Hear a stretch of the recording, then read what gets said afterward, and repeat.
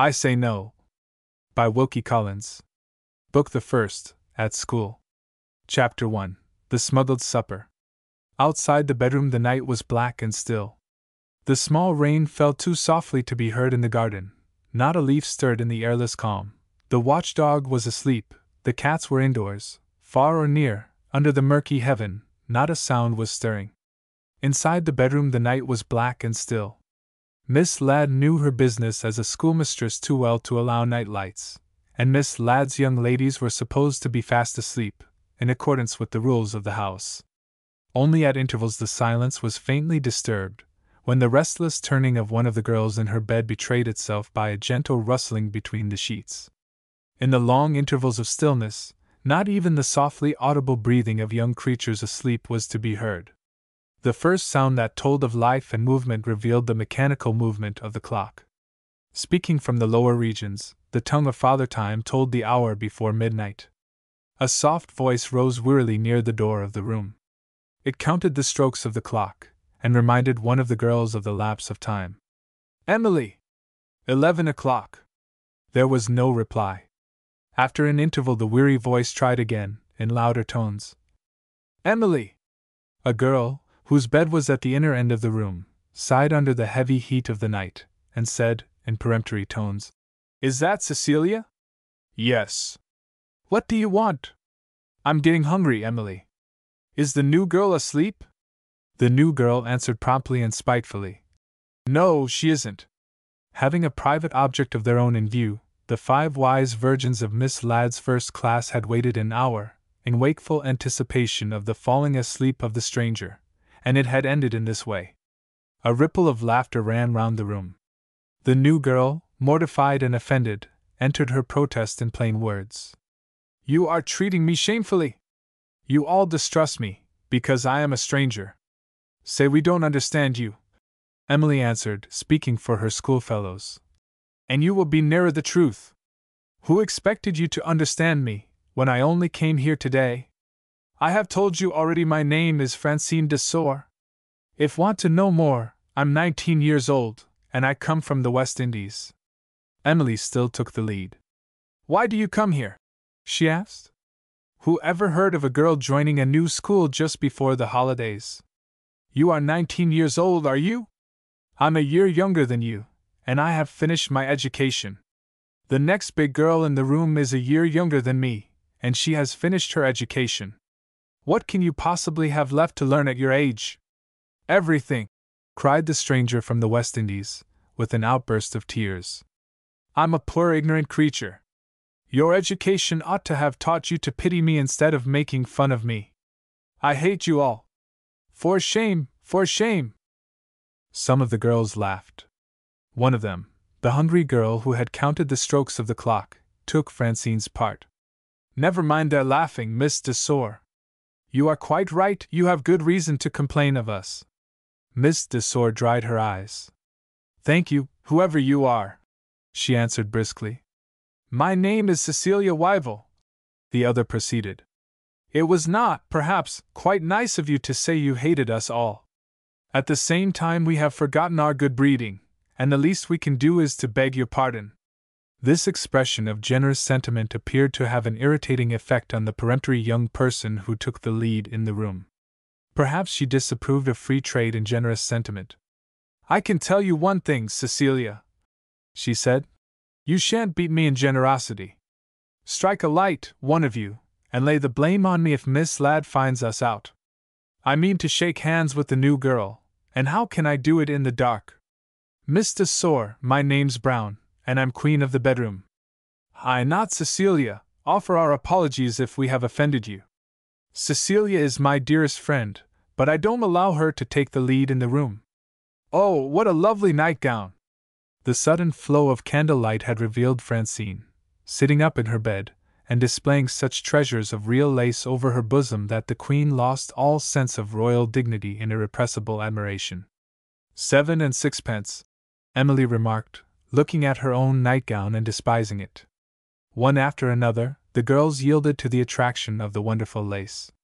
Slim and plump, fair and dark, they circled round the new pupil in their flowing white robes, and arrived by common consent at one and the same conclusion. How rich her father must be! Favored by fortune in the matter of money, was this enviable person possessed of beauty as well? In the disposition of the beds, Miss de Sor was placed between Cecilia on the right hand, and Emily on the left. If, by some fantastic turn of events, a man, say in the interests of propriety, a married doctor, with Miss Ladd to look after him, had been permitted to enter the room, and had been asked what he thought of the girls when he came out, he would not even have mentioned Francine. Blind to the beauties of the expensive nightgown, he would have noticed her long upper lip, her obstinate chin, her sallow complexion, her eyes placed too close together, and would have turned his attention to her nearest neighbors. On one side his languid interest would have been instantly roused by Cecilia's glowing auburn hair, her exquisitely pure skin, and her tender blue eyes. On the other, he would have discovered a bright little creature, who would have fascinated and perplexed him at one and the same time. If he had been questioned about her by a stranger, he would have been at a loss to say positively whether she was dark or light. He would have remembered how her eyes had held him, but he would not have known of what color they were. And yet she would have remained a vivid picture in his memory when other impressions, derived at the same time, had vanished. There was one little witch among them, who was worth all the rest put together, and I can't tell you why. They called her Emily. If I wasn't a married man, there he would have thought of his wife, and would have sighed and said no more. While the girls were still admiring Francine, the clock struck the half-hour past 11. Cecilia stole on tiptoe to the door, looked out, and listened, closed the door again, and addressed the meeting with the irresistible charm of her sweet voice and her persuasive smile. "Are none of you hungry yet?" she inquired. "The teachers are safe in their rooms. We have set ourselves right with Francine. Why keep the supper waiting under Emily's bed?" Such reasoning as this, with such personal attractions to recommend it, admitted of but one reply. The Queen waved her hand graciously, and said, "Pull it out." Is a lovely girl, whose face possesses the crowning charm of expression, whose slightest movement reveals the supple symmetry of her figure, less lovely because she is blessed with a good appetite, and is not ashamed to acknowledge it. With a grace all her own, Cecilia dived under the bed, and produced a basket of jam tarts, a basket of fruit and sweetmeats, a basket of sparkling lemonade, and a superb cake, all paid for by general subscriptions, and smuggled into the room by kind connivance of the servants. On this occasion, the feast was especially plentiful and expensive, in commemoration not only of the arrival of the midsummer holidays, but of the coming freedom of Miss Ladd's two leading young ladies. With widely different destinies before them, Emily and Cecilia had completed their school life, and were now to go out into the world. The contrast in the characters of the two girls showed itself, even in such a trifle as the preparations for supper. Gentle Cecilia, sitting on the floor surrounded by good things, left it to the ingenuity of others to decide whether the baskets should be all emptied at once, or handed round from bed to bed, one at a time.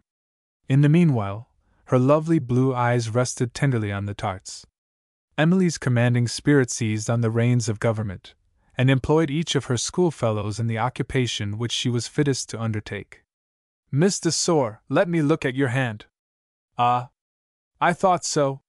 You have got the thickest wrist among us. You shall draw the corks.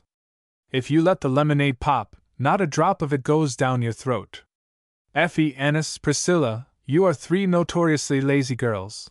It's doing you a true kindness to set you to work. Effie, clear the toilet table for supper. Away with the combs, the brushes, and the looking-glass. Annis, tear the leaves out of your book of exercises, and set them out for plates. No! I'll unpack. Nobody touches the baskets but me. Priscilla, you have the prettiest ears in the room. You shall act as sentinel, my dear, and listen at the door. Cecilia, when you have done devouring those tarts with your eyes, take that pair of scissors. Miss de Sor, allow me to apologize for the mean manner in which this school is carried on. The knives and forks are counted and locked up every night. I say take that pair of scissors, Cecilia, and carve the cake, and don't keep the largest bit for yourself. Are we all ready? Very well. Now take example by me. Talk as much as you like, so long as you don't talk too loud. There is one other thing before we begin. The men always propose toasts on these occasions. Let's be like the men. Can any of you make a speech? It falls on me as usual. I propose the first toast. Down with all schools and teachers, especially the new teacher, who came this half-year. Oh, mercy, how it stings! The fixed gas and the lemonade took the order, at that moment, by the throat, and effectually checked the flow of her eloquence. It made no difference to the girls. Excepting the ease of feeble stomachs, who cares for eloquence in the presence of a supper table? There were no feeble stomachs in that bedroom. With what inexhaustible energy Miss Ladd's young ladies ate and drank! How merrily they enjoyed the delightful privilege of talking nonsense! And alas! Alas! How vainly they tried, in after life, to renew the once unalloyed enjoyment of tarts and lemonade. In the unintelligible scheme of creation, there appears to be no human happiness, not even the happiness of schoolgirls, which is ever complete. Just as it was drawing to a close, the enjoyment of the feast was interrupted by an alarm from the sentinel at the door. "Put out the candle," Priscilla whispered. "Somebody on the stairs." Chapter 2. Biography in the Bedroom. The candle was instantly extinguished. In discreet silence the girls stole back to their beds and listened. As an aid to the vigilance of the sentinel, the door had been left ajar. Through the narrow opening, a creaking of the broad wooden stairs of the old house became audible. In another moment there was silence. An interval passed, and the creaking was heard again. This time, the sound was distant and diminishing. On a sudden it stopped. The midnight silence was disturbed no more. What did this mean? Had one among the many persons in authority under Miss Ladd's roof heard the girls talking, and ascended the stairs to surprise them in the act of violating one of the rules of the house? So far, such a proceeding was by no means uncommon. But was it within the limits of probability that a teacher should alter her opinion of her own duty halfway up the stairs, and deliberately go back to her own room again? The bare idea of such a thing was absurd on the face of it. What more rational explanation could ingenuity discover on the spur of the moment? Francine was the first to offer a suggestion. She shook and shivered in her bed, and said, "For heaven's sake, light the candle again! It's a ghost. Clear away the supper, you fools, before the ghost can report us to Miss Ladd." With this excellent advice Emily checked the rising panic. The door was closed, the candle was lit, all traces of the supper disappeared. For 5 minutes more they listened again. No sound came from the stairs, no teacher, or ghost of a teacher, appeared at the door. Having eaten her supper, Cecilia's immediate anxieties were at an end.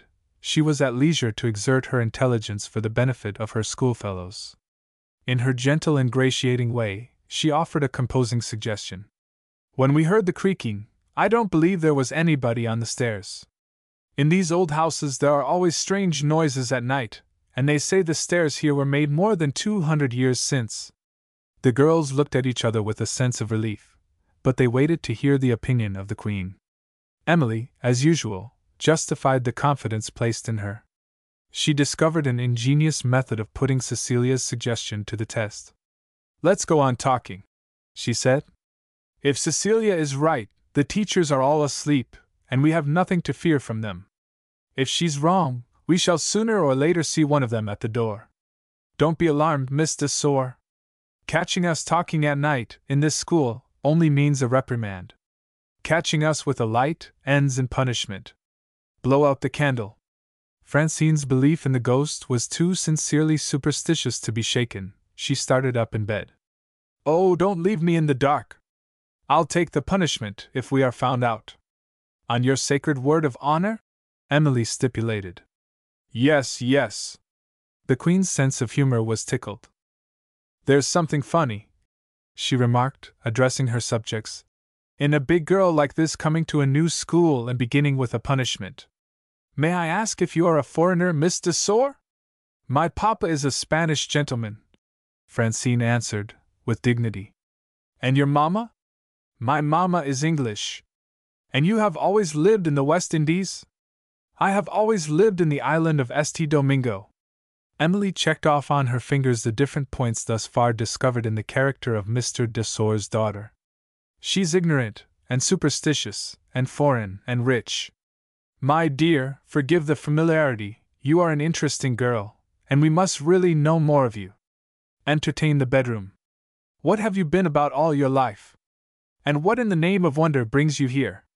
Before you begin, I insist on one condition, in the name of all the young ladies in the room.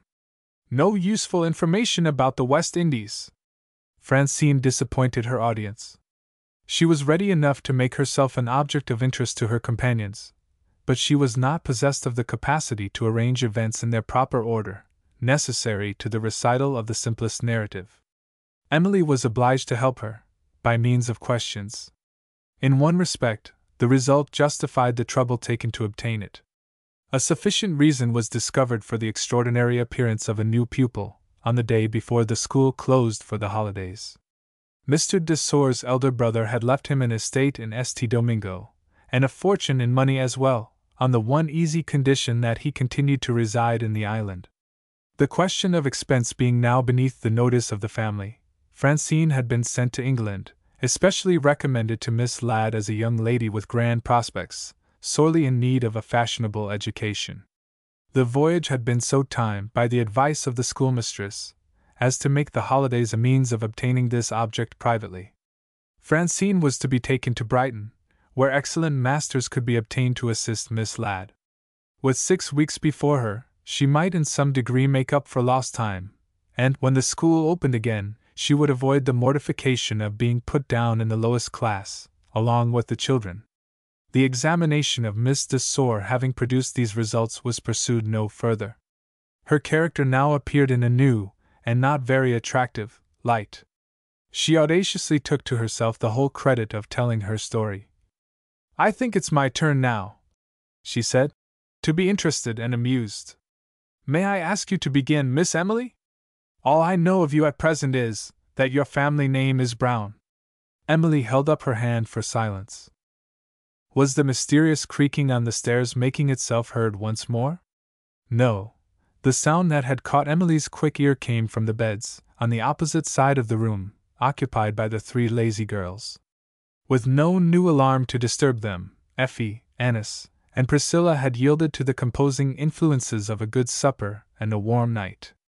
They were fast asleep, and the stoutest of the 3 softly, as became a young lady, was snoring.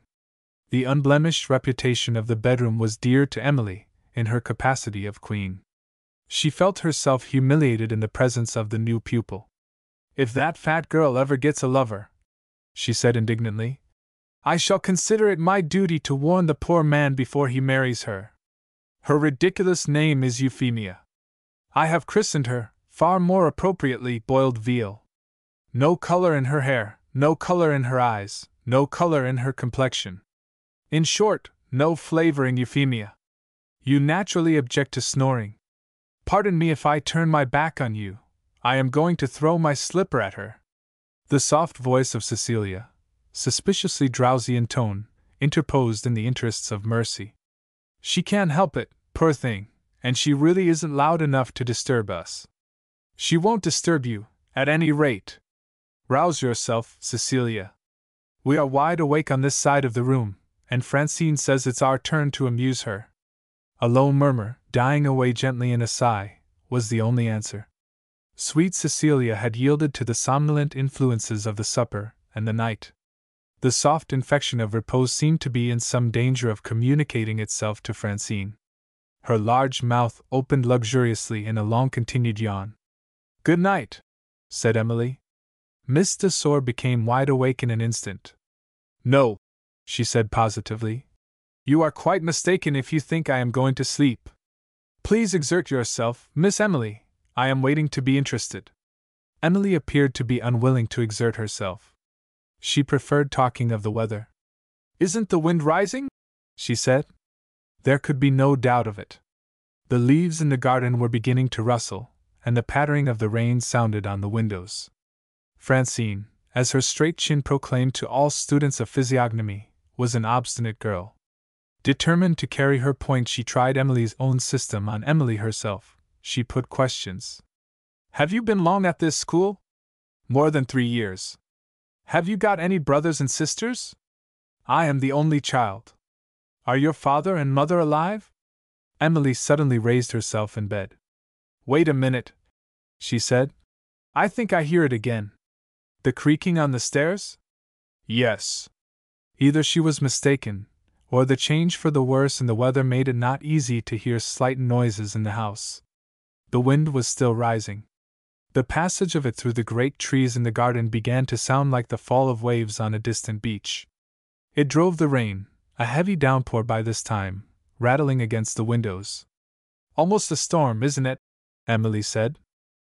Francine's last question had not been answered yet.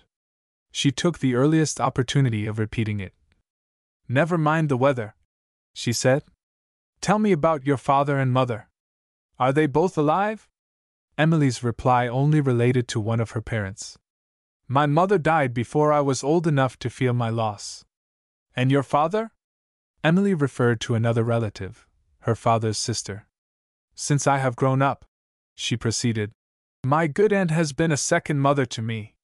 My story is, in one respect, the reverse of yours. You are unexpectedly rich, and I am unexpectedly poor. My aunt's fortune was to have been my fortune, if I outlived her. She has been ruined by the failure of a bank. In her old age, she must live on an income of 200 a year, and I must get my own living when I leave school. Surely your father can help you, Francine persisted. His property is landed property. Her voice faltered, as she referred to him, even in that indirect manner. It is entailed. His nearest male relative inherits it. The delicacy which is easily discouraged was not one of the weaknesses in the nature of Francine. Do I understand that your father is dead? She asked. Our thick-skinned fellow creatures have the rest of us at their mercy. Only give them time, and they carry their point in the end. In sad subdued tones, telling of deeply rooted reserves of feeling, seldom revealed to strangers, Emily yielded at last. Yes, she said. My father is dead. Long ago? Some people might think it long ago. I was very fond of my father. It's nearly 4 years since he died, and my heart still aches when I think of him. I'm not easily depressed by troubles, Miss de Sor. But his death was sudden. He was in his grave when I first heard of it, and oh, he was so good to me. He was so good to me. The gay, high-spirited little creature who took the lead among them all, who was the life and soul of the school, hid her face in her hands, and burst out crying. Startled and, to do her justice, ashamed, Francine attempted to make excuses. Emily's generous nature passed over the cruel persistence that had tortured her. No, I have nothing to forgive. It isn't your fault. Other girls have not mothers and brothers and sisters, and get reconciled to such a loss as mine. Don't make excuses. Yes, but I want you to know that I feel for you, Francine insisted, without the slightest approach to sympathy in face, voice, or manner.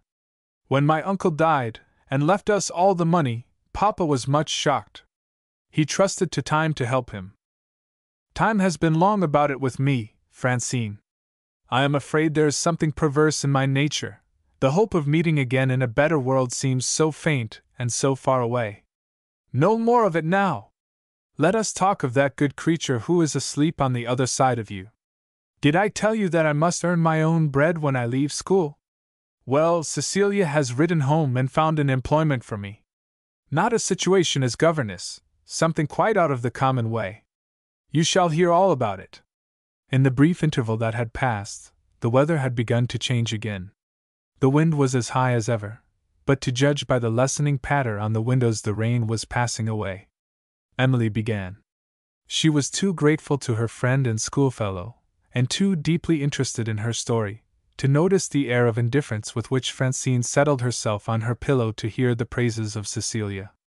The most beautiful girl in the school was not an object of interest to a young lady with an obstinate chin and unfortunately placed eyes. Pouring warm from the speaker's heart, the story ran smoothly on, to the monotonous accompaniment of the moaning wind. By fine degrees Francine's eyes closed, opened and closed again. Toward the latter part of the narrative Emily's memory became, for the moment only, confused between two events. She stopped to consider, noticed Francine's silence, in an interval when she might have said a word of encouragement, and looked closer at her. Miss de Sor was asleep. She might have told me she was tired, Emily said to herself quietly. Well, the best thing I can do is to put out the light and follow her example. As she took up the extinguisher, the bedroom door was suddenly opened from the outer side. A tall woman, robed in a black dressing gown, stood on the threshold, looking at Emily. Chapter 3. The late Mr. Brown. The woman's lean, long-fingered hand pointed to the candle. Don't put it out. Saying those words, she looked round the room, and satisfied herself that the other girls were asleep. Emily laid down the extinguisher. You mean to report us, of course, she said. I am the only one awake, Miss Jethro. Lay the blame on me. I have no intention of reporting you. But I have something to say. She paused, and pushed her thick black hair, already streaked with gray, back from her temples. Her eyes, large and dark and dim, rested on Emily with a sorrowful interest. When your young friends wake tomorrow morning, she went on, you can tell them that the new teacher, whom nobody likes, has left the school. For once, even quick-witted Emily was bewildered. Going away, she said, when you have only been here since Easter? Miss Jethro advanced, not noticing Emily's expression of surprise. I am not very strong at the best of times, she continued. May I sit down on your bed? Remarkable on other occasions for her cold composure, her voice trembled as she made that request, a strange request surely, when there were chairs at her disposal. Emily made room for her with the dazed look of a girl in a dream. I beg your pardon, Miss Jethro, one of the things I can't endure is being puzzled. If you don't mean to report us, why did you come in and catch me with the light? Miss Jethro's explanation was far from relieving the perplexity which her conduct had caused. I have been mean enough, she answered, to listen at the door, and I heard you talking of your father. I want to hear more about him. That is why I came in. You knew my father? Emily exclaimed. I believe I knew him. But his name is so common, there are so many thousands of James Browns in England, that I am in fear of making a mistake. I heard you say that he died nearly 4 years since. Can you mention any particulars which might help to enlighten me? If you think I am taking a liberty. Emily stopped her. I would help you if I could, she said. But I was in poor health at the time, and I was staying with friends far away in Scotland, to try change of air. The news of my father's death brought on a relapse. Weeks passed before I was strong enough to travel, weeks and weeks before I saw his grave. I can only tell you what I know from my aunt. He died of heart complaint. Miss Jethro started. Emily looked at her for the first time, with eyes that betrayed a feeling of distrust. What have I said to startle you? She asked. Nothing. I am nervous in stormy weather, don't notice me. She went on abruptly with her inquiries. Will you tell me the date of your father's death? The date was the 30th of September, nearly 4 years since. She waited, after that reply. Miss Jethro was silent. And this, Emily continued, is the 30th of June, 1881. You can now judge for yourself. Did you know my father? Miss Jethro answered mechanically, using the same words. I did know your father. Emily's feeling of distrust was not set at rest. I never heard him speak of you, she said. In her younger days the teacher must have been a handsome woman. Her grandly formed features still suggested the idea of imperial beauty, perhaps Jewish in its origin. When Emily said, I never heard him speak of you, the color flew into her pallid cheeks.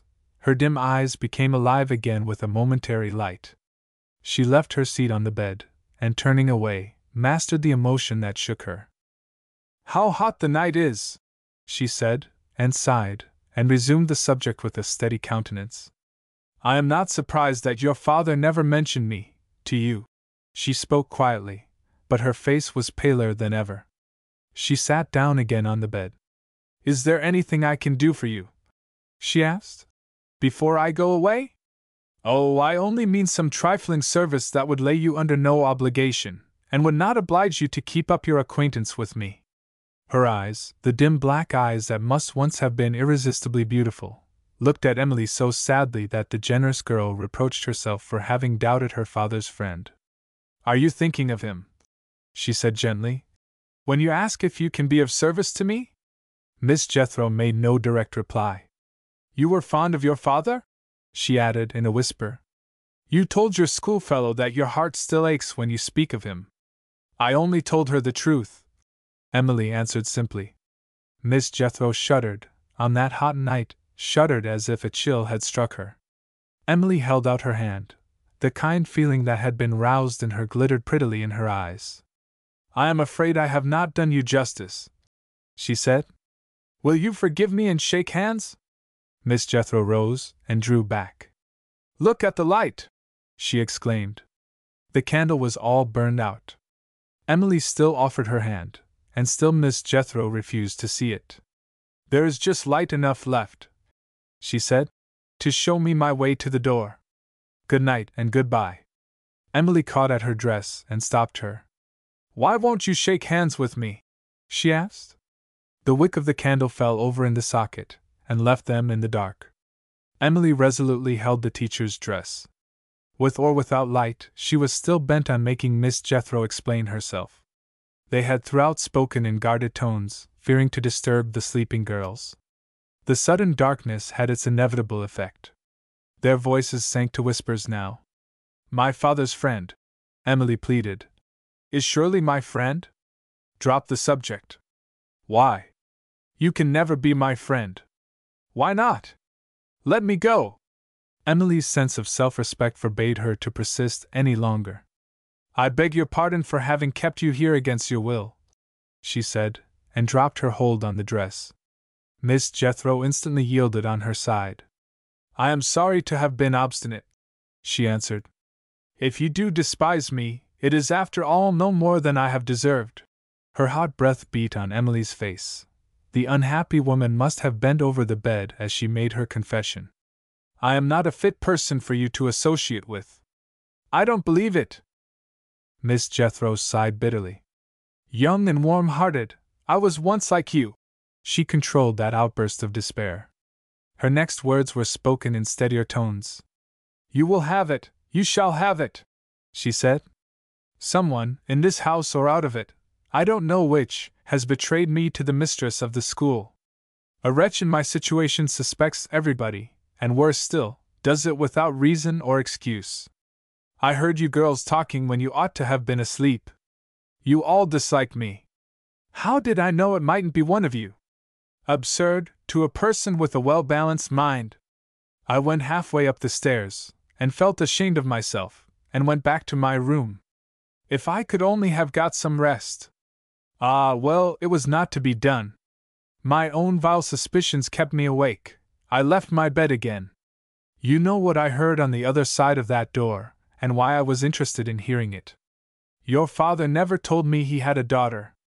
Miss Brown, at this school, was any Miss Brown, to me.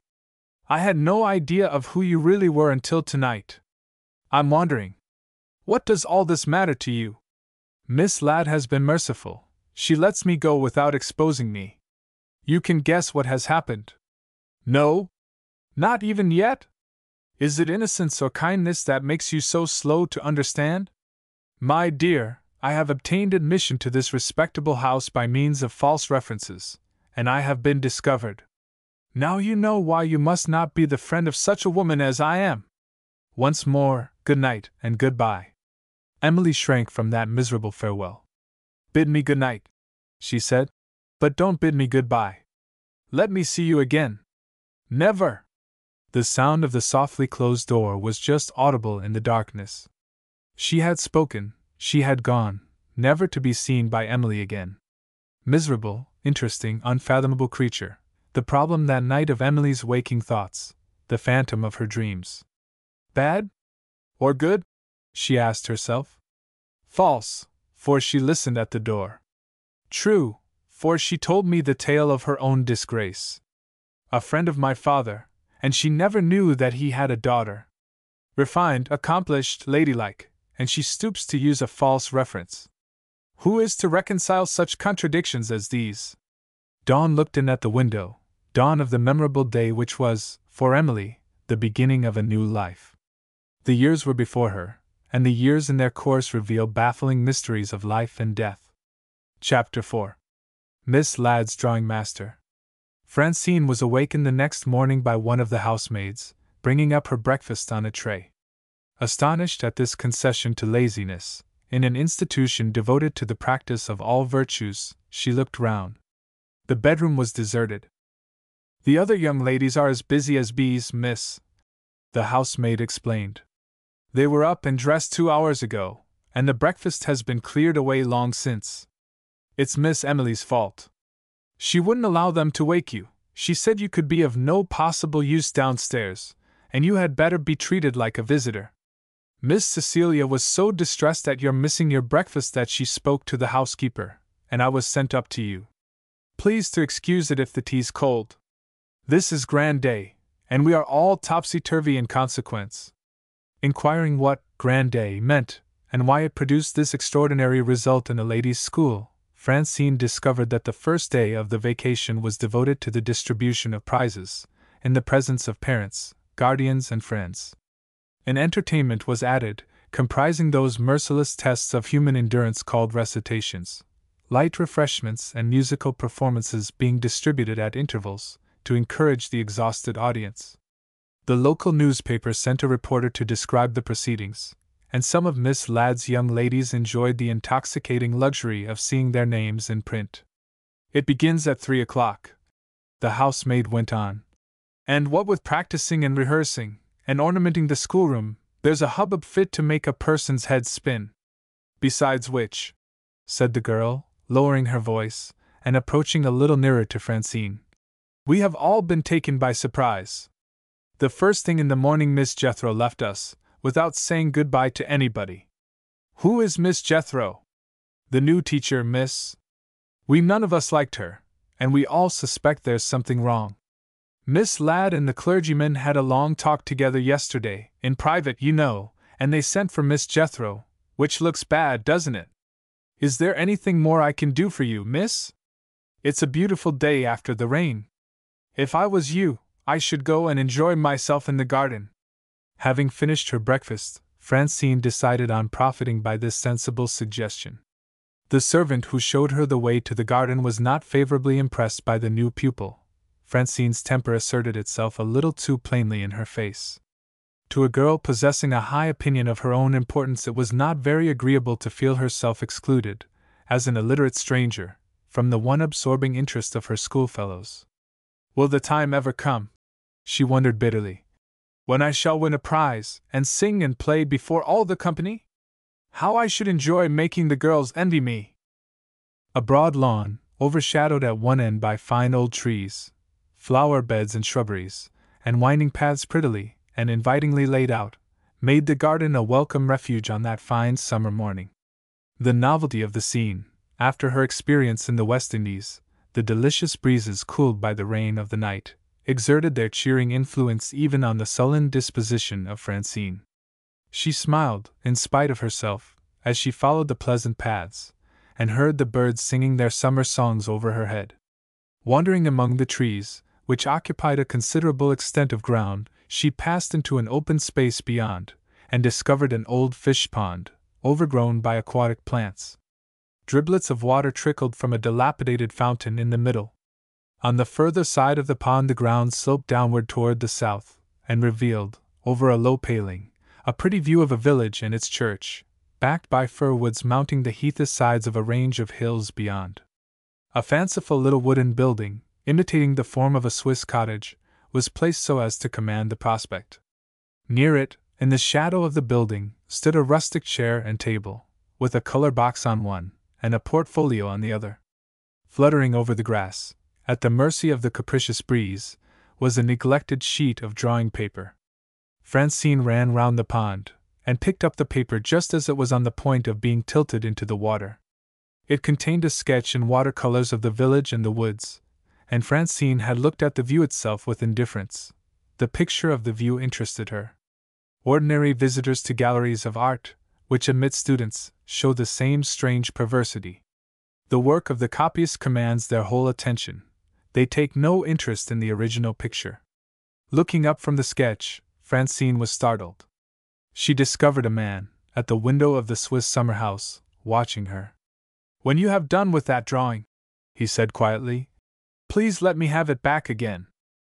He was tall and thin and dark. His finely shaped, intelligent face, hidden, as to the lower part of it, by a curly black beard, would have been absolutely handsome, even in the eyes of a schoolgirl, but for the deep furrows that marked it prematurely between the eyebrows and at the sides of the mouth. In the same way, an underlying mockery impaired the attraction of his otherwise refined and gentle manner.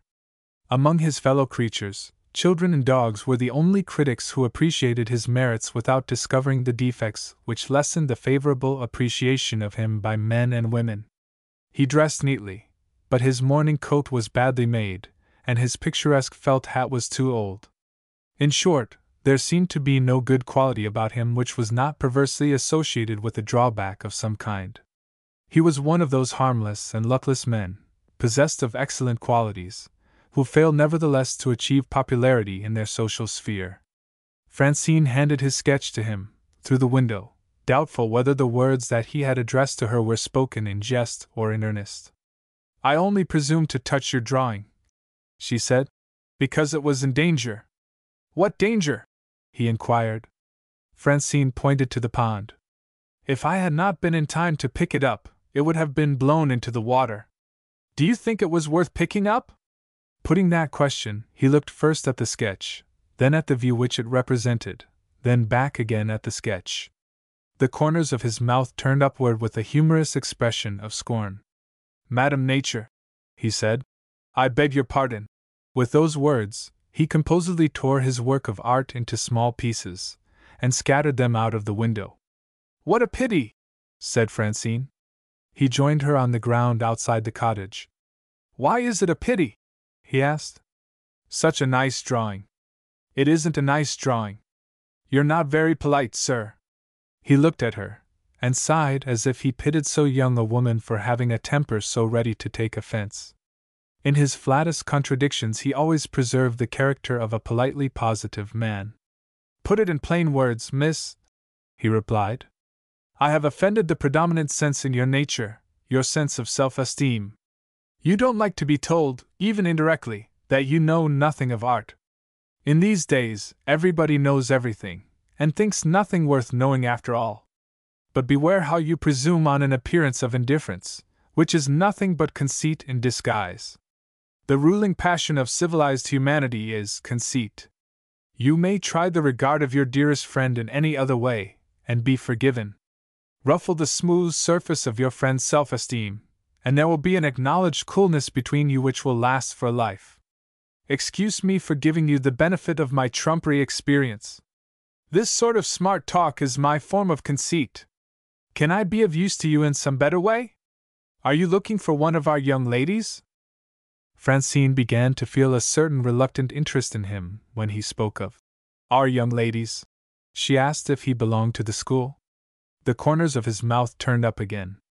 "I'm one of the masters," he said. "Are you going to belong to the school, too?"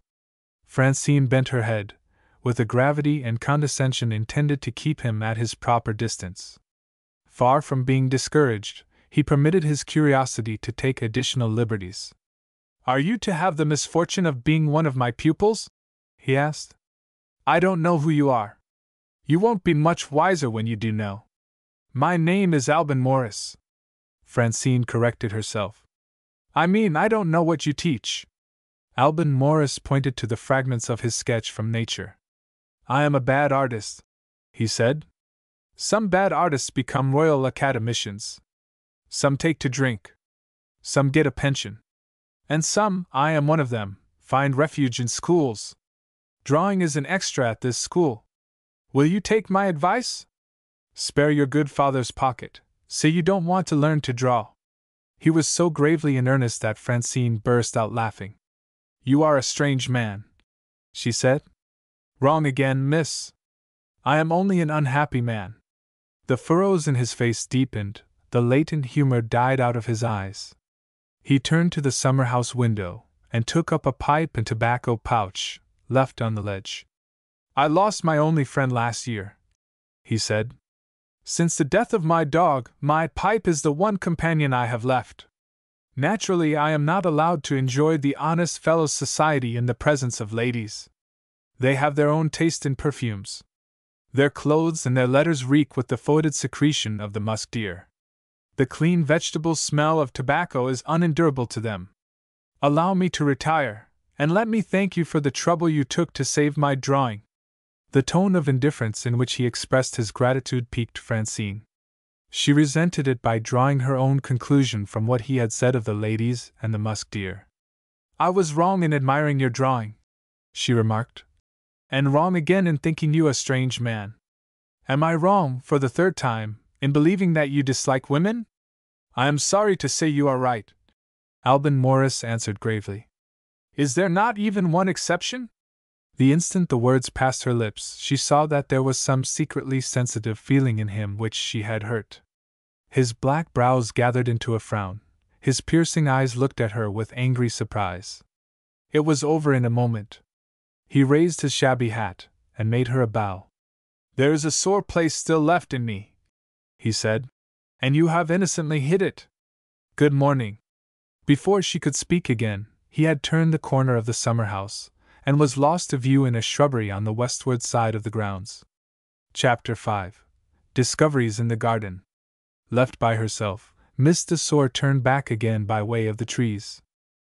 So far, her interview with the drawing master had helped to pass the time. Some girls might have found it no easy task to arrive at a true view of the character of Alban Morris.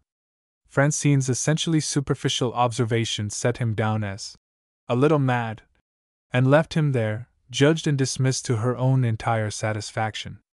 Arriving at the lawn, she discovered Emily pacing backward and forward, with her head down and her hands behind her, deep in thought. Francine's high opinion of herself would have carried her past any of the other girls, unless they had made special advances to her. She stopped and looked at Emily. It is the sad fate of little women in general to grow too fat and to be born with short legs. Emily's slim, finely strung figure spoke for itself as to the first of these misfortunes, and asserted its happy freedom from the second, if she only walked across a room. Nature had built her, from head to foot, on a skeleton scaffolding in perfect proportion. Tall or short matters little to the result, in women who possess the first and foremost advantage of beginning well in their bones. When they live to old age, they often astonish thoughtless men, who walk behind them in the street. "I give you my honor, she was as easy and upright as a young girl, and when you got in front of her and looked, white hair, and 70 years of age." Francine approached Emily, moved by a rare impulse in her nature, the impulse to be sociable. "You look out of spirits," she began. "Surely you don't regret leaving school?" In her present mood, Emily took the opportunity, in the popular phrase, of snubbing Francine. "You have guessed wrong, I do regret," she answered. "I have found in Cecilia my dearest friend at school. And school brought with it the change in my life which has helped me to bear the loss of my father. If you must know what I was thinking of just now, I was thinking of my aunt. She has not answered my last letter, and I'm beginning to be afraid she is ill." "I'm very sorry," said Francine. "Why? You don't know my aunt, and you have only known me since yesterday afternoon. Why are you sorry?" Francine remained silent.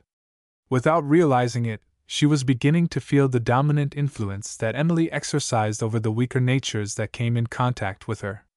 To find herself irresistibly attracted by a stranger at a new school, an unfortunate little creature, whose destiny was to earn her own living, filled the narrow mind of Miss de Sor with perplexity. Having waited in vain for a reply, Emily turned away, and resumed the train of thought which her schoolfellow had interrupted. By an association of ideas, of which she was not herself aware, she now passed from thinking of her aunt to thinking of Miss Jethro. The interview of the previous night had dwelt on her mind at intervals, in the hours of the new day. Acting on instinct rather than on reason, she had kept that remarkable incident in her school life a secret from everyone. No discoveries had been made by other persons. In speaking to her staff of teachers, Miss Ladd had alluded to the affair in the most cautious terms.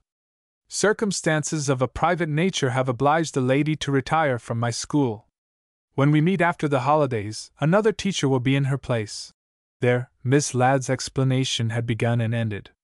Inquiries addressed to the servants had led to no result.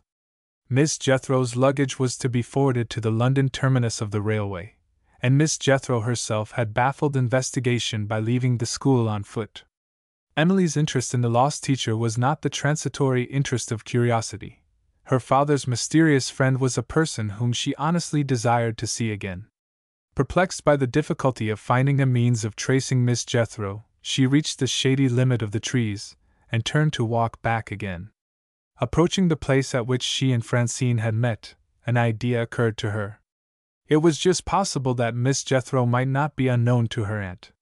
Still meditating on the cold reception that she had encountered, and still feeling the influence which mastered her in spite of herself, Francine interpreted Emily's return as an implied expression of regret.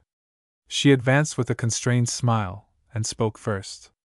"How are the young ladies getting on in the schoolroom?" she asked, by way of renewing the conversation.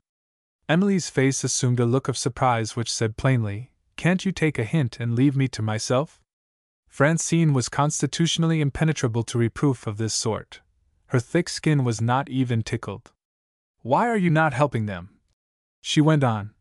"You who have the clearest head among us and take the lead in everything? It may be a humiliating confession to make, yet it is surely true that we are all accessible to flattery.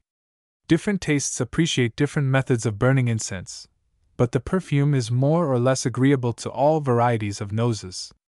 Francine's method had its tranquilizing effect on Emily. She answered indulgently, "Miss de Sor, I have nothing to do with it." "Nothing to do with it? No prizes to win before you leave school?" "I won all the prizes years ago." "But there are recitations. Surely you recite?" Harmless words in themselves, pursuing the same smooth course of flattery as before, but with what a different result! Emily's face reddened with anger the moment they were spoken. Having already irritated Alban Morris, unlucky Francine, by a second mischievous interposition of accident, had succeeded in making Emily smart next. "Who has told you?" she burst out. "I insist on knowing." "Nobody has told me anything," Francine declared piteously. "Nobody has told you how I have been insulted?" "No, indeed." "Oh, Miss Brown, who could insult you?" In a man, the sense of injury does sometimes submit to the discipline of silence. In a woman, never. Suddenly reminded of her past wrongs, by the pardonable error of a polite schoolfellow, Emily committed the startling inconsistency of appealing to the sympathies of Francine. "Would you believe it? I have been forbidden to recite, I, the head girl of the school." "Oh, not today!" "It happened a month ago, when we were all in consultation, making our arrangements. Miss Ladd asked me if I had decided on a piece to recite. I said, I have not only decided, I have learned the piece." "And what may it be?" "The dagger scene in Macbeth." There was a howl, I can call it by no other name, a howl of indignation. A man's soliloquy, and worse still, a murdering man's soliloquy, recited by one of Miss Ladd's young ladies, before an audience of parents and guardians. That was the tone they took with me. I was as firm as a rock. The dagger scene or nothing. The result is, nothing. An insult to Shakespeare, and an insult to me. I felt it, I feel it still. I was prepared for any sacrifice in the cause of the drama. If Miss Ladd had met me in a proper spirit, do you know what I would have done? I would have played Macbeth in costume. Just hear me, and judge for yourself. I begin with a dreadful vacancy in my eyes, and a hollow moaning in my voice. Is this a dagger that I see before me? Reciting with her face toward the trees, Emily started, dropped the character of Macbeth, and instantly became herself again, herself, with a rising color and an angry brightening of the eyes. "Excuse me, I can't trust my memory, I must get the play." With that abrupt apology, she walked away rapidly in the direction of the house. In some surprise, Francine turned and looked at the trees. She discovered, in full retreat, on his side, the eccentric drawing master, Alban Morris. Did he, too, admire the dagger scene? And was he modestly desirous of hearing it recited, without showing himself? In that case, why should Emily, whose besetting weakness was certainly not one of confidence in her own resources, leave the garden the moment she caught sight of him? Francine consulted her instincts. She had just arrived at a conclusion which expressed itself outwardly by a malicious smile, when gentle Cecilia appeared on the lawn, a lovable object in a broad straw hat and a white dress, with a nosegay in her bosom, smiling and fanning herself. "It's so hot in the schoolroom," she said, "and some of the girls, poor things, are so ill-tempered at rehearsal. I have made my escape. I hope you got your breakfast, Miss de Sor. What have you been doing here, all by yourself?" "I have been making an interesting discovery," Francine replied. "An interesting discovery in our garden? What can it be?" "The drawing master, my dear, is in love with Emily. Perhaps she doesn't care about him. Or, perhaps, I have been an innocent obstacle in the way of an appointment between them." Cecilia had breakfasted to her heart's content on her favorite dish, buttered eggs. She was in such good spirits that she was inclined to be coquettish, even when there was no man present to fascinate. "We are not allowed to talk about love in this school," she said, and hid her face behind her fan. "Besides, if it came to Miss Ladd's ears, poor Mr. Morris might lose his situation." "But isn't it true?" asked Francine.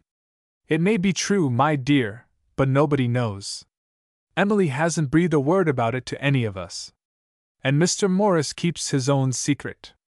Now and then we catch him looking at her, and we draw our own conclusions. Did you meet Emily on your way here?" "Yes, and she passed without speaking to me." "Thinking perhaps of Mr. Morris?" Cecilia shook her head. "Thinking, Francine, of the new life before her, and regretting, I am afraid, that she ever confided her hopes and wishes to me." "Did she tell you last night what her prospects are when she leaves school?" "She told me you had been very kind in helping her." "I dare say I should have heard more, if I had not fallen asleep." "What is she going to do?" "To live in a dull house, far away in the north," Cecilia answered, "with only old people in it. She will have to write and translate for a great scholar, who is studying mysterious inscriptions, hieroglyphics, I think they are called, found among the ruins of Central America. It's really no laughing matter, Francine. Emily made a joke of it, too. 'I'll take anything but a situation as a governess,' she said. 'The children who have me to teach them would be to be pitied indeed.' She begged and prayed me to help her to get an honest living. What could I do? I could only write home to Papa. He is a member of Parliament, and everybody who wants a place seems to think he is bound to find it for them. As it happened, he had heard from an old friend of his, a certain Sir Gervas Redwood, who was in search of a secretary. Being in favor of letting the women compete for employment with the men, Sir Gervas was willing to try what he calls a female. Isn't that a horrid way of speaking of us? And Miss Ladd says it's ungrammatical, besides. Papa had written back to say he knew of no lady whom he could recommend. When he got my letter speaking of Emily, he kindly wrote again. In the interval, Sir Gervas had received 2 applications for the vacant place. They were both from old ladies, and he declined to employ them. Because they were old, Francine suggested maliciously. You shall hear him give his own reasons, my dear. Papa sent me an extract from his letter. It made me rather angry, and perhaps for that reason, I think I can repeat it word for word. We are 4 old people in this house, and we don't want a 5th. Let us have a young one to cheer us. If your daughter's friend likes the terms, and is not encumbered with a sweetheart, I will send for her when the school breaks up at midsummer. Coarse and selfish, isn't it? However, Emily didn't agree with me when I showed her the extract. She accepted the place, very much to her aunt's surprise and regret, when that excellent person heard of it. Now that the time has come, though Emily won't acknowledge it, I believe she secretly shrinks, poor dear, from the prospect. Very likely, Francine agreed, without even a pretense of sympathy. But tell me, who are the 4 old people? First, Sir Gervas himself, 70, last birthday. Next, his unmarried sister, nearly 80. Next, his manservant, Mr. Rook, well past 60. And last, his manservant's wife, who considers herself young, being only a little over 40. That is the household. Mrs. Rook is coming today to attend Emily on the journey to the north, and I am not at all sure that Emily will like her. A disagreeable woman, I suppose? No, not exactly that. Rather odd and flighty. The fact is, Mrs. Rook has had her troubles, and perhaps they have a little unsettled her. She and her husband used to keep the village inn, close to our park. We know all about them at home. I am sure I pity these poor people. What are you looking at, Francine? Feeling no sort of interest in Mr. and Mrs. Rook, Francine was studying her schoolfellow's lovely face in search of defects. She had already discovered that Cecilia's eyes were placed too widely apart, and that her chin wanted size and character. I was admiring your complexion, dear, she answered coolly. Well, and why do you pity the Rooks? Simple Cecilia smiled, and went on with her story. They are obliged to go out to service in their old age, through a misfortune for which they are in no way to blame. Their customers deserted the inn, and Mr. Rook became bankrupt. The inn got what they call a bad name, in a very dreadful way. There was a murder committed in the house. A murder? Cried Francine. Oh, this is exciting. You provoking girl, why didn't you tell me about it before? I didn't think of it, said Cecilia placidly. Do go on. Were you at home when it happened? I was here, at school. You saw the newspapers, I suppose? Miss Ladd doesn't allow us to read newspapers. I did hear of it, however, in letters from home. Not that there was much in the letters. They said it was too horrible to be described. The poor murdered gentleman. Francine was unaffectedly shocked. A gentleman! She exclaimed. How dreadful! The poor man was a stranger in our part of the country, Cecilia resumed, and the police were puzzled about the motive for a murder. His pocketbook was missing, but his watch and his rings were found on the body. I remember the initials on his linen because they were the same as my mother's initial before she was married, J.B. Really, Francine, that's all I know about it. Surely you know whether the murderer was discovered? Oh, yes, of course I know that. The government offered a reward, and clever people were sent from London to help the county police. Nothing came of it. The murderer has never been discovered, from that time to this. When did it happen? It happened in the autumn. The autumn of last year? No. Nearly 4 years since. Chapter 6. On the way to the village. Alban Morris, discovered by Emily in concealment among the trees, was not content with retiring to another part of the grounds. He pursued his retreat, careless in what direction it might take him, to a footpath across the fields, which led to the high road and the railway station. Miss Ladd's drawing master was in that state of nervous irritability which seeks relief in rapidity of motion. Public opinion in the neighborhood, especially public opinion among the women, had long since decided that his manners were offensive and his temper incurably bad.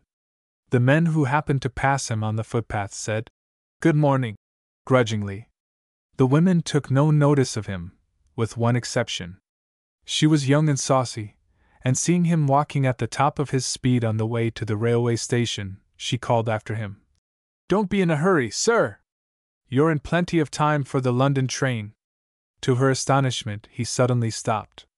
His reputation for rudeness was so well established that she moved away to a safe distance, before she ventured to look at him again. He took no notice of her. He seemed to be considering with himself. The frolicsome young woman had done him a service. She had suggested an idea. "Suppose I go to London?" he thought. "Why not? The school is breaking up for the holidays, and she is going away like the rest of them." He looked round in the direction of the schoolhouse. "If I go back to wish her good-bye, she will keep out of my way, and part with me at the last moment like a stranger. After my experience of women, to be in love again, in love with a girl who is young enough to be my daughter, what a fool, what a driveling, degraded fool I must be!" Hot tears rose in his eyes. He dashed them away savagely, and went on again faster than ever, resolved to pack up at once at his lodgings in the village, and to take his departure by the next train. At the point where the footpath led into the road, he came to a standstill for the second time. The cause was once more a person of the sex associated in his mind with a bitter sense of injury. On this occasion the person was only a miserable little child, crying over the fragments of a broken jug. Alban Morris looked at her with his grimly humorous smile. "So you've broken a jug?" he remarked. "And spilled father's beer," the child answered. Her frail little body shook with terror. "Mother'll beat me when I go home," she said. "What does mother do when you bring the jug back safe and sound?" Alban asked. "Gives me bread and butter." "Very well. Now listen to me. Mother shall give you bread and butter again this time."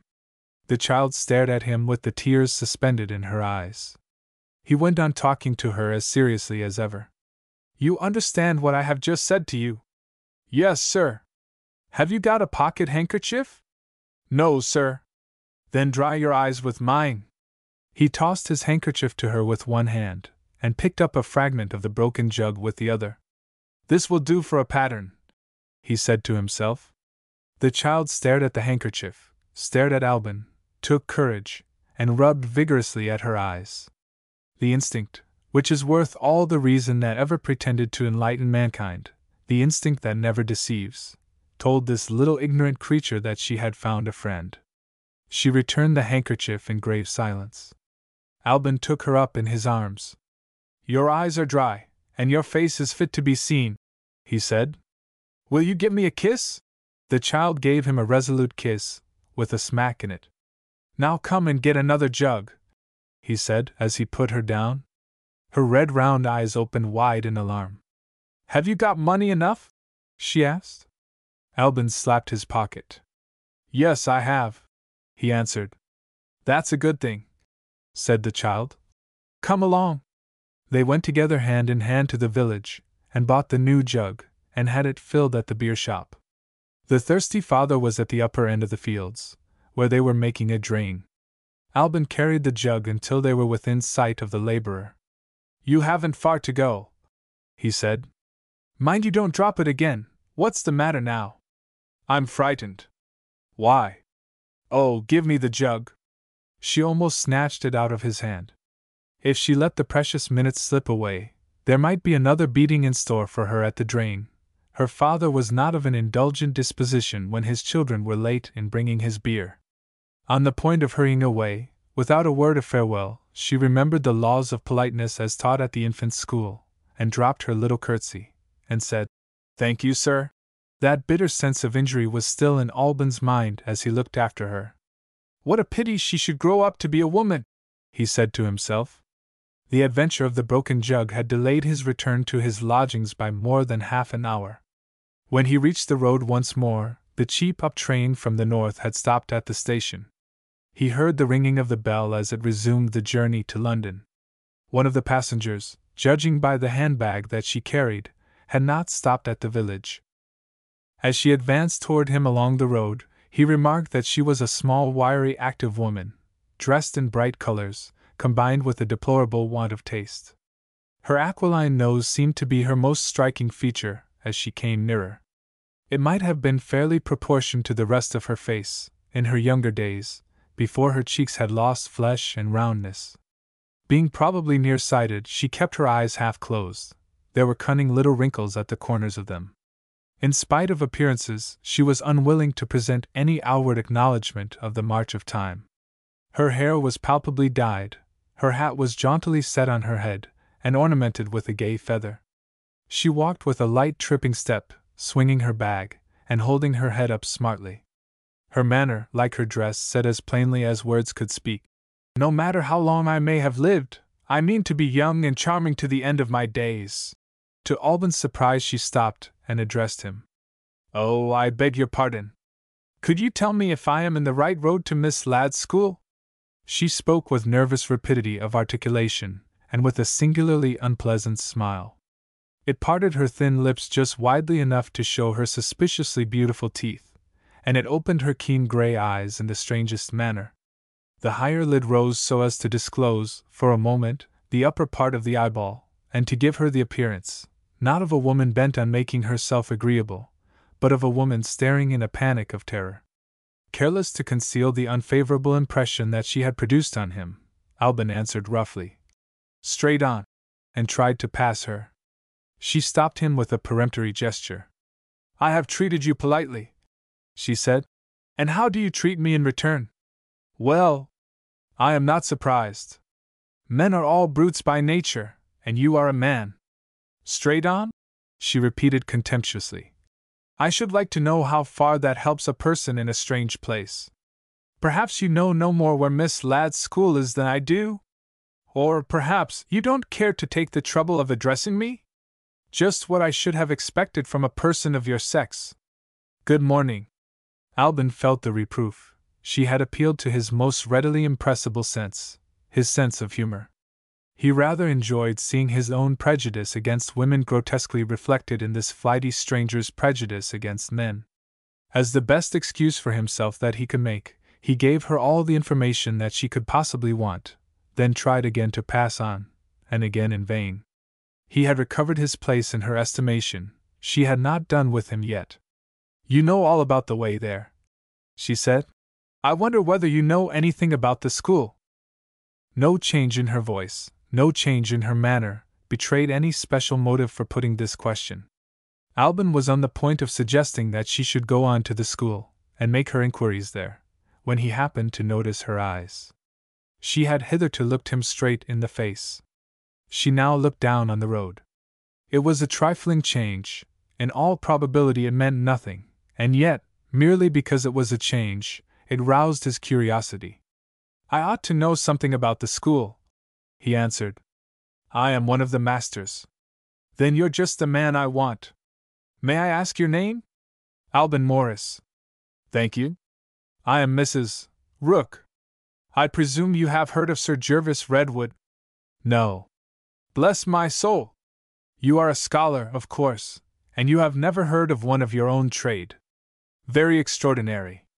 You see, I am Sir Jervis's housekeeper, and I am sent here to take one of your young ladies back with me to our place. Don't interrupt me. Don't be a brute again. Sir Jervis is not of a communicative disposition. At least, not to me. A man, that explains it, a man. He is always poring over his books and writings, and Miss Redwood, at her great age, is in bed half the day. Not a thing do I know about this new inmate of ours, except that I am to take her back with me. You would feel some curiosity yourself in my place, wouldn't you? Now do tell me. What sort of girl is Miss Emily Brown? The name that he was perpetually thinking of, on this woman's lips. Albin looked at her. Well, said Mrs. Rook, am I to have no answer? Ah, you want leading. So like a man again. Is she pretty? Still examining the housekeeper with mingled feelings of interest and distrust, Albin answered ungraciously. Yes. Good-tempered? Albin again said. Yes. So much about herself, Mrs. Rook remarked. About her family now. She shifted her bag restlessly from one hand to another. Perhaps you can tell me if Miss Emily's father. She suddenly corrected herself. If Miss Emily's parents are living? I don't know. You mean you won't tell me? I mean exactly what I have said. Oh, it doesn't matter, Mrs. Rook rejoined. I shall find out at the school. The first turning to the left, I think you said, across the fields? He was too deeply interested in Emily to let the housekeeper go without putting a question on his side. Is Sir Jervis Redwood one of Miss Emily's old friends? He asked. He? What put that into your head? He has never even seen Miss Emily. She's going to our house. Ah, the women are getting the upper hand now, and serve the men right. I say, she's going to our house to be Sir Jervis's secretary. You would like to have the place yourself, wouldn't you? You would like to keep a poor girl from getting her own living? Oh, you may look as fierce as you please, the time's gone by when a man could frighten me. I like her Christian name. I call Emily a nice name enough. But Brown! Good morning, Mr. Morris. You and I are not cursed with such a contemptibly common name as that. Brown? Oh, Lord! She tossed her head scornfully, and walked away, humming a tune. Albin stood rooted to the spot. The effort of his later life had been to conceal the hopeless passion which had mastered him in spite of himself. Knowing nothing from Emily, who at once pitied and avoided him, of her family's circumstances or of her future plans, he had shrunk from making inquiries of others, in the fear that they, too, might find out his secret, and that their contempt might be added to the contempt which he felt for himself. In this position, and with these obstacles in his way, the announcement of Emily's proposed journey, under the care of a stranger, to fill an employment in the house of a stranger, not only took him by surprise, but inspired him with a strong feeling of distrust. He looked after Sir Gervas Redwood's flighty housekeeper, completely forgetting the purpose which had brought him thus far on the way to his lodgings. Before Mrs. Rook was out of sight, Alban Morris was following her back to the school. Chapter 7. Coming events cast their shadows before. Miss de Sor and Miss Wyville were still sitting together under the trees, talking of the murder at the inn. "And is that really all you can tell me?" said Francine. "That is all," Cecilia answered. "Is there no love in it?" "None that I know of. It's the most uninteresting murder that ever was committed. What shall we do with ourselves? I'm tired of being here in the garden. When do the performances in the schoolroom begin?" "Not for 2 hours yet." Francine yawned. "And what part do you take in it?" she asked. "No part, my dear. I tried once, only to sing a simple little song. When I found myself standing before all the company and saw rows of ladies and gentlemen waiting for me to begin, I was so frightened that Miss Ladd had to make an apology for me. I didn't get over it for the rest of the day. For the first time in my life, I had no appetite for my dinner." "Horrible!" said Cecilia, shuddering over the remembrance of it. "I do assure you, I thought I was going to die." Perfectly unimpressed by this harrowing narrative, Francine turned her head lazily toward the house. The door was thrown open at the same moment. A lithe little person rapidly descended the steps that led to the lawn. "It's Emily come back again," said Francine. "And she seems to be rather in a hurry," Cecilia remarked. Francine's satirical smile showed itself for a moment. Did this appearance of hurry in Emily's movements denote impatience to resume the recital of the dagger scene? She had no book in her hand. She never even looked toward Francine. Sorrow became plainly visible in her face as she approached the two girls. Cecilia rose in alarm. She had been the first person to whom Emily had confided her domestic anxieties. "Bad news from your aunt?" she asked. "No, my dear, no news at all." Emily put her arms tenderly round her friend's neck. "The time has come, Cecilia," she said. "We must wish each other goodbye. Is Mrs. Rook here already?" "It's you, dear, who are going," Emily answered sadly. "They have sent the governess to fetch you. Miss Ladd is too busy in the schoolroom to see her, and she has told me all about it. Don't be alarmed. There is no bad news from home. Your plans are altered, that's all." "Altered?" Cecilia repeated. "In what way?" "In a very agreeable way. You are going to travel. Your father wishes you to be in London, in time for the evening mail to France." Cecilia guessed what had happened. "My sister is not getting well," she said, "and the doctors are sending her to the continent. To the baths at St. Moritz," Emily added. "There is only one difficulty in the way, and you can remove it. Your sister has the good old governess to take care of her, and the courier to relieve her of all trouble on the journey. They were to have started yesterday. You know how fond Julia is of you. At the last moment, she won't hear of going away, unless you go too. The rooms are waiting at St. Moritz, and your father is annoyed, the governess says, by the delay that has taken place already." She paused. Cecilia was silent. "Surely you don't hesitate?" Emily said. "I am too happy to go wherever Julia goes," Cecilia answered warmly. "I was thinking of you, dear." Her tender nature, shrinking from the hard necessities of life, shrank from the cruelly close prospect of parting. "I thought we were to have had some hours together yet," she said. "Why are we hurried in this way? There is no second train to London, from our station, till late in the afternoon." "There is the express," Emily reminded her. "And there is time to catch it, if you drive at once to the town." She took Cecilia's hand and pressed it to her bosom. "Thank you again and again, dear, for all you have done for me. Whether we meet again or not, as long as I live I shall love you. Don't cry." She made a faint attempt to resume her customary gaiety, for Cecilia's sake. "Try to be as hard-hearted as I am. Think of your sister, don't think of me. Only kiss me." Cecilia's tears fell fast. "Oh, my love, I am so anxious about you. I am so afraid that you will not be happy with that selfish old man, in that dreary house. Give it up, Emily. I have got plenty of money for both of us. Come abroad with me." "Why not? You always got on well with Julia, when you came to see us in the holidays." "Oh, my darling! My darling! What shall I do without you?" All that longed for love in Emily's nature had clung round her school friend since her father's death. Turning deadly pale under the struggle to control herself, she made the effort, and bore the pain of it without letting a cry or a tear escape her. "Our ways in life lie far apart," she said gently. "There is the hope of meeting again, dear, if there is nothing more." The clasp of Cecilia's arm tightened round her. She tried to release herself, but her resolution had reached its limits. Her hands dropped, trembling. She could still try to speak cheerfully, and that was all. "There is not the least reason, Cecilia, to be anxious about my prospects. I mean to be Sir Gervas Redwood's favourite before I have been a week in his service." She stopped, and pointed to the house. The governess was approaching them. "One more kiss, darling. We shall not forget the happy hours we have spent together. We shall constantly write to each other." She broke down at last. "Oh, Cecilia! Cecilia! Leave me for God's sake. I can't bear it any longer." The governess parted them.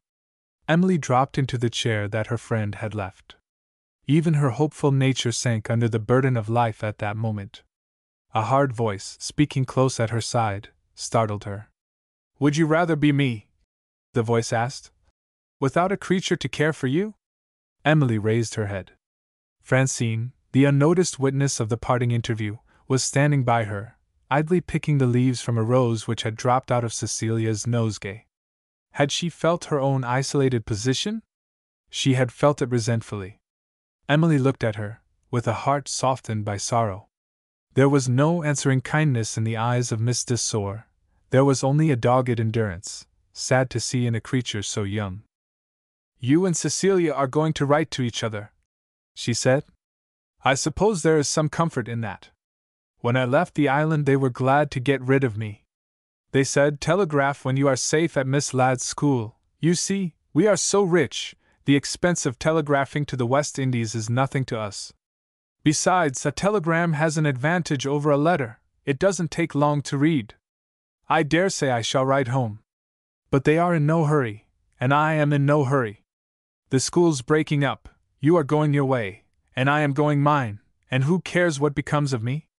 Only an ugly old schoolmistress, who is paid for caring. I wonder why I am saying all this? Because I like you? I don't know that I like you any better than you like me. When I wanted to be friends with you, you treated me coolly. I don't want to force myself on you. I don't particularly care about you. May I write to you from Brighton?" Under all this bitterness, the first exhibition of Francine's temper, at its worst, which had taken place since she joined the school, Emily saw, or thought she saw, distress that was too proud, or too shy, to show itself. "How can you ask the question?" she answered cordially. Francine was incapable of meeting the sympathy offered to her, even halfway. "Never mind how," she said. "Yes or no is all I want from you." "Oh, Francine! Francine! What are you made of? Flesh and blood? Or stone and iron? Write to me, of course, and I will write back again." "Thank you. Are you going to stay here under the trees?" "Yes." "All by yourself?" "All by myself." "With nothing to do?" "I can think of Cecilia." Francine eyed her with steady attention for a moment. "Didn't you tell me last night that you were very poor?" she asked. "I did." "So poor that you are obliged to earn your own living?" "Yes." Francine looked at her again. "I dare say you won't believe me," she said. I wish I was you. She turned away irritably and walked back to the house. Were there really longings for kindness and love under the surface of this girl's perverse nature? Or was there nothing to be hoped from a better knowledge of her, in place of tender remembrances of Cecilia? These were the perplexing and unwelcome thoughts which the more potent personality of Francine forced upon Emily's mind. She rose impatiently, and looked at her watch. When would it be her turn to leave the school, and begin the new life? Still undecided what to do next, her interest was excited by the appearance of one of the servants on the lawn. The woman approached her, and presented a visiting card, bearing on it the name of Sir Gervas Redwood. Beneath the name, there was a line written in pencil: Mrs. Rook, to wait on Miss Emily Brown. The way to the new life was opened before her at last. Looking again at the commonplace announcement contained in the line of writing, she was not quite satisfied. Was it claiming a deference toward herself, to which she was not entitled, to expect a letter either from Sir Gervas, or from Miss Redwood, giving her some information as to the journey which she was about to undertake, and expressing with some little politeness the wish to make her comfortable in her future home? At any rate, her employer had done her one service. He had reminded her that her station in life was not what it had been in the days when her father was living, and when her aunt was in affluent circumstances. She looked up from the card. The servant had gone. Alban Morris was waiting at a little distance, waiting silently until she noticed him. Chapter 8. Master and Pupil. Emily's impulse was to avoid the drawing master for the second time. The moment afterward, a kinder feeling prevailed. The farewell interview with Cecilia had left influences which pleaded for Alban Morris. It was the day of parting good wishes and general separations. He had only perhaps come to say good-bye.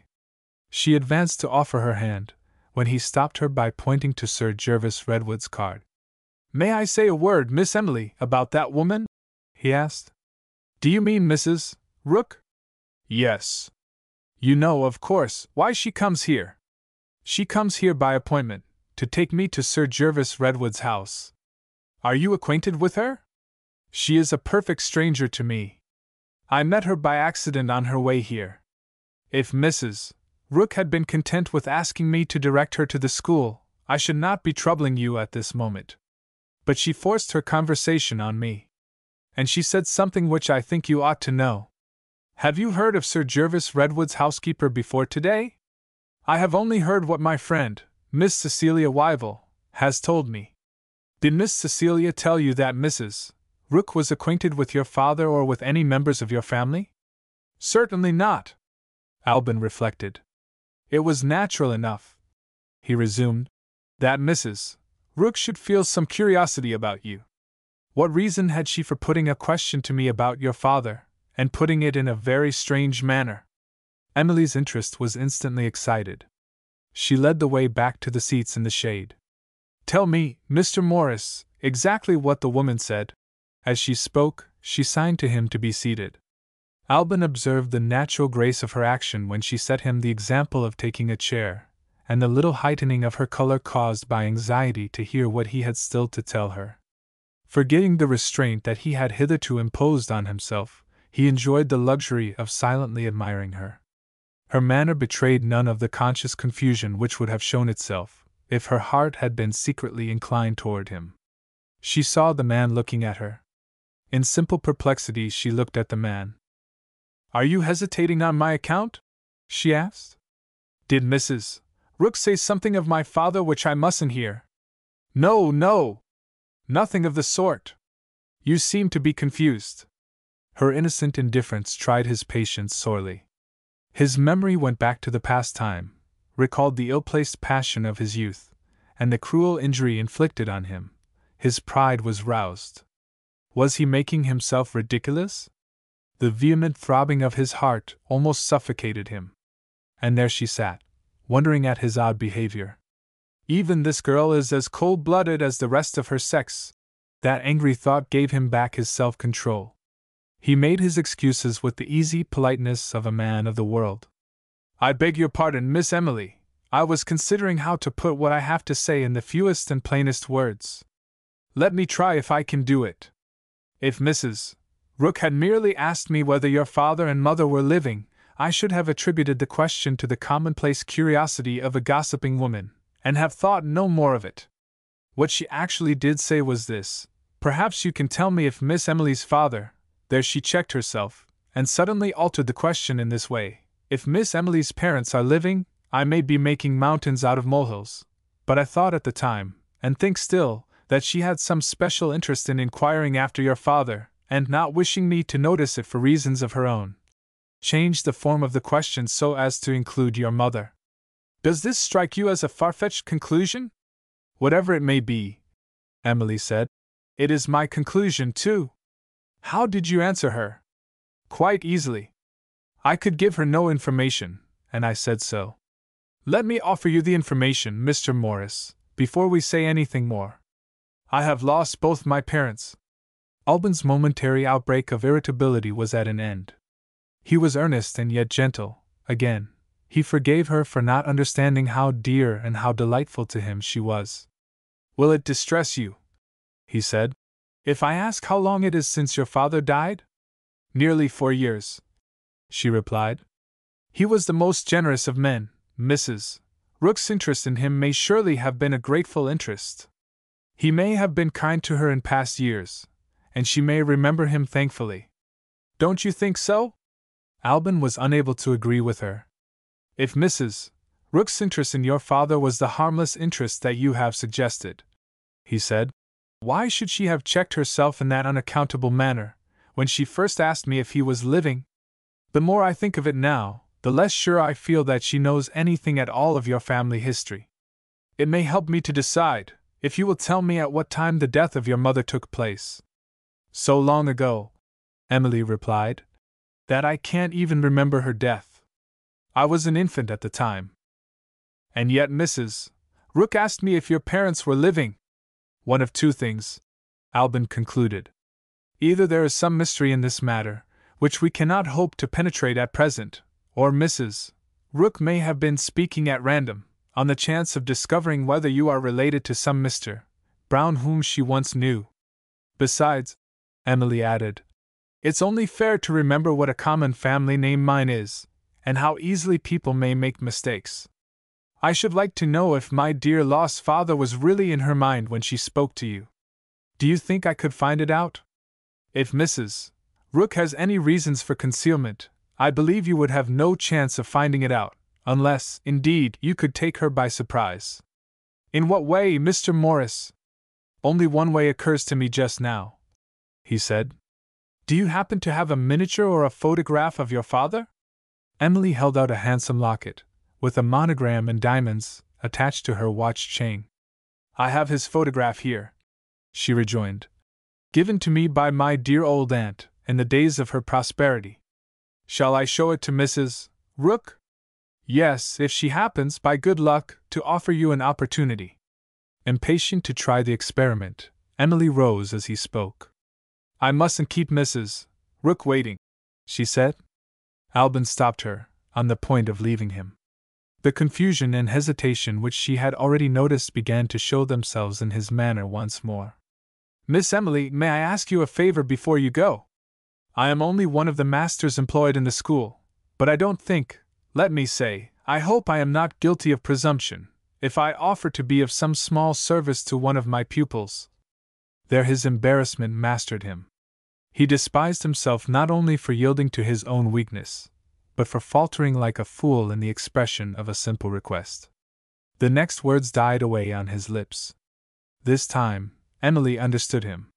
The subtle penetration which had long since led her to the discovery of his secret, overpowered thus far by the absorbing interest of the moment, now recovered its activity. In an instant she remembered that Alban's motive for cautioning her, in her coming intercourse with Mrs. Rook, was not the merely friendly motive which might have actuated him, in the case of one of the other girls. At the same time, her quickness of apprehension warned her not to risk encouraging this persistent lover, by betraying any embarrassment on her side. He was evidently anxious to be present, in her interests, at the interview with Mrs. Rook. Why not? Could he reproach her with raising false hope, if she accepted his services, under circumstances of doubt and difficulty which he had himself been the first to point out? He could do nothing of the sort. Without waiting until he had recovered himself, she answered him, to all appearances, as composedly as if he had spoken to her in the plainest terms. "After all that you have told me," she said, "I shall indeed feel obliged if you will be present when I see Mrs. Rook." The eager brightening of his eyes, the flush of happiness that made him look young on a sudden, were signs not to be mistaken. The sooner they were in the presence of a third person, Emily privately concluded, the better it might be for both of them. She led the way rapidly to the house. Chapter 9. Mrs. Rook and the Locket. As mistress of a prosperous school, bearing a widely extended reputation, Miss Ladd prided herself on the liberality of her household arrangements. At breakfast and dinner, not only the solid comforts but the elegant luxuries of the table were set before the young ladies. Other schools may, and no doubt do, offer to pupils the affectionate care to which they have been accustomed under the parents' roof, Miss Ladd used to say. At my school, that care extends to their meals, and provides them with a cuisine which, I flatter myself, equals the most successful efforts of the cooks at home. Fathers, mothers, and friends, when they paid visits to this excellent lady, brought away with them the most gratifying recollections of her hospitality. The men, in particular, seldom failed to recognize in their hostess the rarest virtue that a single lady can possess, the virtue of putting wine on the table which may be gratefully remembered by her guests the next morning. An agreeable surprise awaited Mrs. Rook when she entered the house of bountiful Miss Ladd. Luncheon was ready for Sir Gervas Redwood's confidential emissary in the waiting-room. Detained at the final rehearsals of music and recitation, Miss Ladd was worthily represented by cold chicken and ham, a fruit tart, and a pint decanter of generous sherry. "Your mistress is a perfect lady," Mrs. Rook said to the servant, with a burst of enthusiasm. "I can carve for myself, thank you, and I don't care how long Miss Emily keeps me waiting." As they ascended the steps leading into the house, Alban asked Emily if he might look again at her locket. "Shall I open it for you?" she suggested. "No, I only want to look at the outside of it." He examined the side on which the monogram appeared, inlaid with diamonds. An inscription was engraved beneath. "May I read it?" he said. "Certainly." The inscription ran thus: "In loving memory of my father. Died September 30th, 1877.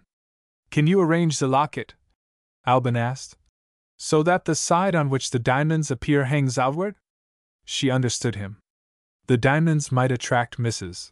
Rook's notice, and in that case she might ask to see the locket of her own accord. "You are beginning to be of use to me, already," Emily said, as they turned into the corridor which led to the waiting-room. They found Sir Gervas's housekeeper luxuriously recumbent in the easiest chair in the room. Of the eatable part of the lunch some relics were yet left. In the pint decanter of sherry, not a drop remained. The genial influence of the wine, hastened by the hot weather, was visible in Mrs. Rook's flushed face, and in a special development of her ugly smile.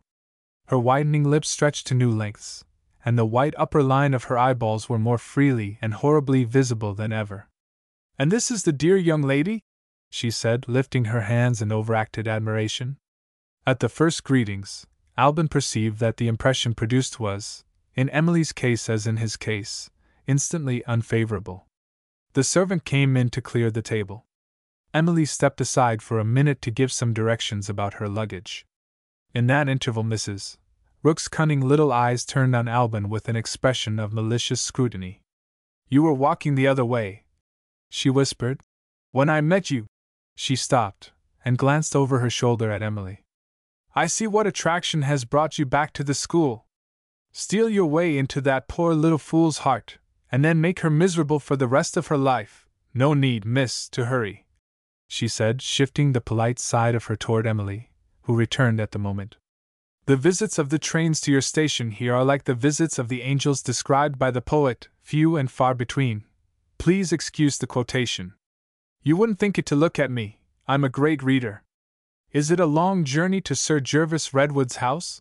Emily asked, at a loss what else to say to a woman who was already becoming unendurable to her. Mrs. Rook looked at the journey from an oppressively cheerful point of view. "Oh, Miss Emily, you shan't feel the time hang heavy in my company. I can converse on a variety of topics, and if there is one thing more than another that I like, it's amusing a pretty young lady. You think me a strange creature, don't you? It's only my high spirits. Nothing strange about me, unless it's my queer Christian name. You look a little dull, my dear. Shall I begin amusing you before we are on the railway? Shall I tell you how I came by my queer name?" Thus far, Alban had controlled himself. This last specimen of the housekeeper's audacious familiarity reached the limits of his endurance. "We don't care to know how you came by your name," he said. "Rude, Mrs. Rook remarked composedly. "But nothing surprises me, coming from a man."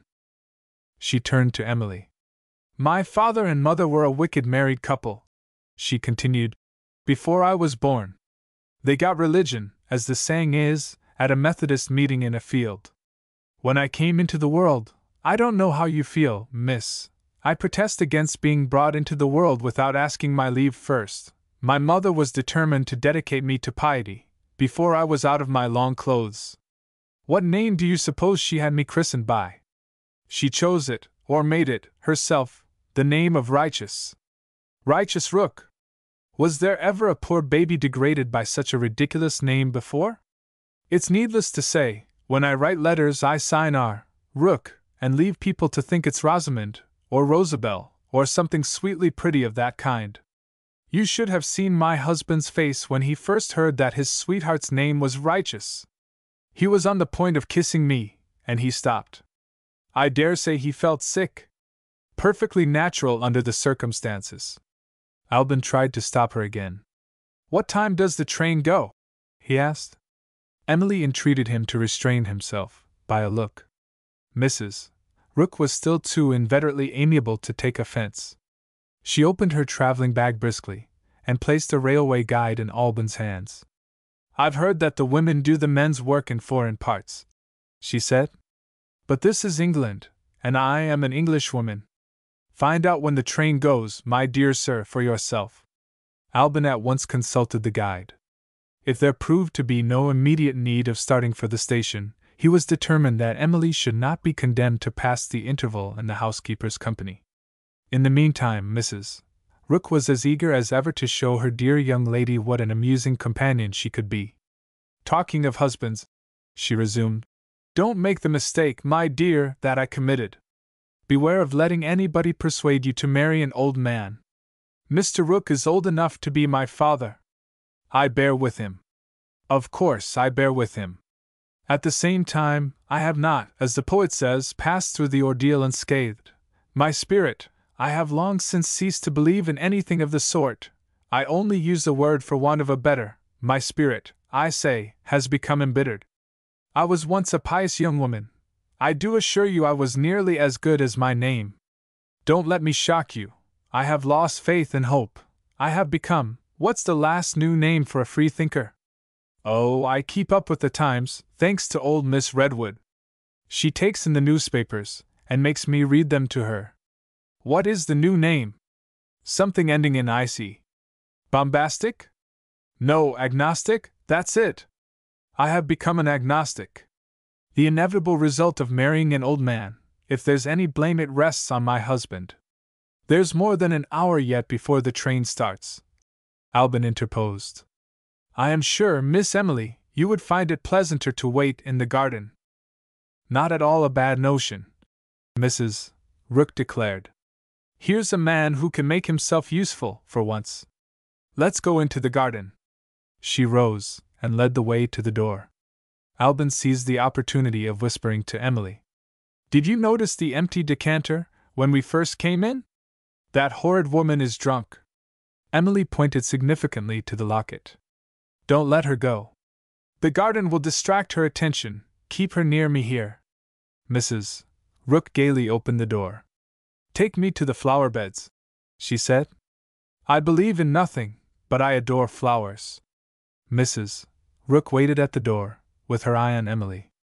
"What do you say, miss? I think we shall be more comfortable if we stay where we are." "Whatever pleases you, my dear, pleases me." With this reply, The compliant housekeeper, as amiable as ever on the surface, returned to her chair. Would she notice the locket as she sat down? Emily turned toward the window, so as to let the light fall on the diamonds. No, Mrs. Rook was absorbed, at the moment, in her own reflections. Miss Emily, having prevented her from seeing the garden, she was maliciously bent on disappointing Miss Emily in return. Sir Gervas's secretary, being young, took a hopeful view no doubt of her future prospects. Mrs. Rook decided on darkening that view in a mischievously suggestive manner, peculiar to herself. "You will naturally feel some curiosity about your new home," she began. "And I haven't said a word about it yet. How very thoughtless of me! Inside and out, dear Miss Emily, our house is just a little dull. I say our house, and why not, when the management of it is all thrown on me? We are built of stone, and we are much too long, and are not half high enough. Our situation is on the coldest side of the county, away in the west. We are close to the Cheviot Hills, and if you fancy there is anything to see when you look out of window, except sheep, you will find yourself woefully mistaken. As for walks, if you go out on one side of the house you may, or may not, be gored by cattle. On the other side, if the darkness overtakes you, you may, or may not, tumble down a deserted lead mine. But the company inside the house makes amends for it all," Mrs. Rook proceeded, enjoying the expression of dismay which was beginning to show itself on Emily's face. "Plenty of excitement for you, my dear, in our small family. Sir Gervas will introduce you to plaster casts of hideous Indian idols. He will keep you writing for him, without mercy, from morning to night, and when he does let you go, old Miss Redwood will find she can't sleep, and will send for the pretty young lady secretary to read to her. My husband I am sure you will like. He is a respectable man, and bears the highest character. Next to the idols, he's the most hideous object in the house. If you are good enough to encourage him, I don't say that he won't amuse you. He will tell you, for instance, he never in his life hated any human being as he hates his wife. By the way, I must not forget, in the interest of truth, you know, to mention one drawback that does exist in our domestic circle. One of these days we shall have our brains blown out or our throats cut. Sir Gervas's mother left him £10,000 worth of precious stones, all contained in a little cabinet with drawers. He won't let the banker take care of his jewels, he won't sell them, he won't even wear one of the rings on his finger, or one of the pins at his breast. He keeps his cabinet on his dressing-room table, and he says I like to gloat over my jewels every night before I go to bed. £10,000 worth of diamonds, rubies, emeralds, sapphires, and what not, at the mercy of the first robber who happens to hear of them. Oh, my dear, he would have no choice, I do assure you, but to use his pistols. We shouldn't quietly submit to be robbed. Sir Gervas inherits the spirit of his ancestors. My husband has the temper of a gamecock. I myself, in defense of the property of my employers, am capable of becoming a perfect fiend. And we none of us understand the use of firearms." While she was in full enjoyment of this last aggravation of the horrors of the prospect, Emily tried another change of position, and this time, with success. Greedy admiration suddenly opened Mrs. Rook's little eyes to their utmost width. "My heart alive, miss, what do I see at your watch chain? How they sparkle! Might I ask for a closer view?" Emily's fingers trembled, but she succeeded in detaching the locket from the chain. Alban handed it to Mrs. Rook. She began by admiring the diamonds, with a certain reserve. Nothing like so large as Sir Gervas's diamonds, but choice specimens no doubt. "Might I ask what the value?" She stopped. The inscription had attracted her notice. She began to read it aloud. "In loving memory of my father. Died." Her face instantly became rigid. The next words were suspended on her lips. Alban seized the chance of making her betray herself, under pretense of helping her. "Perhaps you find the figures not easy to read," he said. "The date is 30th September, 1877, nearly 4 years since." Not a word, not a movement, escaped Mrs. Rook. She held the locket before her, as she had held it from the first. Alban looked at Emily. Her eyes were riveted on the housekeeper. She was barely capable of preserving the appearance of composure. Seeing the necessity of acting for her, he at once said the words which she was unable to say for herself. "Perhaps, Mrs.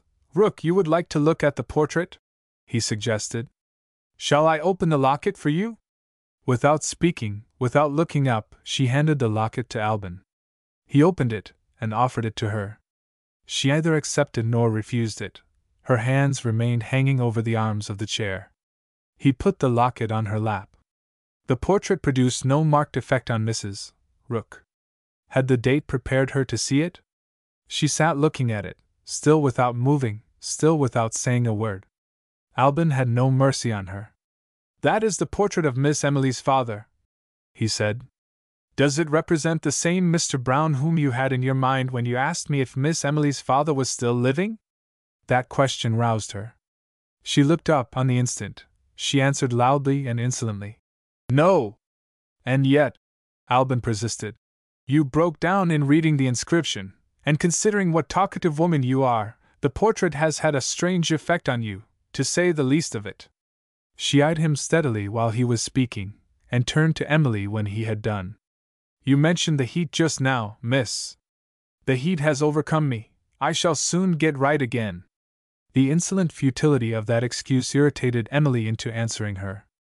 "You will get right again perhaps all the sooner," she said, "if we trouble you with no more questions, and leave you to recover by yourself."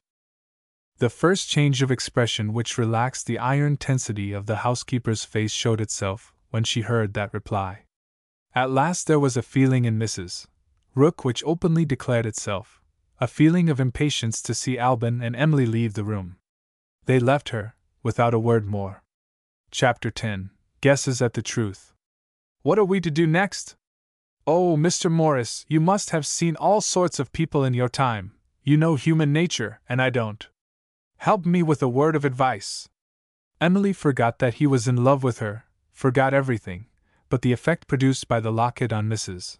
Rook, and the vaguely alarming conclusion to which it pointed. In the fervor of her anxiety she took Alban's arm as familiarly as if he had been her brother. He was gentle, he was considerate, he tried earnestly to compose her. "We can do nothing to any good purpose," he said, "unless we begin by thinking quietly. Pardon me for saying so, you are needlessly exciting yourself." There was a reason for her excitement, of which he was necessarily ignorant. Her memory of the night interview with Miss Jethro had inevitably intensified the suspicion inspired by the conduct of Mrs. Rook. In less than 24 hours, Emily had seen two women shrinking from secret remembrances of her father, which might well be guilty remembrances, innocently excited by herself. How had they injured him? Of what infamy, on their parts, did his beloved and stainless memory remind them? Who could fathom the mystery of it? "What does it mean?" she cried, looking wildly in Alban's compassionate face. "You must have formed some idea of your own. What does it mean? Come and sit down, Miss Emily. We will try if we can find out what it means, together." They returned to the shady solitude under the trees. Away, in front of the house, the distant grating of carriage wheels told of the arrival of Miss Ladd's guests, and of the speedy beginning of the ceremonies of the day. "We must help each other," Alban resumed.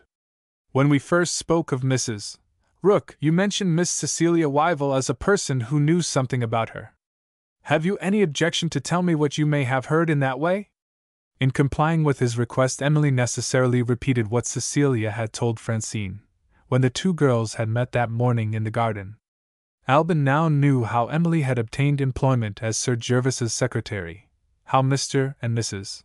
Rook had been previously known to Cecilia's father as respectable people keeping an inn in his own neighborhood, and finally, how they had been obliged to begin life again in domestic service, because the terrible event of a murder had given the inn a bad name, and had driven away the customers on whose encouragement their business depended. Listening in silence, Alban remained silent when Emily's narrative had come to an end. "Have you nothing to say to me?" she asked. "I am thinking over what I have just heard," he answered. Emily noticed a certain formality in his tone and manner, which disagreeably surprised her. He seemed to have made his reply as a mere concession to politeness, while he was thinking of something else which really interested him. "Have I disappointed you in any way?" she asked. "On the contrary, you have interested me. I want to be quite sure that I remember exactly what you have said. You mentioned, I think, that your friendship with Miss Cecilia Wyville began here, at the school?" "Yes." "And in speaking of the murder at the village inn, you told me that the crime was committed, I have forgotten how long ago?" His manner still suggested that he was idly talking about what she had told him, while some more important subject for reflection was in possession of his mind. "I don't know that I said anything about the time that had passed since the crime was committed," she answered sharply. "What does the murder matter to us? I think Cecilia told me it happened about 4 years since. Excuse me for noticing it, Mr. Morris, you seem to have some interests of your own to occupy your attention. Why couldn't you say so plainly when we came out here? I should not have asked you to help me, in that case. Since my poor father's death, I have been used to fight through my troubles by myself." She rose, and looked at him proudly. The next moment her eyes filled with tears. In spite of her resistance, Alban took her hand. "Dear Miss Emily," he said, "you distress me, you have not done me justice. Your interests only are in my mind." Answering her in those terms, he had not spoken as frankly as usual. He had only told her a part of the truth.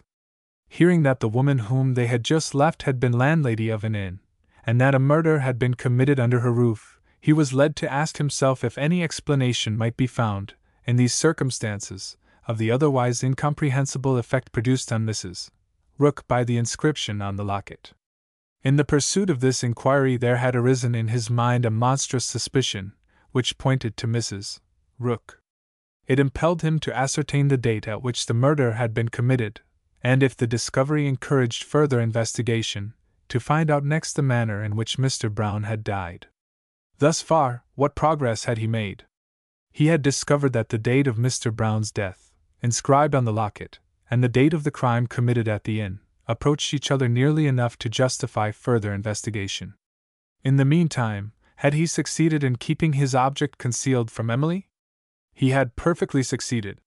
Hearing him declare that her interests only had occupied his mind, the poor girl innocently entreated him to forgive her little outbreak of temper. "If you have any more questions to ask me, Mr. Morris, pray go on. I promise never to think unjustly of you again." He went on with an uneasy conscience, for it seemed cruel to deceive her, even in the interests of truth, but still he went on. "Suppose we assume that this woman had injured your father in some way," he said. "Am I right in believing that it was in his character to forgive injuries?" "Entirely right. In that case, his death may have left Mrs. Rook in a position to be called to account, by those who owe a duty to his memory, I mean the surviving members of his family. There are but 2 of us, Mr. Morris. My aunt and myself. There are his executors. My aunt is his only executor. Your father's sister, I presume?" "Yes." "He may have left instructions with her, which might be of the greatest use to us." "I will write today and find out," Emily replied. "I had already planned to consult my aunt," she added, thinking again of Miss Jethro. "If your aunt has not received any positive instructions," Alban continued, "she may remember some allusion to Mrs. Rook on your father's part, at the time of his last illness." Emily stopped him.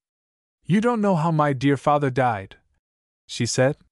"He was struck down, apparently in perfect health, by disease of the heart." "Struck down in his own house?" "Yes, in his own house." Those words closed Alban's lips. The investigation so carefully and so delicately conducted had failed to serve any useful purpose. He had now ascertained the manner of Mr. Brown's death and the place of Mr. Brown's death, and he was as far from confirming his suspicions of Mrs. Rook as ever. Chapter 11. The Drawing Master's Confession. "Is there nothing else you can suggest?" Emily asked. "Nothing, at present. If my aunt fails us, have we no other hope?" "I have hope in Mrs. Rook," Alban answered. "I see I surprise you, but I really mean what I say. Sir Gervas's housekeeper is an excitable woman, and she is fond of wine. There is always a weak side in the character of such a person as that. If we wait for our chance, and turn it to the right use when it comes, we may yet succeed in making her betray herself. Emily listened to him in bewilderment. You talk as if I was sure of your help in the future, she said. Have you forgotten that I leave school today, never to return? In half an hour more, I shall be condemned to a long journey in the company of that horrible creature, with a life to look forward to, in the same house with her, among strangers. A miserable prospect, and a hard trial of a girl's courage, is it not, Mr. Morris? You will at least have one person, Miss Emily, who will try with all his heart and soul to encourage you. What do you mean? I mean, said Alban quietly, that the midsummer vacation begins today, and that the drawing master is going to spend his holidays in the north. Emily jumped up from her chair. You, she exclaimed. You are going to Northumberland? With me? Why not? Alban asked. The railway is open to all travelers alike, if they have money enough to buy a ticket. Mr. Morris! What can you be thinking of? Indeed, I am not ungrateful. I know you mean kindly, you are a good, generous man. But do remember how completely a girl, in my position, is at the mercy of appearances. You, traveling in the same carriage with me, and that woman putting her own vile interpretation on it, and degrading me in Sir Gervas Redwood's estimation, on the day when I enter his house. Oh, it's worse than thoughtless. It's madness, downright madness. You are quite right, Alban gravely agreed. It is madness. I lost whatever little reason I once possessed, Miss Emily, on the day when I first met you out walking with the young ladies of the school. Emily turned away in significant silence. Alban followed her. You promised just now, he said, never to think unjustly of me again. I respect and admire you far too sincerely to take a base advantage of this occasion, the only occasion on which I have been permitted to speak with you alone. Wait a little before you condemn a man whom you don't understand. I will say nothing to annoy you. I only ask leave to explain myself. Will you take your chair again? She returned unwillingly to her seat. It can only end, she thought sadly, in my disappointing him. I have had the worst possible opinion of women for years past, Alban resumed, and the only reason I can give for it condemns me out of my own mouth. I have been infamously treated by one woman, and my wounded self-esteem has meanly revenged itself by reviling the whole sex. Wait a little, Miss Emily. My fault has received its fit punishment. I have been thoroughly humiliated, and you have done it. Mr. Morris! Take no offense, pray, where no offense is meant. Some few years since it was the great misfortune of my life to meet with a jilt. You know what I mean? Yes. She was my equal by birth. I am a younger son of a country squire, and my superior in rank. I can honestly tell you that I was fool enough to love her with all my heart and soul. She never allowed me to doubt, I may say this without conceit, remembering the miserable end of it, that my feeling for her was returned. Her father and mother, excellent people, approved of the contemplated marriage. She accepted my presents, she allowed all the customary preparations for a wedding to proceed to completion. She had not even mercy enough, or shame enough, to prevent me from publicly degrading myself by waiting for her at the altar, in the presence of a large congregation. The minutes passed, and no bride appeared. The clergyman, waiting like me, was requested to return to the vestry. I was invited to follow him. You foresee the end of the story, of course? She had run away with another man. But can you guess who the man was? Her groom.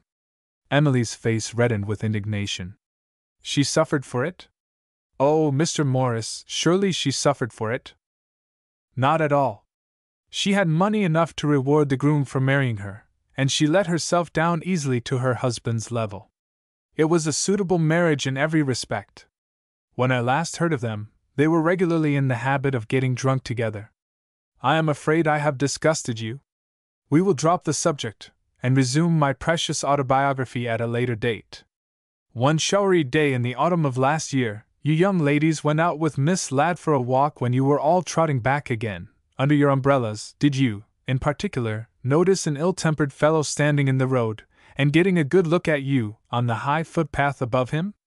Emily smiled, in spite of herself. "I don't remember it," she said. "You wore a brown jacket which fitted you as if you had been born in it, and you had the smartest little straw hat I ever saw on a woman's head. It was the first time I ever noticed such things. I think I could paint a portrait of the boots you wore, mud included, from memory alone. That was the impression you produced on me. After believing, honestly believing, that love was one of the lost illusions of my life, after feeling, honestly feeling, that I would as soon look at the devil as look at a woman, there was the state of mind to which retribution had reduced me, using for his instrument Miss Emily Brown. Oh, don't be afraid of what I may say next. In your presence, and out of your presence, I am man enough to be ashamed of my own folly. I am resisting your influence over me at this moment, with the strongest of all resolutions, the resolution of despair. Let's look at the humorous side of the story again. What do you think I did when the regiment of young ladies had passed by me?" Emily declined to guess. "I followed you back to the school, and on pretense of having a daughter to educate, I got one of Miss Ladd's prospectuses from the porter at the lodge gate. I was in your neighborhood, you must know, on a sketching tour. I went back to my inn, and seriously considered what had happened to me. The result of my cogitations was that I went abroad. Only for a change, not at all because I was trying to weaken the impression you had produced on me. After a while I returned to England. Only because I was tired of traveling, not at all because your influence drew me back. Another interval passed, and luck turned my way, for a wonder. The drawing master's place became vacant here. Miss Ladd advertised. I produced my testimonials, and took the situation. Only because the salary was a welcome certainty to a poor man, not at all because the new position brought me into personal association with Miss Emily Brown. Do you begin to see why I have troubled you with all this talk about myself? Apply the contemptible system of self-delusion which my confession has revealed to that holiday arrangement for a tour in the north which has astonished and annoyed you. I am going to travel this afternoon by your train. Only because I feel an intelligent longing to see the northernmost county of England, not at all because I won't let you trust yourself alone with Mrs. Rook. Not at all because I won't leave you to enter Sir Jervis Redwood's service without a friend within reach in case you want him. Mad? Oh, yes, perfectly mad. But tell me this, what do all sensible people do when they find themselves in the company of a lunatic? They humor him. Let me take your ticket, and see your luggage labeled. I only ask leave to be your traveling servant. If you are proud, I shall like you all the better. If you are, pay me wages, and keep me in my proper place in that way. Some girls, addressed with this reckless intermingling of jest and earnest, would have felt confused, and some would have felt flattered. With a good-tempered resolution, which never passed the limits of modesty and refinement, Emily met Alban Morris on his own ground. "You have said you respect me," she began. "I am going to prove that I believe you. The least I can do is not to misinterpret you on my side. Am I to understand, Mr. Morris, you won't think the worse of me, I hope, if I speak plainly, am I to understand that you are in love with me?" "Yes, Miss Emily, if you please," he had answered with the quaint gravity which was peculiar to him, but he was already conscious of a sense of discouragement. Her composure was a bad sign, from his point of view. "My time will come, I dare say," she proceeded. "At present I know nothing of love by experience. I only know what some of my schoolfellows talk about in secret. Judging by what they tell me, a girl blushes when her lover pleads with her to favor his addresses. Am I blushing? Must I speak plainly too?" Alban asked. "If you have no objection," she answered, as composedly as if she had been addressing her grandfather. "Then, Miss Emily, I must say, you are not blushing," she went on. "Another token of love, as I am informed, is to tremble. Am I trembling?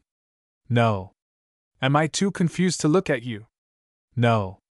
Do I walk away with dignity, and then stop, and steal a timid glance at my lover over my shoulder? I wish you did. A plain answer, Mr. Morris.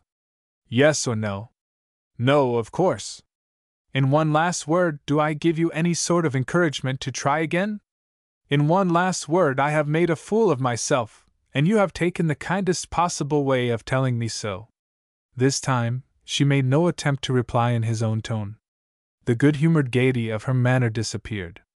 She was in earnest, truly, sadly in earnest, when she said her next words. Is it not best, in your own interests, that we should bid each other good-bye? She asked. In the time to come, when you only remember how kind you once were to me, we may look forward to meeting again. After all that you have suffered, so bitterly and so undeservedly, pray don't, make me feel that another woman has behaved cruelly to you, and that I, so grieved to distress you, am that heartless creature. Never in her life had she been so irresistibly charming as she was at that moment. Her sweet nature showed all its innocent pity for him in her face. He saw it, he felt it, he was not unworthy of it. In silence, he lifted her hand to his lips. He turned pale as he kissed it.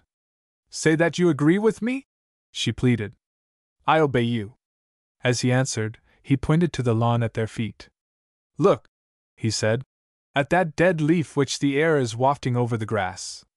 Is it possible that such sympathy as you feel for me, such love as I feel for you, can waste, wither, and fall to the ground like that leaf? I leave you, Emily, with the firm conviction that there is a time of fulfillment to come in our two lives. Happen what may in the interval, I trust the future. The words had barely passed his lips when the voice of one of the servants reached them from the house. Miss Emily, are you in the garden? Emily stepped out into the sunshine. The servant hurried to meet her, and placed a telegram in her hand. She looked at it with a sudden misgiving. In her small experience, a telegram was associated with the communication of bad news.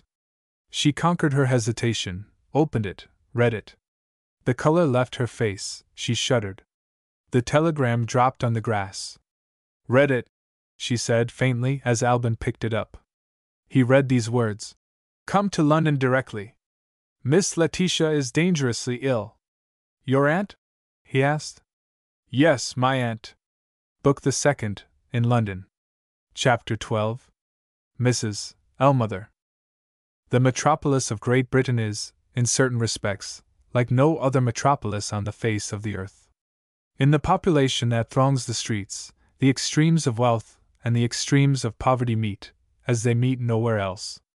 In the streets themselves, the glory and the shame of architecture, the mansion and the hovel, are neighbors in situation, as they are neighbors nowhere else.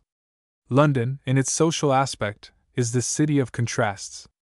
Toward the close of evening, Emily left the railway terminus for the place of residence in which loss of fortune had compelled her aunt to take refuge.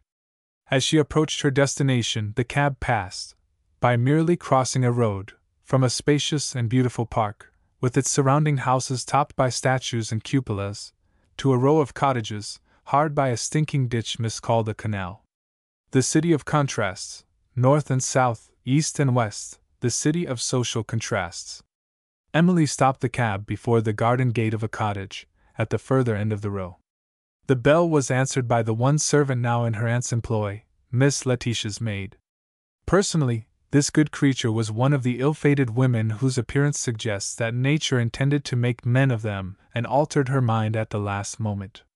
Miss Letitia's maid was tall and gaunt and awkward.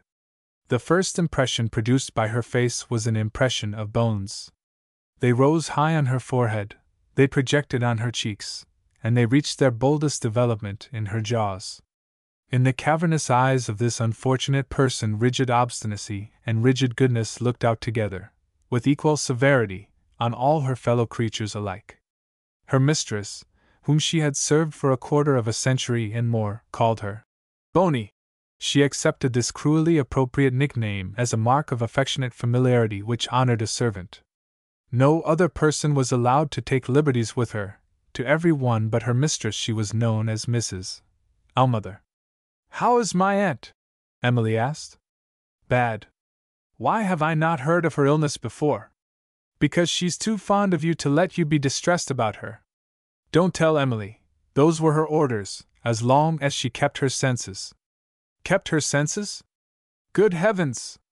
What do you mean? Fever, that's what I mean. I must see her directly. I am not afraid of infection. There's no infection to be afraid of. But you mustn't see her, for all that. I insist on seeing her. Miss Emily, I am disappointing you for your own good. Don't you know me well enough to trust me by this time? I do trust you. Then leave my mistress to me, and go and make yourself comfortable in your own room. Emily's answer was a positive refusal. Mrs. Ellmother, driven to her last resources, raised a new obstacle. It's not to be done, I tell you!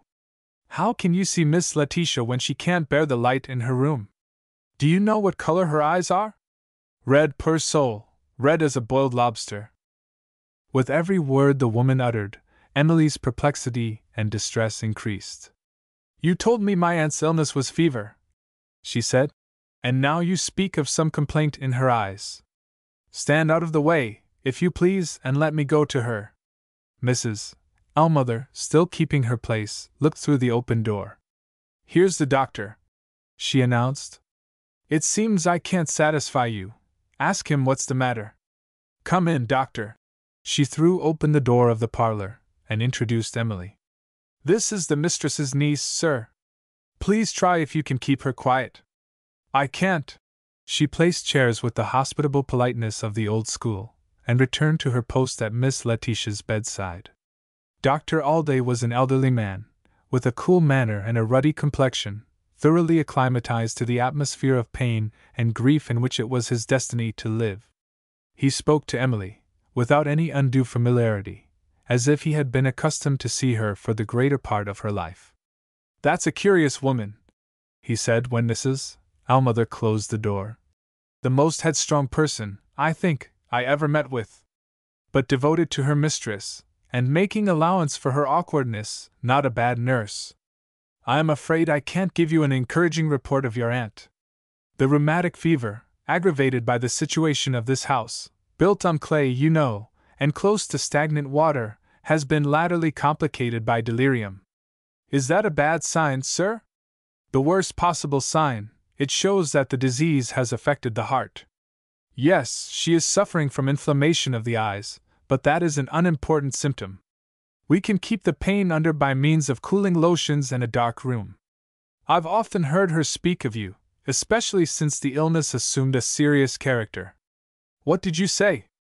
Will she know you when you go into her room? This is about the time when the delirium usually sets in. I'll see if there's a quiet interval. He opened the door, and came back again. By the way, he resumed, I ought perhaps to explain how it was that I took the liberty of sending you that telegram. Mrs. Ellmother refused to inform you of her mistress's serious illness. That circumstance, according to my view of it, laid the responsibility on the doctor's shoulders. The form taken by your aunt's delirium, I mean the apparent tendency of the words that escape her in that state, seems to excite some incomprehensible feeling in the mind of her crabbed servant. She wouldn't even let me go into the bedroom, if she could possibly help it. Did Mrs. Ellmother give you a warm welcome when you came here? Far from it. My arrival seemed to annoy her. Ah, just what I expected. These faithful old servants always end by presuming on their fidelity.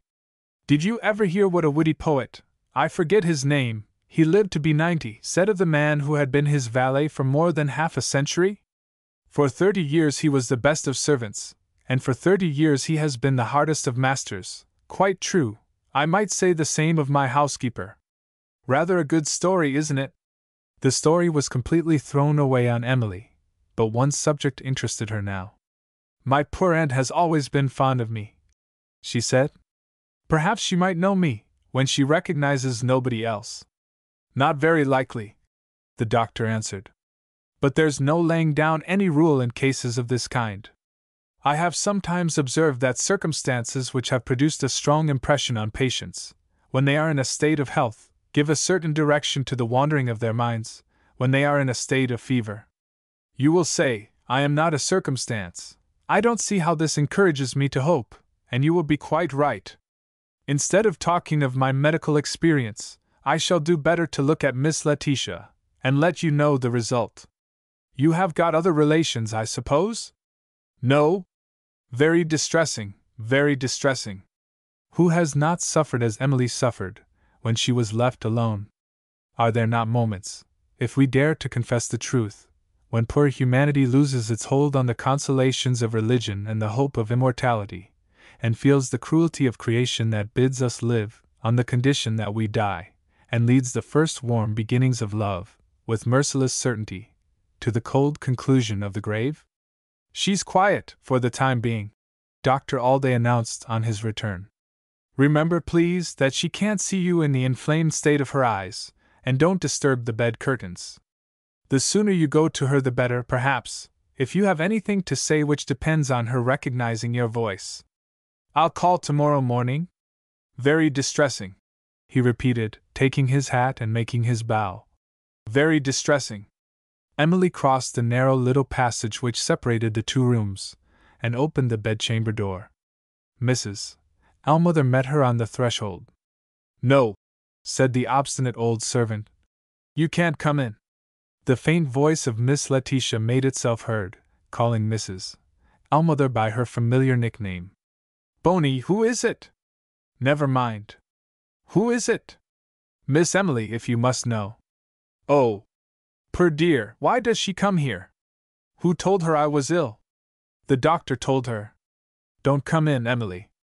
It will only distress you, and it will do me no good. God bless you, my love. Don't come in. There, said Mrs. Ellmother. Do you hear that? Go back to the sitting room. Thus far, the hard necessity of controlling herself had kept Emily silent. She was now able to speak without tears. Remember the old times, Aunt, she pleaded gently. Don't keep me out of your room, when I have come here to nurse you. I'm her nurse. Go back to the sitting room, Mrs. Ellmother repeated. True love lasts while life lasts. The dying woman relented. Boney! Boney! I can't be unkind to Emily. Let her in. Mrs. Ellmother still insisted on having her way. You're contradicting your own orders, she said to her mistress. You don't know how soon you may begin wandering in your mind again. Think, Miss Letitia, think. This remonstrance was received in silence. Mrs. Ellmother's great gaunt figure still blocked up the doorway. If you force me to it, Emily said quietly, I must go to the doctor and ask him to interfere. Do you mean that? Mrs. Ellmother said quietly on her side. I do mean it, was the answer. The old servant suddenly submitted, with a look which took Emily by surprise. She had expected to see anger. The face that now confronted her was a face subdued by sorrow and fear. I wash my hands of it, Mrs. Ellmother said. Go in, and take the consequences. Chapter 13. Miss Letitia. Emily entered the room. The door was immediately closed on her from the outer side. Mrs. Ellmother's heavy steps were heard retreating along the passage. Then the banging of the door that led into the kitchen shook the flimsily built cottage. Then there was silence. The dim light of a lamp hidden away in a corner, and screened by a dingy green shade, just revealed the closely curtained bed, and the table near it bearing medicine bottles and glasses. The only objects on the chimney-piece were a clock that had been stopped in mercy to the sufferer's irritable nerves, and an open case containing a machine for pouring drops into the eyes. The smell of fumigating pastilles hung heavily on the air. To Emily's excited imagination, the silence was like the silence of death. She approached the bed trembling. Won't you speak to me, Aunt? Is that you, Emily? Who let you come in? You said I might come in, dear. Are you thirsty? I see some lemonade on the table. Shall I give it to you? No. If you open the bed curtains, you let in the light. My poor eyes! Why are you here, my dear? Why are you not at the school? It's holiday time, Aunt. Besides, I have left school for good. Left school? Miss Letitia's memory made an effort, as she repeated those words. You were going somewhere when you left school, she said, and Cecilia Wyville had something to do with it. Oh, my love, how cruel of you to go away to a stranger, when you might live here with me. She paused, her sense of what she had herself just said began to grow confused. "What stranger?" she asked abruptly. "Was it a man? What name? Oh, my mind! Has death got hold of my mind before my body? Hush! Hush! I'll tell you the name. Sir Gervas Redwood. I don't know him. I don't want to know him. Do you think he means to send for you? Perhaps he has sent for you. I won't allow it. You shan't go. Don't excite yourself, dear. I have refused to go. I mean to stay here with you." The fevered brain held to its last idea. "Has he sent for you?" she said again, louder than before. Emily replied once more, in terms carefully chosen with the one purpose of pacifying her. The attempt proved to be useless, and worse, it seemed to make her suspicious. "I won't be deceived," she said. "I mean to know all about it. He did send for you. Whom did he send?" "His housekeeper." "What name?" The tone in which she put the question told of excitement that was rising to its climax. "Don't you know that I'm curious about names?" she burst out. "Why do you provoke me?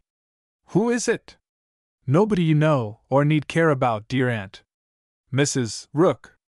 Instantly on the utterance of that name, there followed an unexpected result.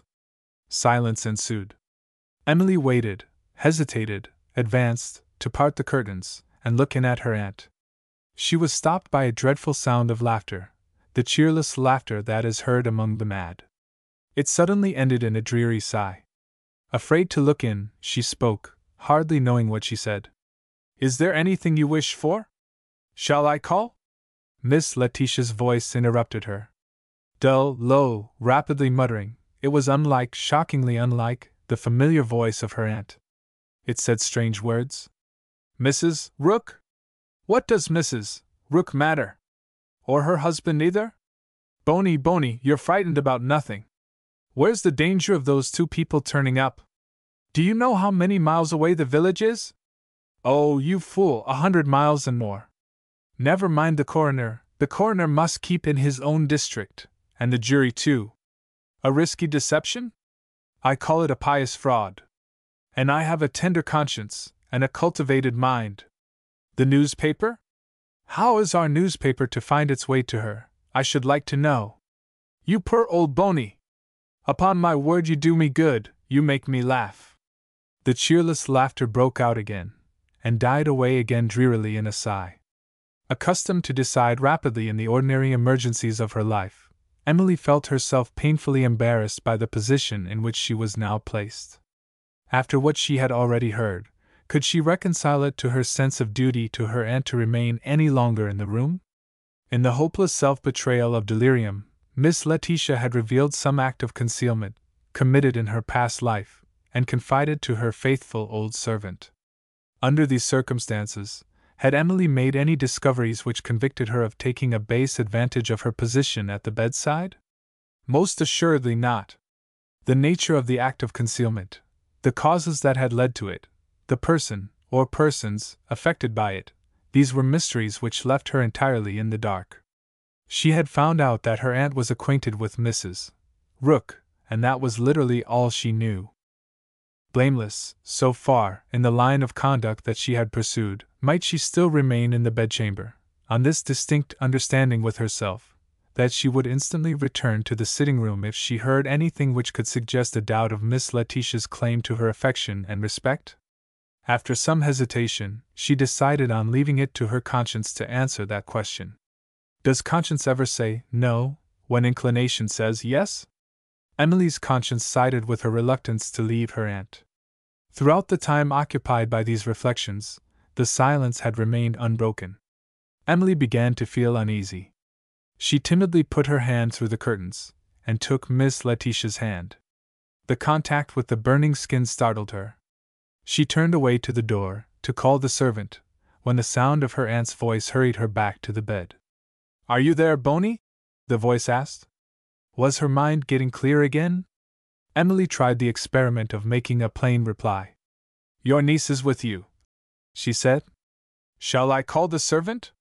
Miss Letitia's mind was still far away from Emily, and from the present time. "The servant?" she repeated. All the servants but you, Boney, have been sent away. London's the place for us. No gossiping servants, and no curious neighbors in London. Bury the horrid truth in London. Ah, you may well say I look anxious and wretched.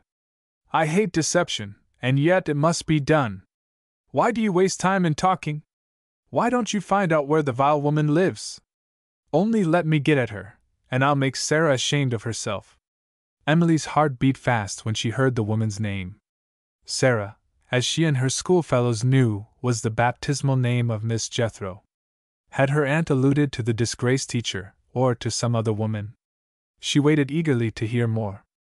There was nothing to be heard. At this most interesting moment, the silence remained undisturbed. In the fervor of her anxiety to set her doubts at rest, Emily's faith in her own good resolutions began to waver. The temptation to say something which might set her aunt talking again was too strong to be resisted, if she remained at the bedside. Despairing of herself, she rose and turned to the door. In the moment that passed while she crossed the room, the very words occurred to her that would suit her purpose. Her cheeks were hot with shame. She hesitated. She looked back at the bed. The words passed her lips. Sarah is only one of the woman's names, she said. Do you like her other name? The rapidly muttering tones broke out again instantly, but not in answer to Emily. The sound of a voice had encouraged Miss Letitia to pursue her own confused train of thought, and had stimulated the fast-failing capacity of speech to exert itself once more. No! No! He's too cunning for you, and too cunning for me. He doesn't leave letters about, he destroys them all. Did I say he was too cunning for us? It's false. We are too cunning for him. Who found the morsels of his letter in the basket? Who stuck them together? Ah, we know! Don't read it, Boney. Dear Miss Jethro, don't read it again. Miss Jethro in his letter, and Sarah, when he talks to himself in the garden. Oh, who would have believed it of him, if we hadn't seen and heard it ourselves? There was no more doubt now. But who was the man, so bitterly and so regretfully alluded to? No, this time Emily held firmly by the resolution which bound her to respect the helpless position of her aunt. The speediest way of summoning Mrs. Almuther would be to ring the bell. As she touched the handle, a faint cry of suffering from the bed called her back. Oh, so thirsty! Murmured the failing voice. So thirsty! She parted the curtains. The shrouded lamplight just showed her the green shade over Miss Letitia's eyes, the hollow cheeks below it, the arms laid helplessly on the bedclothes. Oh, Aunt, don't you know my voice? Don't you know Emily? Let me kiss you, dear! Useless to plead with her, useless to kiss her, she only reiterated the words. So thirsty! So thirsty! Emily raised the poor tortured body with a patient caution which spared it pain, and put the glass to her aunt's lips. She drank the lemonade to the last drop. Refreshed for the moment, she spoke again, spoke to the visionary servant of her delirious fancy, while she rested in Emily's arms. For God's sake, take care how you answer if she questions you. If she knew what we know! Are men ever ashamed? Ha! The vile woman! The vile woman! Her voice, sinking gradually, dropped to a whisper. The next few words that escaped her were muttered inarticulately. Little by little, the false energy of fever was wearing itself out. She lay silent and still. To look at her now was to look at the image of death. Once more, Emily kissed her, closed the curtains, and rang the bell. Mrs. Almuther failed to appear. Emily left the room to call her. Arrived at the top of the kitchen stairs, she noted a slight change. The door below, which she had heard banged on first entering her aunt's room, now stood open. She called to Mrs. Almuther. A strange voice answered her. Its accent was soft and courteous, presenting the strongest imaginable contrast to the harsh tones of Miss Letitia's crabbed old maid. Is there anything I can do for you, miss? The person making this polite inquiry appeared at the foot of the stairs, a plump and comely woman of middle age. She looked up at the young lady with a pleasant smile. I beg your pardon, Emily said. I had no intention of disturbing you. I called to Mrs. Almuther. The stranger advanced a little way up the stairs, and answered. Mrs. Mother is not here. Do you expect her back soon? Excuse me, miss, I don't expect her back at all. Do you mean to say that she has left the house? Yes, miss. She has left the house. Chapter 14. Mrs. Mosey. Emily's first act, after the discovery of Mrs. Ellmother's incomprehensible disappearance, was to invite the new servant to follow her into the sitting room. Can you explain this? She began. No, miss. May I ask if you have come here by Mrs. Ellmother's invitation? By Mrs. Ellmother's request, miss. Can you tell me how she came to make the request? With pleasure, miss. Perhaps, as you find me here, a stranger to yourself, in place of the customary servant, I ought to begin by giving you a reference. And perhaps, if you will be so kind, by mentioning your name, Emily added. Thank you for reminding me, miss. My name is Elizabeth Mosey. I am well known to the gentleman who attends Miss Letitia. Dr. Alday will speak to my character and also to my experience as a nurse. If it would be in any way satisfactory to give you a second reference. Quite needless, Mrs. Mosey. Permit me to thank you again, miss. I was at home this evening, when Mrs. Ellmother called at my lodgings. Says she, I have come here, Elizabeth, to ask a favor of you for old friendship's sake. Says I, my dear, pray command me, whatever it may be. If this seems rather a hasty answer to make, before I knew what the favor was, might I ask you to bear in mind that Mrs. Ellmother put it to me for old friendship's sake, alluding to my late husband, and to the business which we carried on at that time? Through no fault of ours, we got into difficulties. Persons whom we had trusted proved unworthy. Not to trouble you further, I may say at once, we should have been ruined, if our old friend Mrs. Ellmother had not come forward, and trusted us with the savings of her lifetime. The money was all paid back again, before my husband's death. But I don't consider, and I think you won't consider, that the obligation was paid back too. Prudent or not prudent, there is nothing Mrs. Ellmother can ask of me that I am not willing to do. If I have put myself in an awkward situation, and I don't deny that it looks so, this is the only excuse, miss, that I can make for my conduct. Mrs. Mosey was too fluent, and too fond of hearing the sound of her own eminently persuasive voice. Making allowance for these little drawbacks, the impression that she produced was decidedly favorable, and however rashly she might have acted, her motive was beyond reproach. Having said some kind words to this effect, Emily led her back to the main interest of her narrative. Did Mrs. Ellmother give no reason for leaving my aunt, at such a time as this? She asked. The very words I said to her, miss. And what did she say, by way of reply? She burst out crying, a thing I have never known her to do before, in an experience of 20 years. And she really asked you to take her place here, at a moment's notice? That was just what she did, Mrs. Mosey answered. I had no need to tell her I was astonished. My lips spoke for me, no doubt. She's a hard woman in speech and manner, I admit. But there's more feeling in her than you would suppose. If you are the good friend I take you for, she says, don't ask me for reasons. I am doing what is forced on me, and doing it with a heavy heart. In my place, miss, would you have insisted on her explaining herself, after that? The one thing I naturally wanted to know was, if I could speak to some lady, in the position of mistress here, before I ventured to intrude. Mrs. Ellmother understood that it was her duty to help me in this particular. Your poor aunt being out of the question, she mentioned you. How did she speak of me? In an angry way? No, indeed, quite the contrary. She says you will find Miss Emily at the cottage. She is Miss Letitia's niece. Everybody likes her, and everybody is right. She really said that? Those were her words. And what is more, she gave me a message for you at parting. If Miss Emily is surprised, that was how she put it. Give her my duty and good wishes, and tell her to remember what I said, when she took my place at her aunt's bedside. I don't presume to inquire what this means, said Mrs. Mosey respectfully, ready to hear what it meant, if Emily would only be so good as to tell her. I delivered the message, miss, as it was delivered to me. After which, Mrs. Ellmother went her way, and I went mine.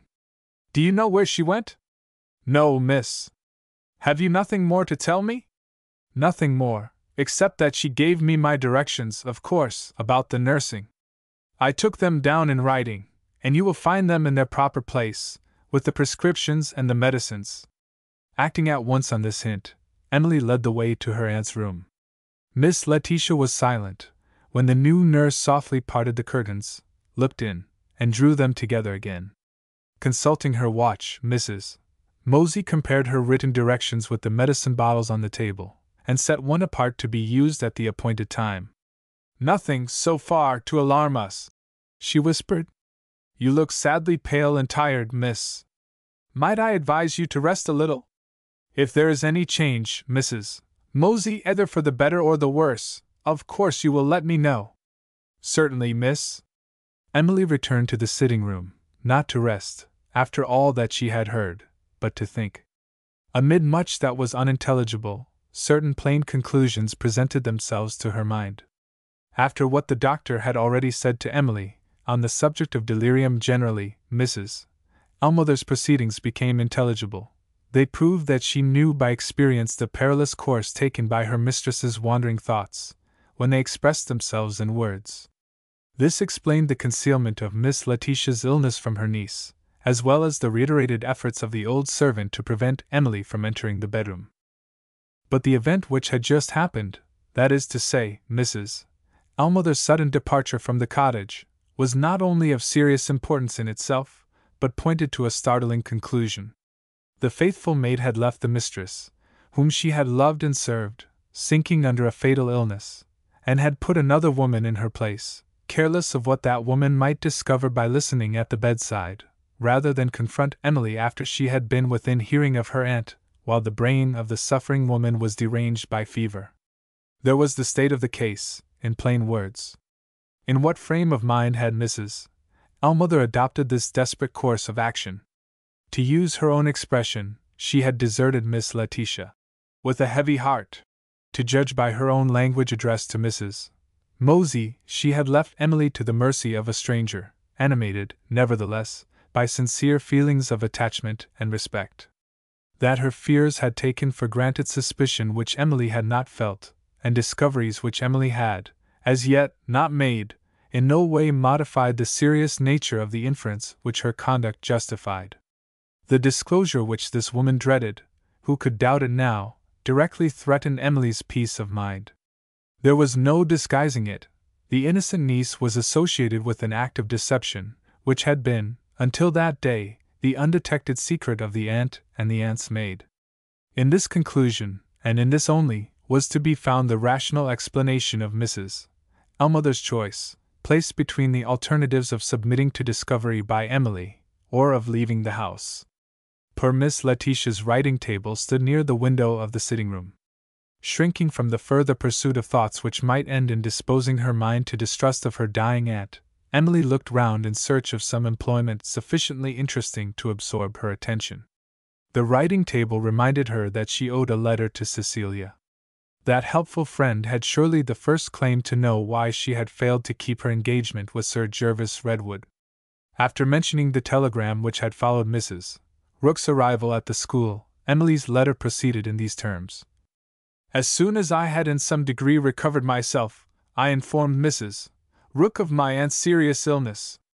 Although she carefully confined herself to commonplace expressions of sympathy, I could see that it was equally a relief to both of us to feel that we were prevented from being traveling companions.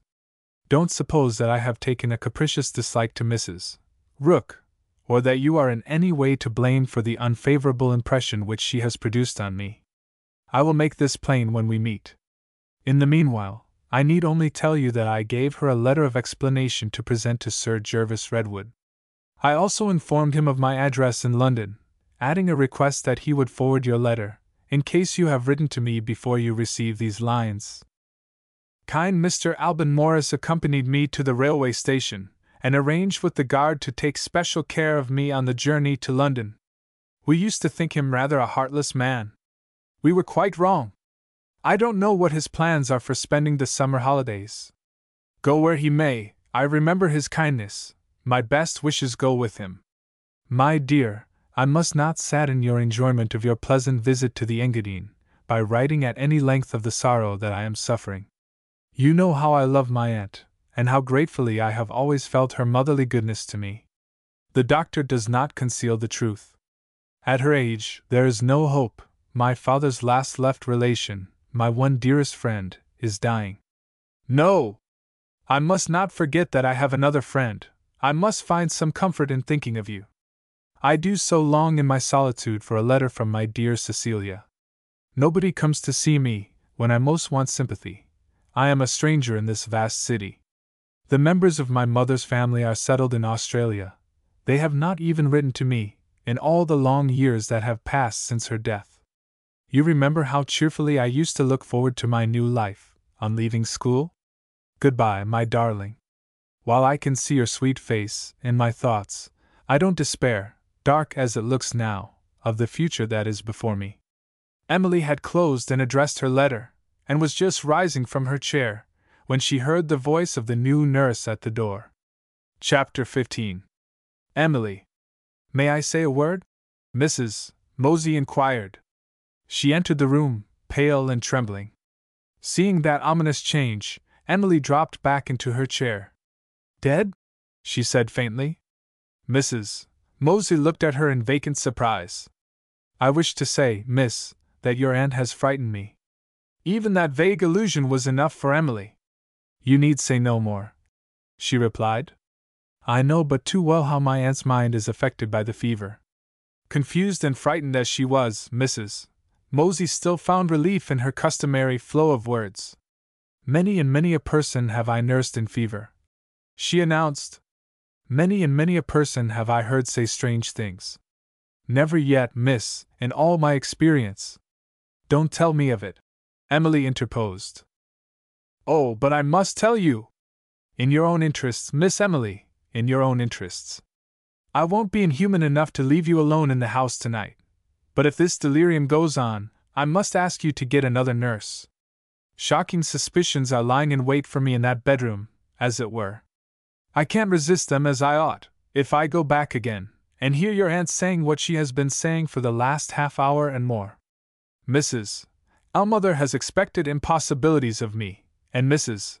Ellmother must take the consequences. I don't say she didn't warn me, speaking, you will please to understand, in the strictest confidence. Elizabeth, she says, you know how wildly people talk in Miss Letitia's present condition. Pay no heed to it, she says. Let it go in at one ear and out at the other, she says. If Miss Emily asks questions, you know nothing about it. If she's frightened, you know nothing about it. If she bursts into fits of crying that are dreadful to see, pity her, poor thing, but take no notice. All very well, and sounds like speaking out, doesn't it? Nothing of the sort. Mrs. Ellmother warns me to expect this, that, and the other. But there is one horrid thing, which I heard, mind, over and over again at your aunt's bedside, that she does not prepare me for, and that horrid thing is murder. At that last word, Mrs. Mosey dropped her voice to a whisper, and waited to see what effect she had produced.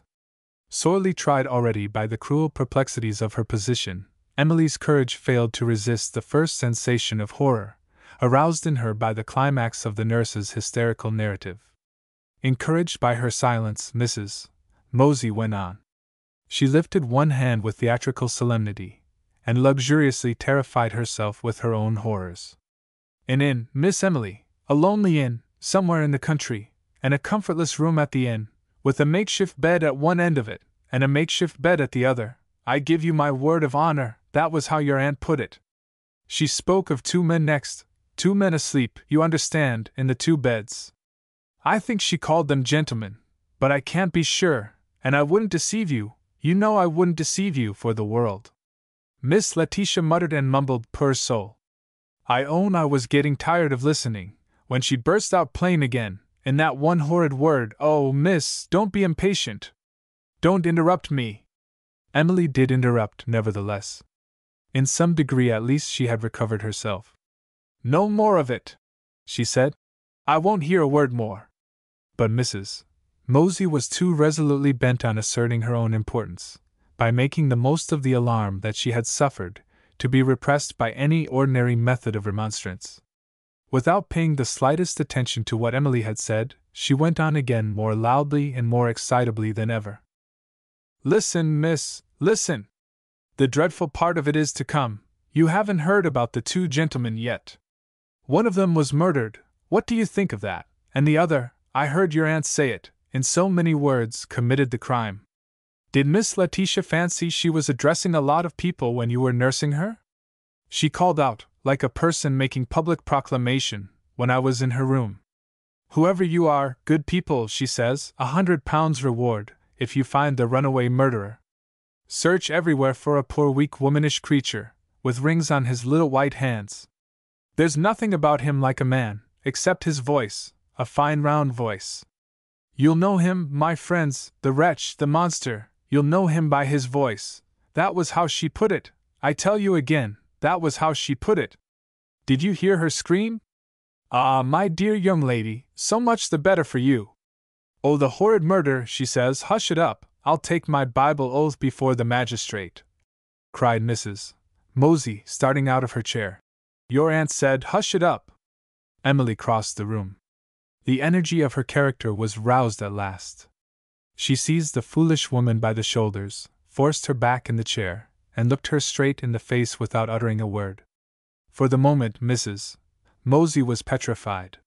She had fully expected, having reached the end of her terrible story, to find Emily at her feet, entreating her not to carry out her intention of leaving the cottage the next morning, and she had determined, after her sense of her own importance had been sufficiently flattered, to grant the prayer of the helpless young lady. Those were her anticipations, and how had they been fulfilled? She had been treated like a mad woman in a state of revolt. "How dare you assault me?"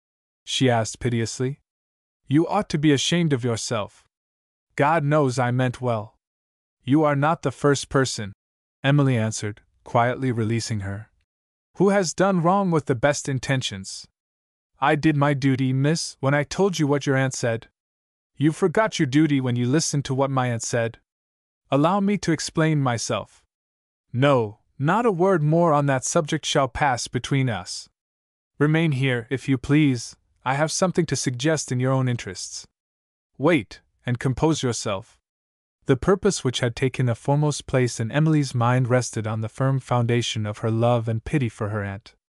Now that she had regained the power to think, she felt a hateful doubt pressed on her by Mrs. Mosey's disclosures. Having taken for granted that there was a foundation in truth for what she herself had heard in her aunt's room, could she reasonably resist the conclusion that there must be a foundation in truth for what Mrs. Mosey had heard, under similar circumstances? There was but one way of escaping from this dilemma, and Emily deliberately took it. She turned her back on her own convictions, and persuaded herself that she had been in the wrong, when she had attached importance to anything that her aunt had said, under the influence of delirium. Having adopted this conclusion, she resolved to face the prospect of a night's solitude by the deathbed, rather than permit Mrs. Mosey to have a second opportunity of drawing her own inferences from what she might hear in Miss Letitia's room. "Do you mean to keep me waiting much longer, miss?" "Not a moment longer, now you are composed again," Emily answered. "I have been thinking of what has happened, and I failed to see any necessity for putting off your departure until the doctor comes tomorrow morning. There is really no objection to your leaving me tonight." "I beg your pardon, miss, there is an objection. I have already told you I can't reconcile it to my conscience to leave you here by yourself." "I am not an inhuman woman," said Mrs. Mosey, putting her handkerchief to her eyes, smitten with pity for herself. Emily tried the effect of a conciliatory reply. "I am grateful for your kindness in offering to stay with me," she said. "Very good of you, I'm sure," Mrs. Mosey answered ironically. "But for all that, you persist in sending me away." "I persist in thinking that there is no necessity for my keeping you here until tomorrow." "Oh, have it your own way. I am not reduced to forcing my company on anybody." Mrs. Mosey put her handkerchief in her pocket, and asserted her dignity. With head erect and slowly marching steps she walked out of the room. Emily was left in the cottage, alone with her dying aunt. Chapter 16. Miss Jethro. A fortnight after the disappearance of Mrs. Ellmother and the dismissal of Mrs. Mosey, Dr. Alday entered his consulting room, punctual to the hour at which he was accustomed to receive patients. An occasional wrinkling of his eyebrows, accompanied by an intermittent restlessness in his movements, appeared to indicate some disturbance of this worthy man's professional composure. His mind was indeed not at ease. Even the inexcitable old doctor had felt the attraction which had already conquered three such dissimilar people as Alban Morris, Cecilia Wyville, and Francine de Sor. He was thinking of Emily. A ring at the doorbell announced the arrival of the first patient. The servant introduced a tall lady, dressed simply and elegantly in dark apparel. Noticeable features, of a Jewish cast, worn and haggard, but still preserving their grandeur of form, were visible through her veil. She moved with grace and dignity, and she stated her object in consulting Dr. Alday with the ease of a well-bred woman. "I come to ask your opinion, sir, on the state of my heart," she said, "and I am recommended by a patient, who has consulted you with advantage to herself." She placed a card on the doctor's writing desk, and added, "I have become acquainted with the lady, by being one of the lodgers in her house." The doctor recognized the name, and the usual proceedings ensued. After careful examination, he arrived at a favorable conclusion.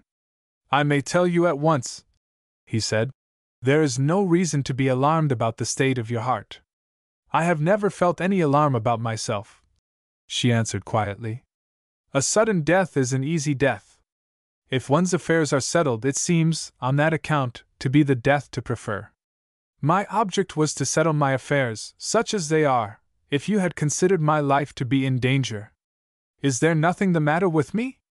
"I don't say that," the doctor replied. "The action of your heart is very feeble. Take the medicine that I shall prescribe, pay a little more attention to eating and drinking than ladies usually do, don't run upstairs, and don't fatigue yourself by violent exercise, and I see no reason why you shouldn't live to be an old woman." "God forbid!" the lady said to herself. She turned away, and looked out of the window with a bitter smile. Dr. Alday wrote his prescription. "Are you likely to make a long stay in London?" he asked. "I am here for a little while only. Do you wish to see me again? I should like to see you once more, before you go away, if you can make it convenient. What name shall I put on the prescription?" "Miss Jethro." "A remarkable name," the doctor said in his matter-of-fact way. Miss Jethro's bitter smile showed itself again. Without otherwise noticing what Dr. Alday had said, she laid the consultation fee on the table. At the same moment, the footman appeared with a letter. "From Miss Emily Brown," he said. "No answer required."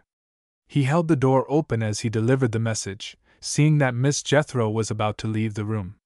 She dismissed him by a gesture, and, returning to the table, pointed to the letter. "Was your correspondent lately a pupil at Miss Ladd's school?" she inquired. "My correspondent has just left Miss Ladd," the doctor answered. "Are you a friend of hers?" "I am acquainted with her." "You would be doing the poor child a kindness, if you would go and see her. She has no friends in London." "Pardon me, she has an aunt. Her aunt died a week since." "Are there no other relations?" "None." "A melancholy state of things, isn't it? She would have been absolutely alone in the house, if I had not sent one of my women servants to stay with her for the present." "Did you know her father?" Miss Jethro passed over the question, as if she had not heard it. "Has the young lady dismissed her aunt's servants?" she asked. "Her aunt kept but one servant, ma'am. The woman has spared Miss Emily the trouble of dismissing her." He briefly alluded to Mrs. Ellmother's desertion of her mistress. "I can't explain it," he said when he had done. "Can you? What makes you think, sir, that I can help you? I have never even heard of the servant, and the mistress was a stranger to me." At Dr. Alday's age a man is not easily discouraged by reproof, even when it is administered by a handsome woman. "I thought you might have known Miss Emily's father," he persisted. Miss Jethro rose, and wished him good morning. "I must not occupy any more of your valuable time," she said. "Suppose you wait a minute?" the doctor suggested. Impenetrable as ever, he rang the bell. Any patients in the waiting room? He inquired. You see, I have time to spare, he resumed, when the man had replied in the negative. I take an interest in this poor girl, and I thought. If you think that I take an interest in her too, Miss Jethro interposed. You are perfectly right, I knew her father, she added abruptly, the allusion to Emily having apparently reminded her of the question which she had hitherto declined to notice. In that case, Dr. Alday proceeded, I want a word of advice. Won't you sit down? She took a chair in silence.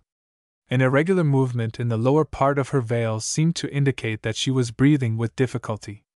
The doctor observed her with close attention. Let me see my prescription again, he said. Having added an ingredient, he handed it back with a word of explanation. Your nerves are more out of order than I supposed. The hardest disease to cure that I know of is worry. The hint could hardly have been plainer, but it was lost on Miss Jethro. Whatever her troubles might be, her medical adviser was not made acquainted with them. Quietly folding up the prescription, she reminded him that he had proposed to ask her advice. In what way can I be of service to you? She inquired. I am afraid I must try your patience, the doctor acknowledged. If I am to answer that question plainly. With these prefatory words, he described the events that had followed Mrs. Mosey's appearance at the cottage. I am only doing justice to this foolish woman, he continued, when I tell you that she came here, after she had left Miss Emily, and did her best to set matters right. I went to the poor girl directly, and I felt it my duty, after looking at her aunt, not to leave her alone for that night. When I got home the next morning, whom do you think I found waiting for me? Mrs. Elmother. He stopped, in the expectation that Miss Jethro would express some surprise. Not a word passed her lips. Mrs. Elmother's object was to ask how her mistress was going on, the doctor proceeded. Every day while Miss Letitia still lived, she came here to make the same inquiry, without a word of explanation. On the day of the funeral, there she was at the church, dressed in deep mourning, and, as I can personally testify, crying bitterly. When the ceremony was over, can you believe it, she slipped away before Miss Emily or I could speak to her. We have seen nothing more of her, and heard nothing more, from that time to this. He stopped again, the silent lady still listening without making any remark. Have you no opinion to express? The doctor asked bluntly. I am waiting, Miss Jethro answered. Waiting for what? I haven't heard yet why you want my advice. Dr. Alday's observation of humanity had hitherto reckoned want of caution among the deficient moral qualities in the natures of women. He set down Miss Jethro as a remarkable exception to a general rule. I want you to advise me as to the right course to take with Miss Emily, he said. She has assured me she attaches no serious importance to her aunt's wanderings, when the poor old lady's fever was at its worst. I don't doubt that she speaks the truth, but I have my own reasons for being afraid that she is deceiving herself. Will you bear this in mind? Yes, if it's necessary. In plain words, Miss Jethro, you think I am still wandering from the point. I have got to the point. Yesterday, Miss Emily told me that she hoped to be soon composed enough to examine the papers left by her aunt. Miss Jethro suddenly turned in her chair and looked at Dr. Alday. Are you beginning to feel interested? The doctor asked mischievously. She neither acknowledged nor denied it. Go on, was all she said. I don't know how you feel, he proceeded. I am afraid of the discoveries which she may make, and I am strongly tempted to advise her to leave the proposed examination to her aunt's lawyer. Is there anything in your knowledge of Miss Emily's late father which tells you that I am right? Before I reply, said Miss Jethro, it may not be amiss to let the young lady speak for herself. How is she to do that? The doctor asked. Miss Jethro pointed to the writing table. Look there, she said. You have not yet opened Miss Emily's letter. Chapter 17. Dr. Alday. Absorbed in the effort to overcome his patient's reserve, the doctor had forgotten Emily's letter. He opened it immediately. After reading the first sentence, he looked up with an expression of annoyance. She has begun the examination of the papers already, he said. Then I can be of no further use to you, Miss Jethro rejoined. She made a second attempt to leave the room. Dr. Alday turned to the next page of the letter. Stop! He cried. She has found something, and here it is. He held up a small printed handbill, which had been placed between the first and second pages. Suppose you look at it, he said. Whether I am interested in it or not? Miss Jethro asked. You may be interested in what Miss Emily says about it in her letter. Do you propose to show me her letter? I propose to read it to you. Miss Jethro took the handbill without further objection. It was expressed in these words: Murder. £100 reward. Whereas a murder was committed on the 30th September, 1877, at the Hand in Hand Inn, in the village of Zealand, Hampshire, the above reward will be paid to any person or persons whose exertions shall lead to the arrest and conviction of the suspected murderer. Name not known. Supposed age, between 20 and 30 years. A well-made man of small stature. Fair complexion, delicate features, clear blue eyes. Hair light, and cut rather short. Clean shaven, with the exception of narrow half-whiskers. Small, white, well-shaped hands. Wore valuable rings on the 2 last fingers of the left hand. Dressed neatly in a dark gray tourist suit. Carried a knapsack, as if on a pedestrian excursion. Remarkably good voice, smooth, full, and persuasive. Ingratiating manners. Applied to the Chief Inspector, Metropolitan Police Office, London. Miss Jethro laid aside the handbill without any visible appearance of agitation. The doctor took up Emily's letter and read as follows: You will be as much relieved as I was, my kind friend, when you look at the paper enclosed. I found it loose in a blank book, with cuttings from newspapers, and odd announcements of lost property and other curious things, all huddled together between the leaves, which my aunt no doubt intended to set in order and fix in their proper places. She must have been thinking of her book, poor soul, in her last illness. Here is the origin of those terrible words which frightened stupid Mrs. Mosey. Is it not encouraging to have discovered such a confirmation of my opinion as this? I feel a new interest in looking over the papers that still remain to be examined. Before he could get to the end of the sentence, Miss Jethro's agitation broke through her reserve. Do what you propose to do, she burst out vehemently. Stop her at once from carrying her examination any further. If she hesitates, insist on it. At last Dr. Alday had triumphed. It has been a long time coming, he remarked in his cool way, and it's all the more welcome on that account. You dread the discoveries she may make, Miss Jethro, as I do. And you know what those discoveries may be. What I do know, or don't know, is of no importance, she answered sharply. Excuse me, it is of very serious importance. I have no authority over this poor girl. I am not even an old friend. You tell me to insist. Help me to declare honestly that I know of circumstances which justify me, and I may insist to some purpose. Miss Jethro lifted her veil for the first time, and eyed him searchingly. I believe I can trust you, she said. Now listen. The one consideration on which I consent to open my lips is consideration for Miss Emily's tranquility. Promise me absolute secrecy, on your word of honor. He gave the promise. I want to know one thing first, Miss Jethro proceeded. Did she tell you, as she once told me, that her father had died of heart complaint? Yes. Did you put any questions to her? I asked how long ago it was. And she told you? She told me. You wish to know, Dr. Alday, what discoveries Miss Emily may yet make, among her aunt's papers. Judge for yourself, when I tell you that she has been deceived about her father's death. Do you mean that he is still living? I mean that she has been deceived, purposely deceived, about the manner of his death. Who was the wretch who did it? You are wronging the dead, sir. The truth can only have been concealed out of the purest motives of love and pity. I don't desire to disguise the conclusion at which I have arrived after what I have heard from yourself. The person responsible must be Miss Emily's aunt, and the old servant must have been in her confidence. Remember, you are bound in honor not to repeat to any living creature what I have just said. The doctor followed Miss Jethro to the door. "You have not yet told me," he said, "how her father died. I have no more to tell you." With those words she left him. He rang for his servant. To wait until the hour at which he was accustomed to go out might be to leave Emily's peace of mind at the mercy of an accident. "I am going to the cottage," he said. "If anybody wants me, I shall be back in a quarter of an hour." On the point of leaving the house, he remembered that Emily would probably expect him to return the handbill.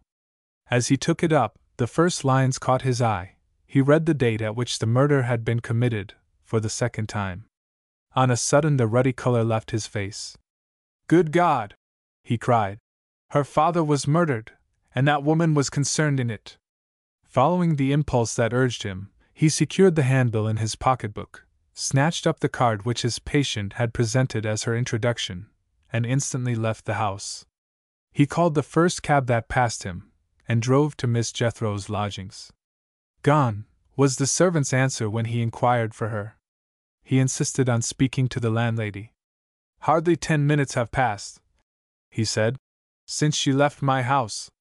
"Hardly 10 minutes have passed," the landlady replied, "since that message was brought here by a boy." The message had been evidently written in great haste. "I am unexpectedly obliged to leave London. A bank note is enclosed in payment of my debt to you. I will send for my luggage." The doctor withdrew. "Unexpectedly obliged to leave London," he repeated, as he got into the cab again. "Her flight condemns her, not a doubt of it now. As fast as you can," he shouted to the man, directing him to drive to Emily's cottage. Chapter 18. Miss Ladd. Arriving at the cottage, Dr. Alday discovered a gentleman, who was just closing the garden gate behind him. "Has Miss Emily had a visitor?" he inquired, when the servant admitted him. "The gentleman left a letter for Miss Emily, sir." "Did he ask to see her?" "He asked after Miss Letitia's health. When he heard that she was dead, he seemed to be startled, and went away immediately." "Did he give his name?" "No, sir." The doctor found Emily absorbed over her letter. His anxiety to forestall any possible discovery of the deception which had concealed the terrible story of her father's death kept Dr. Alday's vigilance on the watch. He doubted the gentleman who had abstained from giving his name. He even distrusted the other unknown person who had written to Emily. She looked up. Her face relieved him of his misgivings before she could speak. "At last I have heard from my dearest friend," she said.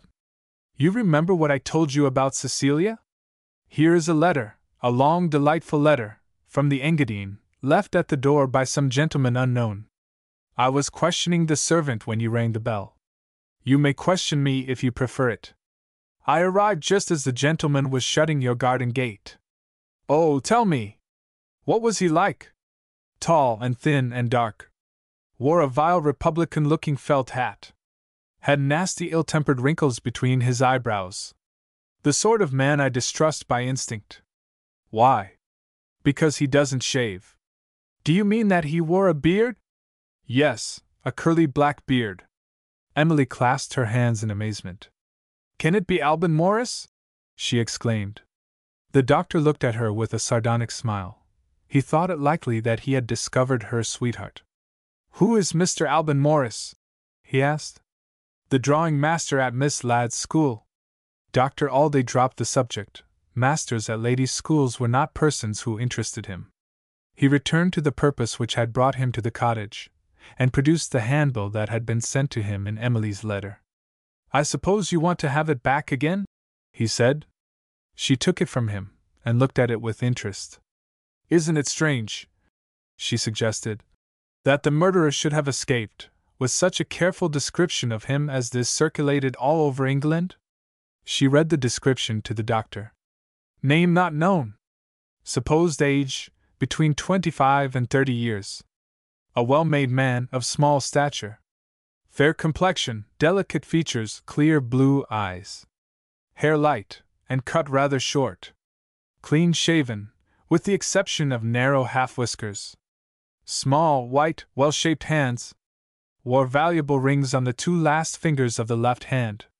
Dressed neatly. That part of the description is useless, the doctor remarked. He would change his clothes. But could he change his voice? Emily objected. Listen to this, remarkably good voice, smooth, full, and persuasive, and here again, ingratiating manners. Perhaps you will say he could put on an appearance of rudeness.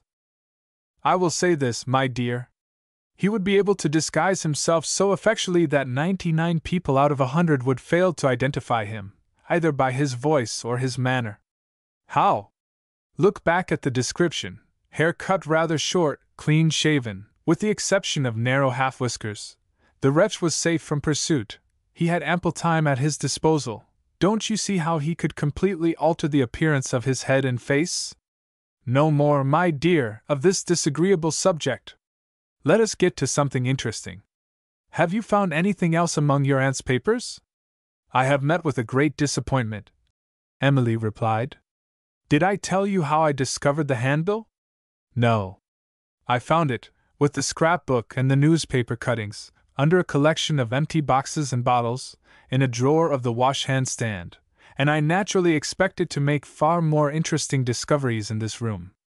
My search was over in 5 minutes. Nothing in the cabinet there, in the corner, but a few books and some china. Nothing in the writing desk, on that side table, but a packet of notepaper and some sealing wax. Nothing here in the drawers, but tradesmen's receipts, materials for knitting, and old photographs. She must have destroyed all her papers, poor dear, before her last illness, and the handbill and the other things can only have escaped, because they were left in a place which she never thought of examining. Isn't it provoking? With a mind inexpressibly relieved, good Dr. Alday asked permission to return to his patients, leaving Emily to devote herself to her friend's letter. On his way out, he noticed that the door of the bedchamber on the opposite side of the passage stood open. Since Miss Letitia's death the room had not been used. Well within view stood the wash-hand stand to which Emily had alluded. The doctor advanced to the house door, reflected, hesitated, and looked toward the empty room. It had struck him that there might be a second drawer which Emily had overlooked. Would he be justified in setting this doubt at rest? If he passed over ordinary scruples it would not be without excuse. Miss Letitia had spoken to him of her affairs, and had asked him to act, in Emily's interest, as co-executor with her lawyer. The rapid progress of the illness had made it impossible for her to execute the necessary codicil. But the doctor had been morally, if not legally, taken into her confidence, and for that reason he decided that he had a right in this serious matter to satisfy his own mind. A glance was enough to show him that no second drawer had been overlooked. There was no other discovery to detain the doctor. The wardrobe only contained the poor old lady's clothes.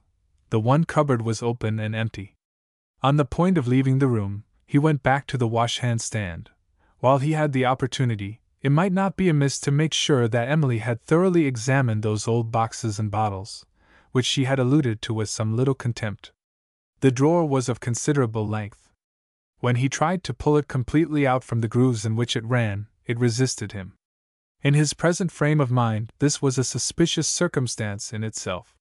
He cleared away the litter so as to make room for the introduction of his hand and arm into the drawer. In another moment his fingers touched a piece of paper, jammed between the inner end of the drawer and the bottom of the flat surface of the wash-hand stand.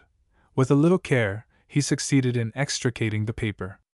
Only pausing to satisfy himself that there was nothing else to be found, and to close the drawer after replacing its contents, he left the cottage. The cab was waiting for him. On the drive back to his own house, he opened the crumpled paper. It proved to be a letter addressed to Miss Letitia, and it was signed by no less a person than Emily's schoolmistress. Looking back from the end to the beginning, Dr. Alday discovered, in the first sentence, the name of Miss Jethro. But for the interview of that morning with his patient he might have doubted the propriety of making himself further acquainted with the letter. As things were, he read it without hesitation.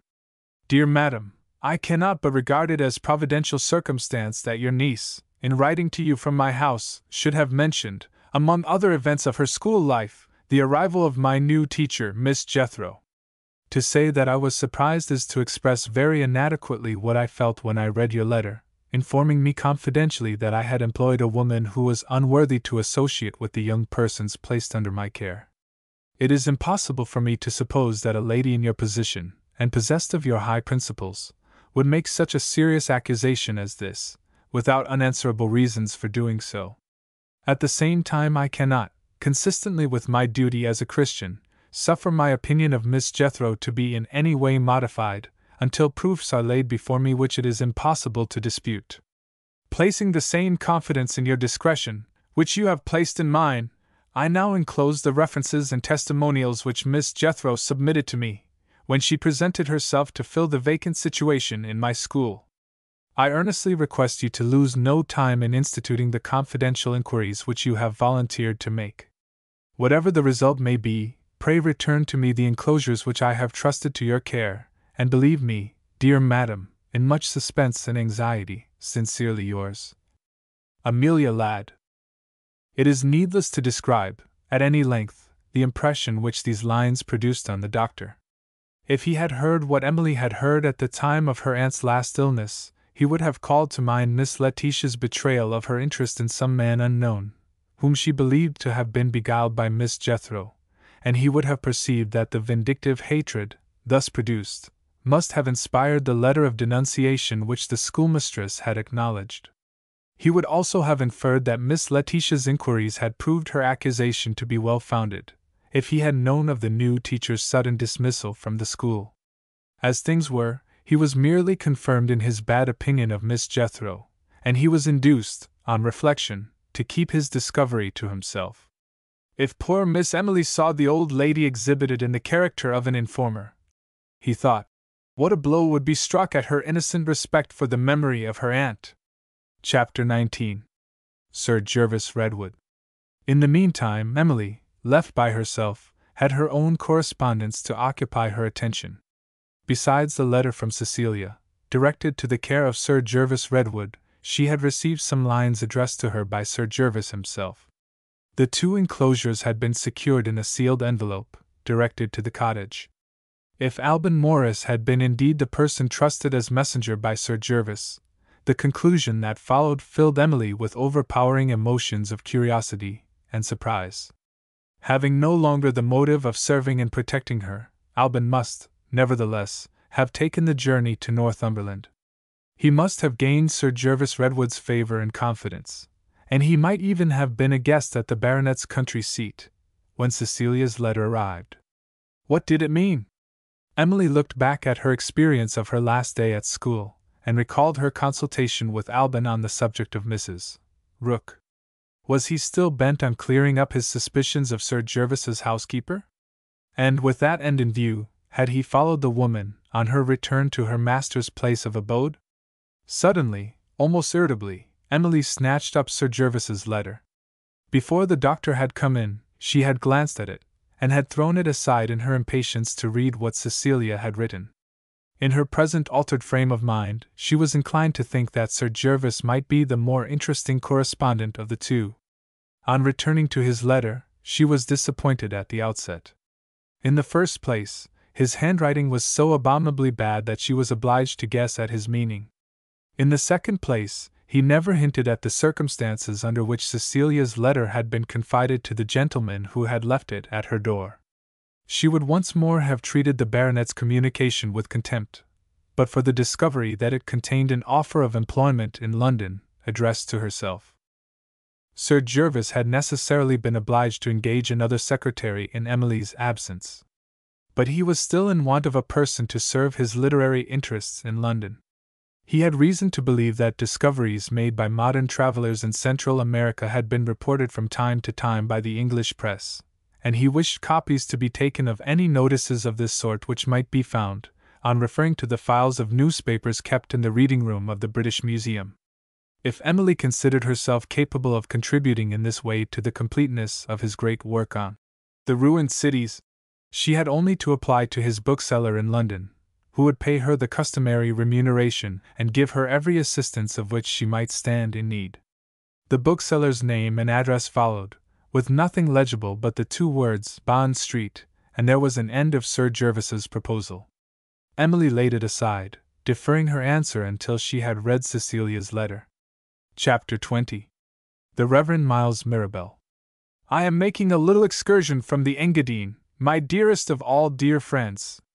2 charming fellow travelers take care of me, and we may perhaps get as far as the Lake of Como.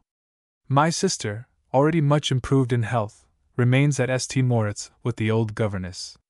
The moment I know what exact course we are going to take, I shall write to Julia to forward any letters which arrive in my absence. My life, in this earthly paradise, will be only complete when I hear from my darling Emily.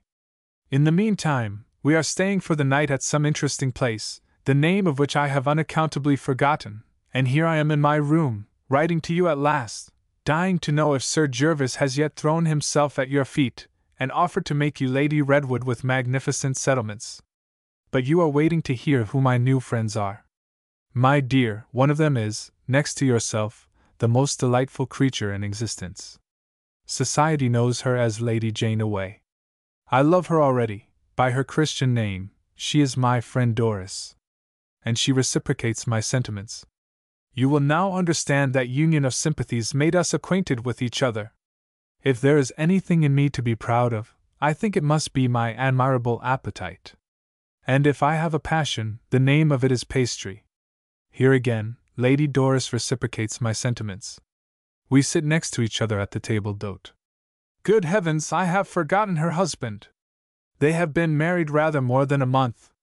Did I tell you that she is just 2 years older than I am? I declare I am forgetting him again. He is Lord Jane Away. Such a quiet, modest man, and so easily amused. He carries with him everywhere a dirty little tin case, with air holes in the cover. He goes softly poking about among bushes and brambles, and under rocks, and behind old wooden houses. When he has caught some hideous insect that makes one shudder, he blushes with pleasure, and looks at his wife and me, and says with the prettiest lisp, "This is what I call enjoying the day. To see the manner in which he obeys her is, between ourselves, to feel proud of being a woman." Where was I? Oh, at the table d'hôte.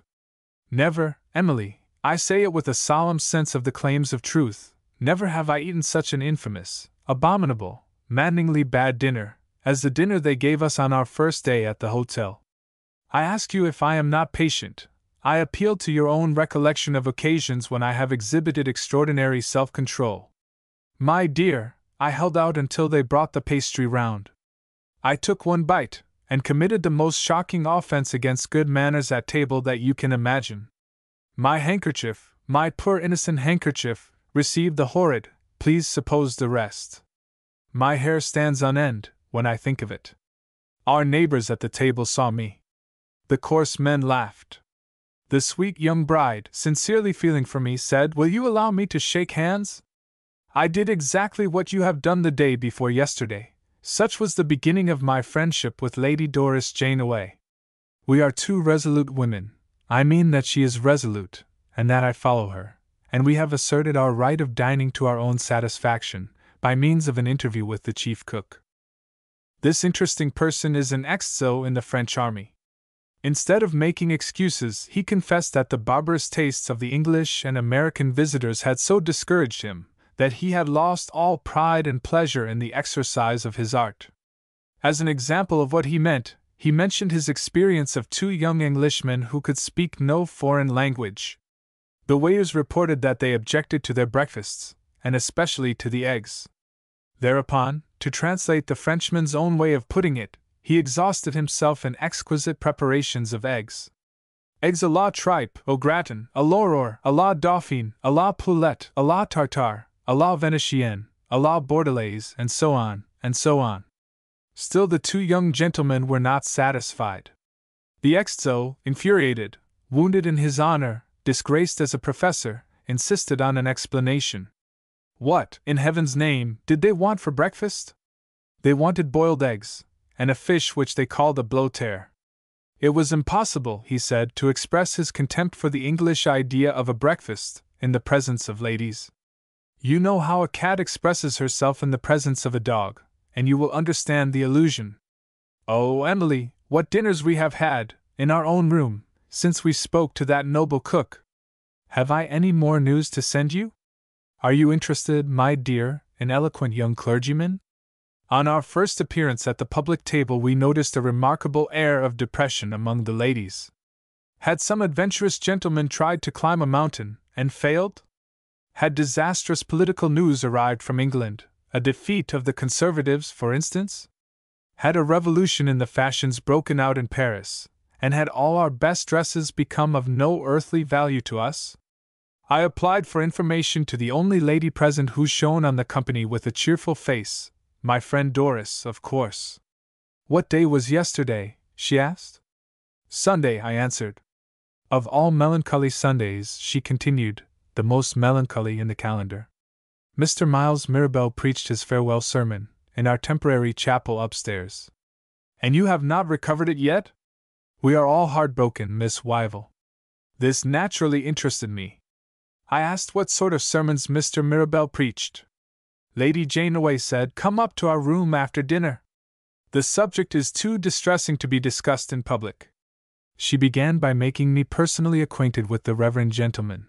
That is to say, she showed me the photographic portraits of him. They were 2 in number. One only presented his face. The other exhibited him at full length, adorned in his surplice. Every lady in the congregation had received the 2 photographs as a farewell present. My portraits, Lady Doris remarked, are the only complete specimens. The others have been irretrievably ruined by tears. You will now expect a personal description of this fascinating man. What the photographs failed to tell me, my friend was so kind as to complete from the resources of her own experience. Here is the result presented to the best of my ability. He is young, not yet 30 years of age. His complexion is fair, his features are delicate, his eyes are clear blue. He has pretty hands, and rings prettier still. And such a voice, and such manners! You will say there are plenty of pet parsons who answer to this description. Wait a little, I have kept his chief distinction till the last.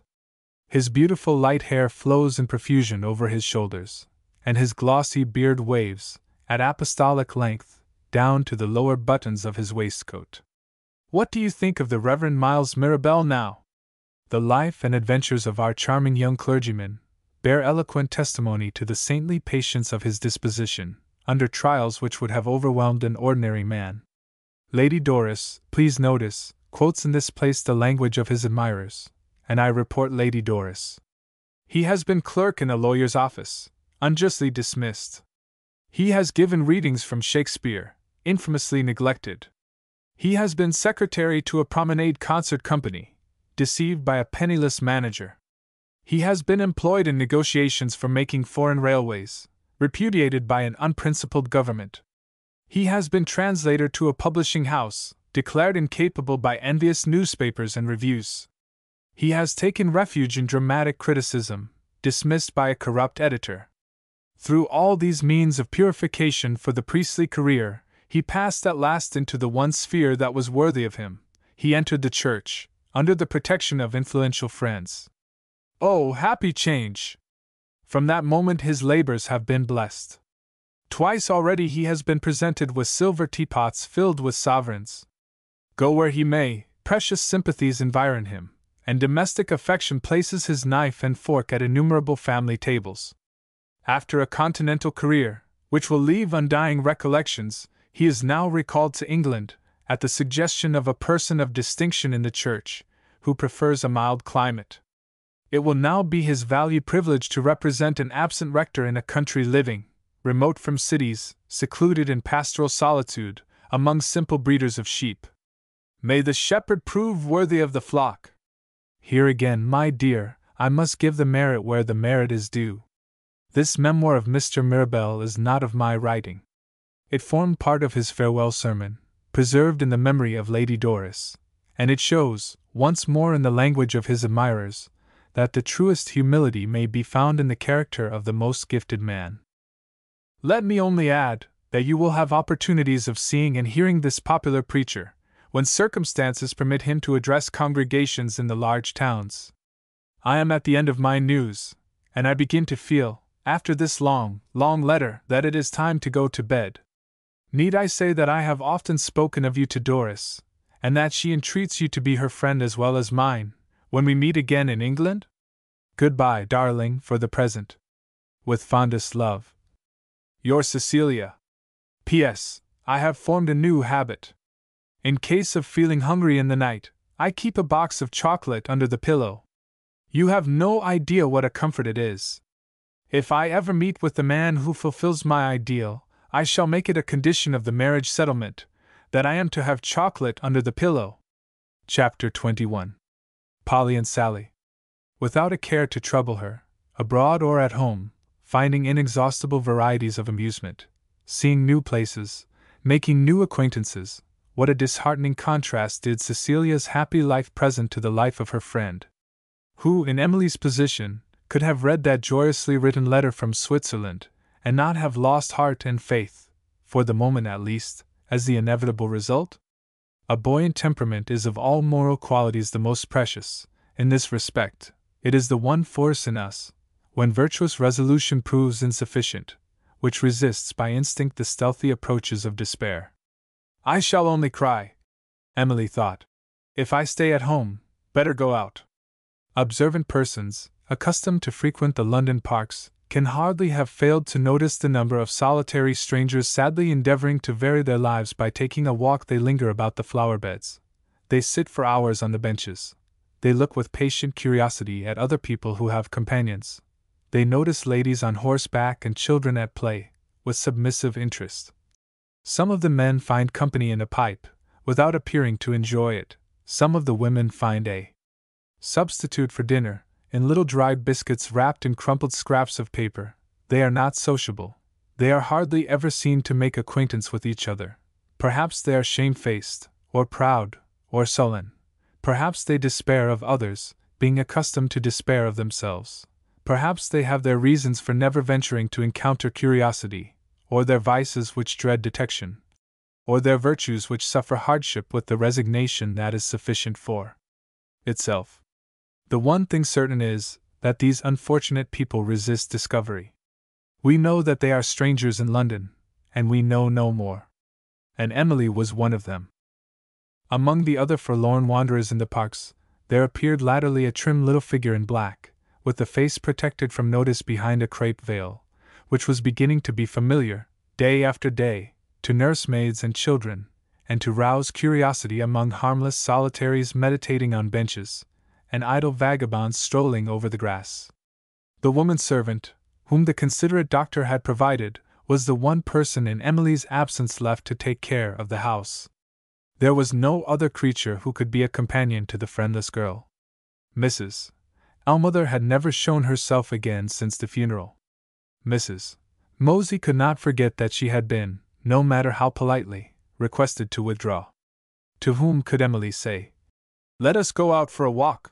She had communicated the news of her aunt's death to Miss Ladd, at Brighton, and had heard from Francine. The worthy schoolmistress had written to her with the truest kindness. "Choose your own time, my poor child, and come and stay with me at Brighton, the sooner the better." Emily shrank, not from accepting the invitation, but from encountering Francine. The hard West Indian heiress looked harder than ever with a pen in her hand. Her letter announced that she was getting on wretchedly with her studies, which she hated. She found the masters appointed to instruct her ugly and disagreeable, and loathed the sight of them. She had taken a dislike to Miss Ladd, and time only confirmed that unfavorable impression. Brighton was always the same, the sea was always the same, the drives were always the same. Francine felt a presentiment that she should do something desperate, unless Emily joined her, and made Brighton endurable behind the horrid schoolmistress's back. Solitude in London was a privilege and a pleasure, viewed as the alternative to such companionship as this. Emily wrote gratefully to Miss Ladd, and asked to be excused. Other days had passed drearily since that time, but the one day that had brought with it Cecilia's letter set past happiness and present sorrow together so vividly, and so cruelly that Emily's courage sank. She had forced back the tears in her lonely home. She had gone out to seek consolation and encouragement under the sunny sky, to find comfort for her sore heart in the radiant summer beauty of flowers and grass, in the sweet breathing of the air, in the happy heavenward soaring of the birds. No! Mother Nature is stepmother to the sick at heart. Soon, too soon, she could hardly see where she went. Again and again she resolutely cleared her eyes, under the shelter of her veil, when passing strangers noticed her, and again the tears found their way back. Oh, if the girls at the school were to see her now, the girls who used to say in their moments of sadness, "Let us go to Emily and be cheered," would they know her again? She sat down to rest and recover herself on the nearest bench. It was unoccupied. No passing footsteps were audible on the remote path to which she had strayed. Solitude at home. Solitude in the park. Where was Cecilia at that moment? In Italy, among the lakes and mountains, happy in the company of her light-hearted friend. The lonely interval passed, and persons came near. Two sisters, girls like herself, stopped to rest on the bench. They were full of their own interests. They hardly looked at the stranger in mourning garments. The younger sister was to be married, and the elder was to be bridesmaid. They talked of their dresses and their presents. They compared the dashing bridegroom of one with the timid lover of the other. They laughed over their own small sallies of wit, over their joyous dreams of the future, over their opinions of the guests invited to the wedding. Too joyfully restless to remain inactive any longer, they jumped up again from the seat. One of them said, "Polly, I'm too happy," and danced as she walked away. The other cried, "Sally, for shame," and laughed, as if she had hit on the most irresistible joke that ever was made. Emily rose and went home. By some mysterious influence which she was unable to trace, the boisterous merriment of the two girls had roused in her a sense of revolt against the life that she was leading. Change, speedy change, to some occupation that would force her to exert herself, presented the one promise of brighter days that she could see. To feel this was to be inevitably reminded of Sir Gervas Redwood. Here was a man, who had never seen her, transformed by the incomprehensible operation of chance into the friend of whom she stood in need, the friend who pointed the way to a new world of action, the busy world of readers in the library of the museum. Early in the new week, Emily had accepted Sir Gervas's proposal, and had so interested the bookseller to whom she had been directed to apply, that he took it on himself to modify the arbitrary instructions of his employer. "The old gentleman has no mercy on himself, and no mercy on others," he explained, "where his literary labors are concerned. You must spare yourself, Miss Emily. It is not only absurd, it's cruel, to expect you to ransack old newspapers for discoveries in Yucatan, from the time when Stevens published his travels in Central America, nearly 40 years since. Begin with back numbers published within a few years, say 5 years from the present date, and let us see what your search over that interval will bring forth." Accepting this friendly advice, Emily began with the newspaper volume dating from New Year's Day, 1876. The first hour of her search strengthened the sincere sense of gratitude with which she remembered the bookseller's kindness. To keep her attention steadily fixed on the one subject that interested her employer, and to resist the temptation to read those miscellaneous items of news which especially interest women, put her patience and resolution to a merciless test. Happily for herself, her neighbors on either side were no idlers.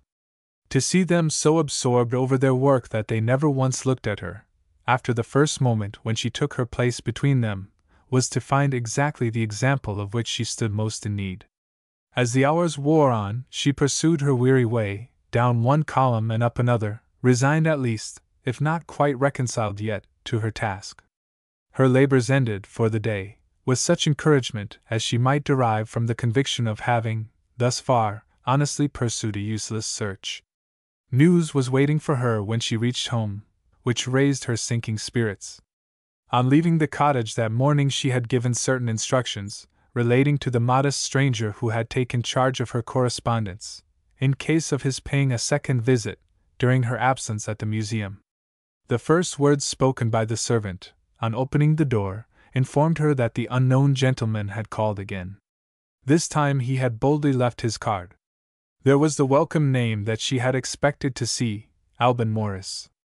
Chapter 22. Alban Morris.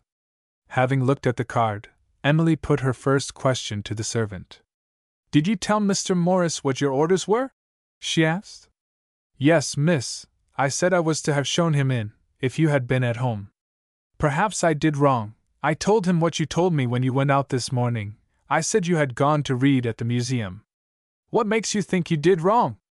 Well, miss, he didn't say anything, but he looked upset. Do you mean that he looked angry? The servant shook her head. Not exactly angry, puzzled and put out. Did he leave any message? He said he would call later, if you would be so good as to receive him. In half an hour or more, Alban and Emily were together again. The light fell full on her face as she rose to receive him. Oh, how you have suffered! The words escaped him before he could restrain himself. He looked at her with the tender sympathy, so precious to women, which she had not seen in the face of any human creature since the loss of her aunt. Even the good doctor's efforts to console her had been efforts of professional routine, the inevitable result of his lifelong familiarity with sorrow and death. While Alban's eyes rested on her, Emily felt her tears rising. In the fear that he might misinterpret her reception of him, she made an effort to speak with some appearance of composure. I lead a lonely life, she said, and I can well understand that my face shows it.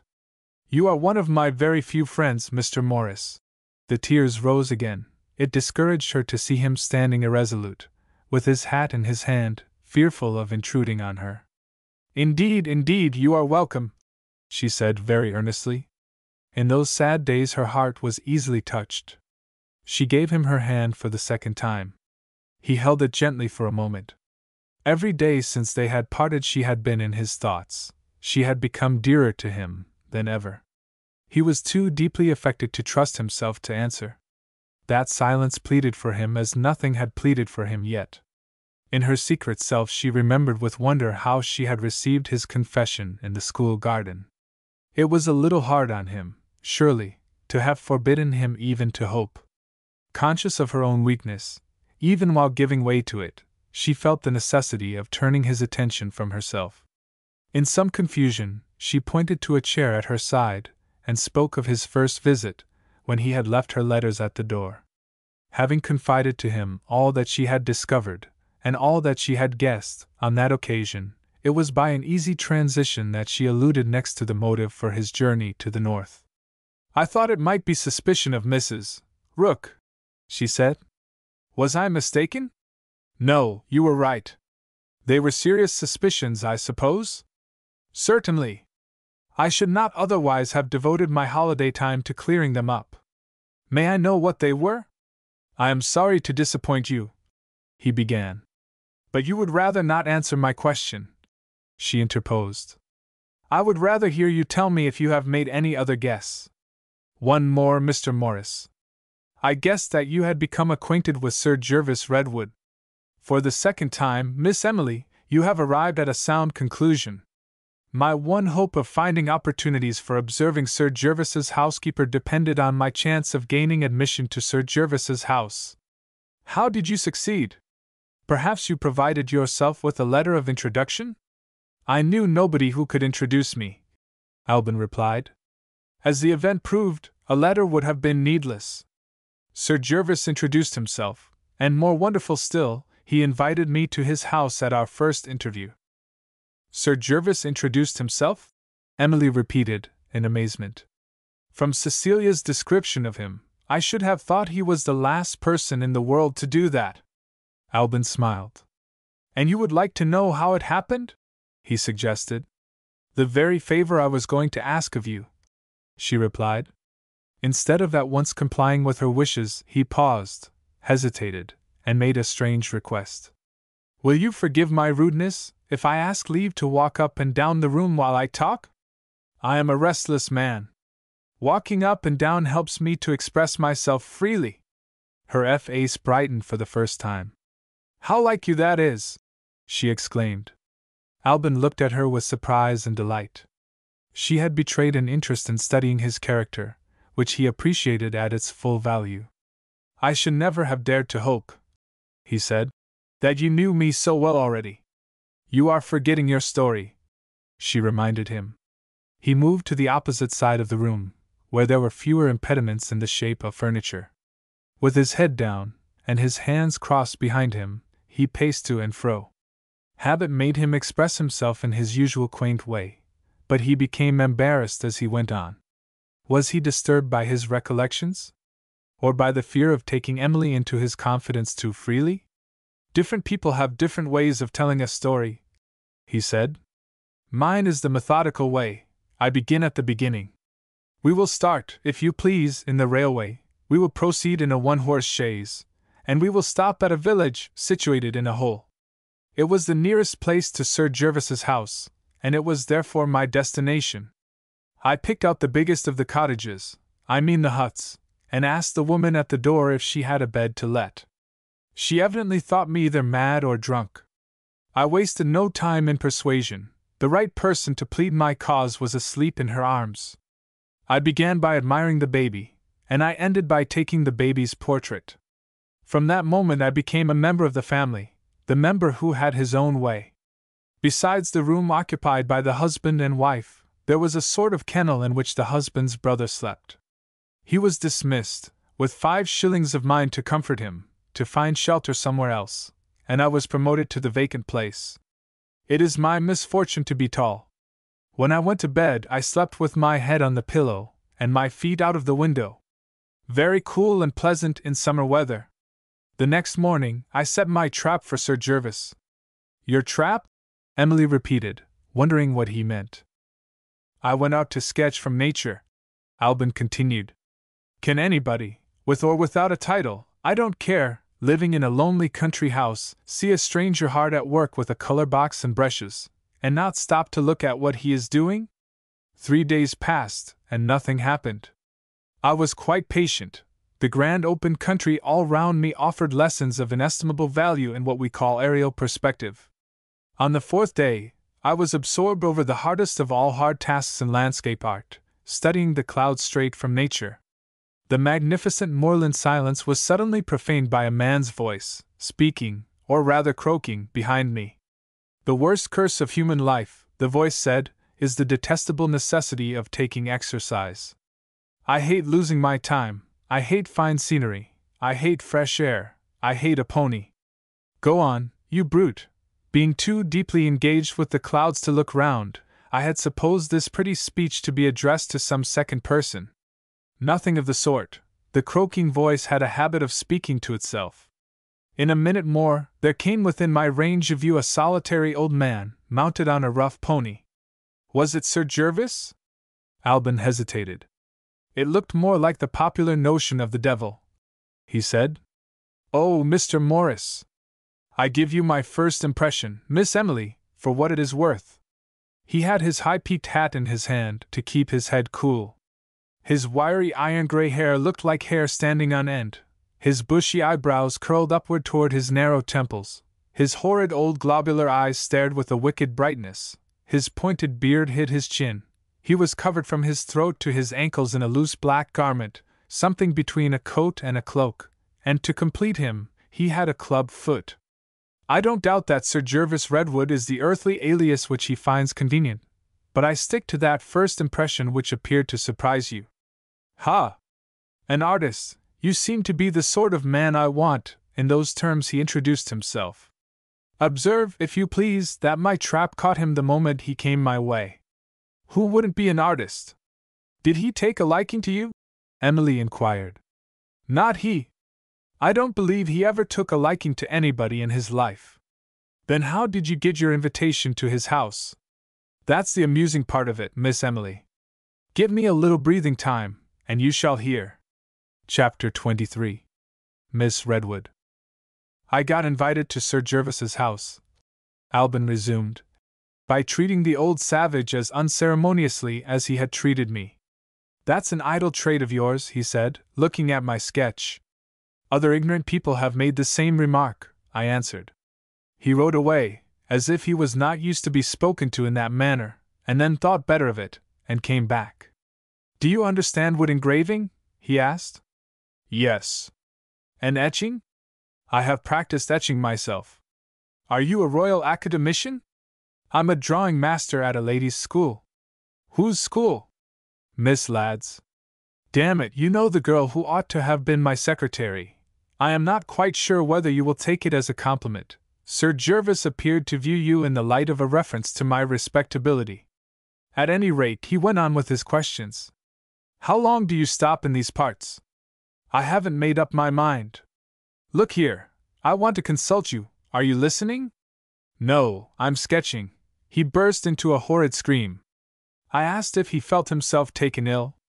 Ill, he said. I'm laughing. It was a diabolical laugh, in one syllable, not ha. Ha. Ha, only ha. And it made him look wonderfully like that eminent person, whom I persist in thinking he resembles. You're an impudent dog, he said. Where are you living? He was so delighted when he heard of my uncomfortable position in the kennel bedroom, that he offered his hospitality on the spot. I can't go to you in such a pigsty as that, he said. You must come to me. What's your name? Alban Morris. What's yours? Jervis Redwood. Pack up your traps when you've done your job, and come and try my kennel. There it is, in a corner of your drawing, and devilish-like too. I packed up my traps, and I tried his kennel. And now you have had enough of Sir Jervis Redwood. Not half enough, Emily answered. Your story leaves off just at the interesting moment. I want you to take me to Sir Jervis's house. And I want you, Miss Emily, to take me to the British Museum. Don't let me startle you. When I called here earlier in the day, I was told that you had gone to the reading room. Is your reading a secret? His manner, when he made that reply, suggested to Emily that there was some foregone conclusion in his mind, which he was putting to the test. She answered without alluding to the impression which he had produced on her. My reading is no secret. I am only consulting old newspapers. He repeated the last words to himself. Old newspapers? He said, as if he was not quite sure of having rightly understood her. She tried to help him by a more definite reply. I am looking through old newspapers, she resumed, beginning with the year 1876. And going back from that time? He asked eagerly. To earlier dates still? No, just the contrary, advancing from 76 to the present time. He suddenly turned pale, and tried to hide his face from her by looking out of the window. For a moment, his agitation deprived him of his presence of mind.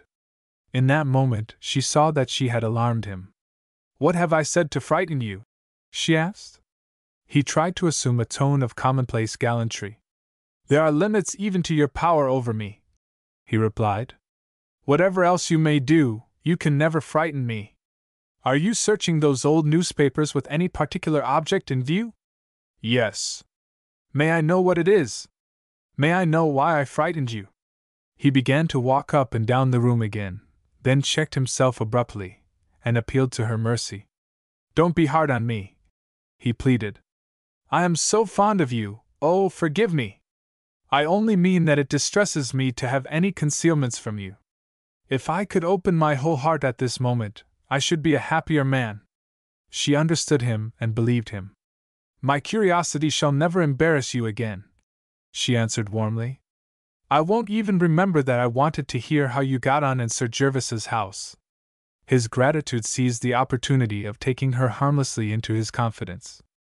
As Sir Jervis's guest, he said, my experience is at your service. Only tell me how I can interest you.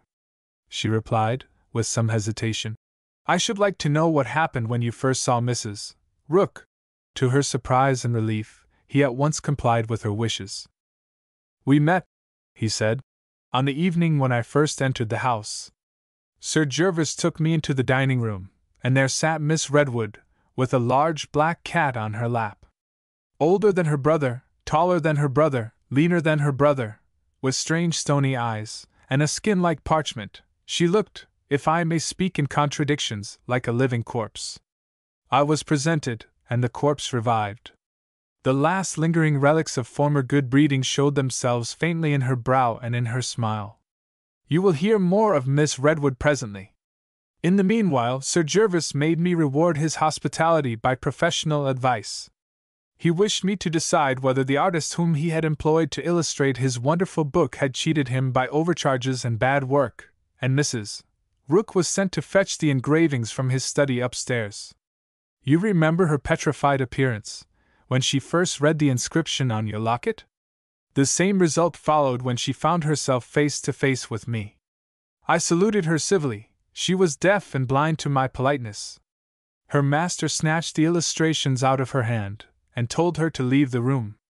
She stood stock-still, staring helplessly. Sir Gervas looked round at his sister, and I followed his example.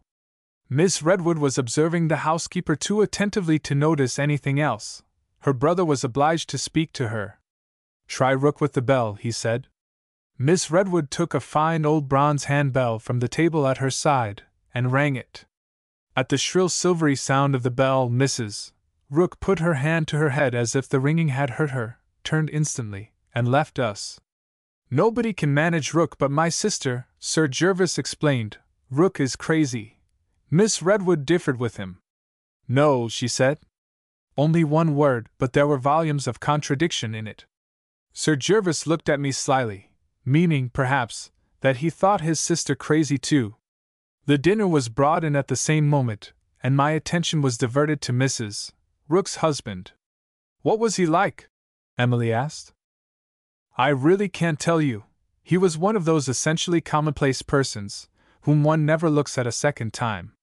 His dress was shabby, his head was bald, and his hands shook when he waited on us at table, and that is all I remember. Sir Gervas and I feasted on salt fish, mutton, and beer. Miss Redwood had cold broth, with a wineglass full of rum poured into it by Mr. Rook.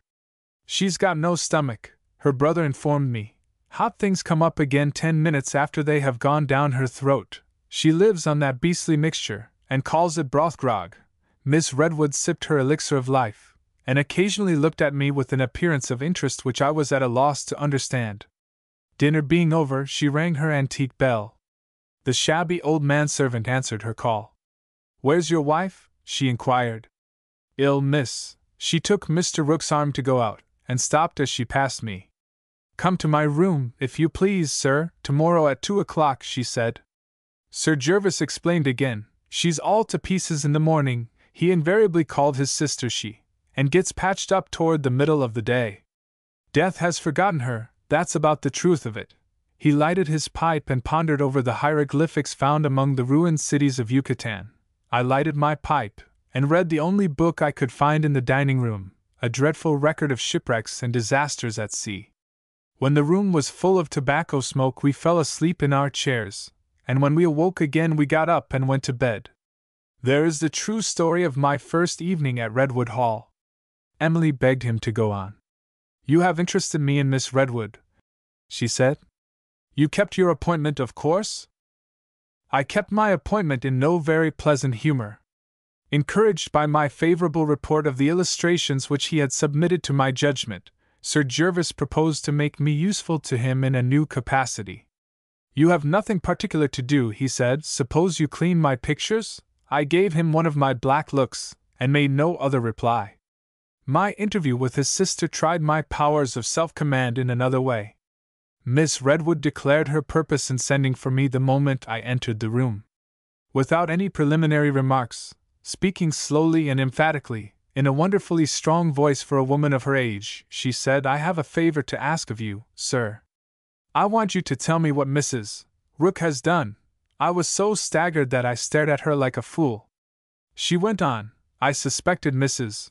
Rook, sir, of having guilty remembrances on her conscience before she had been a week in our service. Can you imagine my astonishment when I heard that Miss Redwood's view of Mrs. Rook was my view? Finding that I still said nothing, the old lady entered into details. "We arranged, sir," she persisted in calling me sir, with the formal politeness of the old school, "we arranged, sir, that Mrs. Rook and her husband should occupy the bedroom next to mine, so that I might have her near me in case of my being taken ill in the night." She looked at the door between the two rooms, suspicious. She asked if there was any objection to her changing to another room. Suspicious. Suspicious. "Pray take a seat, sir, and tell me which Mrs. Rook is guilty of theft or murder?" "What a dreadful old woman!" Emily exclaimed. "How did you answer her?" I told her, with perfect truth, that I knew nothing of Mrs. Rook's secrets. Miss Redwood's humor took a satirical turn. "Allow me to ask, sir, whether your eyes were shut when our housekeeper found herself unexpectedly in your presence?" I referred the old lady to her brother's opinion. Sir Gervas believes Mrs. Rook to be crazy, I reminded her. Do you refuse to trust me, sir? I have no information to give you, madam. She waved her skinny old hand in the direction of the door. I made my bow and retired. She called me back. Old women used to be prophets, sir, in the bygone time, she said. I will venture on a prediction. You will be the means of depriving us of the services of Mr. and Mrs. Rook. If you will be so good as to stay here a day or two longer, you will hear that those two people have given us notice to quit. It will be her doing, mind, he is a mere cipher. I wish you good morning. Will you believe me when I tell you that the prophecy was fulfilled? Do you mean that they actually left the house? They would certainly have left the house, Alban answered, if Sir Gervas had not insisted on receiving the customary month's warning. He asserted his resolution by locking up the old husband in the pantry. His sister's suspicions never entered his head. The housekeeper's conduct, he said, simply proved that she was, what he had always considered her to be, crazy. A capital servant, in spite of that drawback, he remarked, and you will see, I shall bring her to her senses. The impression produced on me was naturally of a very different kind. While I was still uncertain how to entrap Mrs. Rook into confirming my suspicions, she herself had saved me the trouble. She had placed her own guilty interpretation on my appearance in the house. I had driven her away. Emily remained true to her resolution not to let her curiosity embarrass Alban again. But the unexpressed question was in her thoughts. Of what guilt does he suspect Mrs. Rook? And when he first felt his suspicions, was my father in his mind? Alban proceeded. I had only to consider next whether I could hope to make any further discoveries if I continued to be Sir Gervas's guest. The object of my journey had been gained, and I had no desire to be employed as picture cleaner. Miss Redwood assisted me in arriving at a decision. I was sent for to speak to her again. The success of her prophecy had raised her spirits. She asked, with ironical humility, if I proposed to honor them by still remaining their guest, after the disturbance that I had provoked. I answered that I proposed to leave by the first train the next morning. Will it be convenient for you to travel to some place at a good distance from this part of the world? She asked. I had my own reasons for going to London, and said so. Will you mention that to my brother this evening, just before we sit down to dinner? She continued. And will you tell him plainly that you have no intention of returning to the north? I shall make use of Mrs. Rook's arm, as usual, to help me downstairs, and I will take care that she hears what you say. Without venturing on another prophecy, I will only hint to you that I have my own idea of what will happen, and I should like you to see for yourself, sir, whether my anticipations are realized. Need I tell you that this strange old woman proved to be right once more? Mr. Rook was released. Mrs.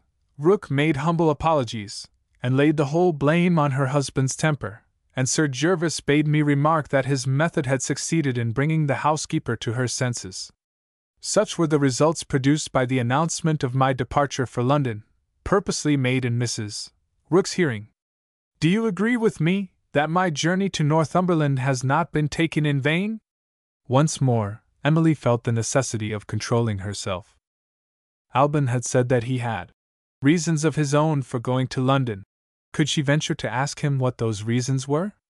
She could only persist in restraining her curiosity, and conclude that he would have mentioned his motive, if it had been, as she had at one time supposed, connected with herself. It was a wise decision. No earthly consideration would have induced Alban to answer her, if she had put the question to him. All doubt of the correctness of his own first impression was now at an end. He was convinced that Mrs. Rook had been an accomplice in the crime committed, in 1877, at the village inn. His object in traveling to London was to consult the newspaper narrative of the murder. He, too, had been one of the readers at the museum, had examined the back numbers of the newspaper, and had arrived at the conclusion that Emily's father had been the victim of the crime. Unless he found means to prevent it, her course of reading would take her from the year 1876 to the year 1877, and under that date, she would see the fatal report, heading the top of a column, and printed in conspicuous type. In the meanwhile, Emily had broken the silence, before it could lead to embarrassing results, by asking if Alban had seen Mrs. Rook again, on the morning when he left Sir Gervas's house. There was nothing to be gained by seeing her, Alban replied. Now that she and her husband had decided to remain at Redwood Hall, I knew where to find her in case of necessity. As it happened, I saw nobody, on the morning of my departure, but Sir Gervas himself. He still held to his idea of having his pictures cleaned for nothing. If you can't do it yourself, he said, couldn't you teach my secretary? He described the lady whom he had engaged in your place as a nasty middle-aged woman with a perpetual cold in her head. At the same time, he remarked, he was a friend to the women, because he got them cheap. I declined to teach the unfortunate secretary the art of picture cleaning. Finding me determined, Sir Gervas was quite ready to say goodbye. But he made use of me to the last. He employed me as postman and saved a stamp. The letter addressed to you arrived at breakfast time. Sir Gervas said, you are going to London, suppose you take it with you? Did he tell you that there was a letter of his own enclosed in the envelope? No, when he gave me the envelope it was already sealed. Emily at once handed to him Sir Gervas's letter. That will tell you who employs me at the museum, and what my work is, she said. He looked through the letter, and at once eagerly offered, to help her. I have been a student in the reading room at intervals for years past, he said. Let me assist you, and I shall have something to do in my holiday time. He was so anxious to be of use that he interrupted her before she could thank him. Let us take alternate years, he suggested. Did you not tell me you were searching the newspapers published in 1876? Yes. Very well. I will take the next year. You will take the year after. And so on. You are very kind, she answered, but I should like to propose an improvement on your plan. What improvement? He asked, rather sharply. If you will leave the 5 years, from 76 to 81, entirely to me, she resumed, and take the next 5 years, reckoning backward from 76, you will help me to better purpose. Sir Gervas expects me to look for reports of Central American explorations through the newspapers of the last 40 years, and I have taken the liberty of limiting the heavy task imposed on me. When I report my progress to my employer, I should like to say that I have got through 10 years of the examination, instead of 5. Do you see any objection to the arrangement I propose? He proved to be obstinate, incomprehensibly obstinate. Let us try my plan to begin with, he insisted. While you are looking through 76, let me be at work on 77. If you still prefer your own arrangement, after that, I will follow your suggestion with pleasure. Is it agreed? Her acute perception, enlightened by his tone as well as by his words, detected something under the surface already. It isn't agreed until I understand you a little better, she quietly replied. I fancy you have some object of your own in view. She spoke with her usual directness of look and manner. He was evidently disconcerted. What makes you think so? He asked. My own experience of myself makes me think so, she answered.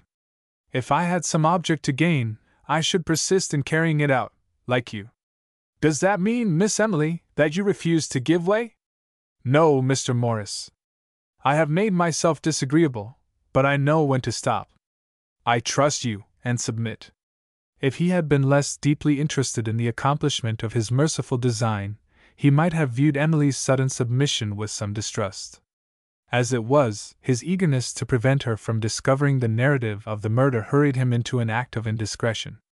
He made an excuse to leave her immediately, in the fear that she might change her mind. I have inexcusably prolonged my visit, he said. If I presume on your kindness in this way, how can I hope that you will receive me again? We meet tomorrow in the reading room. He hastened away, as if he was afraid to let her say a word in reply. Emily reflected. Is there something he doesn't want me to see in the news of the year 77?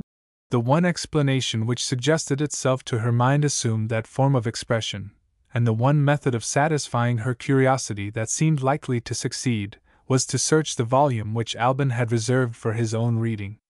For 2 days they pursued their task together, seated at opposite desks. On the 3rd day Emily was absent. Was she ill? She was at the library in the city, consulting the file of the Times for the year 1877. Chapter 24. Mr. Rook. Emily's first day in the city library proved to be a day wasted. She began reading the back numbers of the newspaper at haphazard, without any definite idea of what she was looking for. Conscious of the error into which her own impatience had led her, she was at a loss how to retrace the false step that she had taken. But two alternatives presented themselves, either to abandon the hope of making any discovery, or to attempt to penetrate Albin's motives by means of pure guesswork, pursued in the dark. How was the problem to be solved? This serious question troubled her all through the evening, and kept her awake when she went to bed. In despair of her capacity to remove the obstacle that stood in her way, she decided on resuming her regular work at the museum, turned her pillow to get at the cool side of it, and made up her mind to go asleep. In the case of the wiser animals, the person submits to sleep. It is only the superior human being who tries the hopeless experiment of making sleep submit to the person. Wakeful on the warm side of the pillow, Emily remained wakeful on the cool side, thinking again and again of the interview with Albin which had ended so strangely. Little by little, her mind passed the limits which had restrained it thus far. Albin's conduct in keeping his secret, in the matter of the newspapers, now began to associate itself with Albin's conduct in keeping that other secret, which concealed from her his suspicions of Mrs. Rook. She started up in bed as the next possibility occurred to her. In speaking of the disaster which had compelled Mr. and Mrs. Rook to close the inn, Cecilia had alluded to an inquest held on the body of the murdered man. Had the inquest been mentioned in the newspapers at the time? And had Albin seen something in the report which concerned Mrs. Rook? Led by the new light that had fallen on her, Emily returned to the library the next morning with a definite idea of what she had to look for. Incapable of giving exact dates, Cecilia had informed her that the crime was committed in the autumn. The month to choose, in beginning her examination, was therefore the month of August. No discovery rewarded her. She tried September, next, with the same unsatisfactory results.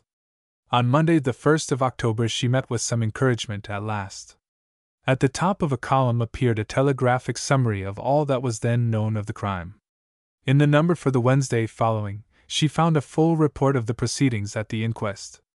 Passing over the preliminary remarks, Emily read the evidence with the closest attention. The jury having viewed the body, and having visited an outhouse in which the murder had been committed, the first witness called was Mr. Benjamin Rook, landlord of the Hand in Hand Inn. On the evening of Sunday, September 30th, 1877, two gentlemen presented themselves at Mr. Rook's house, under circumstances which especially excited his attention. The youngest of the two was short, and of fair complexion. He carried a knapsack, like a gentleman on a pedestrian excursion. His manners were pleasant, and he was decidedly good-looking. His companion, older, taller, and darker, and a finer man altogether, leaned on his arm and seemed to be exhausted. In every respect they were singularly unlike each other. The younger stranger, excepting little half-whiskers, was clean-shaved. The elder wore his whole beard. Not knowing their names, the landlord distinguished them, at the coroner's suggestion, as the fair gentleman and the dark gentleman. It was raining when the two arrived at the inn. There were signs in the heavens of a stormy night. On accosting the landlord, the fair gentleman volunteered the following statement. Approaching the village, he had been startled by seeing the dark gentleman, a total stranger to him, stretched prostrate on the grass at the roadside, so far as he could judge, in a swoon. Having a flask with brandy in it, he revived the fainting man, and led him to the inn. This statement was confirmed by a laborer, who was on his way to the village at the time. The dark gentleman endeavored to explain what had happened to him. He had, as he supposed, allowed too long a time to pass. After an early breakfast that morning, without taking food, he could only attribute the fainting fit to that cause. He was not liable to fainting fits. What purpose, if any, had brought him into the neighborhood of Zealand, he did not state. He had no intention of remaining at the inn, except for refreshment, and he asked for a carriage to take him to the railway station. The fair gentleman, seeing the signs of bad weather, desired to remain in Mr. Rook's house for the night, and proposed to resume his walking tour the next day. Excepting the case of supper, which could be easily provided, the landlord had no choice but to disappoint both his guests. In his small way of business, none of his customers wanted to hire a carriage, even if he could have afforded to keep one. As for beds, the few rooms which the inn contained were all engaged, including even the room occupied by himself and his wife. An exhibition of agricultural implements had been opened in the neighborhood, only 2 days since, and a public competition between rival machines was to be decided on the coming Monday. Not only was the hand-in-hand and crowded, but even the accommodation offered by the nearest town had proved barely sufficient to meet the public demand. The gentlemen looked at each other and agreed that there was no help for it but to hurry the supper, and walk to the railway station, a distance of between 5 and 6 miles, in time to catch the last train. While the meal was being prepared, the rain held off for a while. The dark man asked his way to the post office and went out by himself. He came back in about 10 minutes, and sat down afterward to supper with his companion. Neither the landlord, nor any other person in the public room, noticed any change in him on his return. He was a grave, quiet sort of person, and unlike the other one, not much of a talker. As the darkness came on, the rain fell again heavily, and the heavens were black. A flash of lightning startled the gentlemen when they went to the window to look out. The thunderstorm began. It was simply impossible that 2 strangers to the neighborhood could find their way to the station, through storm and darkness, in time to catch the train.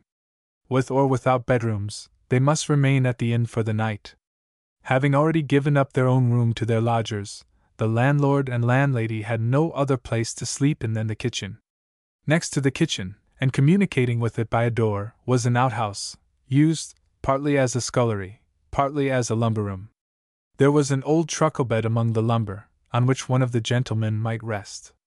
A mattress on the floor could be provided for the other.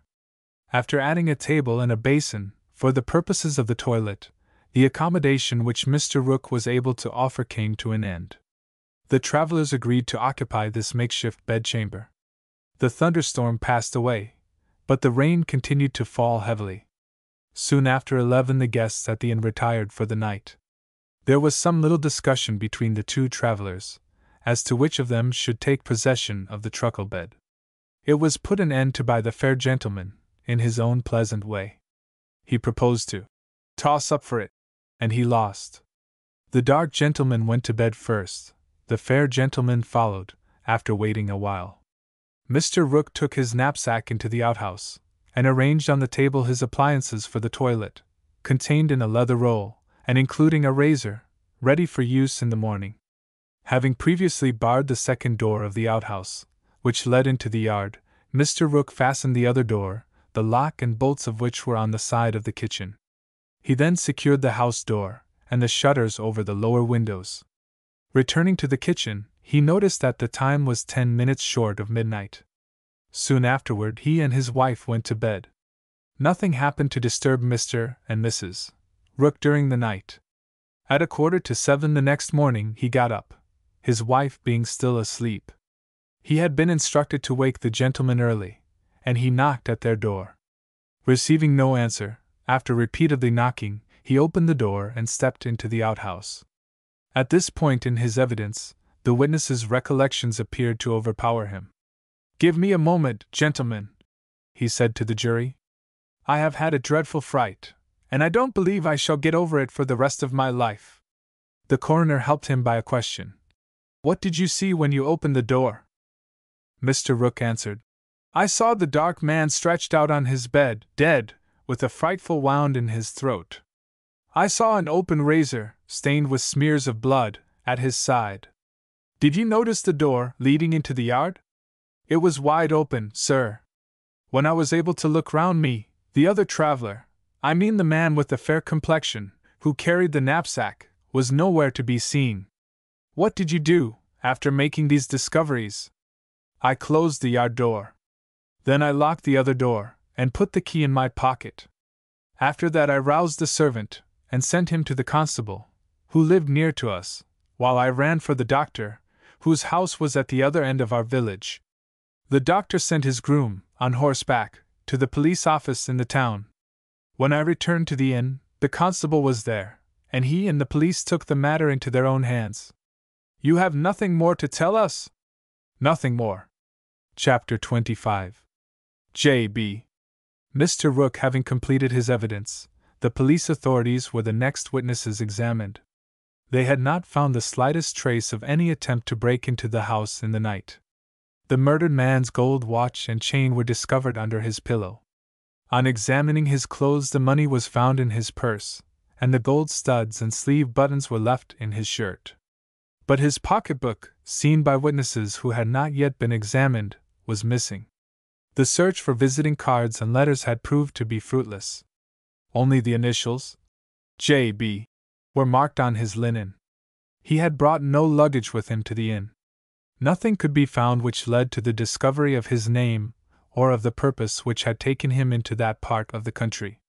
The police examined the outhouse next, in search of circumstantial evidence against the missing man. He must have carried away his knapsack when he took to flight, but he had been, probably, in too great a hurry to look for his razor, or perhaps too terrified to touch it if it had attracted his notice. The leather roll, and the other articles used for his toilet, had been taken away. Mr. Rook identified the blood-stained razor. He had noticed overnight the name of the Belgian city, Liege, engraved on it. The yard was the next place inspected. Footsteps were found on the muddy earth up to the wall.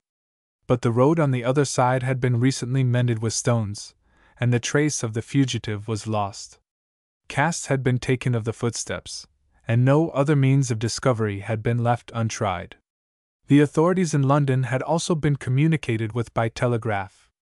The doctor, being called, described a personal peculiarity, which he had noticed at the post-mortem examination, and which might lead to the identification of the murdered man.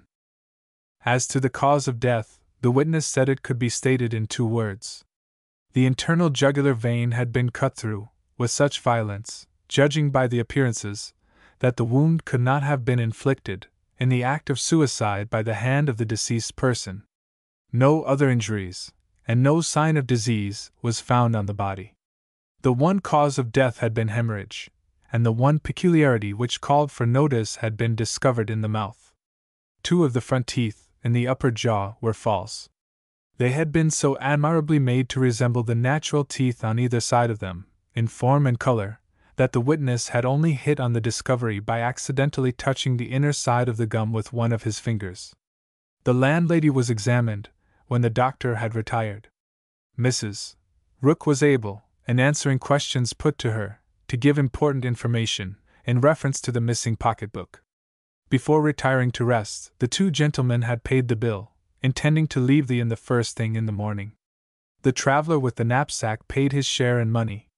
The other unfortunate gentleman looked into his purse, and found only a shilling and a sixpence in it.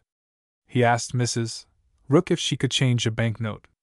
She told him it could be done, provided the note was for no considerable sum of money. Upon that he opened his pocketbook, which the witness described minutely, and turned out the contents on the table. After searching among many Bank of England notes, some in one pocket of the book and some in another, he found a note of the value of £5. He thereupon settled his bill, and received the change from Mrs. Rook, her husband being in another part of the room, attending to the guests. She noticed a letter in an envelope, and a few cards which looked, to her judgment, like visiting cards, among the banknotes which he had turned out on the table. When she returned to him with the change, he had just put them back, and was closing the pocketbook. She saw him place it in one of the breast pockets of his coat. The fellow traveler who had accompanied him to the inn was present all the time, sitting on the opposite side of the table. He made a remark when he saw the notes produced. He said, "Put all that money back, don't tempt a poor man like me." It was said laughing, as if by way of a joke. Mrs. Rook had observed nothing more that night, had slept as soundly as usual, and had been awakened when her husband knocked at the outhouse door, according to instructions received from the gentleman, overnight. 3 of the guests in the public room corroborated Mrs. Rook's evidence. They were respectable persons, well and widely known in that part of Hampshire. Besides these, there were 2 strangers staying in the house. They referred the coroner to their employers, eminent manufacturers at Sheffield and Wolverhampton, whose testimony spoke for itself. The last witness called was a grocer in the village, who kept the post office. On the evening of the 30th, a dark gentleman, wearing his beard, knocked at the door and asked for a letter addressed to J. B., Post Office, Zealand. The letter had arrived by that morning's post, but being Sunday evening, the grocer requested that application might be made for it the next morning. The stranger said the letter contained news, which it was of importance to him to receive without delay. Upon this, the grocer made an exception to customary rules and gave him the letter. He read it by the light of the lamp in the passage. It must have been short, for the reading was done in a moment. He seemed to think over it for a while, and then he turned round to go out. There was nothing to notice in his look or in his manner. The witness offered a remark on the weather, and the gentleman said, "Yes, it looks like a bad night," and so went away. The postmaster's evidence was of importance in one respect. It suggested the motive which had brought the deceased to Zealand. The letter addressed to J. B. was, in all probability, the letter seen by Mrs. Rook among the contents of the pocket-book, spread out on the table. The inquiry being, so far, at an end, the inquest was adjourned, on the chance of obtaining additional evidence, when the reported proceedings were read by the public. Consulting a later number of the newspaper, Emily discovered that the deceased person had been identified by a witness from London. Henry Forth, gentleman's valet, being examined, made the following statement. He had read the medical evidence contained in the report of the inquest, and believing that he could identify the deceased, had been sent by his present master to assist the object of the inquiry. 10 days since, being then out of place, he had answered an advertisement. The next day, he was instructed to call at Tracy's Hotel, London, at 6 o'clock in the evening, and to ask for Mr. James Brown. Arriving at the hotel, he saw the gentleman for a few minutes only. Mr. Brown had a friend with him. After glancing over the valet's references, he said, "I haven't time enough to speak to you this evening. Call here tomorrow morning at 9 o'clock. The gentleman who was present laughed, and said, "You won't be up." Mr. Brown answered, "That won't matter. The man can come to my bedroom, and let me see how he understands his duties on trial." At 9 the next morning, Mr. Brown was reported to be still in bed, and the witness was informed of the number of the room. He knocked at the door. A drowsy voice inside said something, which he interpreted as meaning, "Come in." He went in. The toilet table was on his left hand, and the bed, with the lower curtain drawn, was on his right. He saw on the table a tumbler with a little water in it, and with 2 false teeth in the water. Mr. Brown started up in bed, looked at him furiously, abused him for daring to enter the room, and shouted to him to get out. The witness, not accustomed to be treated in that way, felt naturally indignant, and at once withdrew, but not before he had plainly seen the vacant place which the false teeth had been made to fill. Perhaps Mr. Brown had forgotten that he had left his teeth on the table. Or perhaps he, the valet, had misunderstood what had been said to him when he knocked at the door. Either way, it seemed to be plain enough that the gentleman resented the discovery of his false teeth by a stranger.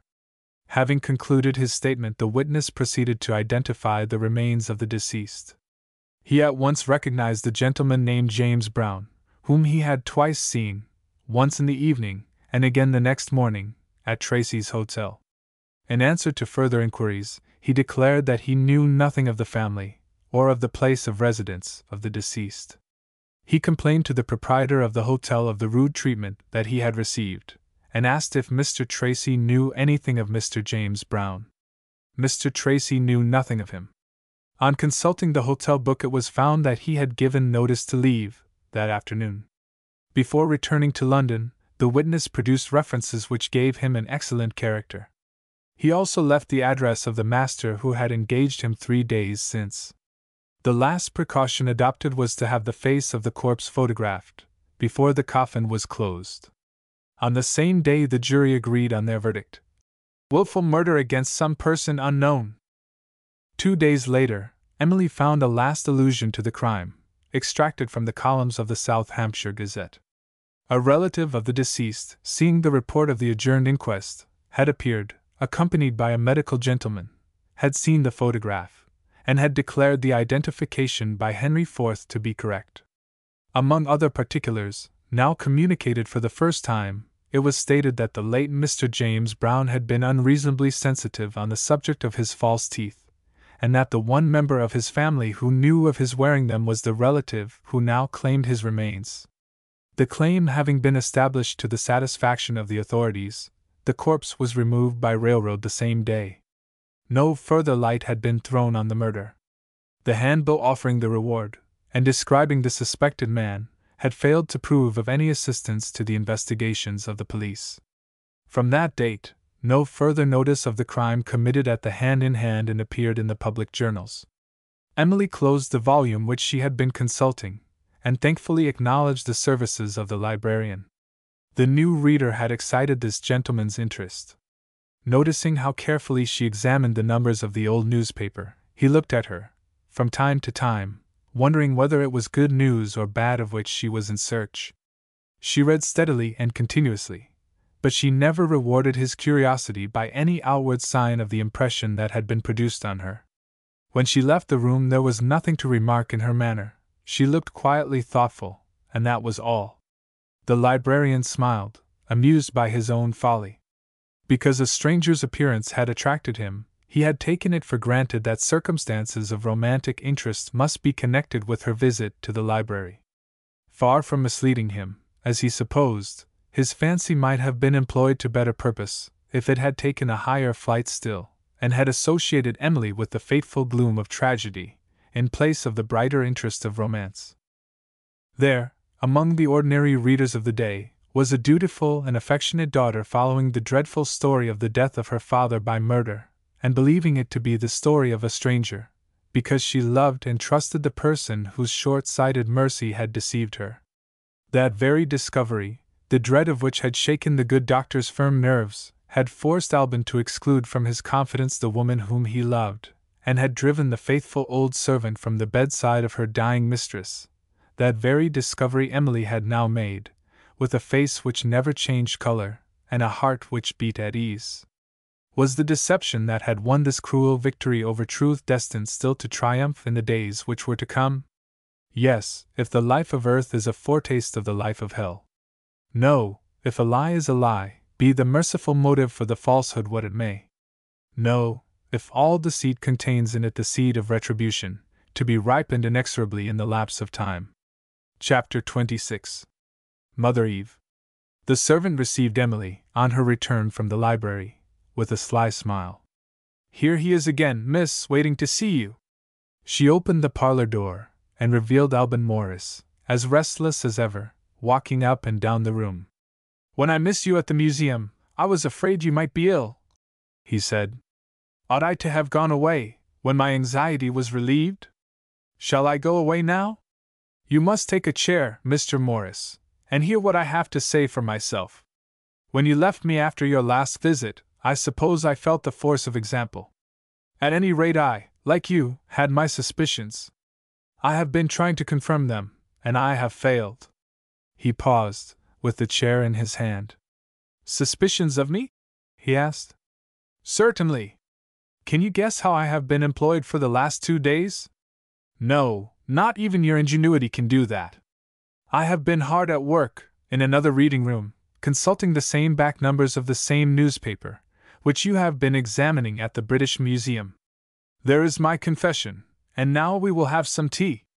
She moved to the fireplace, to ring the bell, and failed to see the effect produced on Alban by those lightly uttered words. The common phrase is the only phrase that can describe it. He was thunderstruck.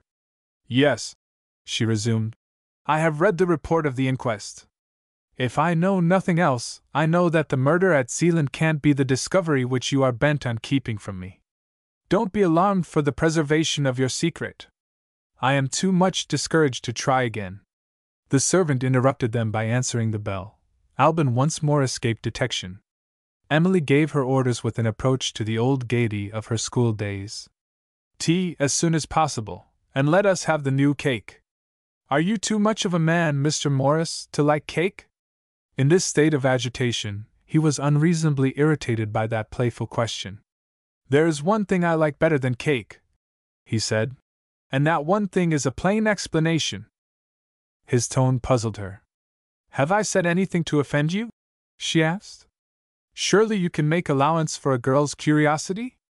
Oh, you shall have your explanation, and what is more, you shall have it without reserve. She was as good as her word. What she had thought, and what she had planned, when he left her after his last visit, was frankly and fully told. If you wonder how I discovered the library, she went on, I must refer you to my aunt's lawyer. He lives in the city, and I wrote to him to help me. I don't consider that my time has been wasted. Mr. Morris, we owe an apology to Mrs. Rook. Alban's astonishment, when he heard this, forced its way to expression in words. What can you possibly mean? He asked. The tea was brought in before Emily could reply. She filled the cups, and sighed as she looked at the cake. If Cecilia was here, how she would enjoy it! With that complimentary tribute to her friend, she handed a slice to Alban. He never even noticed it. We have both of us behaved most unkindly to Mrs. Rook, she resumed. I can excuse your not seeing it, for I should not have seen it either, but for the newspaper. While I was reading, I had an opportunity of thinking over what we said and did, when the poor woman's behavior so needlessly offended us. I was too excited to think at the time, and besides I had been upset, only the night before, by what Miss Jethro said to me. Alban started. What has Miss Jethro to do with it? He asked. Nothing at all, Emily answered. She spoke to me of her own private affairs. A long story, and you wouldn't be interested in it. Let me finish what I had to say. Mrs. Rook was naturally reminded of the murder, when she heard that my name was Brown, and she must certainly have been struck, as I was, by the coincidence of my father's death taking place at the same time when his unfortunate namesake was killed. Doesn't this sufficiently account for her agitation when she looked at the locket?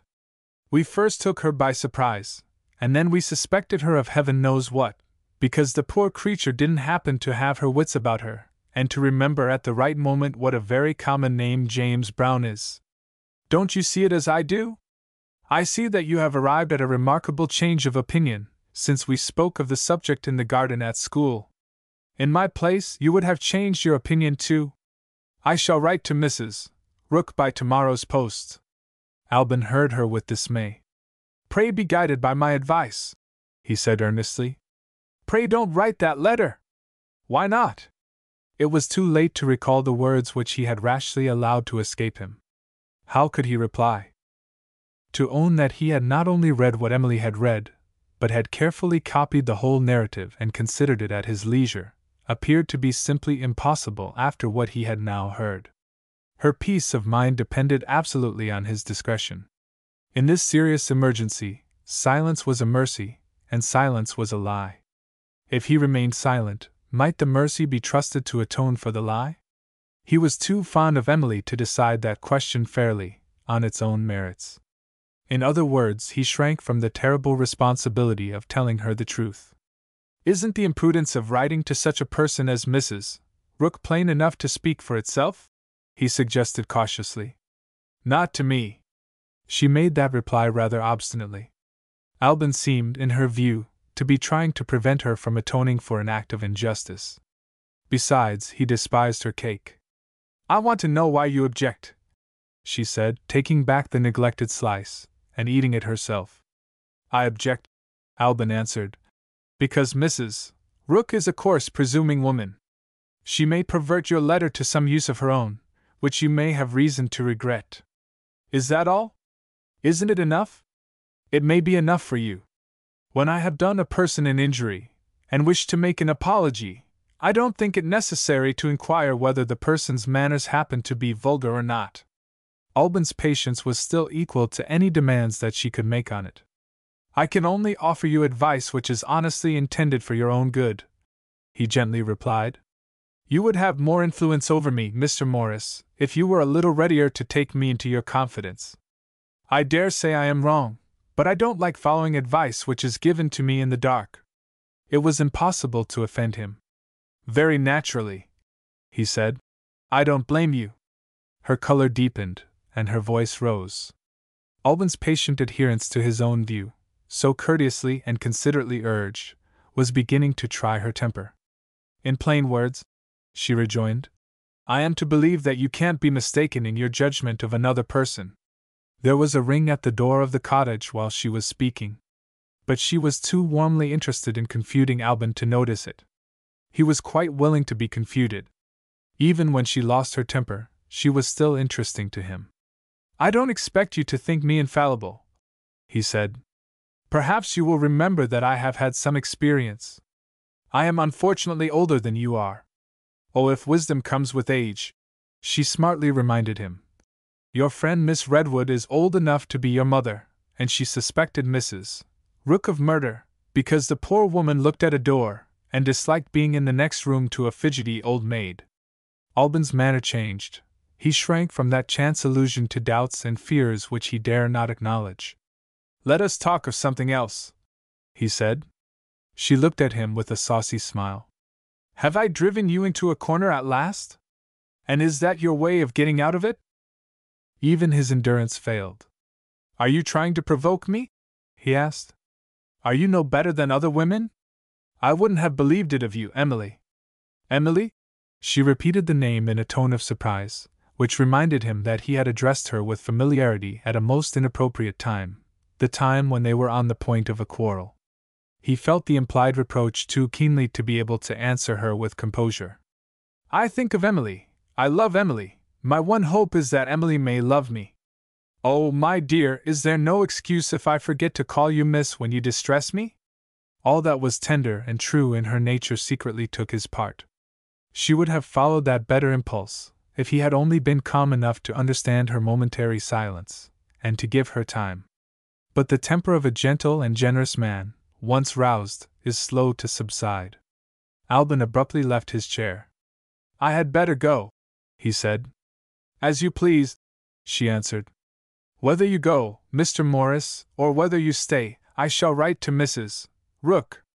The ring at the bell was followed by the appearance of a visitor. Dr. Alday opened the door, just in time to hear Emily's last words. Her vehemence seemed to amuse him. Who is Mrs. Rook?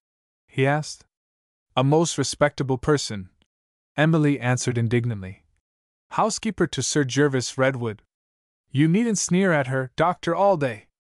She has not always been in service. She was landlady of the inn at Zealand. The doctor, about to put his hat on a chair, paused. The inn at Zealand reminded him of the handbill, and of the visit of Miss Jethro. Why are you so hot over it? He inquired. Because I detest prejudice. With this assertion of liberal feeling she pointed to Alban, standing quietly apart at the further end of the room. There is the most prejudiced man living. He hates Mrs. Rook. Would you like to be introduced to him? You're a philosopher. You may do him some good. Dr. Alday, Mr. Alban Morris. The doctor recognized the man, with the felt hat and the objectionable beard, whose personal appearance had not impressed him favorably. Although they may hesitate to acknowledge it, there are respectable Englishmen still left, who regard a felt hat and a beard as symbols of republican disaffection to the altar and the throne. Dr. Alday's manner might have expressed this curious form of patriotic feeling, but for the associations which Emily had revived. In his present frame of mind, he was outwardly courteous, because he was inwardly suspicious. Mrs. Rook had been described to him as formerly landlady of the inn at Zealand. Were there reasons for Mr. Morris's hostile feeling toward this woman which might be referable to the crime committed in her house that might threaten Emily's tranquillity if they were made known? It would not be amiss to see a little more of Mr. Morris, on the first convenient occasion. I am glad to make your acquaintance, sir. You are very kind, Dr. Alday. The exchange of polite conventionalities having been accomplished, Alban approached Emily to take his leave, with mingled feelings of regret and anxiety, regret for having allowed himself to speak harshly, anxiety to part with her in kindness. Will you forgive me for differing from you? It was all he could venture to say, in the presence of a stranger. Oh, yes, she said quietly. Will you think again before you decide? Certainly, Mr. Morris. But it won't alter my opinion if I do. The doctor, hearing what passed between them, frowned. On what subject had they been differing? And what opinion did Emily decline to alter? Alban gave it up. He took her hand gently. "Shall I see you at the museum tomorrow?" he asked. She was politely indifferent to the last. "Yes, unless something happens to keep me at home." The doctor's eyebrows still expressed disapproval. For what object was the meeting proposed? And why at a museum? "Good afternoon, Dr. Alday." "Good afternoon, sir." For a moment after Alban's departure, the doctor stood irresolute. Arriving suddenly at a decision, he snatched up his hat and turned to Emily in a hurry.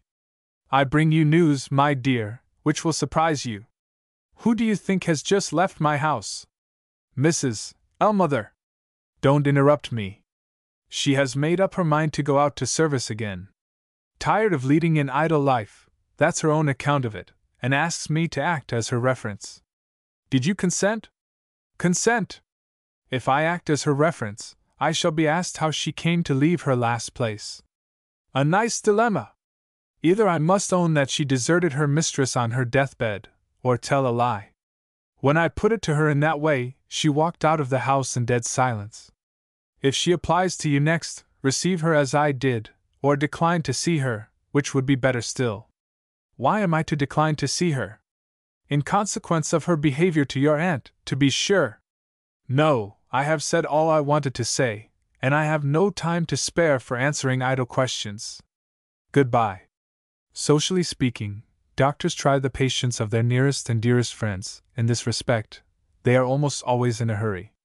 Dr. Alday's precipitate departure did not tend to soothe Emily's irritated nerves. She began to find excuses for Mrs. Ellmother in a spirit of pure contradiction. The old servant's behavior might admit of justification, a friendly welcome might persuade her to explain herself. "If she applies to me," Emily determined, "I shall certainly receive her." Having arrived at this resolution, her mind reverted to Alban. Some of the sharp things she had said to him, subjected to after reflection in solitude, failed to justify themselves. Her better sense began to reproach her. She tried to silence that unwelcome monitor by laying the blame on Alban. Why had he been so patient and so good? What harm was there in his calling her Emily? If he had told her to call him by his Christian name, she might have done it. How noble he looked, when he got up to go away! He was actually handsome. Women may say what they please and write what they please. Their natural instinct is to find their master in a man, especially when they like him.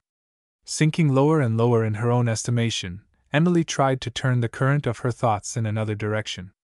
She took up a book, opened it, looked into it, threw it across the room. If Alban had returned at that moment, resolved on a reconciliation, if he had said, "My dear, I want to see you like yourself again, will you give me a kiss, and make it up?" would he have left her crying, when he went away? She was crying now. Chapter 27. Mentor and Telemachus. If Emily's eyes could have followed Alban as her thoughts were following him, she would have seen him stop before he reached the end of the road in which the cottage stood. His heart was full of tenderness and sorrow. The longing to return to her was more than he could resist. It would be easy to wait, within view of the gate, until the doctor's visit came to an end. He had just decided to go back and keep watch, when he heard rapid footsteps approaching. There, devil take him, was the doctor himself. "I have something to say to you, Mr. Morris." "Which way are you walking?" "Any way," Alban answered, not very graciously. "Then let us take the turning that leads to my house. It's not customary for strangers, especially when they happen to be Englishmen, to place confidence in each other. Let me set the example of violating that rule. I want to speak to you about Miss Emily. May I take your arm?" "Thank you." "At my age, girls in general, unless they are my patients, are not objects of interest to me. But that girl at the cottage, I dare say I am in my dotage. I tell you, sir, she has bewitched me. Upon my soul, I could hardly be more anxious about her, if I was her father. And mind, I am not an affectionate man by nature. Are you anxious about her too?" "Yes." "In what way? In what way are you anxious, Dr. Alday?" The doctor smiled grimly. You don't trust me? Well, I have promised to set the example. Keep your mask on, sir, mine is off, come what may of it. But observe, if you repeat what I am going to say. Alban would hear no more. Whatever you may say, Dr. Alday, is trusted to my honor. If you doubt my honor, be so good as to let go my arm. I am not walking your way. The doctor's hand tightened its grasp. That little flourish of temper, my dear sir, is all I want to set me at my ease. I feel I have got hold of the right man. Now answer me this.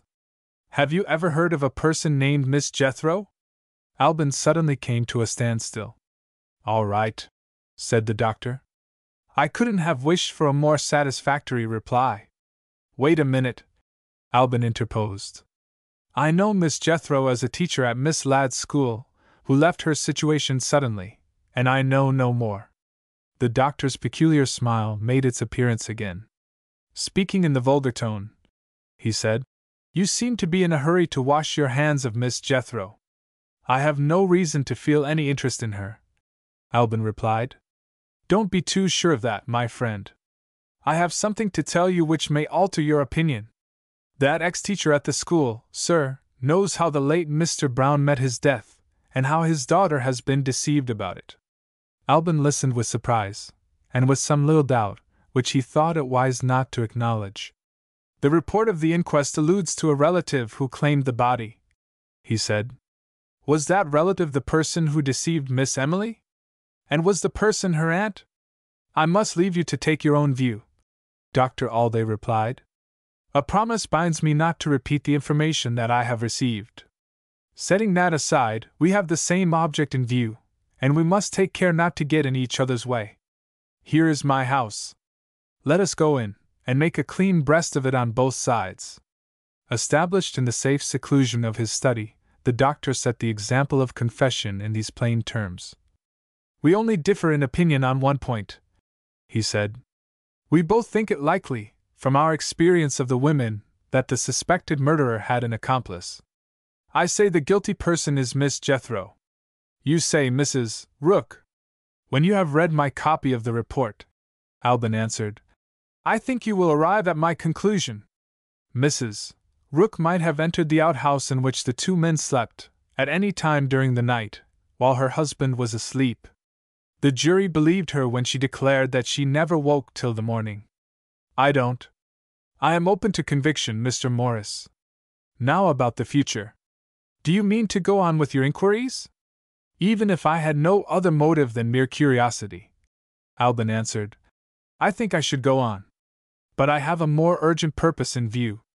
All that I have done thus far has been done in Emily's interests. My object from the first has been to preserve her from any association, in the past or in the future, with the woman whom I believe to have been concerned in her father's death. As I have already told you, she is innocently doing all she can, poor thing, to put obstacles in my way. Yes, said the doctor. She means to write to Mrs. Rook, and you have nearly quarreled about it. Trust me to take that matter in hand. I don't regard it as serious. But I am mortally afraid of what you are doing in Emily's interests.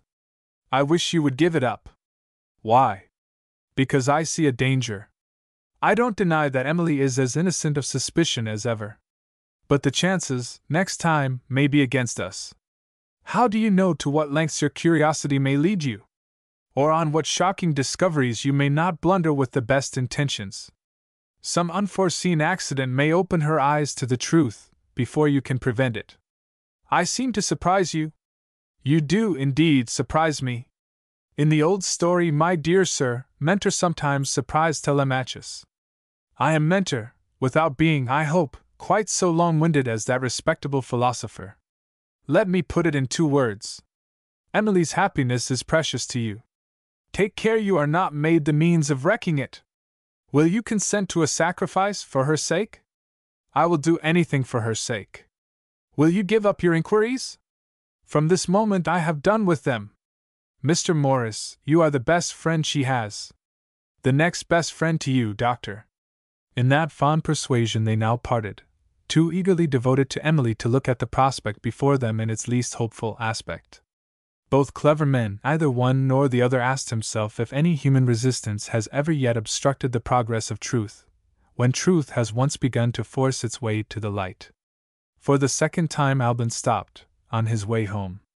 The longing to be reconciled with Emily was not to be resisted. He returned to the cottage, only to find disappointment waiting for him. The servant reported that her young mistress had gone to bed with a bad headache. Alban waited a day, in the hope that Emily might write to him. No letter arrived. He repeated his visit the next morning. Fortune was still against him. On this occasion, Emily was engaged. "Engaged with a visitor?" he asked. "Yes, sir. A young lady named Miss Desor." Where had he heard that name before? He remembered immediately that he had heard it at the school. Miss Desor was the unattractive new pupil, whom the girls called Francine. Alban looked at the parlor window as he left the cottage. It was of serious importance that he should set himself right with Emily. And mere gossip, he thought contemptuously, stands in my way. If he had been less absorbed in his own interests, he might have remembered that mere gossip is not always to be despised. It has worked fatal mischief in its time. Chapter 28. Francine. "You're surprised to see me, of course?" Saluting Emily in those terms, Francine looked round the parlor with an air of satirical curiosity. "Dear me, what a little place to live in! What brings you to London?" Emily inquired. "You ought to know, my dear, without asking. Why did I try to make friends with you at school? And why have I been trying ever since? Because I hate you. I mean because I can't resist you. No. I mean because I hate myself for liking you. Oh, never mind my reasons. I insisted on going to London with Miss Ladd, when that horrid woman announced that she had an appointment with her lawyer. I said, I want to see Emily. Emily doesn't like you. I don't care whether she likes me or not. I want to see her. That's the way we snap at each other, and that's how I always carry my point. Here I am, till my duenna finishes her business and fetches me. What a prospect for you! Have you got any cold meat in the house? I'm not a glutton, like Cecilia, but I'm afraid I shall want some lunch. Don't talk in that way, Francine. Do you mean to say you're glad to see me? If you were only a little less hard and bitter, I should always be glad to see you. You darling! Excuse my impetuosity. What are you looking at? My new dress? Do you envy me? No, I admire the color, that's all. Francine rose, and shook out her dress, and showed it from every point of view. See how it's made, Paris, of course. Money, my dear, money will do anything, except making one learn one's lessons. Are you not getting on any better, Francine? Worse, my sweet friend, worse. One of the masters, I am happy to say, has flatly refused to teach me any longer. Pupils without brains I am accustomed to, he said in his broken English, but a pupil with no heart is beyond my endurance. Ha! Ha! The moldy old refugee has an eye for character, though. No heart, there I am, described in 2 words.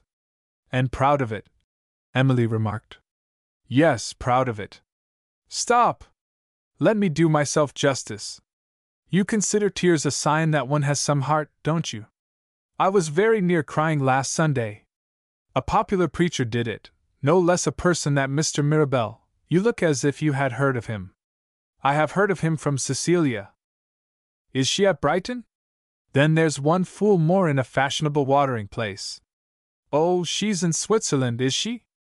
I don't care where she is. I only care about Mr. Mirabel. We all heard he was at Brighton for his health, and was going to preach. Didn't we cram the church? As to describing him, I give it up. He is the only little man I ever admired, hair as long as mine, and the sort of beard you see in pictures. I wish I had his fair complexion and his white hands. We were all in love with him, or with his voice, which was it, when he began to read the commandments. I wish I could imitate him when he came to the 5th commandment. He began in his deepest bass voice, Honor thy father. He stopped and looked up to heaven as if he saw the rest of it there. He went on with a tremendous emphasis on the next word. And thy mother, he said, as if that was quite a different thing, in a tearful, fluty, quivering voice which was a compliment to mothers in itself.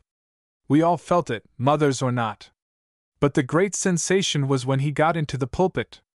The manner in which he dropped on his knees, and hid his face in his hands, and showed his beautiful rings was, as a young lady said behind me, simply seraphic.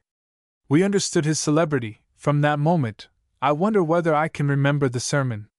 You needn't attempt it on my account, Emily said. My dear, don't be obstinate. Wait till you hear him. I am quite content to wait.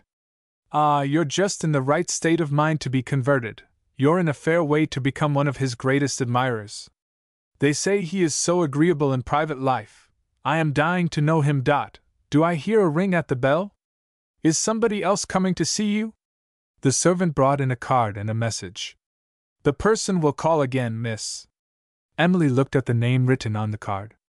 Mrs. Ellmother, she exclaimed. What an extraordinary name! Cried Francine. Who is she? My aunt's old servant. Does she want a situation? Emily looked at some lines of writing at the back of the card. Dr. Alday had rightly foreseen events. Rejected by the doctor, Mrs. Ellmother had no alternative but to ask Emily to help her. If she is out of place, Francine went on, she may be just the sort of person I am looking for. You? Emily asked, in astonishment. Francine refused to explain until she got an answer to her question. Tell me first, she said, is Mrs. Ellmother engaged? No, she wants an engagement, and she asks me to be her reference. Is she sober, honest, middle-aged, clean, steady, good-tempered, industrious? Francine rattled on. Has she all the virtues, and none of the vices? Is she not too good-looking, and has she no male followers? In one terrible word, will she satisfy Miss Ladd? What has Miss Ladd to do with it? How stupid you are, Emily! Do put the woman's card down on the table, and listen to me. Haven't I told you that one of my masters has declined to have anything more to do with me? Doesn't that help you to understand how I get on with the rest of them? I am no longer Miss Ladd's pupil, my dear. Thanks to my laziness and my temper, I am to be raised to the dignity of a parlor boarder. In other words, I am to be a young lady who patronizes the school, with a room of my own, and a servant of my own. All provided for by a private arrangement between my father and Miss Ladd, before I left the West Indies. My mother was at the bottom of it, I have not the least doubt. You don't appear to understand me. I don't, indeed. Francine considered a little. Perhaps they were fond of you at home, she suggested. Say they loved me, Francine, and I loved them. My position is just the reverse of yours. Now they have got rid of me, they don't want me back again at home. I know as well what my mother said to my father, as if I had heard her. Francine will never get on at school at her age. Try her by all means, but make some other arrangement with Miss Ladd in case of a failure, or she will be returned on our hands like a bad shilling. There is my mother, my anxious, affectionate mother, hid off to A.T. She is your mother, Francine, don't forget that. Oh, no, I won't forget it. My cat is my kitten's mother, there. There. I won't shock your sensibilities. Let us get back to matter of fact. When I begin my new life, Miss Ladd makes one condition. My maid is to be a model of discretion, an elderly woman, not a skittish young person who will only encourage me. I must submit to the elderly woman, or I shall be sent back to the West Indies after all. How long did Mrs. Ellmother live with your aunt? 25 years, and more. Good heavens, it's a lifetime. Why isn't this amazing creature living with you, now your aunt is dead? Did you send her away? Certainly not. Then why did she go? I don't know. Do you mean that she went away without a word of explanation? Yes, that is exactly what I mean. When did she go? As soon as your aunt was dead? That doesn't matter, Francine. In plain English, you won't tell me? I am all on fire with curiosity, and that's how you put me out.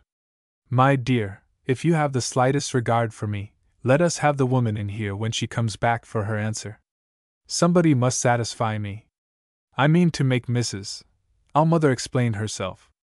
I don't think you will succeed, Francine. Wait a little, and you will see. By the by, it is understood that my new position at the school gives me the privilege of accepting invitations. Do you know any nice people to whom you can introduce me? I am the last person in the world who has a chance of helping you, Emily answered. Excepting good Dr. Alday. On the point of adding the name of Alban Morris, she checked herself without knowing why, and substituted the name of her school friend. And not forgetting Cecilia, she resumed, I know nobody. Cecilia's a fool, Francine remarked gravely. But now I think of it, she may be worth cultivating. Her father is a member of Parliament, and didn't I hear that he has a fine place in the country? You see, Emily, I may expect to be married, with my money, if I can only get into good society. Don't suppose I am dependent on my father. My marriage portion is provided for in my uncle's will. Cecilia may really be of some use to me. Why shouldn't I make a friend of her, and get introduced to her father, in the autumn, you know, when the house is full of company? Have you any idea when she is coming back? No. Do you think of writing to her? Of course. Give her my kind love, and say I hope she enjoys Switzerland. Francine, you are positively shameless. After calling my dearest friend a fool and a glutton, you send her your love for your own selfish ends, and you expect me to help you in deceiving her. I won't do it. Keep your temper, my child. We are all selfish, you little goose. The only difference is, some of us own it, and some of us don't. I shall find my own way to Cecilia's good graces quite easily. The way is through her mouth. You mentioned a certain Dr. Alday. Does he give parties? And do the right sort of men go to them? Hush! I think I hear the bell again. Go to the door, and see who it is. Emily waited, without taking any notice of this suggestion. The servant announced that the person had called again, to know if there was any answer. Show her in here, Emily said. The servant withdrew, and came back again. The person doesn't wish to intrude, miss. It will be quite sufficient if you will send a message by me. Emily crossed the room to the door. Come in, Mrs. Ellmother, she said. You have been too long away already. Pray come in. Chapter 29. Boney. Mrs. Ellmother reluctantly entered the room. Since Emily had seen her last, her personal appearance doubly justified the nickname by which her late mistress had distinguished her. The old servant was worn and wasted. Her gown hung loose on her angular body.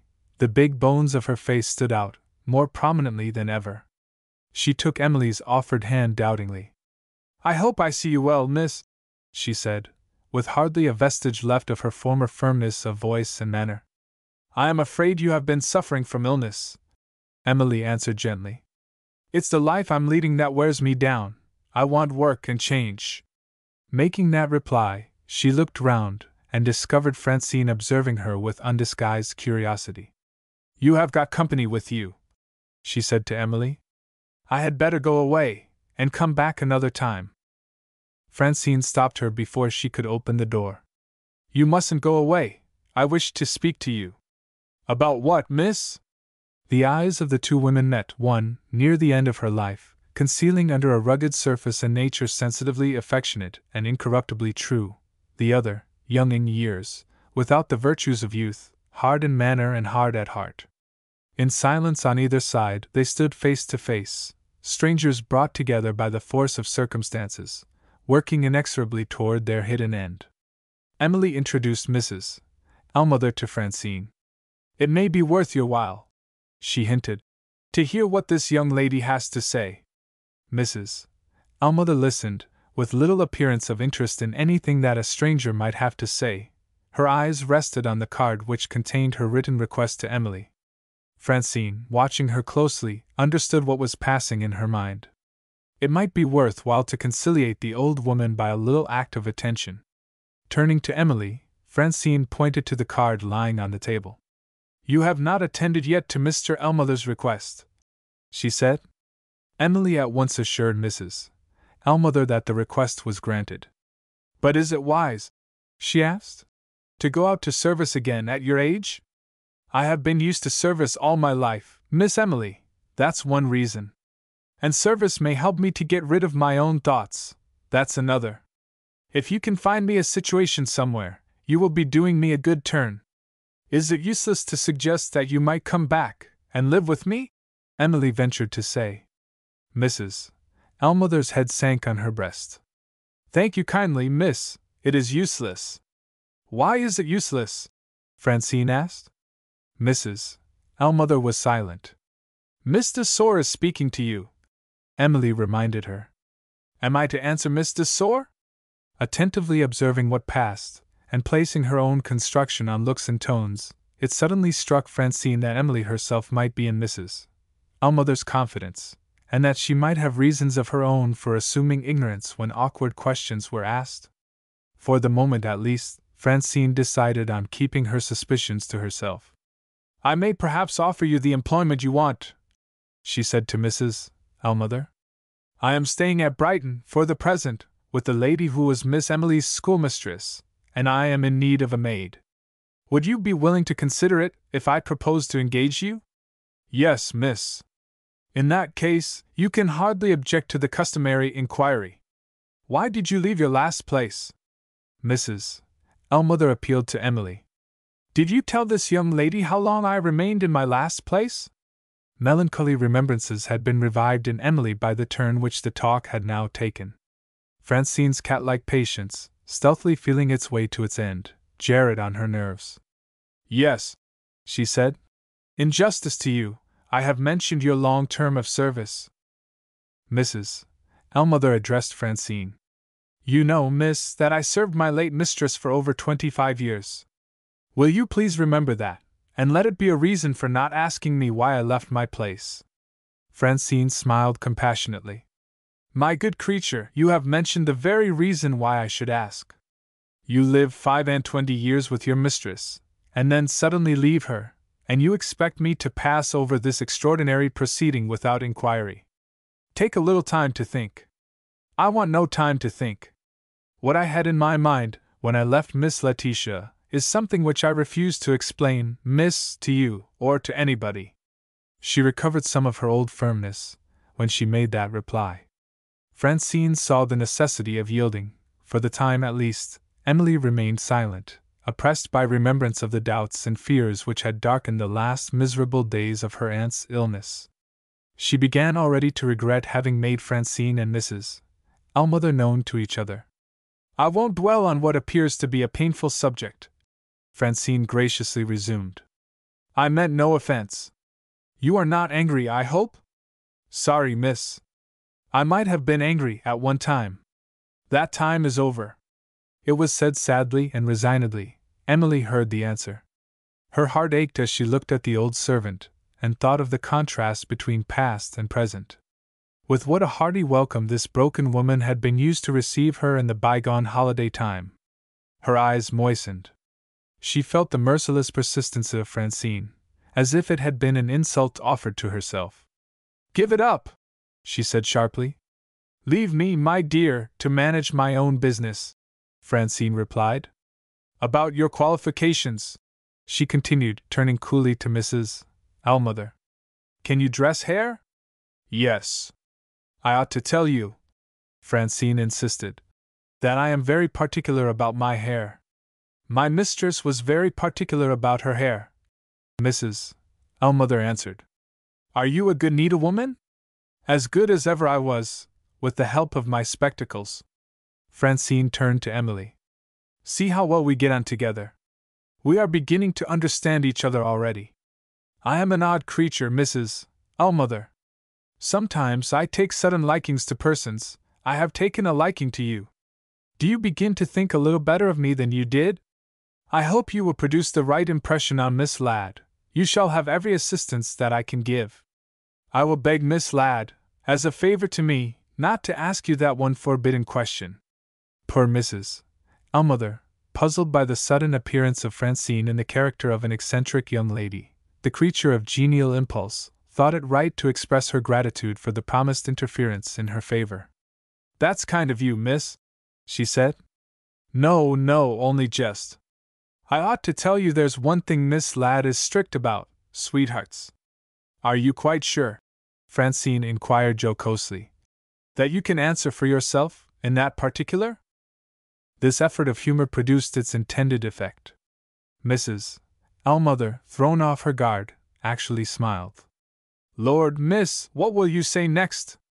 My good soul, I will say something next that is more to the purpose. If Miss Ladd asks me why you have so unaccountably refused to be a servant again in this house, I shall take care to say that it is certainly not out of dislike to Miss Emily. You need say nothing of the sort, Emily quietly remarked. And still less, Francine proceeded, without noticing the interruption. Still less through any disagreeable remembrances of Miss Emily's aunt. Mrs. Ellmother saw the trap that had been set for her. It won't do, miss, she said. What won't do? Trying to pump me. Francine burst out laughing. Emily noticed an artificial ring in her gaiety which suggested that she was exasperated, rather than amused, by the repulse which had baffled her curiosity once more. Mrs. Ellmother reminded the merry young lady that the proposed arrangement between them had not been concluded yet. Am I to understand, miss, that you will keep a place open for me in your service? You are to understand, Francine replied sharply, that I must have Miss Ladd's approval before I can engage you. Suppose you come to Brighton? I will pay your fare, of course. Never mind my fare, miss. Will you give up pumping? Make your mind easy. It's quite useless to attempt pumping you. When will you come? Mrs. Ellmother pleaded for a little delay. I'm altering my gowns, she said. I get thinner and thinner, don't I, Miss Emily? My work won't be done before Thursday. Let us say Friday, then, Francine proposed. Friday! Mrs. Ellmother exclaimed. You forget that Friday is an unlucky day. I forgot that, certainly. How can you be so absurdly superstitious? You may call it what you like, miss. I have good reason to think as I do. I was married on a Friday, and a bitter bad marriage it turned out to be. Superstitious, indeed! You don't know what my experience has been. My only sister was one of a party of 13 at dinner, and she died within the year.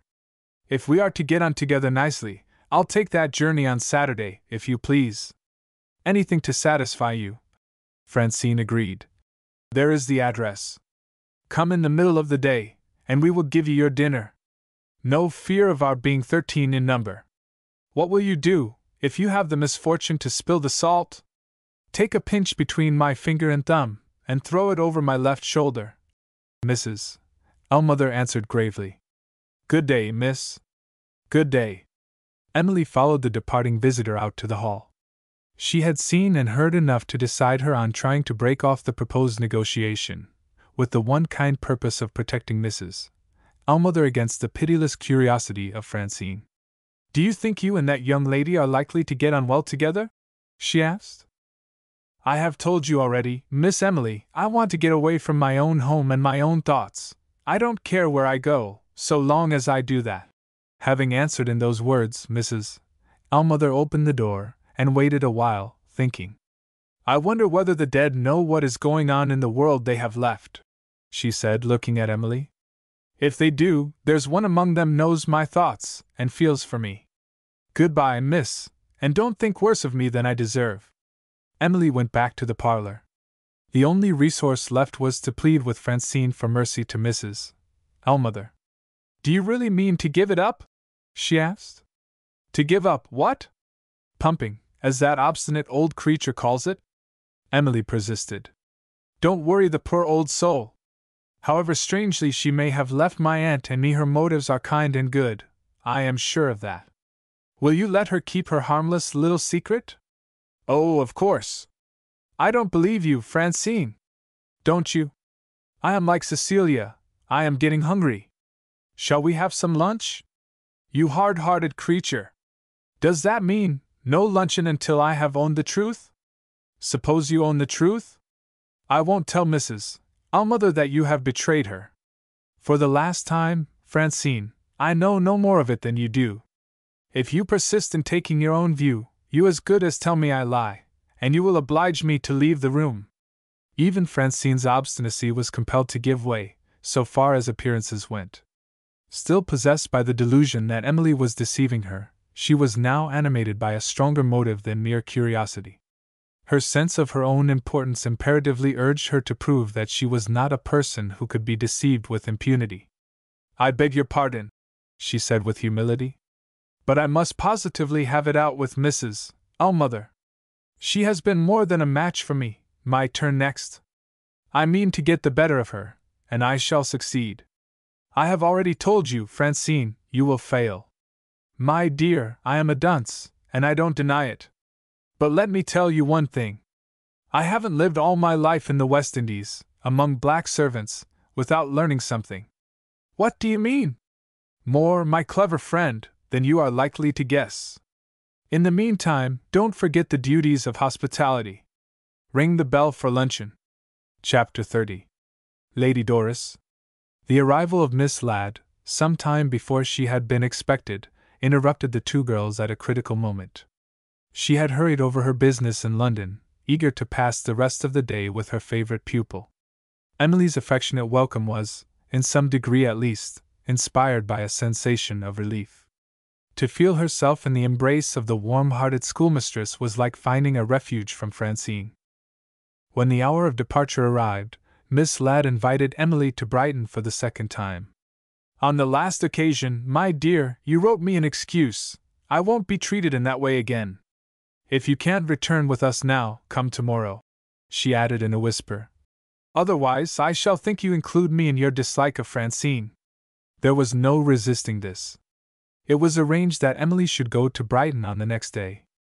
Left by herself, her thoughts might have reverted to Mrs. Mother's doubtful prospects, and to Francine's strange allusion to her life in the West Indies, but for the arrival of two letters by the afternoon post. The handwriting on one of them was unknown to her. She opened that one first. It was an answer to the letter of apology which she had persisted in writing to Mrs. Rook. Happily for herself, Alban's influence had not been without its effect, after his departure. She had written kindly, but she had written briefly at the same time. Mrs. Rook's reply presented a nicely compounded mixture of gratitude and grief. The gratitude was addressed to Emily as a matter of course. The grief related to her excellent master. Sir Gervas's strength had suddenly failed. His medical attendant, being summoned, had expressed no surprise. "My patient is over 70 years of age," the doctor remarked. "He will sit up late at night, writing his book, and he refuses to take exercise, till headache and giddiness force him to try the fresh air. As the necessary result, he has broken down at last. It may end in paralysis, or it may end in death." Reporting this expression of medical opinion, Mrs. Rook's letter glided imperceptibly from respectful sympathy to modest regard for her own interests in the future. It might be the sad fate of her husband and herself to be thrown on the world again. If necessity brought them to London, would kind Miss Emily grant her the honor of an interview, and favor a poor unlucky woman with a word of advice? She may pervert your letter to some use of her own, which you may have reason to regret. Did Emily remember Alban's warning words? No, she accepted Mrs. Rook's reply as a gratifying tribute to the justice of her own opinions. Having proposed to write to Alban, feeling penitently that she had been in the wrong, she was now readier than ever to send him a letter, feeling compassionately that she had been in the right. Besides, it was due to the faithful friend, who was still working for her in the reading-room, that he should be informed of Sir Gervas's illness. Whether the old man lived or whether he died, his literary labors were fatally interrupted in either case, and one of the consequences would be the termination of her employment at the museum. Although the second of the two letters which she had received was addressed to her in Cecilia's handwriting, Emily waited to read it until she had first written to Alban. "He will come tomorrow," she thought, "and we shall both make apologies. I shall regret that I was angry with him, and he will regret that he was mistaken in his judgment of Mrs. Rook. We shall be as good friends again as ever." In this happy frame of mind she opened Cecilia's letter. It was full of good news from first to last. The invalid sister had made such rapid progress toward recovery that the travelers had arranged to set forth on their journey back to England in a fortnight. "My one regret," Cecilia added, is the parting with Lady Doris. She and her husband are going to Genoa, where they will embark in Lord Janeway's yacht for a cruise in the Mediterranean. When we have said that miserable word goodbye, oh, Emily, what a hurry I shall be in to get back to you! Those allusions to your lonely life are so dreadful, my dear, that I have destroyed your letter. It is enough to break one's heart only to look at it. When once I get to London, there shall be no more solitude for my poor afflicted friend. Papa will be free from his parliamentary duties in August, and he has promised to have the house full of delightful people to meet you. Who do you think will be one of our guests? He is illustrious, he is fascinating, he deserves a line all to himself, thus. The Reverend Miles Mirabel. Lady Doris has discovered that the country parsonage, in which this brilliant clergyman submits to exile, is only 12 miles away from our house. She has written to Mr. Mirabel to introduce me, and to mention the date of my return. We will have some fun with the popular preacher. We will both fall in love with him together. Is there anybody to whom you would like me to send an invitation? Shall we have Mr. Alban Morris? Now I know how kindly he took care of you at the railway station. Your good opinion of him is my opinion. Your letter also mentions a doctor. Is he nice? And do you think he will let me eat pastry, if we have him too? I am so overflowing with hospitality, all for your sake, that I am ready to invite anybody, and everybody, to cheer you and make you happy. Would you like to meet Miss Ladd and the whole school? As to our amusements, make your mind easy. I have come to a distinct understanding with Papa that we are to have dances every evening, except when we try a little concert as a change. Private theatricals are to follow, when we want another change after the dancing and the music. No early rising, no fixed hour for breakfast, everything that is most exquisitely delicious at dinner, and, to crown all, your room next to mine, for delightful midnight gossipings, when we ought to be in bed. What do you say, darling, to the program? A last piece of news, and I have done. I have actually had a proposal of marriage, from a young gentleman who sits opposite me at the table d'hote. When I tell you that he has white eyelashes, and red hands, and such enormous front teeth that he can't shut his mouth, you will not need to be told that I refused him. This vindictive person has abused me ever since, in the most shameful manner. I heard him last night, under my window, trying to set one of his friends against me. Keep clear of her, my dear fellow, she's the most heartless creature living. The friend took my part. He said, I don't agree with you. The young lady is a person of great sensibility. Nonsense, says my amiable lover, she eats too much, her sensibility is all stomach. There's a wretch for you. What a shameful advantage to take of sitting opposite to me at dinner! Goodbye, my love, till we meet soon, and are as happy together as the day is long. Emily kissed the signature. At that moment of all others, Cecilia was such a refreshing contrast to Francine. Before putting the letter away, she looked again at that part of it which mentioned Lady Doris's introduction of Cecilia to Mr. Mirabel. I don't feel the slightest interest in Mr. Mirabel, she thought, smiling as the idea occurred to her. And I need never have known him, but for Lady Doris, who is a perfect stranger to me. She had just placed the letter in her desk, when a visitor was announced. Dr. Alday presented himself, in a hurry as usual. Another patient waiting? Emily asked mischievously. No time to spare again? Not a moment, the old gentleman answered. Have you heard from Mrs. Ellmother? Yes. You don't mean to say you have answered her? I have done better than that, doctor. I have seen her this morning. And consented to be her reference, of course? How well you know me! Dr. Alday was a philosopher. He kept his temper. Just what I might have expected, he said. Eve and the apple. Only forbid a woman to do anything, and she does it directly, because you have forbidden her. I'll try the other way with you now, Miss Emily.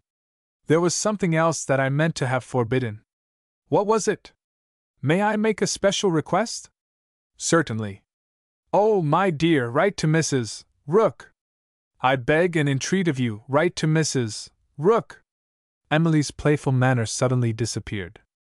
Ignoring the doctor's little outbreak of humor, she waited in grave surprise, until it was his pleasure to explain himself. Dr. Alday, on his side, ignored the ominous change in Emily. He went on as pleasantly as ever. Mr. Morris and I have had a long talk about you, my dear. Mr. Morris is a capital fellow. I recommend him as a sweetheart. I also back him in the matter of Mrs. Rook. What's the matter now? You're as red as a rose.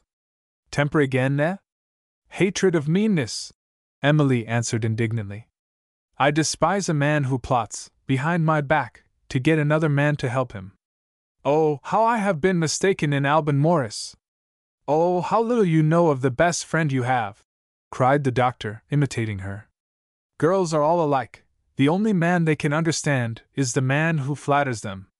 Will you oblige me by writing to Mrs. Rook? Emily made an attempt to match the doctor, with his own weapons. Your little joke comes too late, she said satirically. There is Mrs. Rook's answer. Read it and… She checked herself. Even in her anger she was incapable of speaking ungenerously to the old man who had so warmly befriended her. I won't say to you, she resumed, what I might have said to another person. Shall I say it for you? Asked the incorrigible doctor. Read it, and be ashamed of yourself. That was what you had in your mind, isn't it? Anything to please you, my dear. He put on his spectacles, read the letter, and handed it back to Emily with an impenetrable countenance. What do you think of my new spectacles? He asked, as he took the glasses off his nose. In the experience of 30 years, I have had 3 grateful patients. He put the spectacles back in the case. This comes from the 3rd. Very gratifying, very gratifying. Emily's sense of humor was not the uppermost sense in her at that moment. She pointed with a peremptory forefinger to Mrs. Rook's letter. Have you nothing to say about this? The doctor had so little to say about it that he was able to express himself in one word. Humbug! He took his hat, nodded kindly to Emily, and hurried away to feverish pulses waiting to be felt, and to furred tongues that were ashamed to show themselves. Chapter 31. Moira. When Alban presented himself the next morning, the hours of the night had exercised their tranquilizing influence over Emily. She remembered sorrowfully how Dr. Alday had disturbed her belief in the man who loved her. No feeling of irritation remained. Alban noticed that her manner was unusually subdued. She received him with her customary grace, but not with her customary smile. Are you not well? He asked. I am a little out of spirits, she replied. A disappointment, that is all. He waited a moment, apparently in the expectation that she might tell him what the disappointment was. She remained silent, and she looked away from him. Was he in any way answerable for the depression of spirits to which she alluded? The doubt occurred to him, but he said nothing. I suppose you have received my letter? She resumed. I have come here to thank you for your letter. It was my duty to tell you of Sir Gervas's illness. I deserve no thanks. You have written to me so kindly, Alban reminded her. You have referred to our difference of opinion, the last time I was here, so gently and so forgivingly. If I had written a little later, she interposed, the tone of my letter might have been less agreeable to you. I happened to send it to the post, before I received a visit from a friend of yours, a friend who had something to say to me after consulting with you. Do you mean Dr. Alday? Yes. What did he say? What you wished him to say. He did his best. He was as obstinate and unfeeling as you could possibly wish him to be, but he was too late. I have written to Mrs. Rook, and I have received a reply. She spoke sadly, not angrily, and pointed to the letter lying on her desk. Alban understood. He looked at her in despair. Is that wretched woman doomed to set us at variance every time we meet? He exclaimed. Emily silently held out the letter. He refused to take it. The wrong you have done me is not to be set right in that way, he said. You believe the doctor's visit was arranged between us. I never knew that he intended to call on you. I had no interest in sending him here, and I must not interfere again between you and Mrs. Rook. I don't understand you. You will understand me when I tell you how my conversation with Dr. Alday ended. I have done with interference. I have done with advice. Whatever my doubts may be, all further effort on my part to justify them, all further inquiries, no matter in what direction, are at an end. I made the sacrifice for your sake. No! I must repeat what you said to me just now. I deserve no thanks. What I have done has been done in deference to Dr. Alday, against my own convictions, in spite of my own fears. Ridiculous convictions! Ridiculous fears! Men with morbid minds are their own tormentors. It doesn't matter how I suffer, so long as you are at ease. I shall never thwart you or vex you again.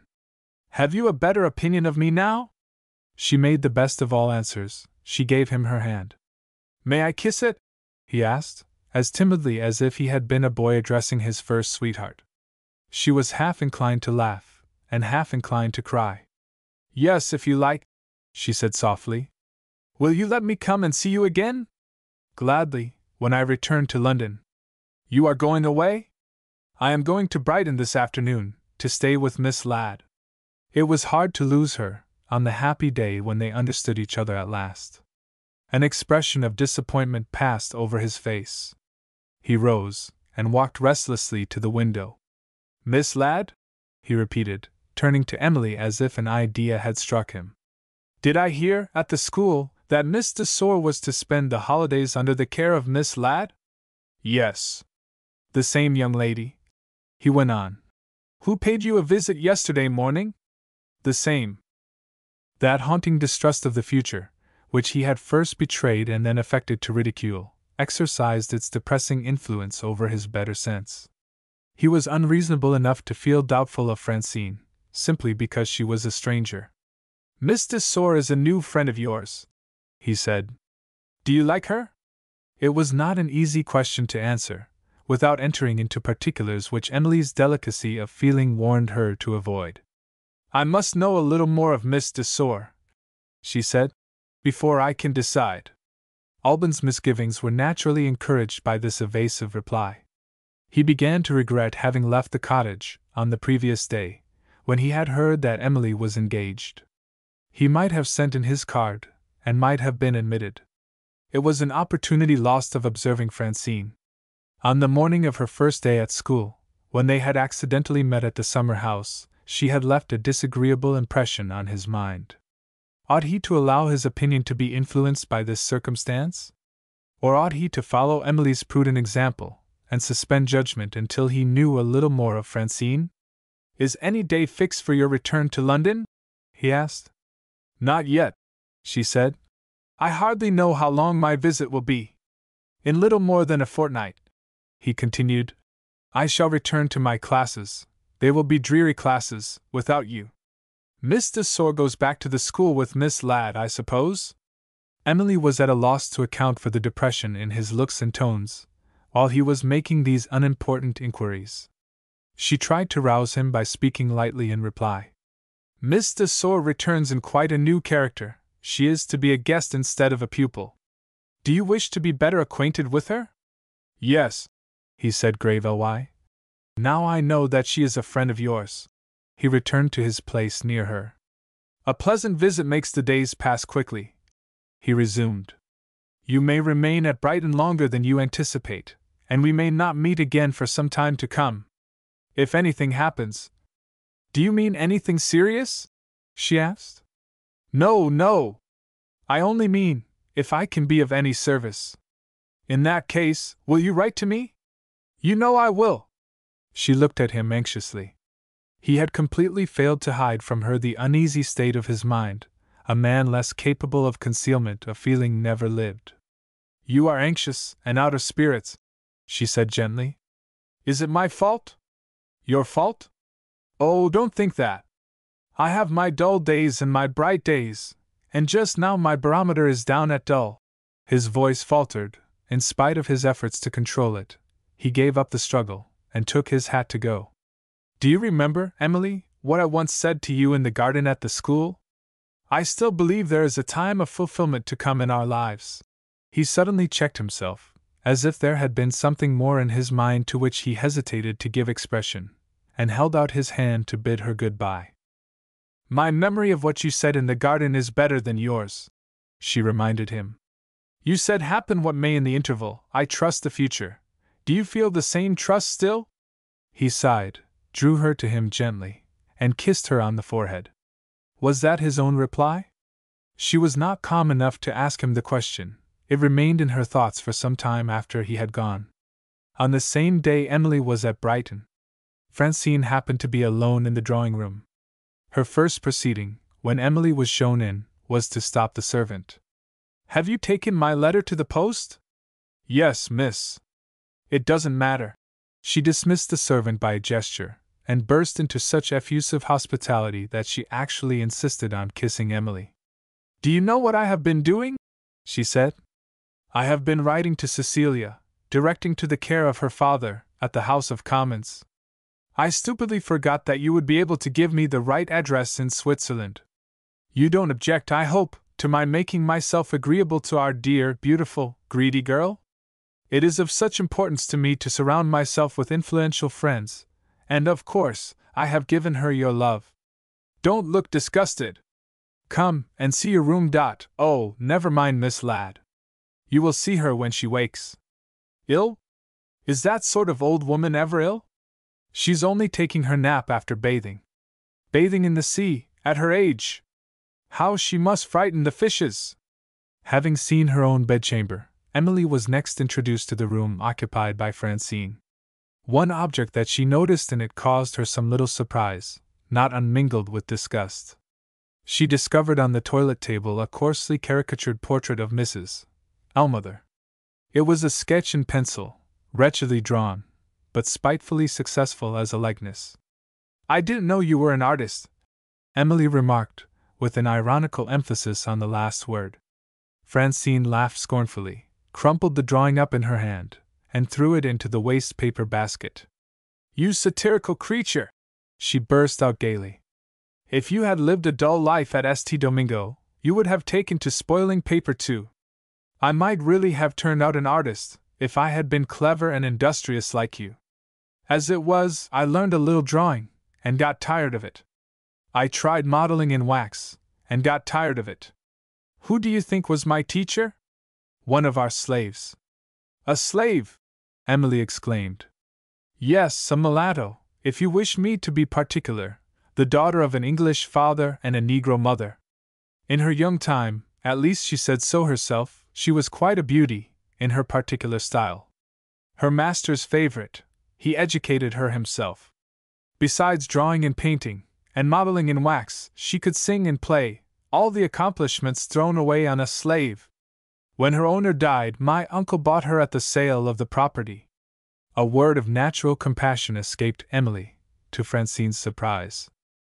"Oh, my dear, you needn't pity her. Sappho, that was her name, fetched a high price, even when she was no longer young. She came to us, by inheritance, with the estates and the rest of it, and took a fancy to me, when she found out I didn't get on well with my father and mother. 'I owe it to my father and mother,' she used to say, 'that I am a slave. When I see affectionate daughters it wrings my heart.' Sappho was a strange compound. A woman with a white side to her character, and a black side. For weeks together, she would be a civilized being. Then she used to relapse, and become as complete a negress as her mother. At the risk of her life she stole away, on those occasions, into the interior of the island, and looked on, in hiding, at the horrid witchcrafts and idolatries of the blacks. They would have murdered a half-blood, prying into their ceremonies, if they had discovered her. I followed her once, so far as I dared. The frightful yellings and drummings in the darkness of the forest frightened me. The blacks suspected her, and it came to my ears. I gave her the warning that saved her life. I don't know what I should have done without Sappho to amuse me, and from that time, I do believe the curious creature loved me. You see, I can speak generously even of a slave. I wonder you didn't bring her with you to England," Emily said. "In the first place," Francine answered, "she was my father's property, not mine. In the second place, she's dead. Poisoned, as the other half-bloods supposed, by some enemy among the blacks. She said herself she was under a spell." "What did she mean?" Francine was not interested enough in the subject to explain. "Stupid superstition, my dear. The Negro's side of Sappho was uppermost when she was dying, There is the explanation. Be off with you. I hear the old woman on the stairs. Meet her before she can come in here. My bedroom is my only refuge from Miss Ladd. On the morning of the last day in the week, Emily had a little talk in private with her old schoolmistress. Miss Ladd listened to what she had to say of Mrs. Ellmother, and did her best to relieve Emily's anxieties. I think you are mistaken, my child, in supposing that Francine is in earnest. It is her great fault that she is hardly ever in earnest. You can trust to my discretion. Leave the rest to your aunt's old servant and to me. Mrs. Ellmother arrived, punctual to the appointed time. She was shown into Miss Ladd's own room. Francine, ostentatiously resolved to take no personal part in the affair, went for a walk. Emily waited to hear the result. After a long interval, Miss Ladd returned to the drawing-room, and announced that she had sanctioned the engagement of Mrs. Ellmother. I have considered your wishes in this respect, she said. It is arranged that a week's notice, on either side, shall end the term of service, after the first month. I cannot feel justified in doing more than that. Mrs. Ellmother is such a respectable woman, she is so well known to you, and she was so long in your aunt's service, that I am bound to consider the importance of securing a person who is exactly fitted to attend on such a girl as Francine. In one word, I can trust Mrs. Ellmother. When does she enter on her service? Emily inquired. On the day after we return to the school, Miss Ladd replied. You will be glad to see her, I am sure. I will send her here. One word more before you go, Emily said. Did you ask her why she left my aunt? My dear child, a woman who has been 25 years in one place is entitled to keep her own secrets. I understand that she had her reasons, and that she doesn't think it necessary to mention them to anybody. Never trust people by halves, especially when they are people like Mrs. Ellmother. It was too late now to raise any objections. Emily felt relieved, rather than disappointed, on discovering that Mrs. Ellmother was in a hurry to get back to London by the next train. She had found an opportunity of letting her lodgings, and she was eager to conclude the bargain. You see, I couldn't say yes, she explained, till I knew whether I was to get this new place or not, and the person wants to go in tonight. Emily stopped her at the door. Promise to write and tell me how you get on with Miss de Sor. You say that, miss, as if you didn't feel hopeful about me. I say it, because I feel interested about you. Promise to write. Mrs. Ellmother promised, and hastened away. Emily looked after her from the window, as long as she was in view. I wish I could feel sure of Francine, she said to herself. In what way? Asked the hard voice of Francine, speaking at the door. It was not in Emily's nature to shrink from a plain reply. She completed her half-formed thought without a moment's hesitation. I wish I could feel sure, she answered, that you will be kind to Mrs. Ellmother. Are you afraid I shall make her life one scene of torment? Francine inquired. How can I answer for myself? I can't look into the future. For once in your life, can you be in earnest? Emily said. For once in your life, can you take a joke? Francine replied. Emily said no more. She privately resolved to shorten her visit to Brighton. Book the Third, Netherwoods. Chapter 32.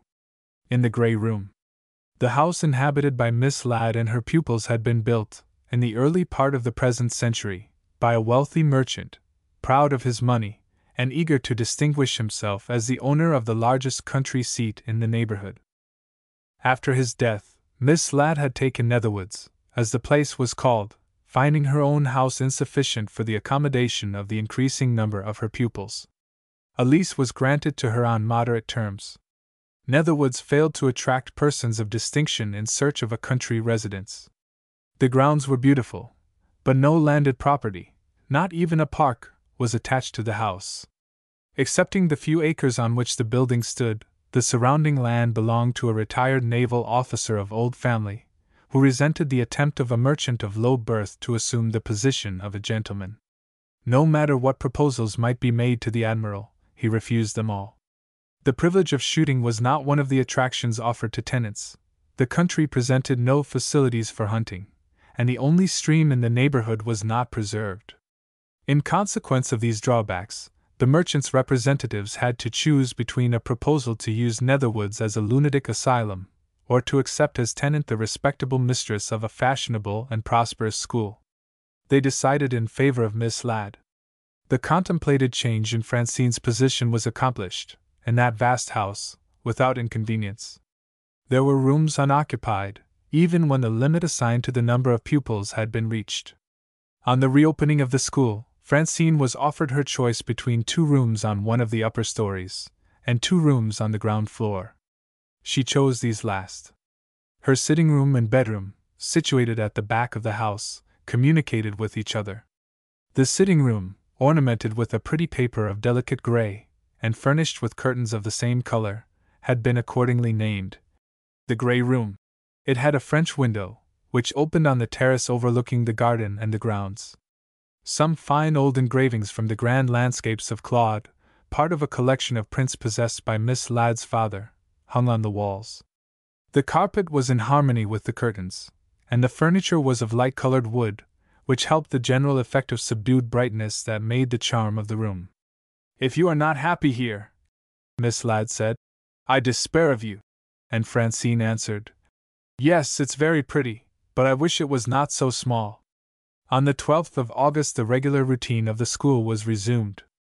Alban Morris found 2 strangers in his class, to fill the vacancies left by Emily and Cecilia. Mrs. Ellmother was duly established in her new place. She produced an unfavorable impression in the servants' hall, not, as the handsome chief housemaid explained, because she was ugly and old, but because she was a person who didn't talk. The prejudice against habitual silence, among the lower order of the people, is almost as inveterate as the prejudice against red hair. In the evening, on that first day of renewed studies, while the girls were in the grounds, after tea, Francine had at last completed the arrangement of her rooms, and had dismissed Mrs. Ellmother, kept hard at work since the morning, to take a little rest. Standing alone at her window, the West Indian heiress wondered what she had better do next. She glanced at the girls on the lawn, and decided that they were unworthy of serious notice, on the part of a person so specially favored as herself. She turned sidewise, and looked along the length of the terrace. At the far end a tall man was slowly pacing to and fro, with his head down, and his hands in his pockets. Francine recognized the rude drawing-master, who had torn up his view of the village, after she had saved it from being blown into the pond. She stepped out on the terrace, and called to him. He stopped, and looked up. "Do you want me?" he called back. "Of course I do." She advanced a little to meet him, and offered encouragement under the form of a hard smile. Although his manners might be unpleasant, he had claims on the indulgence of a young lady, who was at a loss how to employ her idle time. In the first place, he was a man. In the second place, he was not as old as the music master, or as ugly as the dancing master. In the third place, he was an admirer of Emily, and the opportunity of trying to shake his allegiance by means of a flirtation, in Emily's absence, was too good an opportunity to be lost. "Do you remember how rude you were to me, on the day when you were sketching in the summer-house?" Francine asked with snappish playfulness. "I expect you to make yourself agreeable this time. I am going to pay you a compliment." He waited, with exasperating composure, to hear what the proposed compliment might be. The furrow between his eyebrows looked deeper than ever. There were signs of secret trouble in that dark face, so grimly and so resolutely composed. The school, without Emily, presented the severest trial of endurance that he had encountered since the day when he had been deserted and disgraced by his affianced wife. "You are an artist," Francine proceeded, "and therefore a person of taste. I want to have your opinion of my sitting-room. Criticism is invited, pray come in." He seemed to be unwilling to accept the invitation, then altered his mind, and followed Francine. She had visited Emily. She was perhaps in a fair way to become Emily's friend. He remembered that he had already lost an opportunity of studying her character, and, if he saw the necessity, of warning Emily not to encourage the advances of Miss de Sor. "Very pretty," he remarked, looking round the room, without appearing to care for anything in it, except the prince. Francine was bent on fascinating him. She raised her eyebrows and lifted her hands, in playful remonstrance. Do remember it's my room, she said, and take some little interest in it, for my sake. What do you want me to say? He asked. Come and sit down by me. She made room for him on the sofa. Her one favorite aspiration, the longing to excite envy in others, expressed itself in her next words. Say something pretty, she answered. Say you would like to have such a room as this. I should like to have your prince, he remarked. Will that do? It wouldn't do from anybody else. Ah, Mr. Morris, I know why you are not as nice as you might be. You are not happy. The school has lost its one attraction, in losing our dear Emily. You feel it, I know you feel it. She assisted this expression of sympathy to produce the right effect by a sigh. What would I not give to inspire such devotion as yours? I don't envy Emily, I only wish. She paused in confusion, and opened her fan. Isn't it pretty? She said, with an ostentatious appearance of changing the subject. Alban behaved like a monster. He began to talk of the weather. I think this is the hottest day we have had, he said. No wonder you want your fan. Netherwoods is an airless place at this season of the year. She controlled her temper. I do indeed feel the heat, she admitted, with a resignation which gently reproved him.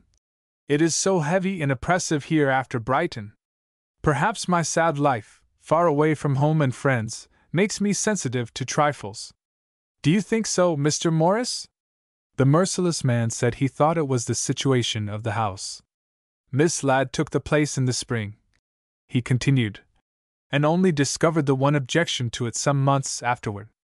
We are in the highest part of the valley here, but you see, it's a valley surrounded by hills, and on 3 sides the hills are near us.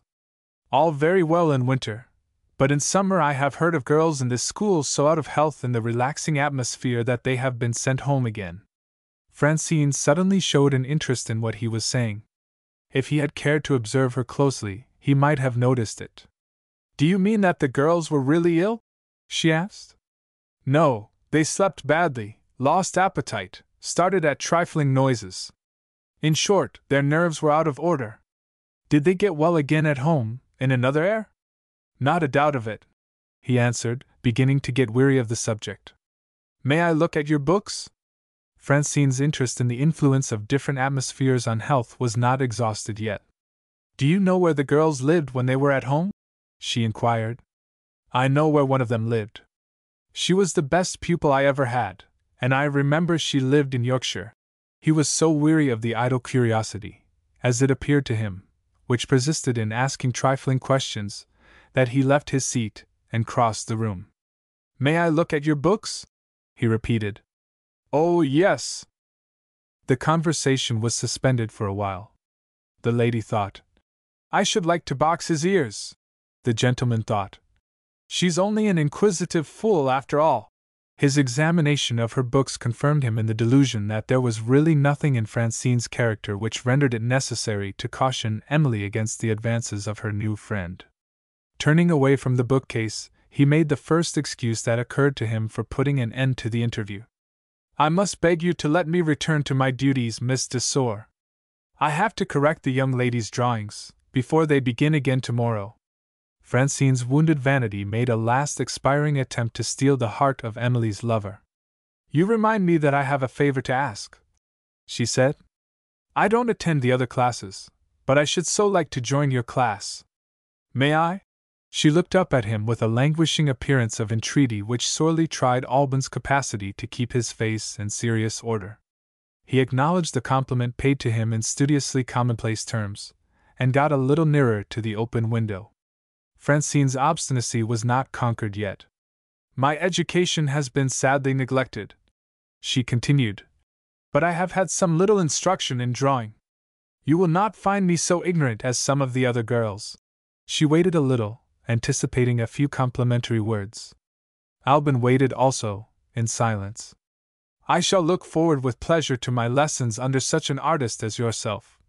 She went on, and waited again, and was disappointed again. Perhaps, she resumed, I may become your favorite pupil, who knows? Who indeed? It was not much to say, when he spoke at last, but it was enough to encourage Francine. She called him, "Dear Mr. Morris." She pleaded for permission to take her first lesson immediately. She clasped her hands. "Please say yes." "I can't say yes till you have complied with the rules." "Are they your rules?" Her eyes expressed the readiest submission, in that case. He entirely failed to see it. He said they were Miss Ladd's rules, and wished her good evening. She watched him, walking away down the terrace. How was he paid? Did he receive a yearly salary, or did he get a little extra money for each new pupil who took drawing lessons? In this last case, Francine saw her opportunity of being even with him. "You brute! Catch me attending your class." Chapter 33. Recollections of St. Domingo. The night was oppressively hot. Finding it impossible to sleep, Francine lay quietly in her bed, thinking. The subject of her reflections was a person who occupied the humble position of her new servant. Mrs. Ellmother looked wretchedly ill. Mrs. Ellmother had told Emily that her object, in returning to domestic service, was to try if change would relieve her from the oppression of her own thoughts. Mrs. Ellmother believed in vulgar superstitions which declared Friday to be an unlucky day, and which recommended throwing a pinch over your left shoulder if you happened to spill the salt. In themselves, these were trifling recollections. But they assumed a certain importance, derived from the associations which they called forth. They reminded Francine, by some mental process which she was at a loss to trace, of Sappho the slave, and of her life at St. Domingo. She struck a light, and unlocked her writing desk. From one of the drawers she took out an old household account book.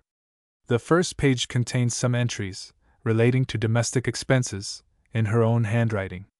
They recalled one of her efforts to occupy her idle time, by relieving her mother of the cares of housekeeping. For a day or two, she had persevered, and then she had ceased to feel any interest in her new employment. The remainder of the book was completely filled up, in a beautifully clear handwriting, beginning on the second page. A title had been found for the manuscript by Francine. She had written at the top of the page, "Sappho's Nonsense." After reading the first few sentences, she rapidly turned over the leaves, and stopped at a blank space near the end of the book. Here again she had added a title. This time it implied a compliment to the writer. The page was headed, "Sappho's Sense." She read this latter part of the manuscript with the closest attention. "I entreat my kind and dear young mistress not to suppose that I believe in witchcraft, after such an education as I have received. When I wrote down, at your bidding, all that I had told you by word of mouth, I cannot imagine what delusion possessed me. You say I have a Negro side to my character, which I inherit from my mother. Did you mean this, dear mistress, as a joke? I am almost afraid it is sometimes not far off from the truth. Let me be careful, however, to avoid leading you into a mistake. It is really true that the manslave I spoke of did pine and die, after the spell had been cast on him by my witch mother's image of wax. But I ought also to have told you that circumstances favored the working of the spell. The fatal end was not brought about by supernatural means. The poor wretch was not in good health at the time, and our owner had occasion to employ him in the valley of the island far inland. I have been told, and can well believe, that the climate there is different from the climate on the coast, in which the unfortunate slave had been accustomed to live. The overseer wouldn't believe him when he said the valley air would be his death, and the Negroes, who might otherwise have helped him, all avoided a man whom they knew to be under a spell. This, you see, accounts for what might appear incredible to civilized persons. If you will do me a favor, you will burn this little book, as soon as you have read what I have written here. If my request is not granted, I can only implore you to let no eyes but your own see these pages. My life might be in danger if the blacks knew what I have now told you, in the interests of truth."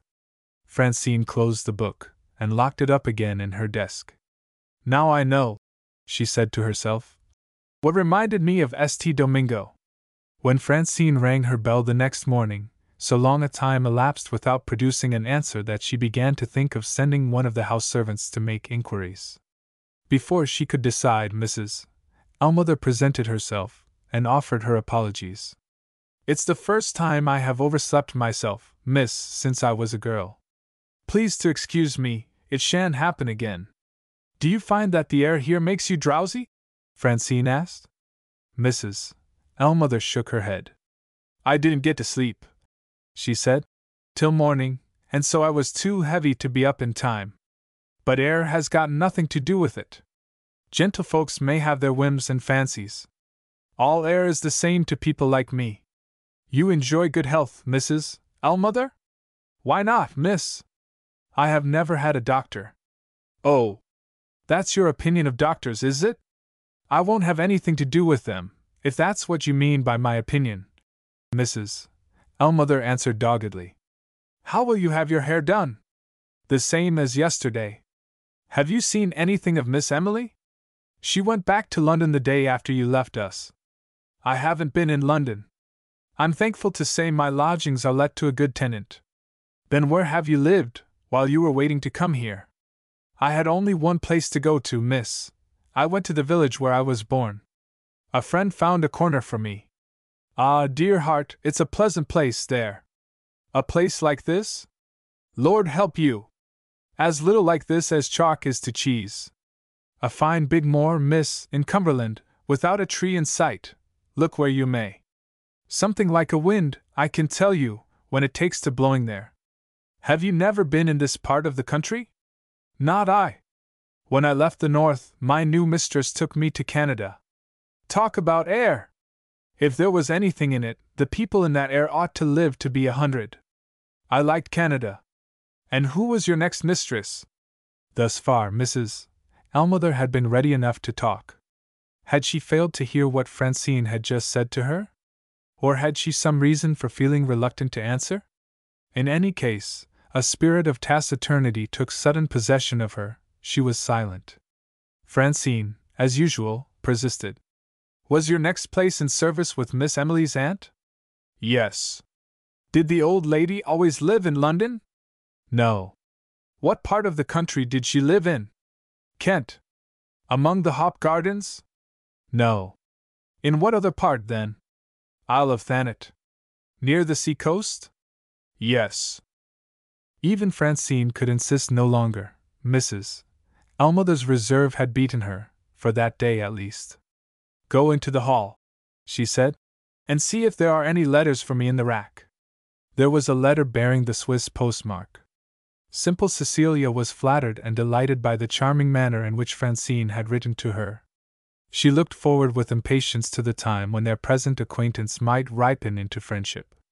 Would dear Miss de Sor waive all ceremony, and consent to be a guest, later in the autumn, at her father's house? Circumstances connected with her sister's health would delay their return to England for a little while. By the end of the month she hoped to be at home again, and to hear if Francine was disengaged. Her address, in England, was Monksmoor Park, Hants. Having read the letter, Francine drew a moral from it. There is great use in a fool, when one knows how to manage her. Having little appetite for her breakfast, she tried the experiment of a walk on the terrace. Alban Morris was right. The air at Netherwoods, in the summer time, was relaxing. The morning mist still hung over the lowest part of the valley, between the village and the hills beyond. A little exercise produced a feeling of fatigue. Francine returned to her room, and trifled with her tea and toast. Her next proceeding was to open her writing desk, and look into the old account book once more. While it lay open on her lap, she recalled what had passed that morning, between Mrs. Almother and herself. The old woman had been born and bred in the north, on an open moor. She had been removed to the keen air of Canada when she left her birthplace. She had been in service after that, on the breezy eastward coast of Kent. Would the change to the climate of Netherwoods produce any effect on Mrs. Almother?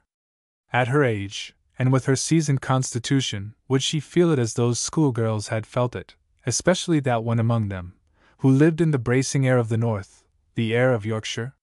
Weary of solitary thinking on one subject, Francine returned to the terrace with a vague idea of finding something to amuse her, that is to say, something she could turn into ridicule, if she joined the girls. The next morning Mrs. Almother answered her mistress's bell without delay. You have slept better this time? Francine said. No, miss. When I did get to sleep, I was troubled by dreams. Another bad night, and no mistake.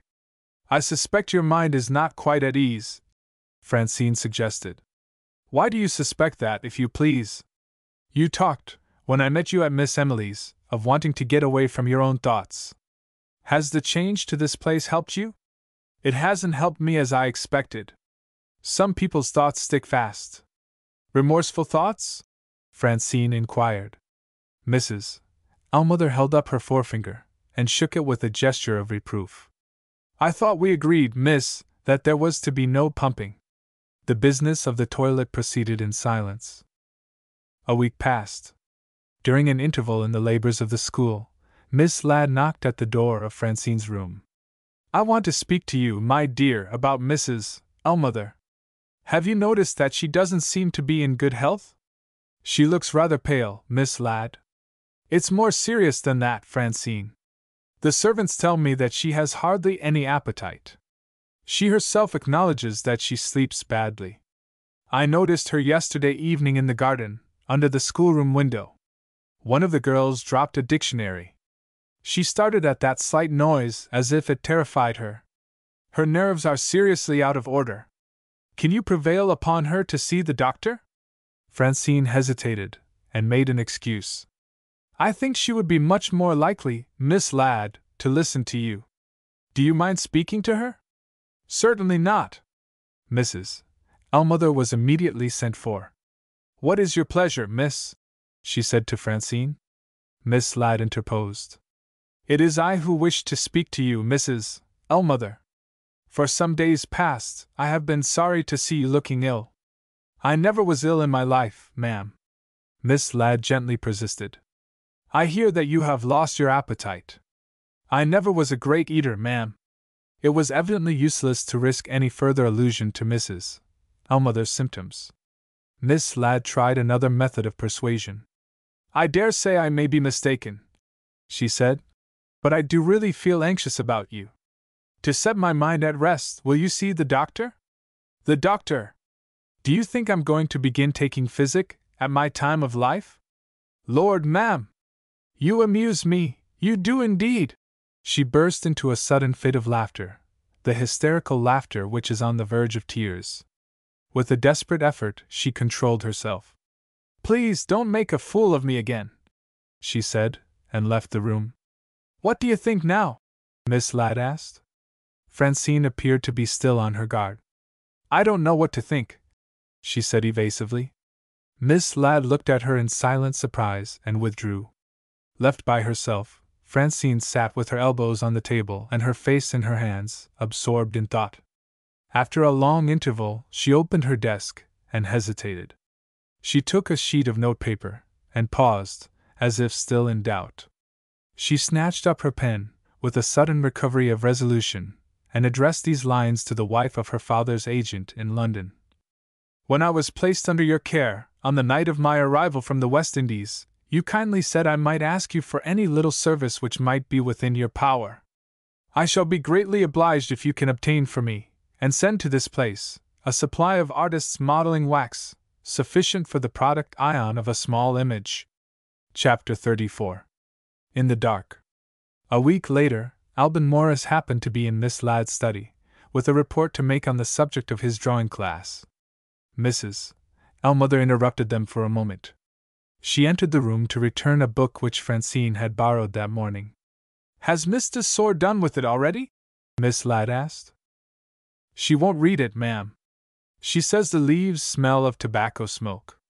Miss Ladd turned to Alban, and shook her head with an air of good-humored reproof. I know who has been reading that book last, she said. Alban pleaded guilty by a look. He was the only master in the school who smoked. As Mrs. Almother passed him, on her way out, he noticed the signs of suffering in her wasted face. That woman is surely in a bad state of health, he said. Has she seen the doctor? She flatly refuses to consult the doctor, Miss Ladd replied. If she was a stranger, I should meet the difficulty by telling Miss de Sor, whose servant she is, that Mrs. Ellmother must be sent home. But I cannot act in that peremptory manner toward a person in whom Emily is interested. From that moment Mrs. Ellmother became a person in whom Alban was interested. Later in the day, he met her in one of the lower corridors of the house, and spoke to her. "I am afraid the air of this place doesn't agree with you," he said. Mrs. Ellmother's irritable objection to being told, even indirectly, that she looked ill, expressed itself roughly in reply. "I dare say you mean well, sir, but I don't see how it matters to you whether the place agrees with me or not." "Wait a minute," Alban answered good-humoredly. "I am not quite a stranger to you. How do you make that out, if you please? I know a young lady who has a sincere regard for you." "You don't mean Miss Emily?" "Yes, I do. I respect and admire Miss Emily, and I have tried, in my poor way, to be of some little service to her." Mrs. Ellmother's haggard face instantly softened. "Please to forgive me, sir, for forgetting my manners," she said simply. "I have had my health since the day I was born, and I don't like to be told, in my old age, that a new place doesn't agree with me." Alban accepted this apology in a manner which at once won the heart of the North Country woman. He shook hands with her. "You're one of the right sort," she said. "There are not many of them in this house." Was she alluding to Francine? Alban tried to make the discovery. Polite circumlocution would be evidently thrown away on Mrs. Ellmother. "Is your new mistress one of the right sort?" he asked bluntly. The old servant's answer was expressed by a frowning look, followed by a plain question. "Do you say that, sir, because you like my new mistress?" "No. Pleased to shake hands again." She said it, took his hand with a sudden grip that spoke for itself, and walked away. Here was an exhibition of character which Alban was just the man to appreciate. "If I had been an old woman," he thought in his dryly humorous way, "I believe I should have been like Mrs. Ellmother. We might have talked of Emily, if she had not left me in such a hurry. When shall I see her again?" He was destined to see her again, that night, under circumstances which he remembered to the end of his life. The rules of Netherwoods, in summer-time, recalled the young ladies from their evening's recreation in the grounds at 9 o'clock. After that hour, Alban was free to smoke his pipe, and to linger among trees and flower-beds before he returned to his hot little rooms in the village. As a relief to the drudgery of teaching the young ladies, he had been using his pencil, when the day's lessons were over, for his own amusement. It was past 10 o'clock before he lighted his pipe, and began walking slowly to and fro on the path which led to the summer-house, at the southern limit of the grounds. In the perfect stillness of the night, the clock of the village church was distinctly audible, striking the hours and the quarters. The moon had not risen, but the mysterious glimmer of starlight trembled on the large open space between the trees and the house. Alban paused, admiring with an artist's eye the effect of light, so faintly and delicately beautiful, on the broad expanse of the lawn. "Does the man live who could paint that?" he asked himself. His memory recalled the works of the greatest of all landscape painters, the English artists of 50 years since. While recollections of many a noble picture were still passing through his mind, he was startled by the sudden appearance of a bare-headed woman on the terrace steps. She hurried down to the lawn, staggering as she ran, stopped, and looked back at the house, hastened onward toward the trees, stopped again, looking backward and forward, uncertain which way to turn next, and then advanced once more. He could now hear her heavily gasping for breath. As she came nearer, the starlight showed a panic-stricken face, the face of Mrs. Ellmother. Alban ran to meet her. She dropped on the grass before he could cross the short distance which separated them. As he raised her in his arms, she looked at him wildly, and murmured and muttered in the vain attempt to speak. "Look at me again," he said. "Don't you remember the man who had some talk with you today?" She still stared at him vacantly. He tried again. "Don't you remember Miss Emily's friend?" As the name passed his lips, her mind in some degree recovered its balance. "Yes," she said. "Emily's friend. I'm glad I have met with Emily's friend." She caught at Alban's arm, starting as if her own words had alarmed her. "What am I talking about? Did I say Emily? A servant ought to say Miss Emily. My head swims." Am I going mad? Albin led her to one of the garden chairs. You're only a little frightened, he said. Rest and compose yourself. She looked over her shoulder toward the house. Not here. I've run away from a she-devil. I want to be out of sight. Further away, mister. I don't know your name. Tell me your name. I won't trust you unless you tell me your name. Hush! Hush! Call me Albin. I never heard of such a name. I won't trust you. You won't trust your friend, and Emily's friend? You don't mean that, I'm sure. Call me by my other name. Call me Morris. Morris? She repeated. I've heard of people called Morris. Look back. Your eyes are young. Do you see her on the terrace? There isn't a living soul to be seen anywhere. With one hand he raised her as he spoke, and with the other he took up the chair. In a minute more they were out of sight of the house. He seated her so that she could rest her head against the trunk of a tree. What a good fellow! The poor old creature said, admiring him. He knows how my head pains me. Don't stand up. You're a tall man. She might see you. She can see nothing. Look at the trees behind us. Even the starlight doesn't get through them. Mrs. Ellmother was not satisfied yet. You take it coolly, she said. Do you know who saw us together in the passage today? You good Morris, she saw us, she did. Wretch! Cruel, cunning, shameless wretch! In the shadows that were round them, Albin could just see that she was shaking her clenched fists in the air. He made another attempt to control her. Don't excite yourself! If she comes into the garden, she might hear you. The appeal to her fears had its effect. That's true, she said in lowered tones. A sudden distrust of him seized her the next moment. Who told me I was excited? She burst out. It's you who are excited.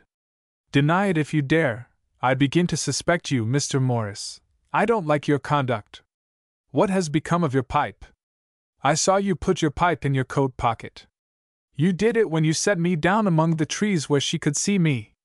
You are in league with her. She is coming to meet you here. You know she does not like tobacco smoke. Are you two going to put me in the madhouse? She started to her feet.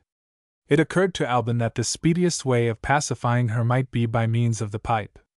Mere words would exercise no persuasive influence over that bewildered mind. Instant action, of some kind, would be far more likely to have the right effect. He put his pipe and his tobacco pouch into her hands, and so mastered her attention before he spoke. Do you know how to fill a man's pipe for him? He asked. Haven't I filled my husband's pipe hundreds of times? She answered sharply. Very well. Now do it for me. She took her chair again instantly, and filled the pipe. He lighted it, and seated himself on the grass, quietly smoking. Do you think I'm in league with her now? He asked, purposely adopting the rough tone of a man in her own rank of life. She answered him as she might have answered her husband, in the days of her unhappy marriage. Oh, don't gird at me, there's a good man. If I've been off my head for a minute or two, please not to notice me. It's cool and quiet here, the poor woman said gratefully. Bless God for the darkness. There's something comforting in the darkness, along with a good man like you. Give me a word of advice. You are my friend in need. What am I to do? I daren't go back to the house. She was quiet enough now to suggest the hope that she might be able to give Albin some information. Were you with Miss de Sor? He asked. Before you came out here? What did she do to frighten you? There was no answer. Mrs. Ellmother had abruptly risen once more. Hush! She whispered. Don't I hear somebody near us? Albin at once went back, along the winding path which they had followed. No creature was visible in the gardens or on the terrace. On returning, he found it impossible to use his eyes to any good purpose in the obscurity among the trees. He waited a while, listening intently. No sound was audible. There was not even air enough to stir the leaves. As he returned to the place that he had left, the silence was broken by the chimes of the distant church clock, striking the 10:15. Even that familiar sound jarred on Mrs. Ellmother's shattered nerves. In her state of mind and body, She was evidently at the mercy of any false alarm which might be raised by her own fears. Relieved of the feeling of distrust which had thus far troubled him, Alban sat down by her again, opened his matchbox to relight his pipe, and changed his mind. Mrs. Ellmother had unconsciously warned him to be cautious. For the first time, he thought it likely that the heat in the house might induce some of the inmates to try the cooler atmosphere in the grounds. If this happened, and if he continued to smoke, curiosity might tempt them to follow the scent of tobacco hanging on the stagnant air. "Is there nobody near us?" Mrs. Ellmother asked. "Are you sure?" "Quite sure." "Now tell me, did you really mean it, when you said just now that you wanted my advice?" "Need you ask that, sir? Who else have I got to help me? I am ready and willing to help you, but I can't do it unless I know first what has passed between you and Miss de Sor. Will you trust me?" "I will. May I depend on you?" "Try me." Chapter 35. The Treachery of the Pipe. Alban took Mrs. Ellmother at her word. "I am going to venture on a guess," he said. "You have been with Miss de Sor tonight." "Quite true, Mr. Morris." "I am going to guess again. Did Miss de Sor ask you to stay with her, when you went into her room?" "That's it. She rang for me, to see how I was getting on with my needlework, and she was what I call hearty, for the first time since I have been in her service. I didn't think badly of her when she first talked of engaging me, and I've had reason to repent of my opinion ever since. Oh, she showed the cloven foot tonight. 'Sit down,' she says, 'I've nothing to read, and I hate work, let's have a little chat.' She's got a glib tongue of her own. All I could do was to say a word now and then to keep her going. She talked and talked till it was time to light the lamp. She was particular in telling me to put the shade over it. We were half in the dark, and half in the light. She trapped me, Lord knows how, into talking about foreign parts. I mean the place she lived in before they sent her to England. Have you heard that she comes from the West Indies?" "Yes, I have heard that." "Go on." "Wait a bit, sir. There's something, by your leave, that I want to know. Do you believe in witchcraft?" "I know nothing about it." "Did Miss de Sor put that question to you?" "She did." "And how did you answer?" "Neither in one way nor the other. I'm in two minds about that matter of witchcraft. When I was a girl, there was an old woman in our village, who was a sort of show. People came to see her from all the country round, gentlefolks among them. It was her great age that made her famous. More than 100 years old, sir. One of our neighbors didn't believe in her age, and she heard of it. She cast a spell on his flock. I tell you, she sent a plague on his sheep, the plague of the bots. The whole flock died, I remember it well. Some said the sheep would have had the bots anyhow. Some said it was the spell. Which of them was right? How am I to settle it? Did you mention this to Miss de Sor?" "I was obliged to mention it. Didn't I tell you, just now, that I can't make up my mind about witchcraft? You don't seem to know whether you believe or disbelieve," she says. It made me look like a fool. I told her I had my reasons, and then I was obliged to give them. And what did she do then? She said, "I've got a better story of witchcraft than yours," and she opened a little book, with a lot of writing in it, and began to read. Her story made my flesh creep. It turns me cold, sir, when I think of it now." He heard her moaning and shuddering. Strongly as his interest was excited, there was a compassionate reluctance in him to ask her to go on. His merciful scruples proved to be needless. The fascination of beauty it is possible to resist.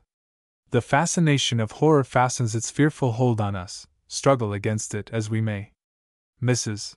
Ellmother repeated what she had heard, in spite of herself. "It happened in the West Indies," she said, "and the writing of a woman slave was the writing in the little book. The slave wrote about her mother. Her mother was a black, a witch in her own country. There was a forest in her own country. The devil taught her witchcraft in the forest. The serpents and the wild beasts were afraid to touch her. She lived without eating. She was sold for a slave, and sent to the island, an island in the West Indies. An old man lived there, the wickedest man of them all. He filled the black witch with devilish knowledge. She learned to make the image of wax. The image of wax casts spells. You put pins in the image of wax. At every pin you put, the person under the spell gets nearer and nearer to death. There was a poor black in the island. He offended the witch. She made his image in wax, she cast spells on him. He couldn't sleep, he couldn't eat, he was such a coward that common noises frightened him. Like me! Oh God, like me! Wait a little, Albin interposed. You are exciting yourself again, wait. You're wrong, sir! You think it ended when she finished her story and shut up her book. There's worse to come than anything you've heard yet. I don't know what I did to offend her. She looked at me and spoke to me, as if I was the dirt under her feet. If you're too stupid to understand what I have been reading, she says, get up and go to the glass. Look at yourself, and remember what happened to the slave who was under the spell. You're getting paler and paler, and thinner, you're pining away just as he did. Shall I tell you why? She snatched off the shade from the lamp, and put her hand under the table, and brought out an image of wax. My image! She pointed to 3 pins in it. 1, she says, for no sleep. 1 for no appetite. 1 for broken nerves. I asked her what I had done to make such a bitter enemy of her. She says, remember what I asked of you when we talked of your being my servant. Choose which you will do? Die by inches, I swear she said it as I hope to be saved, die by inches, or tell me. There, in the full frenzy of the agitation that possessed her, there, Mrs. Ellmother suddenly stopped. Albin's first impression was that she might have fainted. He looked closer, and could just see her shadowy figure still seated in the chair. He asked if she was ill. No. Then why don't you go on? I have done, she answered. Do you think you can put me off? He rejoined sternly. With such an excuse as that?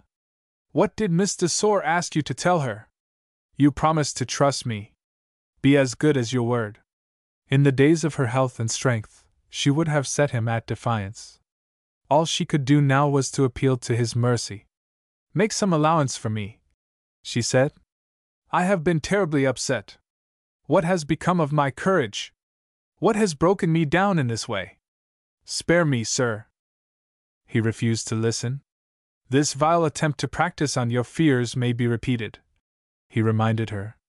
More cruel advantage may be taken of the nervous derangement from which you are suffering in the climate of this place. You little know me, if you think I will allow that to go on. She made a last effort to plead with him. Oh, sir, is this behaving like the good kind man I thought you were? You say you are Miss Emily's friend? Don't press me, for Miss Emily's sake. Emily! Albin exclaimed. Is she concerned in this? There was a change to tenderness in his voice, which persuaded Mrs. Ellmother that she had found her way to the weak side of him. Her one effort now was to strengthen the impression which she believed herself to have produced. Miss Emily is concerned in it, she confessed. In what way? Never mind in what way. But I do mind. I tell you, sir, Miss Emily must never know it to her dying day. The first suspicion of the truth crossed Albin's mind. I understand you at last, he said. What Miss Emily must never know is what Miss Desor wanted you to tell her. Oh, it's useless to contradict me. Her motive in trying to frighten you is as plain to me now as if she had confessed it. Are you sure you didn't betray yourself when she showed the image of wax? I should have died first. The reply had hardly escaped her before she regretted it. What makes you want to be so sure about it? She said. It looks as if you knew.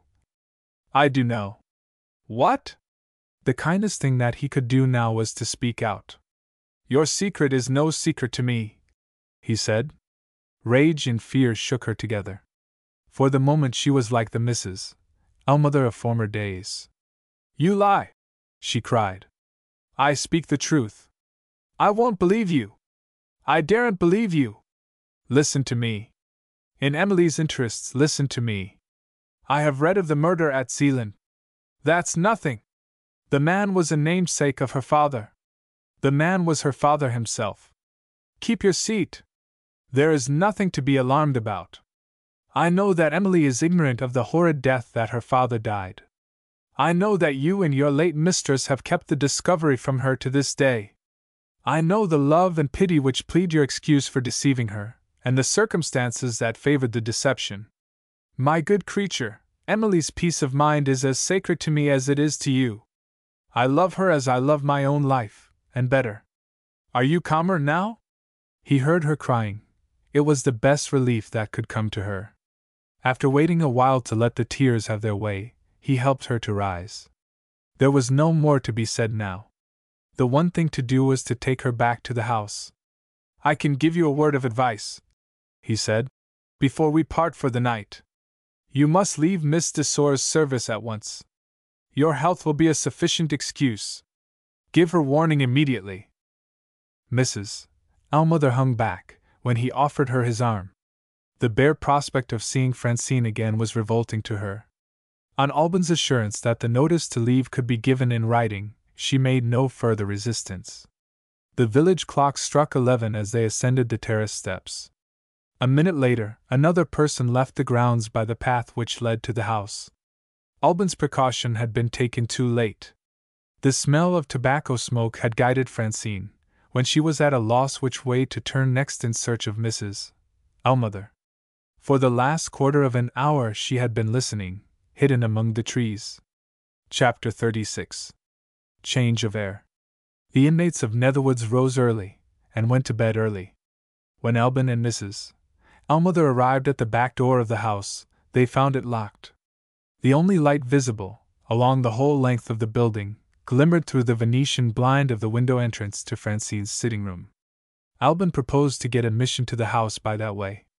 In her horror of again encountering Francine, Mrs. Ellmother positively refused to follow him when he turned away from the door.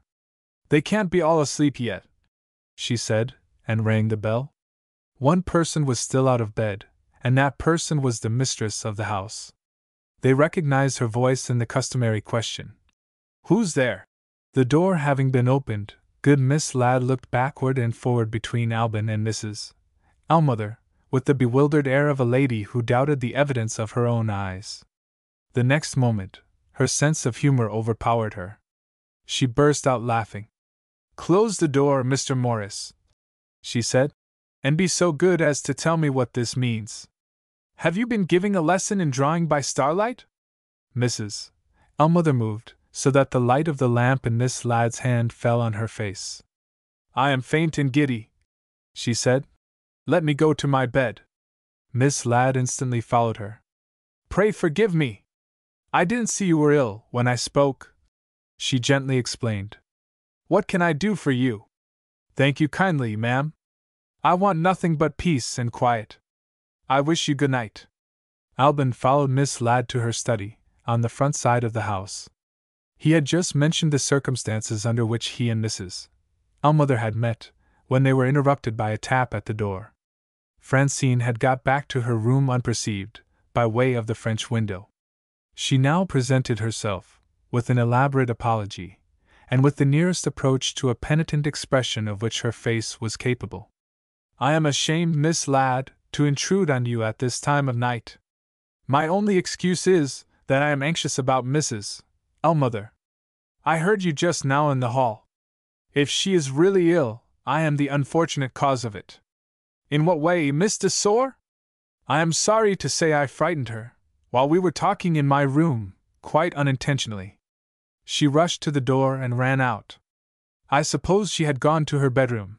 I had no idea she was in the grounds." In this false statement, there was mingled a grain of truth. It was true that Francine believed Mrs. Ellmother to have taken refuge in her room, for she had examined the room.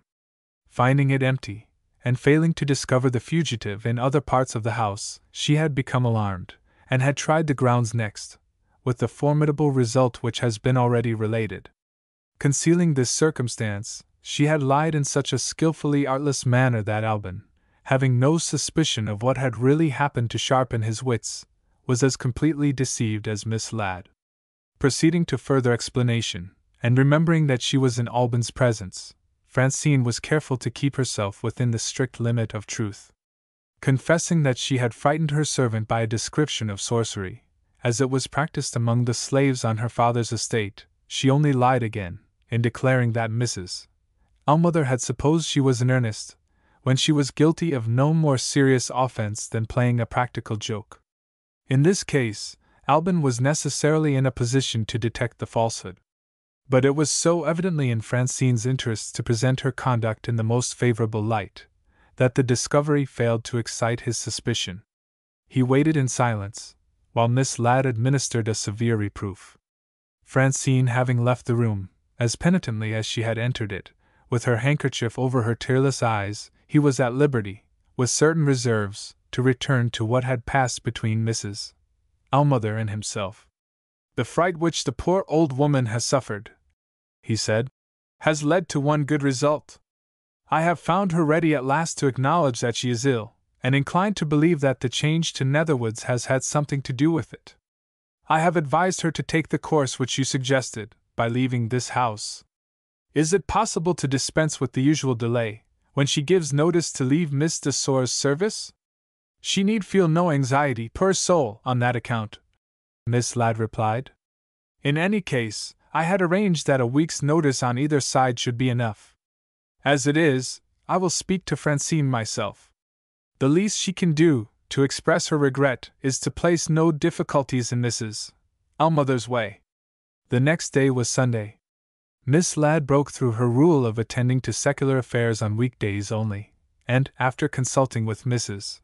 Ellmother, arranged with Francine that her servant should be at liberty to leave Netherwoods, health permitting, on the next day. But one difficulty remained. Mrs. Ellmother was in no condition to take the long journey to her birthplace in Cumberland, and her own lodgings in London had been let.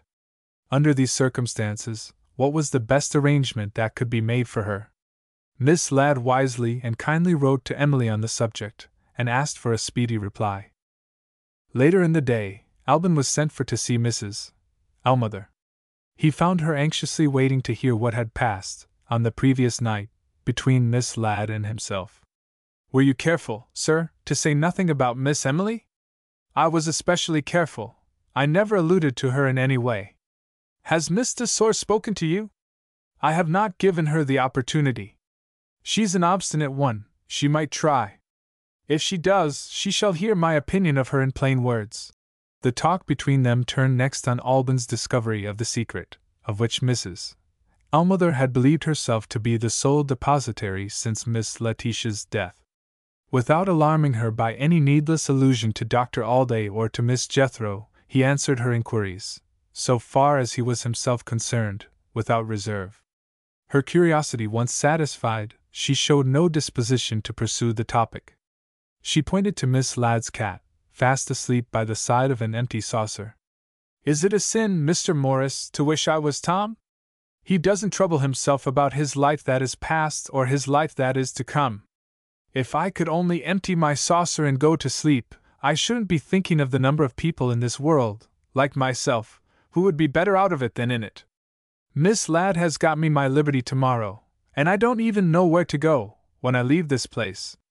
"Suppose you follow Tom's example?" Alban suggested. "Enjoy today, in that comfortable chair, and let tomorrow take care of itself." Tomorrow arrived, and justified Alban's system of philosophy. Emily answered Miss Ladd's letter, to excellent purpose, by telegraph. "I leave London today with Cecilia," the message announced, "for Monksmoor Park, Hants. Will Mrs. Ellmother take care of the cottage in my absence? I shall be away for a month, at least. All is prepared for her if she consents." Mrs. Ellmother gladly accepted this proposal. In the interval of Emily's absence, she could easily arrange to return to her own lodgings. With words of sincere gratitude she took leave of Miss Ladd, but no persuasion would induce her to say good-bye to Francine. "Do me one more kindness, ma'am.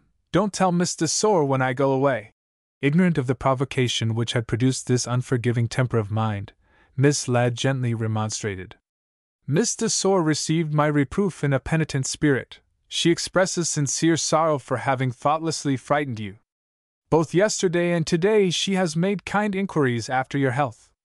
Come! Come! Don't bear malice, wish her good-bye." Mrs. Ellmother's answer was characteristic. I'll say goodbye by telegraph, when I get to London. Her last words were addressed to Alban. If you can find a way of doing it, sir, keep those two apart. Do you mean Emily and Miss de Sor? Yes. What are you afraid of? I don't know. Is that quite reasonable, Mrs. Ellmother?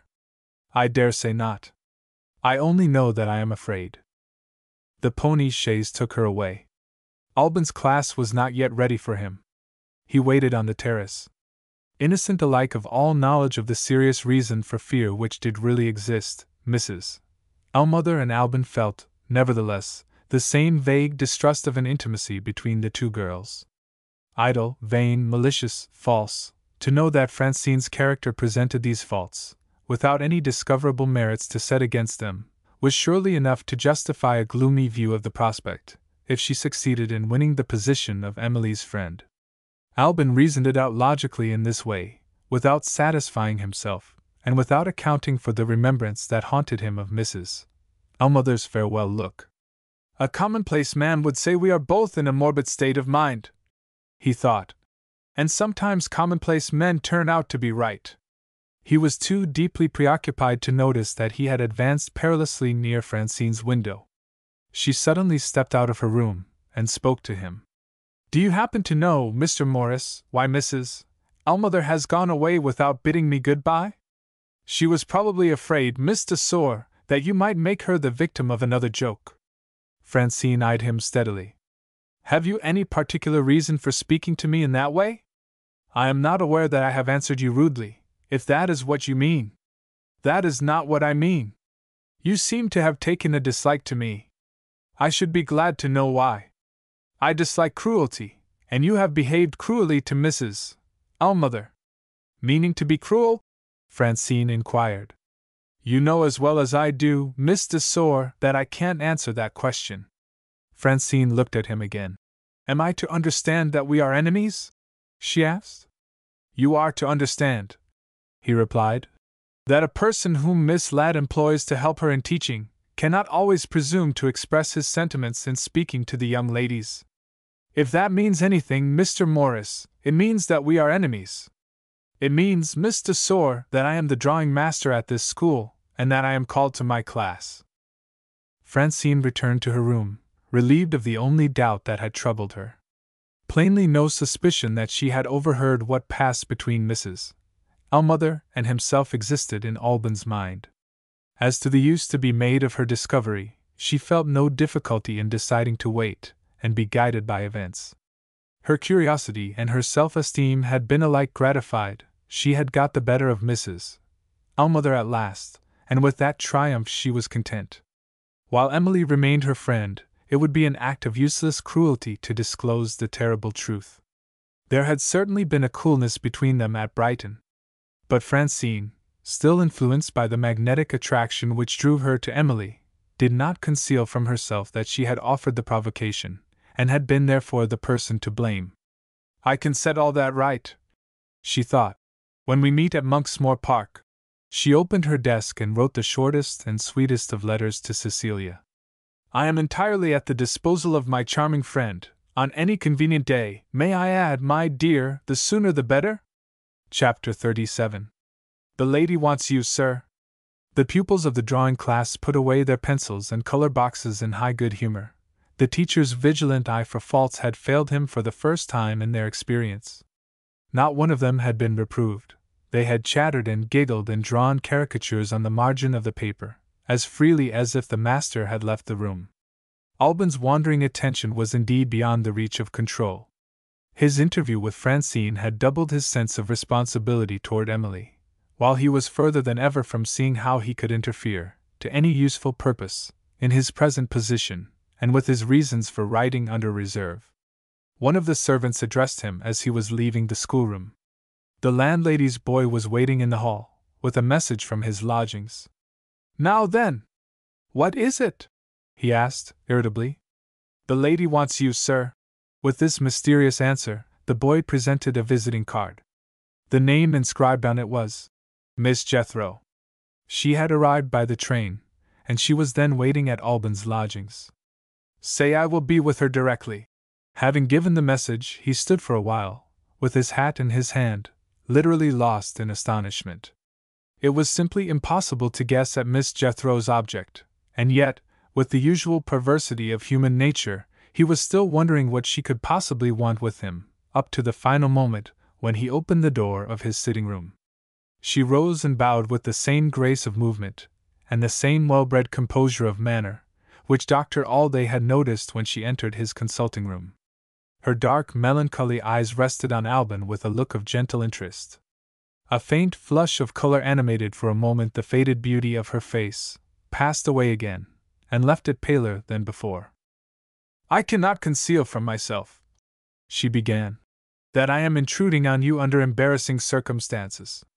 May I ask, Miss Jethro, to what circumstances you allude? You forget, Mr. Morris, that I left Miss Ladd's school in a manner which justified doubt of me in the minds of strangers." "Speaking as one of those strangers," Alban replied, "I cannot feel that I had any right to form an opinion on a matter which only concerned Miss Ladd and yourself." Miss Jethro bowed gravely. "You encourage me to hope," she said. "I think you will place a favorable construction on my visit when I mention my motive. I ask you to receive me, in the interests of Miss Emily Brown." Stating her purpose in calling on him in those plain terms, she added to the amazement which Alban already felt, by handing to him, as if she was presenting an introduction, a letter marked "Private," addressed to her by Dr. Alday. "I may tell you," she premised, "that I had no idea of troubling you, until Dr. Alday suggested it. I wrote to him in the first instance, and there is his reply. Pray read it." The letter was dated Penzance, and the doctor wrote, as he spoke, without ceremony: "Madam, your letter has been forwarded to me. I am spending my autumn holiday in the far west of Cornwall. However, if I had been at home, it would have made no difference. I should have begged leave to decline holding any further conversation with you on the subject of Miss Emily Brown, for the following reasons. In the first place, though I cannot doubt your sincere interest in the young lady's welfare, I don't like your mysterious way of showing it.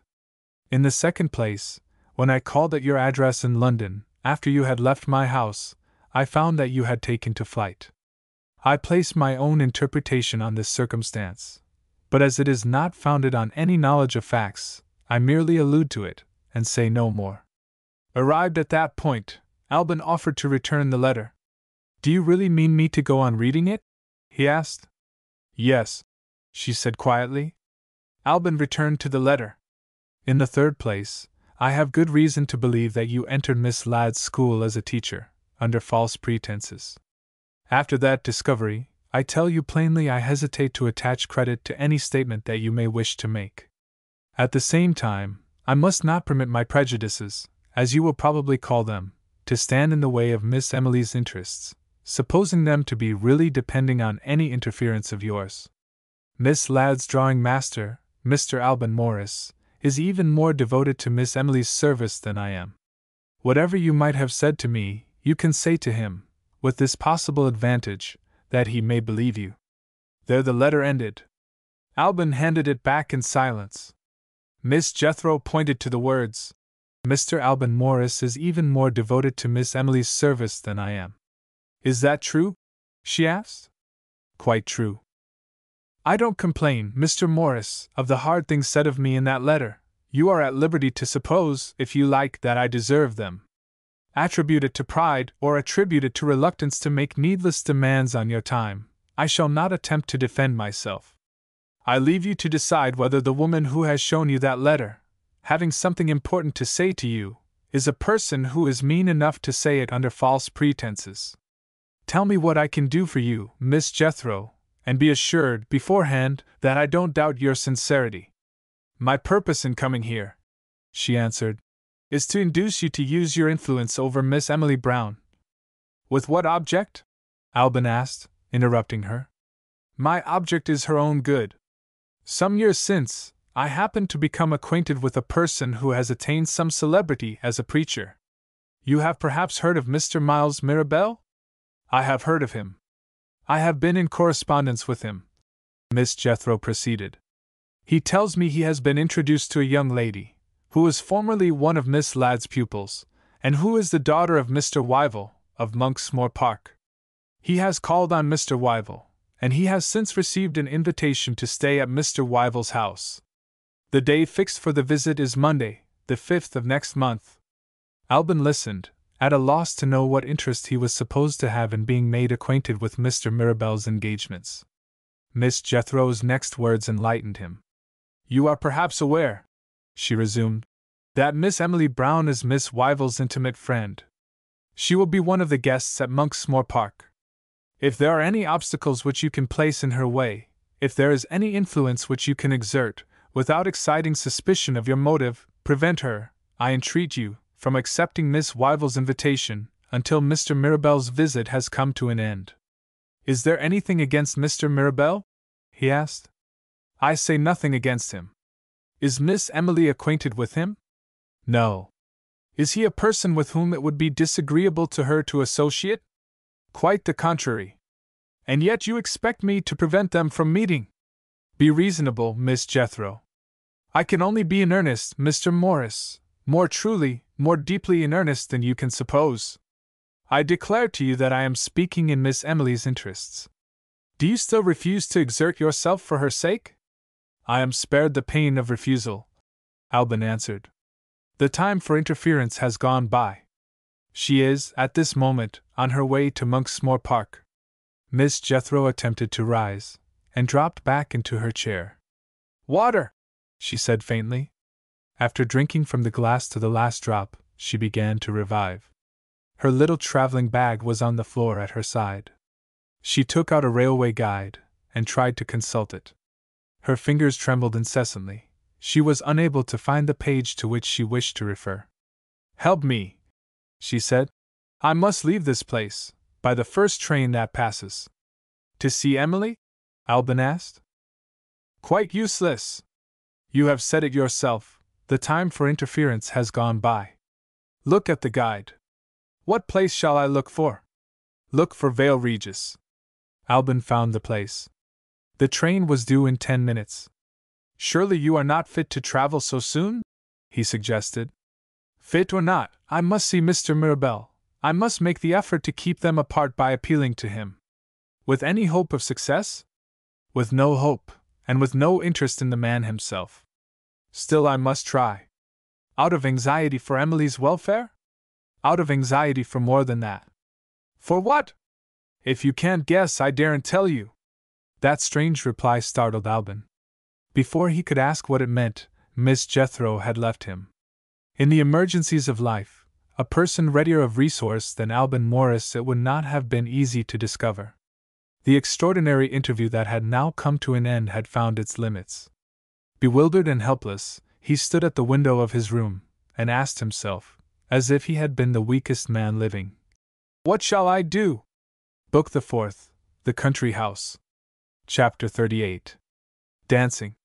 The windows of the long drawing-room at Monksmoor are all thrown open to the conservatory. Distant masses of plants and flowers, mingled in ever-varying forms of beauty, are touched by the melancholy luster of the rising moon. Nearer to the house, the restful shadows are disturbed at intervals, where streams of light fall over them aslant from the lamps in the room. The fountain is playing. In rivalry with its lighter music, the nightingales are singing their song of ecstasy. Sometimes the laughter of girls is heard, and sometimes the melody of a waltz. The younger guests at Monksmoor are dancing.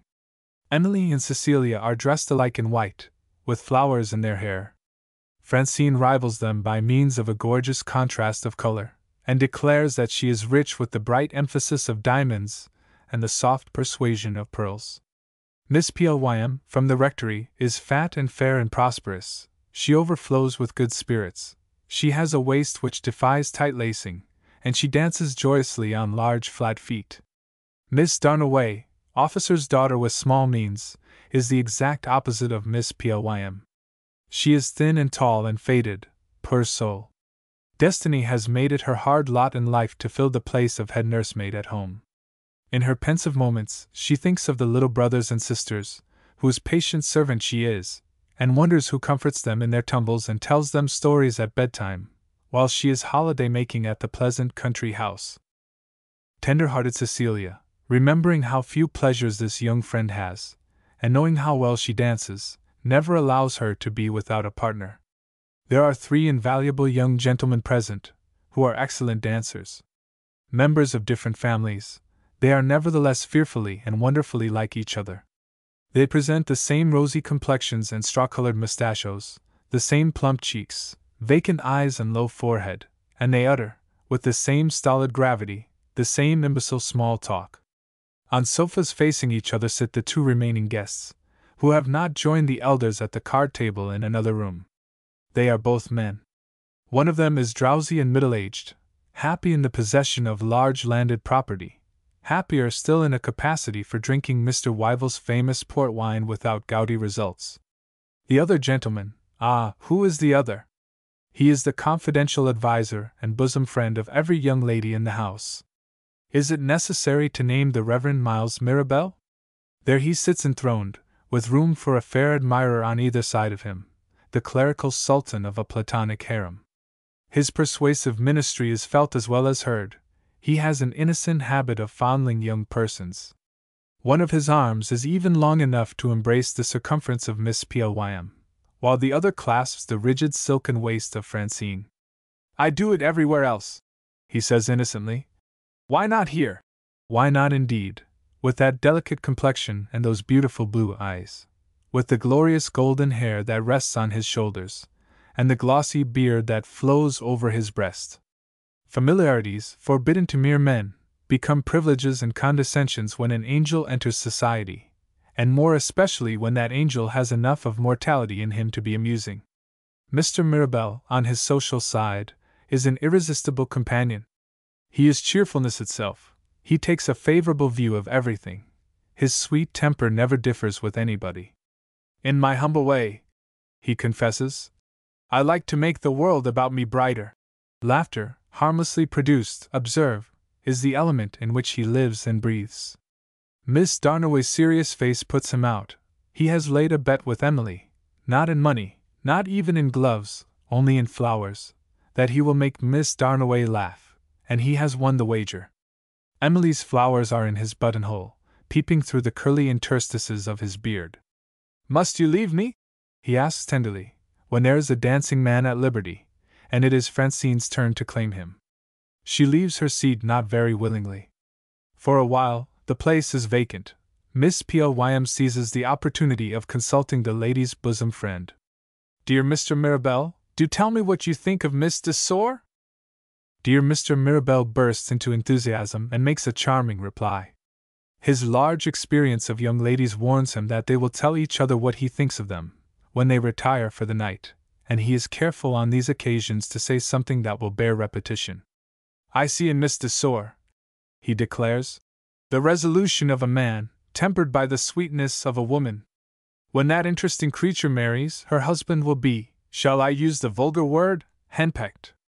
Dear Miss Plym, he will enjoy it, and he will be quite right too, and if I am asked to the wedding I shall say, with heartfelt sincerity, enviable man."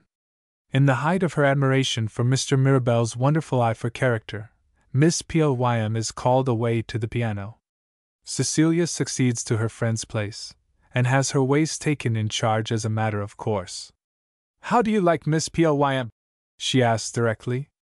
Mr. Mirabel smiles, and shows the prettiest little pearly teeth. "I was just thinking of her," he confesses pleasantly. "Miss Plym is so nice and plump, so comforting and domestic, such a perfect clergyman's daughter. You love her, don't you? Is she engaged to be married? In that case, between ourselves, dear Miss Wyville, a clergyman is obliged to be cautious. I may own that I love her too." Delicious titillations of flattered self-esteem betray themselves in Cecilia's lovely complexion. She is the chosen confidante of this irresistible man, and she would like to express her sense of obligation. But Mr. Mirabel is a master in the art of putting the right words in the right places, and simple Cecilia distrusts herself and her grammar. At that moment of embarrassment, a friend leaves the dance, and helps Cecilia out of the difficulty. Emily approaches the sofa throne, breathless, followed by her partner, entreating her to give him one turn more. She is not to be tempted, she means to rest. Cecilia sees an act of mercy, suggested by the presence of the disengaged young man. She seizes his arm, and hurries him off to poor Miss Darnaway, sitting forlorn in a corner, and thinking of the nursery at home. In the meanwhile a circumstance occurs. Mr. Mirabel's all-embracing arm shows itself in a new character, when Emily sits by his side. It becomes, for the first time, an irresolute arm. It advances a little, and hesitates. Emily at once administers an unexpected check. She insists on preserving a free waist, in her own outspoken language. "No, Mr. Mirabel, keep that for the others. You can't imagine how ridiculous you and the young ladies look, and how absurdly unaware of it you all seem to be." For the first time in his life, the reverend and ready-witted man of the world is at a loss for an answer. Why? For this simple reason. He too has felt the magnetic attraction of the irresistible little creature whom everyone likes. Miss Jethro has been doubly defeated. She has failed to keep them apart, and her unexplained misgivings have not been justified by events. Emily and Mr. Mirabel are good friends already.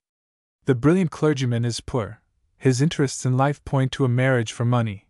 He has fascinated the heiresses of two rich fathers, Mr. Tivell and Mr. de Sor, and yet he is conscious of an influence, an alien influence, without a balance at its bankers, which has, in some mysterious way, got between him and his interests. On Emily's side, the attraction felt is of another nature altogether. Among the merry young people at Monksmoor she is her old happy self again, and she finds in Mr. Mirabel the most agreeable and amusing man whom she has ever met. After those dismal night watches by the bed of her dying aunt, and the dreary weeks of solitude that followed, to live in this new world of luxury and gaiety is like escaping from the darkness of night, and basking in the fall brightness of day. Cecilia declares that she looks, once more, like the joyous queen of the bedroom, in the bygone time at school, and Francine, profaning Shakespeare without knowing it, says, "Emily is herself again. Now that your arm is in its right place, Reverend Sir," she gaily resumes, "I may admit that there are exceptions to all rules. My waist is at your disposal, in a case of necessity, that is to say, in a case of waltzing. The one case of all others," Mirabel answers, with the engaging frankness that has won him so many friends, "which can never happen in my unhappy experience. Waltzing, I blush to own it, means picking me up off the floor, and putting smelling salts to my nostrils. In other words, dear Miss Emily, it is the room that waltzes, not I.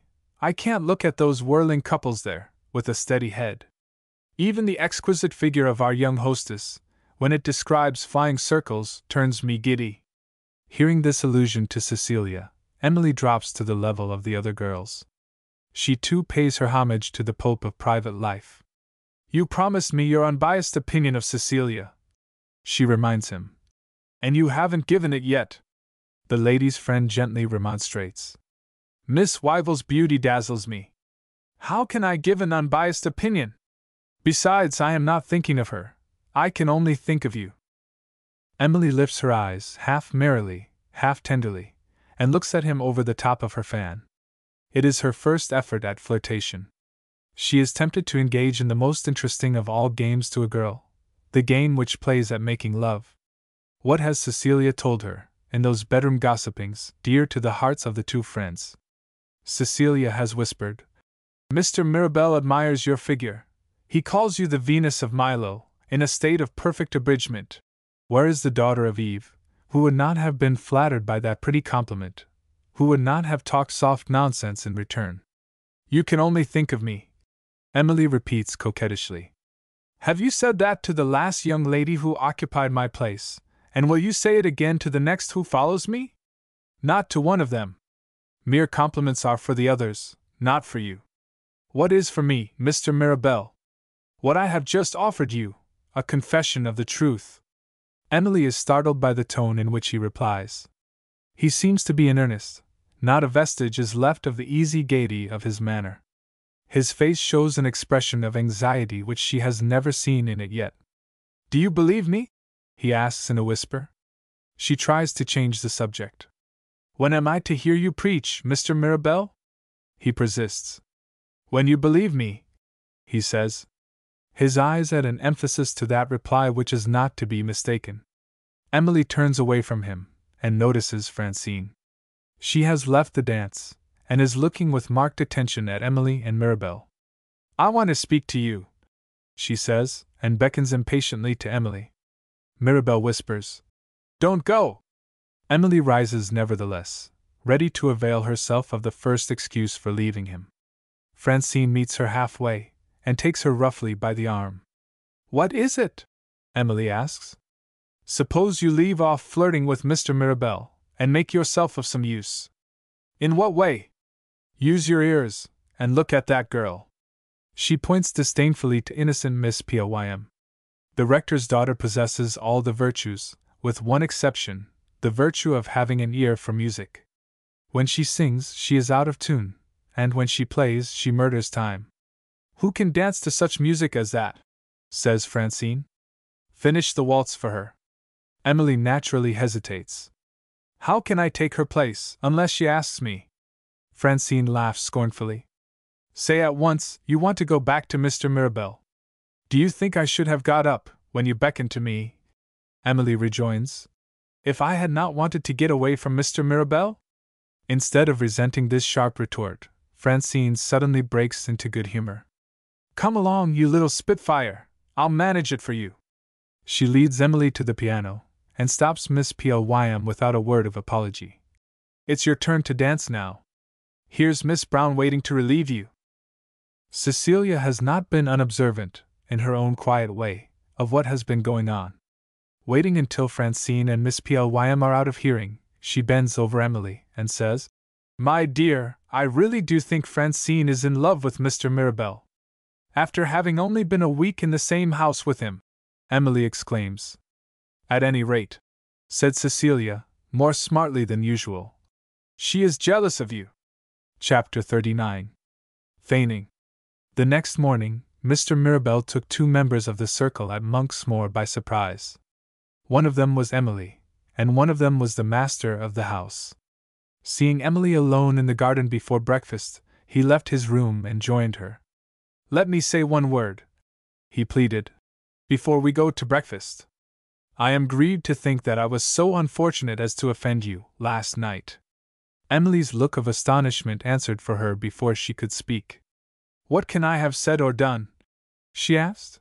To make you think that? Now I breathe again, he cried, with the boyish gaiety of manner which was one of the secrets of his popularity among women.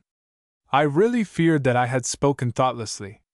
It is a terrible confession for a clergyman to make, but it is not the less true that I am one of the most indiscreet men living. It is my rock ahead in life that I say the first thing which comes uppermost, without stopping to think. Being well aware of my own defects, I naturally distrust myself. Even in the pulpit? Emily inquired. He laughed with the readiest appreciation of the satire, although it was directed against himself. I like that question, he said. It tells me we are as good friends again as ever. The fact is, the sight of the congregation, when I get into the pulpit, has the same effect upon me that the sight of the footlights has on an actor. All oratory, though my clerical brethren are shy of confessing it, is acting, without the scenery and the costumes. Did you really mean it last night, when you said you would like to hear me preach? Indeed, I did. How very kind of you. I don't think myself the sermon is worth the sacrifice. There is another specimen of my indiscreet way of talking. What I mean is, that you will have to get up early on Sunday morning, and drive 12 miles to the damp and dismal little village, in which I officiate for a man with a rich wife who likes the climate of Italy. My congregation works in the fields all the week, and naturally enough goes to sleep in church on Sunday. I have had to counteract that. Not by preaching. I wouldn't puzzle the poor people with my eloquence for the world. No, no, I tell them little stories out of the Bible, in a nice, easy gossiping way. A quarter of an hour is my limit of time, and I am proud to say some of them, mostly the women, do to a certain extent keep awake. If you and the other ladies decide to honor me, it is needless to say you shall have one of my grand efforts. What will be the effect on my unfortunate flock remains to be seen. I will have the church brushed up, and luncheon of course at the parsonage. Beans, bacon, and beer. I haven't got anything else in the house. Are you rich? I hope not. I suspect I am quite as poor as you are, Mr. Mirabel. I am delighted to hear it. More of my indiscretion. Our poverty is another bond between us. Before he could enlarge on this text, the breakfast bell rang. He gave Emily his arm, quite satisfied with the result of the morning's talk. In speaking seriously to her on the previous night, he had committed the mistake of speaking too soon. To amend this false step, and to recover his position in Emily's estimation, had been his object in view, and it had been successfully accomplished. At the breakfast table that morning, the companionable clergyman was more amusing than ever. The meal being over, the company dispersed as usual, with the one exception of Mirabel. Without any apparent reason, he kept his place at the table. Mr. Wyville, the most courteous and considerate of men, felt it an attention due to his guest not to leave the room first. All that he could venture to do was to give a little hint. "Have you any plans for the morning?" he asked. "I have a plan that depends entirely on yourself," Mirabel answered. "And I am afraid of being as indiscreet as usual, if I mention it. Your charming daughter tells me you play on the violin." Modest Mr. Wyville looked confused. "I hope you have not been annoyed," he said. "I practice in a distant room so that nobody may hear me." "My dear sir, I am eager to hear you. Music is my passion, and the violin is my favorite instrument." Mr. Wyville led the way to his room, positively blushing with pleasure. Since the death of his wife he had been sadly in want of a little encouragement. His daughters and his friends were careful, over-careful, as he thought, of intruding on him in his hours of practice. And, sad to say, his daughters and his friends were, from a musical point of view, perfectly right. Literature has hardly paid sufficient attention to a social phenomenon of a singularly perplexing kind.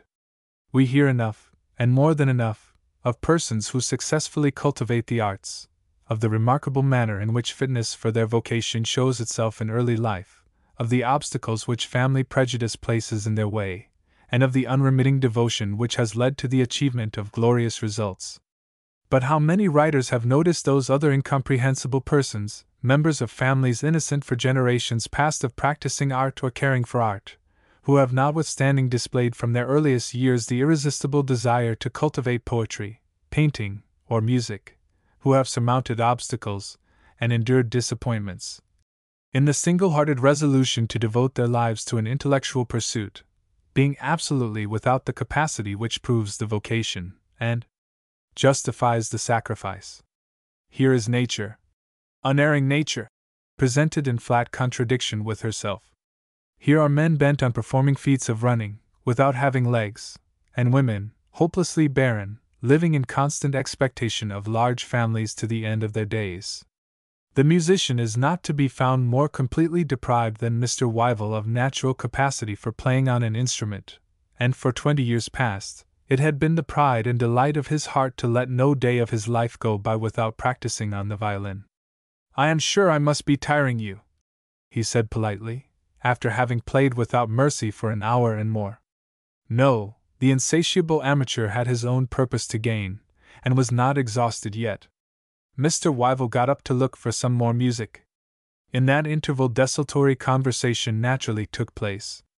Mirabel contrived to give it the necessary direction, the direction of Emily. "The most delightful girl I have met with for many a long year past," Mr. Wyville declared warmly. "I don't wonder at my daughter being so fond of her. She leads a solitary life at home, poor thing, and I am honestly glad to see her spirits reviving in my house." "An only child?" Mirabel asked. In the necessary explanation that followed, Emily's isolated position in the world was revealed in few words. But one more discovery, the most important of all, remained to be made. Had she used a figure of speech in saying that she was as poor as Mirabel himself? Or had she told him the shocking truth? He put the question with perfect delicacy, but with unerring directness as well. Mr. Wyville, quoting his daughter's authority, described Emily's income as falling short even of 200 a year. Having made that disheartening reply, he opened another music book. "You know this sonata, of course?" he said. The next moment, the violin was under his chin and the performance began. While Mirabel was, to all appearance, listening with the utmost attention, he was actually endeavoring to reconcile himself to a serious sacrifice of his own inclinations. If he remained much longer in the same house with Emily, the impression that she had produced on him would be certainly strengthened, and he would be guilty of the folly of making an offer of marriage to a woman who was as poor as himself. The one remedy that could be trusted to preserve him from such infatuation as this was absence. At the end of the week, he had arranged to return to Vale Regis for his Sunday duty, engaging to join his friends again at Monksmoor on the Monday following. That rash promise, there could be no further doubt about it, must not be fulfilled. He had arrived at this resolution, when the terrible activity of Mr. Wyville's bow was suspended by the appearance of a third person in the room. Cecilia's maid was charged with a neat little three-cornered note from her young lady, to be presented to her master. Wondering why his daughter should write to him, Mr. Wyville opened the note, and was informed of Cecilia's motive in these words. "Dearest Papa, I hear Mr. Mirabel is with you, and as this is a secret, I must write. Emily has received a very strange letter this morning, which puzzles her and alarms me. When you are quite at liberty, we shall be so much obliged if you will tell us how Emily ought to answer it." Mr. Wyville stopped Mirabel, on the point of trying to escape from the music. "A little domestic matter to attend to," he said. "But we will finish the sonata first." Chapter 40. Consulting. Out of the music room, and away from his violin, the sound side of Mr. Wyville's character was free to assert itself. In his public and in his private capacity, he was an eminently sensible man. As a member of Parliament, he set an example which might have been followed with advantage by many of his colleagues. In the first place, he abstained from hastening the downfall of representative institutions by asking questions and making speeches. In the second place, he was able to distinguish between the duty that he owed to his party and the duty that he owed to his country. When the legislature acted politically, that is to say, when it dealt with foreign complications or electoral reforms, he followed his leader. When the legislature acted socially, that is to say, for the good of the people, he followed his conscience. On the last occasion when the great Russian bugbear provoked a division, he voted submissively with his conservative allies. But when the question of opening museums and picture galleries on Sundays arrayed the two parties in hostile camps, he broke into open mutiny, and went over to the Liberals. He consented to help in preventing an extension of the franchise, but he refused to be concerned in obstructing the repeal of taxes on knowledge. "I am doubtful in the first case," he said, "but I am sure in the second." He was asked for an explanation. "Doubtful of what? And sure of what?" To the astonishment of his leader, he answered, "The benefit to the people." The same sound sense appeared in the transactions of his private life. Lazy and dishonest servants found that the gentlest of masters had a side to his character which took them by surprise. And on certain occasions in the experience of Cecilia and her sister, the most indulgent of fathers proved to be as capable of saying no as the sternest tyrant who ever ruled a fireside. Called into counsel by his daughter and his guests, Mr. Wyville assisted them by advice which was equally wise and kind, but which afterward proved, under the perverse influence of circumstances, to be advice that he had better not have given. The letter to Emily which Cecilia had recommended to her father's consideration had come from Netherwoods, and had been written by Alban Morris. He assured Emily that he had only decided on writing to her, after some hesitation, in the hope of serving interests which he did not himself understand, but which might prove to be interests worthy of consideration, nevertheless.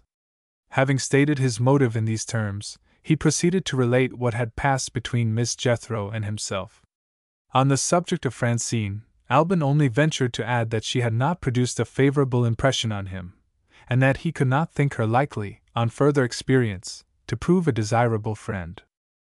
On the last leaf were added some lines, which Emily was at no loss how to answer. She had folded back the page, so that no eyes but her own should see how the poor drawing-master finished his letter. "I wish you all possible happiness, my dear, among your new friends, but don't forget the old friend who thinks of you, and dreams of you, and longs to see you again. The little world I live in is a dreary world, Emily, in your absence. Will you write to me now and then, and encourage me to hope? Mr. Wyville smiled, as he looked at the folded page, which hid the signature. I suppose I may take it for granted, he said slyly, that this gentleman really has your interests at heart. May I know who he is? Emily answered the last question readily enough. Mr. Wyville went on with his inquiries. About the mysterious lady, with the strange name, he proceeded. Do you know anything of her? Emily related what she knew, without revealing the true reason for Miss Jethro's departure from Netherwoods.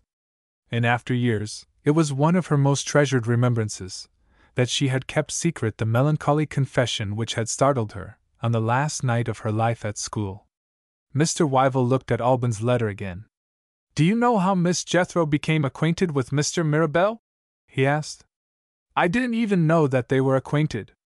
Do you think it likely, if Mr. Morris had been talking to you instead of writing to you, that he might have said more than he has said in his letter?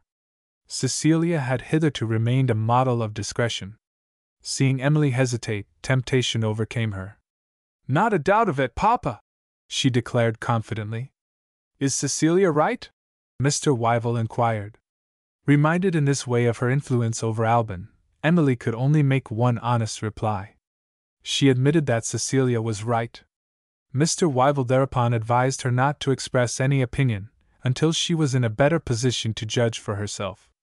When you write to Mr. Morris, he continued, say that you will wait to tell him what you think of Miss Jethro, until you see him again. I have no prospect at present of seeing him again, Emily said. You can see Mr. Morris whenever it suits him to come here, Mr. Wyville replied.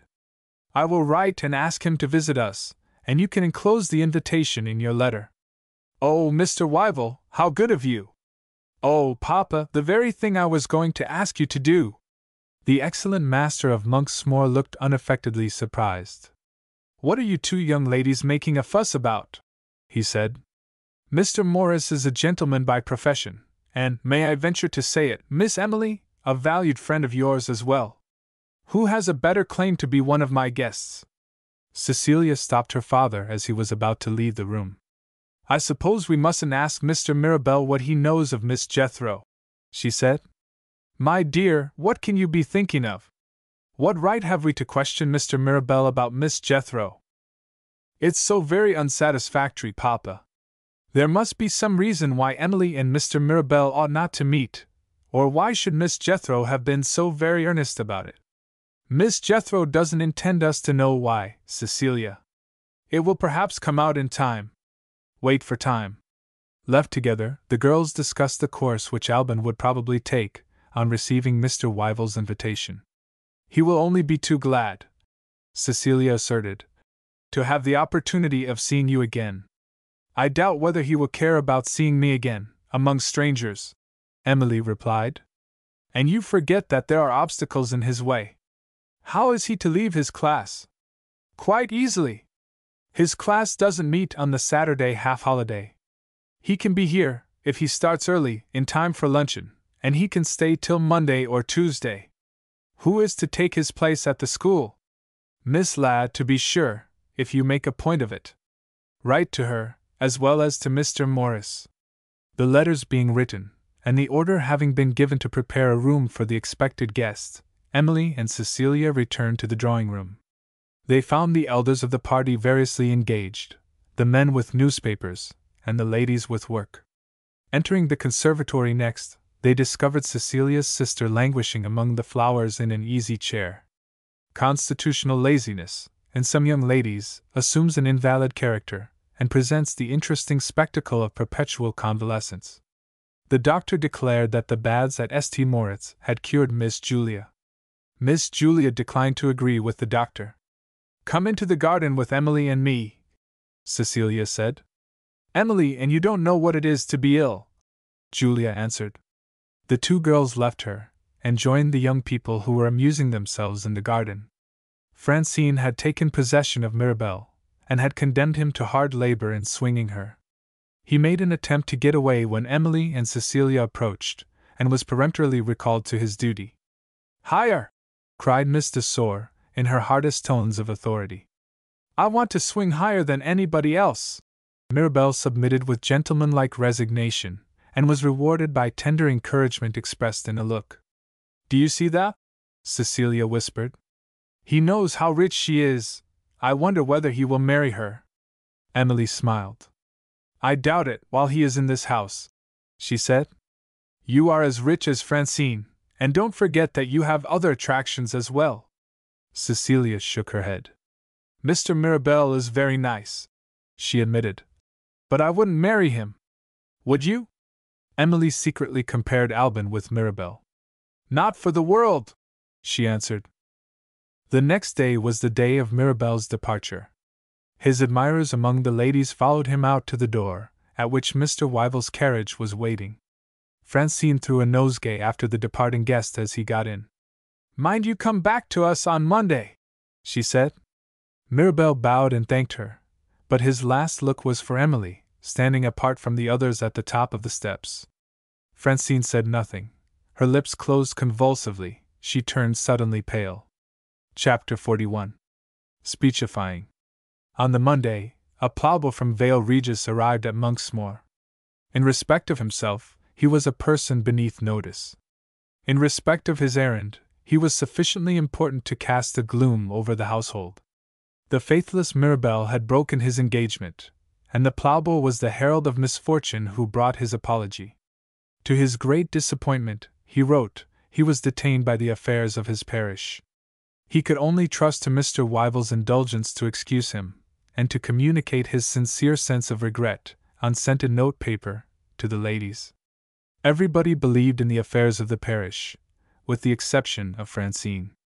"Mr. Mirabel has made the best excuse he could think of for shortening his visit, and I don't wonder at it," she said, looking significantly at Emily. Emily was playing with one of the dogs, exercising him in the tricks which he had learned. She balanced a morsel of sugar on his nose, and had no attention to spare for Francine. Cecilia, as the mistress of the house, felt it her duty to interfere. "That is a strange remark to make," she answered. "Do you mean to say that we have driven Mr. Mirabel away from us?" "I accuse nobody," Francine began with spiteful candor. "Now she's going to accuse everybody," Emily interposed, addressing herself facetiously to the dog. "But when girls are bent on fascinating men, whether they like it or not," Francine proceeded, "men have only one alternative: they must keep out of the way." She looked again at Emily, more pointedly than ever. Even gentle Cecilia resented this. "Whom do you refer to?" she said sharply. "My dear," Emily remonstrated. "Need you ask?" She glanced at Francine as she spoke, and then gave the dog his signal. He tossed up the sugar, and caught it in his mouth. His audience applauded him, and so, for that time, the skirmish ended. Among the letters of the next morning's delivery, arrived Albin's reply. Emily's anticipations proved to be correct. The drawing master's due ties would not permit him to leave Netherwoods, and he, like Mirabel, sent his apologies. His short letter to Emily contained no further allusion to Miss Jethro. It began and ended on the first page. Had he been disappointed by the tone of reserve in which Emily had written to him, under Mr. Wyville's advice? Or, as Cecilia suggested, had his detention at the school so bitterly disappointed him that he was too disheartened to write at any length? Emily made no attempt to arrive at a conclusion, either one way or the other. She seemed to be in depressed spirits, and she spoke superstitiously, for the first time in Cecilia's experience of her. "I don't like this reappearance of Miss Jethro," she said. "If the mystery about that woman is ever cleared up, it will bring trouble and sorrow to me, and I believe, in his own secret heart, Albin Morris thinks so too." "Write and ask him," Cecilia suggested. "He is so kind and so unwilling to distress me," Emily answered, "that he wouldn't acknowledge it, even if I am right." In the middle of the week, the course of private life at Monksmoor suffered an interruption, due to the parliamentary position of the master of the house. The insatiable appetite for making and hearing speeches, which represents one of the marked peculiarities of the English race, including their cousins in the United States, had seized on Mr. Wyville's constituents. There was to be a political meeting at the market hall, in the neighboring town, and the member was expected to make an oration, passing in review contemporary events at home and abroad. "Pray don't think of accompanying me," the good man said to his guests. "The hall is badly ventilated, and the speeches, including my own, will not be worth hearing." This humane warning was ungratefully disregarded. The gentlemen were all interested in the objects of the meeting, and the ladies were firm in the resolution not to be left at home by themselves. They dressed with a view to the large assembly of spectators before whom they were about to appear, and they out-talked the men on political subjects, all the way to the town. The most delightful of surprises was in store for them when they reached the market hall. Among the crowd of ordinary gentlemen, waiting under the portico until the proceedings began, appeared one person of distinction, whose title was Reverend, and whose name was Mirabel. Francine was the first to discover him. She darted up the steps and held out her hand. "This is a pleasure," she cried. "Have you come here to see?" She was about to say me, but, observing the strangers round her, altered the word to us. "Please give me your arm," she whispered before her young friends had arrived within hearing. "I am so frightened in a crowd." She held fast by Mirabel, and kept a jealous watch on him. Was it only her fancy? Or did she detect a new charm in his smile when he spoke to Emily? Before it was possible to decide, the time for the meeting had arrived. Mr. Wyville's friends were of course accommodated with seats on the platform. Francine, still insisting on her claim to Mirabel's arm, got a chair next to him. As she seated herself, she left him free for a moment. In that moment, the infatuated man took an empty chair on the other side of him, and placed it for Emily. He communicated to that hated rival the information which he ought to have reserved for Francine. "The committee insists," he said, "on my proposing one of the resolutions. I promise not to bore you. Mine shall be the shortest speech delivered at the meeting." The proceedings began.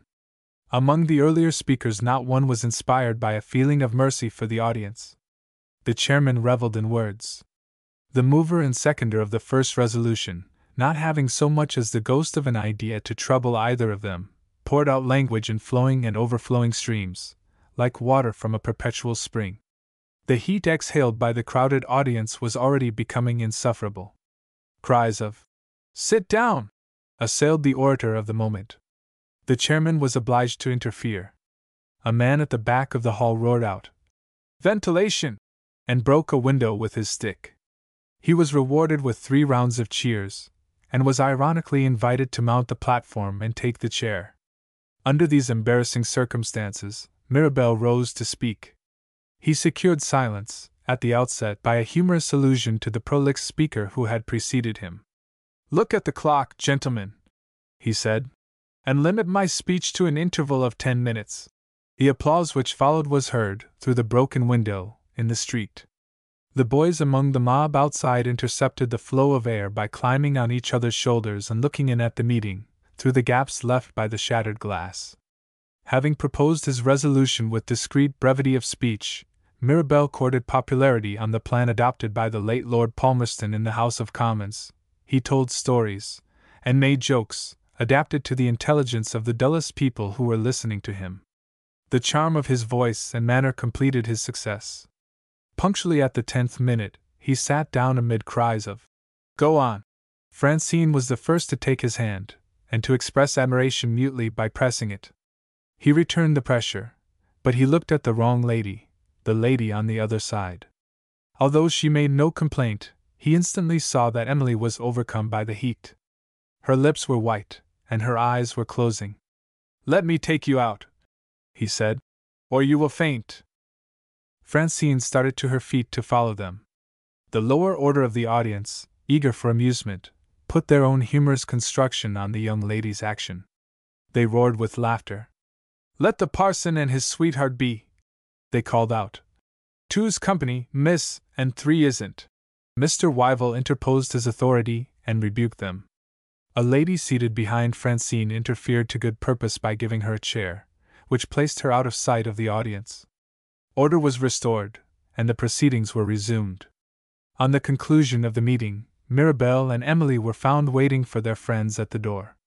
Mr. Wyville innocently added fuel to the fire that was burning in Francine. He insisted that Mirabel should return to Monksmoor, and offered him a seat in the carriage at Emily's side. Later in the evening, when they all met at dinner, there appeared a change in Miss de Sor which surprised everybody but Mirabel. She was gay and good-humored, and especially amiable and attentive to Emily, who sat opposite to her at the table. "What did you and Mr. Mirabel talk about while you were away from us?" she asked innocently. "Politics?" Emily readily adopted Francine's friendly tone. "Would you have talked politics in my place?" she asked gaily. "In your place, I should have had the most delightful of companions," Francine rejoined. "I wish I had been overcome by the heat too." Mirabel, attentively observing her, acknowledged the compliment by a bow, and left Emily to continue the conversation. In perfect good faith she owned to having led Mirabel to talk of himself. She had heard from Cecilia that his early life had been devoted to various occupations, and she was interested in knowing how circumstances had led him into devoting himself to the church. Francine listened with the outward appearance of implicit belief, and with the inward conviction that Emily was deliberately deceiving her. When the little narrative was at an end, she was more agreeable than ever. She admired Emily's dress, and she rivaled Cecilia in enjoyment of the good things on the table. She entertained Mirabel with humorous anecdotes of the priests at St. Domingo, and was so interested in the manufacture of violins, ancient and modern, that Mr. Wyville promised to show her his famous collection of instruments, after dinner. Her overflowing amiability included even poor Miss Darnaway and the absent brothers and sisters.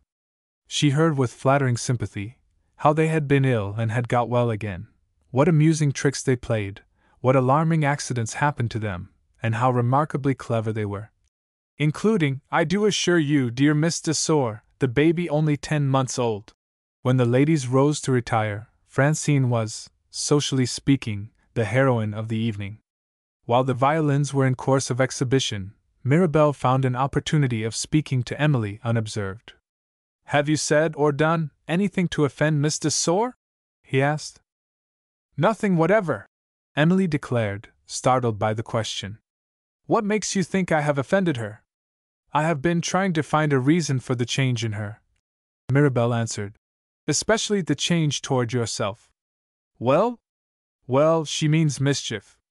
"Mischief of what sort?" "Of a sort which may expose her to discovery, unless she disarms suspicion at the outset. That is, as I believe, exactly what she has been doing this evening. I needn't warn you to be on your guard." All the next day Emily was on the watch for events, and nothing happened.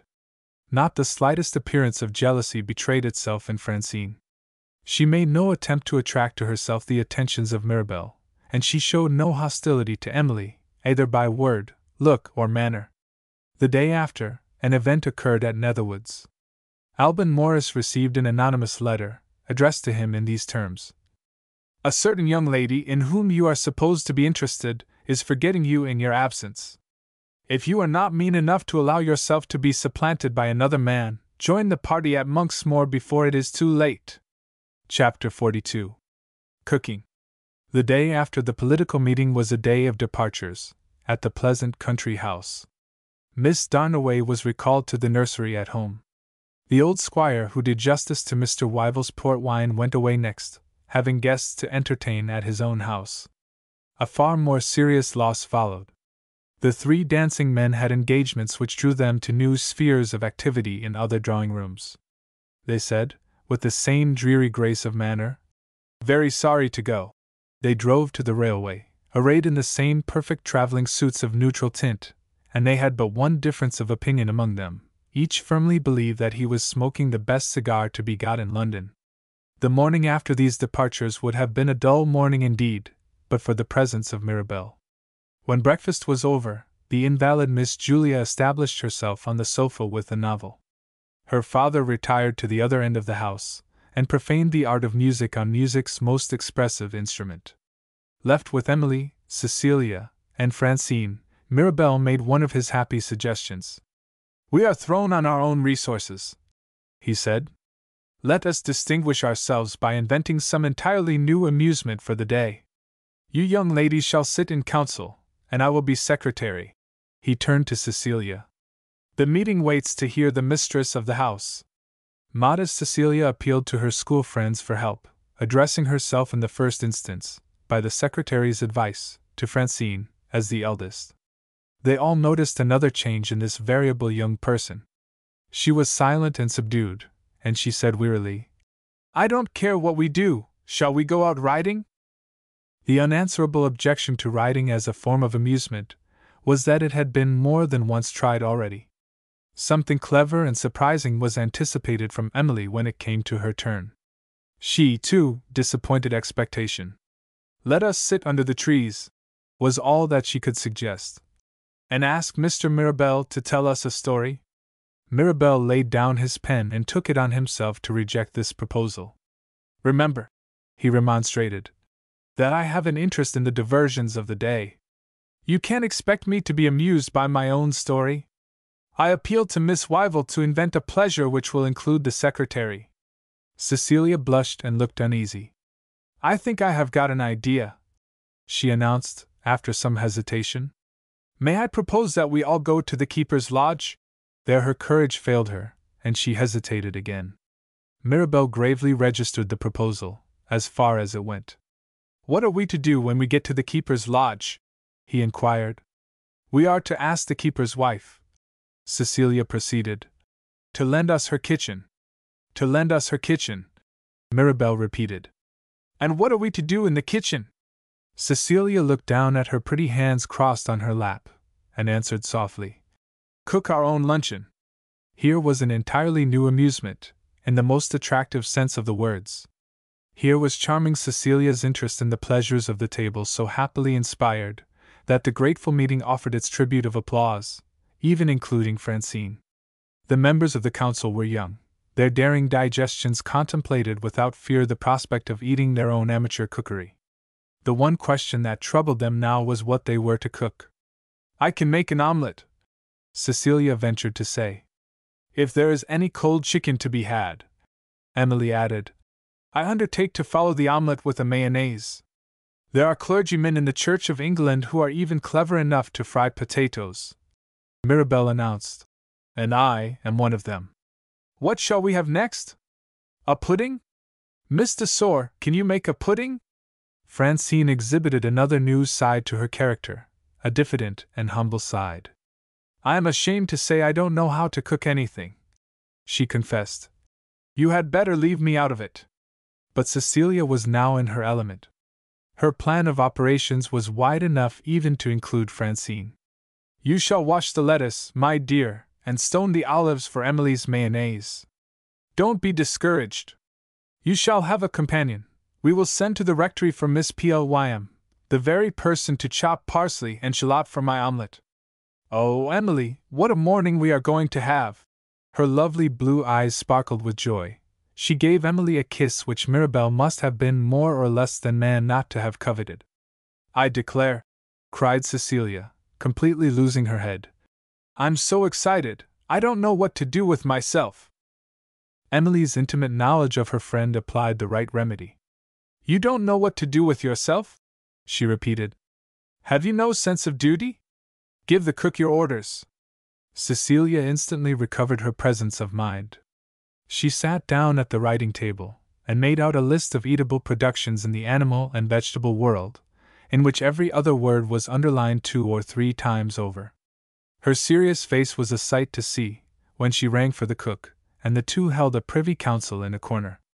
On the way to the keeper's lodge, the young mistress of the house headed a procession of servants carrying the raw materials. Francine followed, held in custody by Miss Plym, who took her responsibilities seriously, and clamored for instruction in the art of chopping parsley. Mirabel and Emily were together, far behind. They were the only 2 members of the company whose minds were not occupied in one way or another by the kitchen. "This child's play of ours doesn't seem to interest you," Mirabel remarked. "I am thinking," Emily answered, "of what you said to me about Francine." "I can say something more," he rejoined. "When I noticed the change in her at dinner, I told you she meant mischief. There is another change today, which suggests to my mind that the mischief is done." "And directed against me?"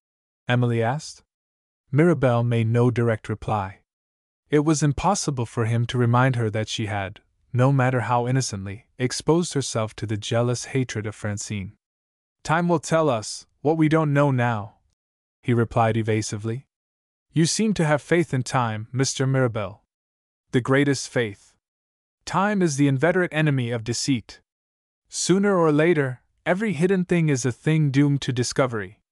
Without exception? Yes, he answered positively. Without exception. At that moment Francine stopped and looked back at them. Did she think that Emily and Mirabel had been talking together long enough? Miss Plym, with the parsley still on her mind, advanced to consult Emile Wise' experience. The two walked on together, leaving Mirabel to overtake Francine. He saw, in her first look at him, the effort that it cost her to suppress those emotions which the pride of women is most deeply interested in concealing. Before a word had passed, he regretted that Emily had left them together. I wish I had your cheerful disposition, she began, abruptly. I am out of spirits or out of temper. I don't know which, and I don't know why. Do you ever trouble yourself with thinking of the future? As seldom as possible, Miss de Sor. In such a situation as mine, most people have prospects. I have none. He spoke gravely, conscious of not feeling at ease on his side.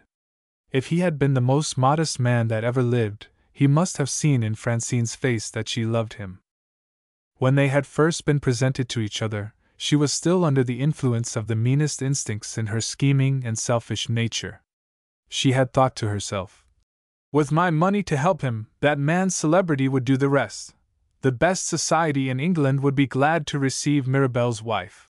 As the days passed, strong feeling had taken the place of those contemptible aspirations. Mirabel had unconsciously inspired the one passion which was powerful enough to master Francine, sensual passion. Wild hopes rioted in her. Measureless desires which she had never felt before, united themselves with capacities for wickedness, which had been the horrid growth of a few nights, capacities which suggested even viler attempts to rid herself of a supposed rivalry than slandering Emily by means of an anonymous letter. Without waiting for it to be offered, she took Mirabel's arm, and pressed it to her breast as they slowly walked on. The fear of discovery which had troubled her after she had sent her base letter to the post, vanished at that inspiriting moment.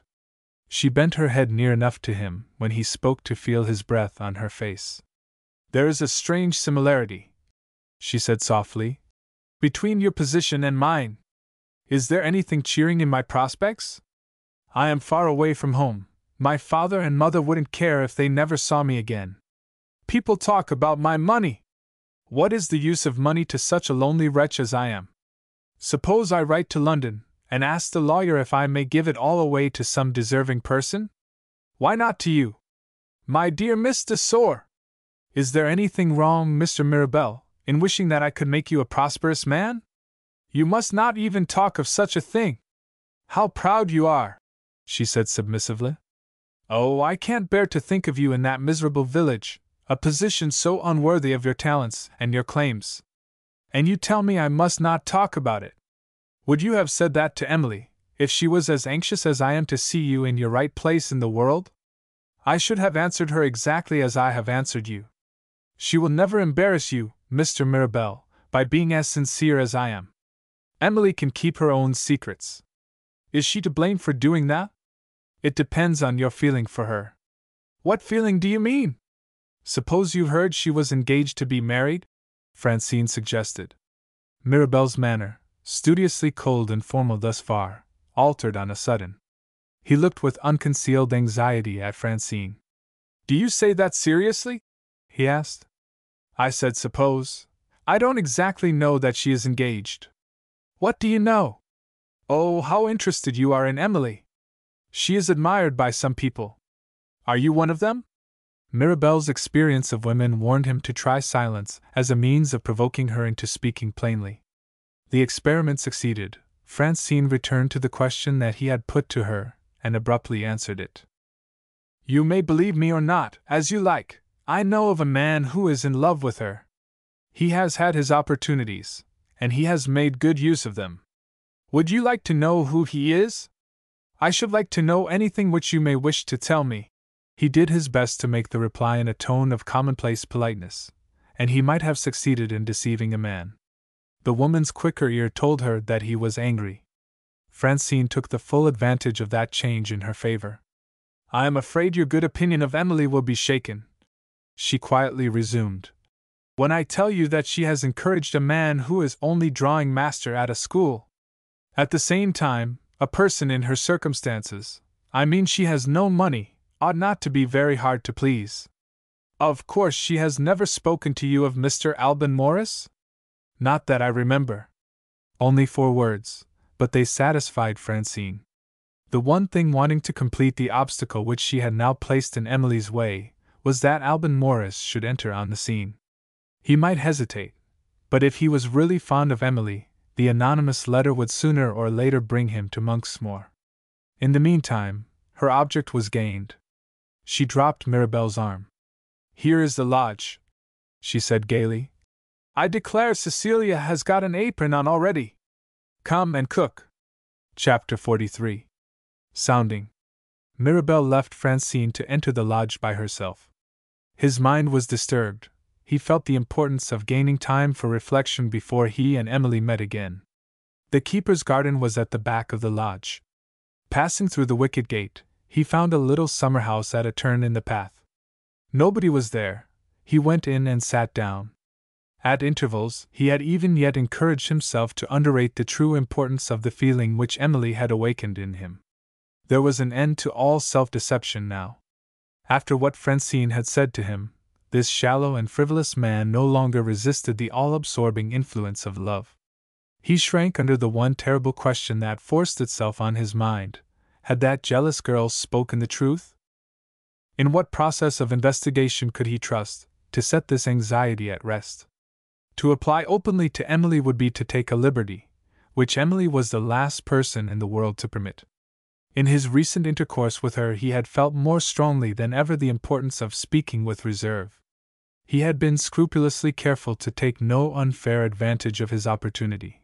When he had removed her from the meeting, and when they had walked together, with hardly a creature to observe them, in the lonely outskirts of the town, Emily's gaiety and good humor had not led him astray. He knew that these were bad signs, viewed in the interests of love. His one hope of touching her deeper sympathies was to wait for the help that might yet come from time and chance. With a bitter sigh, he resigned himself to the necessity of being as agreeable and amusing as ever. It was just possible that he might lure her into alluding to Alban Morris, if he began innocently by making her laugh. As he rose to return to the lodge, the keeper's little terrier, prowling about the garden, looked into the summer house. Seeing a stranger, the dog showed his teeth and growled. Mirabel shrank back against the wall behind him, trembling in every limb. His eyes stared in terror as the dog came nearer, barking in high triumph over the discovery of a frightened man whom he could bully. Mirabel called out for help. A laborer at work in the garden ran to the place, and stopped with a broad grin of amusement at seeing a grown man terrified by a barking dog. "Well," he said to himself, after Mirabel had passed out under protection, "there goes a coward if ever there was one yet." Mirabel waited a minute behind the lodge to recover himself. He had been so completely unnerved that his hair was wet with perspiration. While he used his handkerchief, he shuddered at other recollections than the recollection of the dog. "After that night at the inn," he thought, "the least thing frightens me." He was received by the young ladies with cries of derisive welcome. "Oh, for shame! For shame! Here are the potatoes already cut, and nobody to fry them." Mirabel assumed the mask of cheerfulness, with the desperate resolution of an actor, amusing his audience at a time of domestic distress. He astonished the keeper's wife by showing that he really knew how to use her frying pan. Cecilia's omelette was tough, but the young ladies ate it. Emily's mayonnaise sauce was almost as liquid as water. They swallowed it nevertheless by the help of spoons. The potatoes followed, crisp and dry and delicious, and Mirabel became more popular than ever. "He is the only one of us," Cecilia sadly acknowledged, "who knows how to cook." When they all left the lodge for a stroll in the park, Francine attached herself to Cecilia and Miss Pilym. She resigned Mirabel to Emily, in the happy belief that she had paved the way for a misunderstanding between them. The merriment at the luncheon table had revived Emily's good spirits. She had a light-hearted remembrance of the failure of her sauce. Mirabel saw her smiling to herself. "May I ask what amuses you?" he said. "I was thinking of the debt of gratitude that we owe to Mr. Wyville," she replied. "If he had not persuaded you to return to Monksmoor, we should never have seen the famous Mr. Mirabel with a frying pan in his hand, and never have tasted the only good dish at our luncheon." Mirabel tried vainly to adopt his companion's easy tone. Now that he was alone with her, the doubts that Francine had aroused shook the prudent resolution at which he had arrived in the garden. He ran the risk, and told Emily plainly why he had returned to Mr. Wyville's house.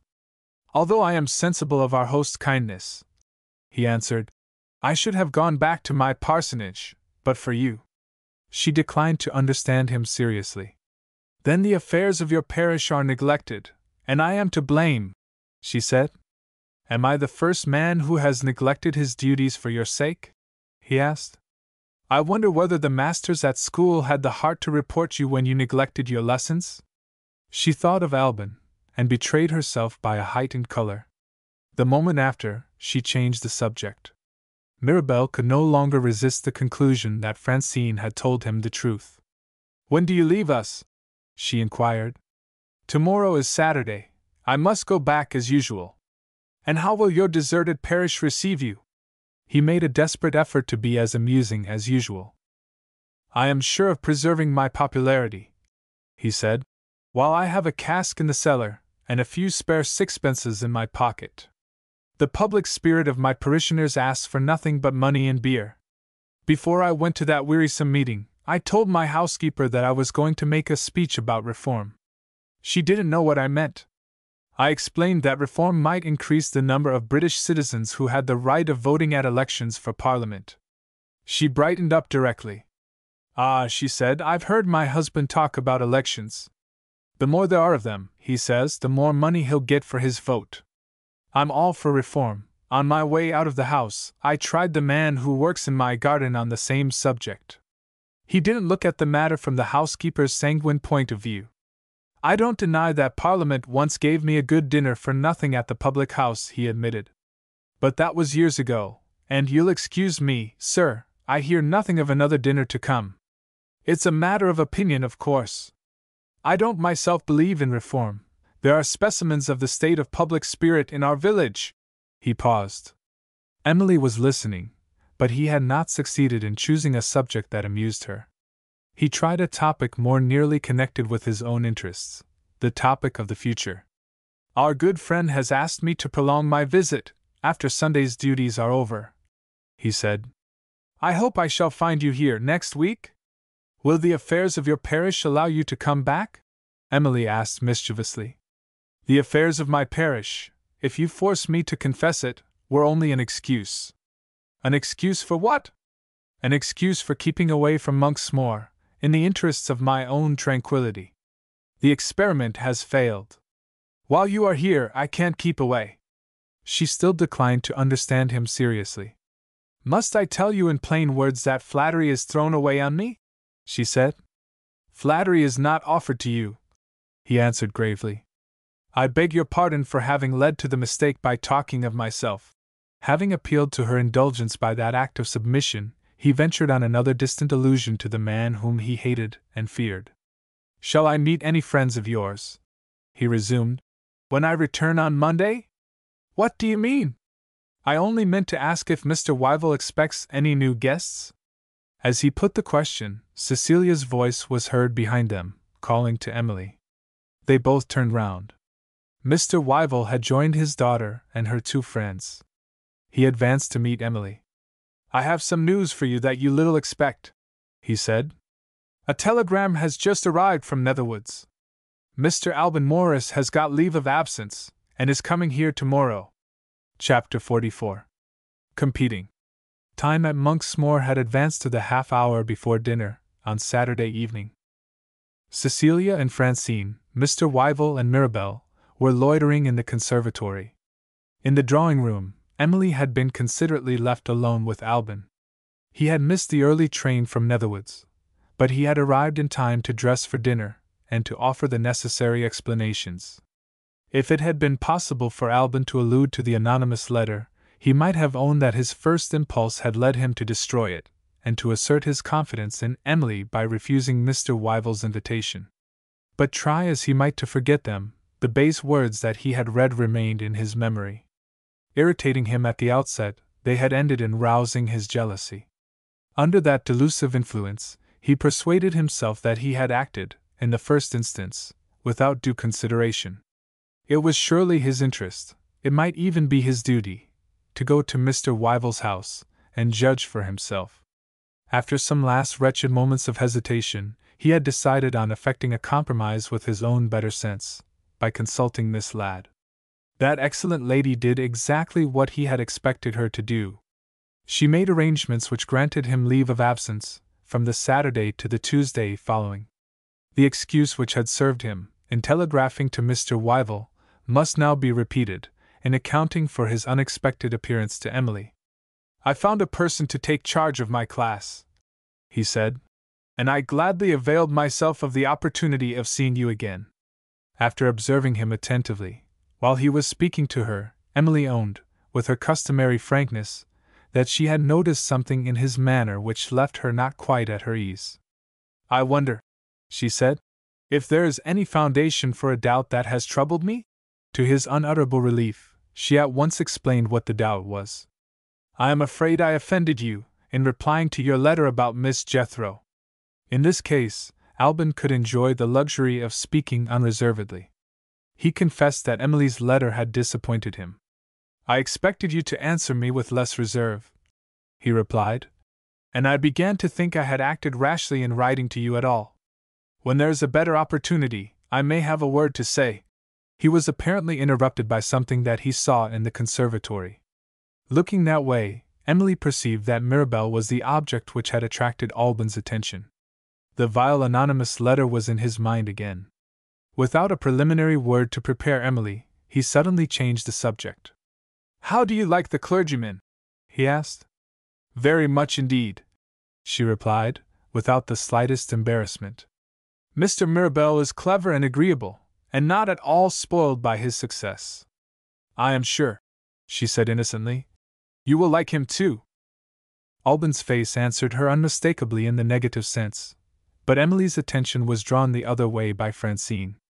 She joined them at the moment, on the lookout for any signs of an encouraging result which her treachery might already have produced. Alban had been inclined to suspect her when he had received the letter. He rose and bowed as she approached. Something, he was unable to realize what it was, told him, in the moment when they looked at each other, that his suspicion had hit the mark. In the conservatory, the ever-amiable Mirabel had left his friends for a while in search of flowers for Cecilia. She turned to her father when they were alone, and asked him which of the gentlemen was to take her in to dinner, Mr. Mirabel or Mr. Morris. "Mr. Morris, of course," he answered. "He is the new guest, and he turns out to be more than the equal, socially speaking, of our other friend. When I showed him his room, I asked if he was related to a man who bore the same name, a fellow student of mine, years and years ago, at college. He is my friend's younger son, one of a ruined family, but persons of high distinction in their day." Mirabel returned with the flowers, just as dinner was announced. "You are to take Emily today," Cecilia said to him, leading the way out of the conservatory. As they entered the drawing-room, Alban was just offering his arm to Emily. "Papa gives you to me, Mr. Morris," Cecilia explained pleasantly. Alban hesitated, apparently not understanding the allusion. Mirabel interfered with his best grace. "Mr. Wyville offers you the honor of taking his daughter to the dining-room." Alban's face darkened ominously, as the elegant little clergyman gave his arm to Emily, and followed Mr. Wyville and Francine out of the room. Cecilia looked at her silent and surly companion, and almost envied her lazy sister, dining, under cover of a convenient headache, in her own room. Having already made up his mind that Alban Morris required careful handling, Mirabel waited a little before he led the conversation as usual. Between the soup and the fish, he made an interesting confession, addressed to Emily in the strictest confidence. "I have taken a fancy to your friend Mr. Morris," he said. "First impressions, in my case, decide everything. I like people or dislike them on impulse. That man appeals to my sympathies. Is he a good talker?" "I should say yes," Emily answered prettily, "if you were not present." Mirabel was not to be beaten, even by a woman, in the art of paying compliments. He looked admiringly at Alban, sitting opposite to him, and said, "Let us listen." This flattering suggestion not only pleased Emily, it artfully served Mirabel's purpose. That is to say, it secured him an opportunity for observation of what was going on at the other side of the table. Alban's instincts as a gentleman had led him to control his irritation and to regret that he had suffered it to appear. Anxious to please, he presented himself at his best. Gentle Cecilia forgave and forgot the angry look which had startled her. Mr. Wyville was delighted with the son of his old friend. Emily felt secretly proud of the good opinions which her admirer was gathering, and Francine saw with pleasure that he was asserting his claim to Emily's preference, in the way of all others which would be most likely to discourage his rival. These various impressions, produced while Alban's enemy was ominously silent, began to suffer an imperceptible change, from the moment when Mirabel decided that his time had come to take the lead. A remark made by Alban offered him the chance for which he had been on the watch. He agreed with the remark, he enlarged on the remark, he was brilliant and familiar, and instructive and amusing, and still it was all due to the remark. Alban's temper was once more severely tried. Mirabel's mischievous object had not escaped his penetration. He did his best to put obstacles in the adversary's way, and was baffled, time after time, with the readiest ingenuity. If he interrupted, the sweet-tempered clergyman submitted, and went on. If he differed, modest Mr. Mirabel said, in the most amiable manner, "I dare say I am wrong," and handled the topic from his opponent's point of view. Never had such a perfect Christian sat before at Mr. Wyville's table. Not a hard word, not an impatient look, escaped him. The longer Alban resisted, the more surely he lost ground in the general estimation. Cecilia was disappointed, Emily was grieved, Mr. Wyville's favorable opinion began to waver, Francine was disgusted. When dinner was over, and the carriage was waiting to take the shepherd back to his flock by moonlight, Mirabel's triumph was complete.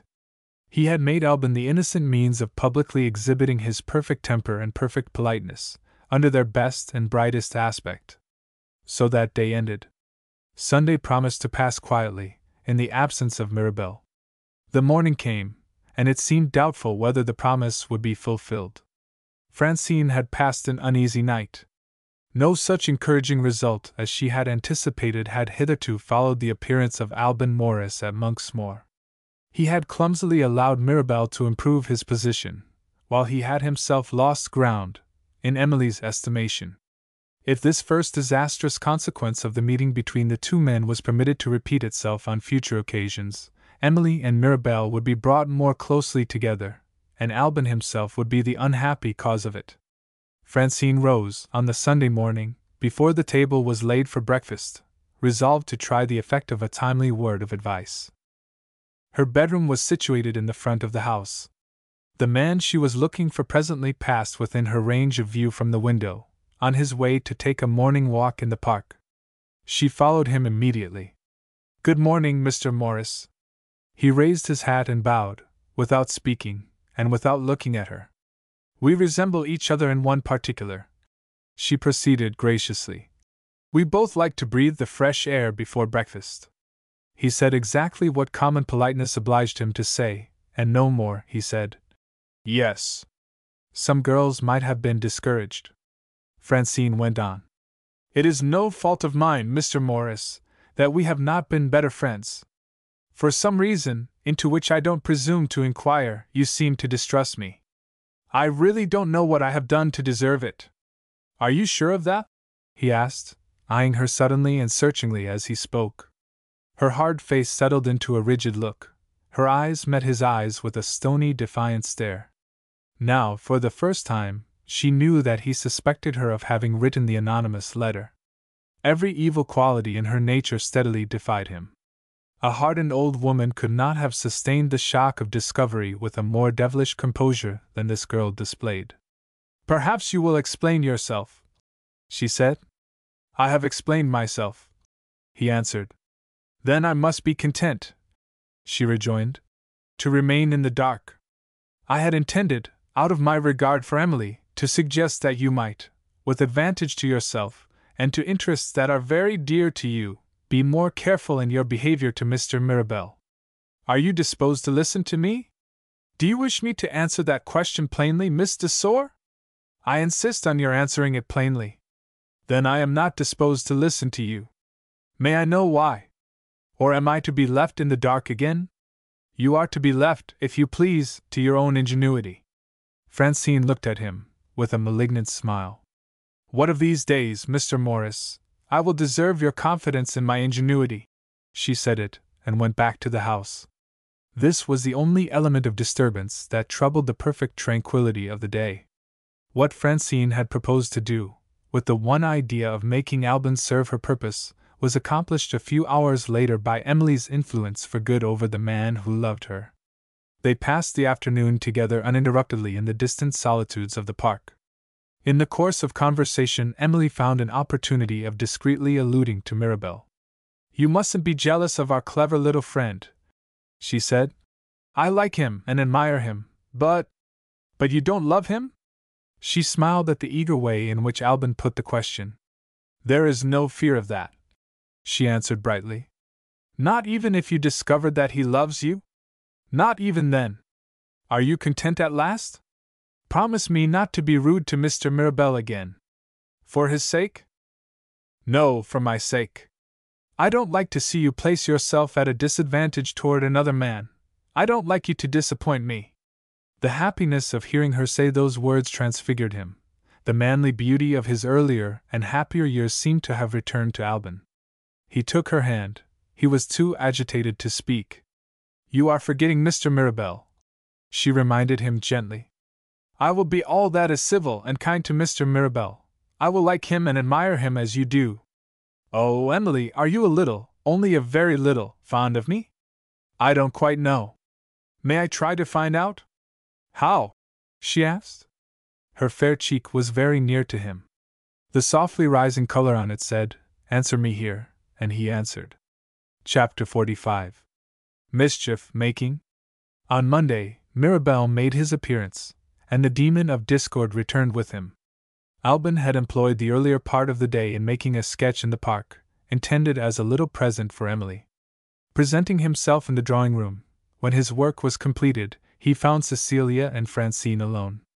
He asked where Emily was. The question had been addressed to Cecilia. Francine answered it. "Emily mustn't be disturbed," she said. "Why not?" "She is with Mr. Mirabel in the rose garden. I saw them talking together, evidently feeling the deepest interest in what they were saying to each other." "Don't interrupt them, you will only be in the way." Cecilia at once protested against this last assertion. "She is trying to make mischief, Mr. Morris. Don't believe her. I am sure they will be glad to see you, if you join them in the garden." Francine rose and left the room. She turned and looked at Alban as she opened the door. "Try it," she said, "and you will find I am right." "Francine sometimes talks in a very ill-natured way," Cecilia gently remarked. "Do you think she means it, Mr. Morris?" "I had better not offer an opinion," Alban replied. "Why?" "I can't speak impartially. I dislike Miss de Sor." There was a pause. Alban's sense of self-respect forbade him to try the experiment which Francine had maliciously suggested. His thoughts, less easy to restrain, wandered in the direction of the garden. The attempt to make him jealous had failed, but he was conscious, at the same time, that Emily had disappointed him. After what they had said to each other in the park, she ought to have remembered that women are at the mercy of appearances. If Mirabel had something of importance to say to her, she might have avoided exposing herself to Francine's spiteful misconstruction. It would have been easy to arrange with Cecilia that a third person should be present at the interview. While he was absorbed in these reflections, Cecilia, embarrassed by the silence, was trying to find a topic of conversation. Alban roughly pushed his sketchbook away from him, on the table. Was he displeased with Emily? The same question had occurred to Cecilia at the time of the correspondence, on the subject of Miss Jethro. To recall those letters led her, by natural sequence, to another effort of memory. She was reminded of the person who had been the cause of the correspondence.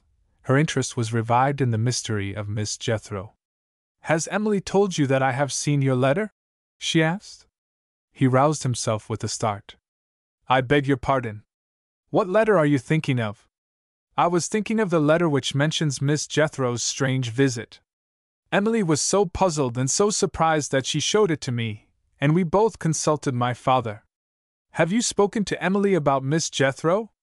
"I have tried, but she seemed to be unwilling to pursue the subject." "Have you made any discoveries since you wrote to Emily?" "No, the mystery is as impenetrable as ever." As he replied in those terms, Mirabel entered the conservatory from the garden, evidently on his way to the drawing-room. To see the man, whose introduction to Emily it had been Miss Jethro's mysterious object to prevent, at the very moment when he had been speaking of Miss Jethro herself, was, not only a temptation of curiosity, but a direct incentive, in Emily's own interests, to make an effort at discovery. Alban pursued the conversation with Cecilia, in a tone which was loud enough to be heard in the conservatory. "The one chance of getting any information that I can see," he proceeded, "is to speak to Mr. Mirabel. I shall be only too glad, if I can be of any service to Miss Wyville and Mr. Morris."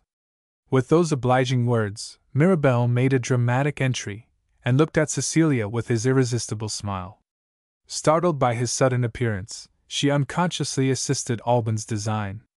Her silence gave him the opportunity of speaking in her place. "We were talking," he said quietly to Mirabel, "of a lady with whom you are acquainted." "Indeed? May I ask the lady's name?" "Miss Jethro." Mirabel sustained the shock with extraordinary self-possession, so far as any betrayal by sudden movement was concerned. But his color told the truth. It faded to paleness. It revealed, even to Cecilia's eyes, a man overpowered by fright. Alban offered him a chair. He refused to take it by a gesture. Alban tried an apology next. "I am afraid I have ignorantly revived some painful associations. Pray excuse me." The apology roused Mirabel. He felt the necessity of offering some explanation. In timid animals, the one defensive capacity which is always ready for action is cunning. Mirabel was too wily to dispute the inference, the inevitable inference, which any one must have drawn, after seeing the effect on him that the name of Miss Jethro had produced. He admitted that painful associations had been revived, and deplored the nervous sensibility which had permitted it to be seen. "No blame can possibly attach to you, my dear sir," he continued, in his most amiable manner. "Will it be indiscreet, on my part, if I ask how you first became acquainted with Miss Jethro?" "I first became acquainted with her at Miss Ladd's school," Alban answered. "She was, for a short time only, one of the teachers, and she left her situation rather suddenly." He paused, but Mirabel made no remark. "After an interval of a few months," he resumed, "I saw Miss Jethro again. She called on me at my lodgings, near Netherwoods." "Merely to renew your former acquaintance?" Mirabel made that inquiry with an eager anxiety for the reply which he was quite unable to conceal. Had he any reason to dread what Miss Jethro might have it in her power to say of him to another person? Alban was in no way pledged to secrecy, and he was determined to leave no means untried of throwing light on Miss Jethro's mysterious warning. He repeated the plain narrative of the interview, which he had communicated by letter to Emily.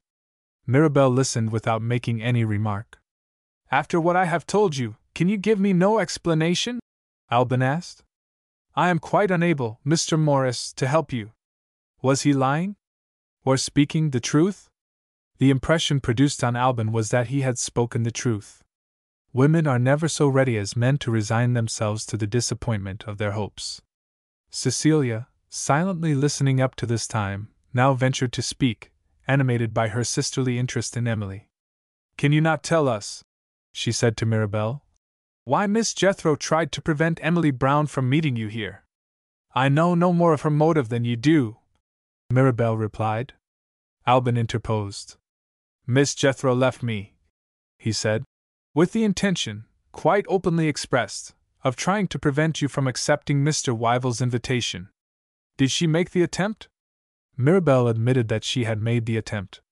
But, he added, without mentioning Miss Emily's name, I was asked to postpone my visit, as a favor to herself, because she had her own reasons for wishing it. I had my reasons, he bowed with gallantry to Cecilia, for being eager to have the honor of knowing Mr. Wyville and his daughter, and I refused. Once more the doubt arose, was he lying? Or speaking the truth? And once more, Alban could not resist the conclusion that he was speaking the truth. There is one thing I should like to know, Mirabel continued, after some hesitation. Has Miss Emily been informed of this strange affair? Certainly. Mirabel seemed to be disposed to continue his inquiries, and suddenly changed his mind. Was he beginning to doubt if Alban had spoken without concealment, in describing Miss Jethro's visit? Was he still afraid of what Miss Jethro might have said of him? In any case, he changed the subject, and made an excuse for leaving the room. I am forgetting my errand, he said to Alban. Miss Emily was anxious to know if you had finished your sketch. I must tell her that you have returned. He bowed and withdrew. Alban rose to follow him, and checked himself. No, he thought. I trust Emily. He sat down again by Cecilia's side. Mirabel had indeed returned to the rose garden. He found Emily employed as he had left her, in making a crown of roses, to be worn by Cecilia in the evening. But in one other respect, there was a change. Francine was present. Excuse me for sending you on a needless errand, Emily said to Mirabel. Miss Desor tells me Mr. Morris has finished his sketch. She left him in the drawing room. Why didn't you bring him here? He was talking with Miss Wyville. Mirabel answered absently, with his eyes on Francine. He gave her one of those significant looks, which says to a third person, Why are you here? Francine's jealousy declined to understand him. He tried a broader hint in words. Are you going to walk in the garden? He said. Francine was impenetrable. No, she answered. I am going to stay here with Emily. Mirabel had no choice but to yield. Imperative anxieties forced him to say, in Francine's presence, what he had hoped to say to Emily privately. When I joined Miss Wyville and Mr. Morris, he began. What do you think they were doing? They were talking of Miss Jethro. Emily dropped the rose crown on her lap. It was easy to see that she had been disagreeably surprised. Mr. Morris has told me the curious story of Miss Jethro's visit, Mirabel continued, but I am in some doubt whether he has spoken to me without reserve. Perhaps he expressed himself more freely when he spoke to you. Miss Jethro may have said something to him which tended to lower me in your estimation? Certainly not, Mr. Mirabel, so far as I know. If I had heard anything of the kind, I should have thought it my duty to tell you. Will it relieve your anxiety, if I go at once to Mr. Morris, and ask him plainly whether he has concealed anything from you or from me? Mirabel gratefully kissed her hand. Your kindness overpowers me, he said, speaking, for once, with true emotion. Emily immediately returned to the house. As soon as she was out of sight, Francine approached Mirabel, trembling with suppressed rage. Chapter 46. Pretending. Miss Desor began cautiously with an apology. Excuse me, Mr. Mirabel, for reminding you of my presence. Mr. Mirabel made no reply. I beg to say, Francine proceeded, that I didn't intentionally see you kiss Emily's hand. Mirabel stood, looking at the roses which Emily had left on her chair, as completely absorbed in his own thoughts as if he had been alone in the garden. Am I not even worth notice? Francine asked. Ah, I know to whom I am indebted for your neglect. She took him familiarly by the arm, and burst into a harsh laugh. Tell me now, in confidence, do you think Emily is fond of you? The impression left by Emily's kindness was still fresh in Mirabel's memory. He was in no humor to submit to the jealous resentment of a woman whom he regarded with perfect indifference.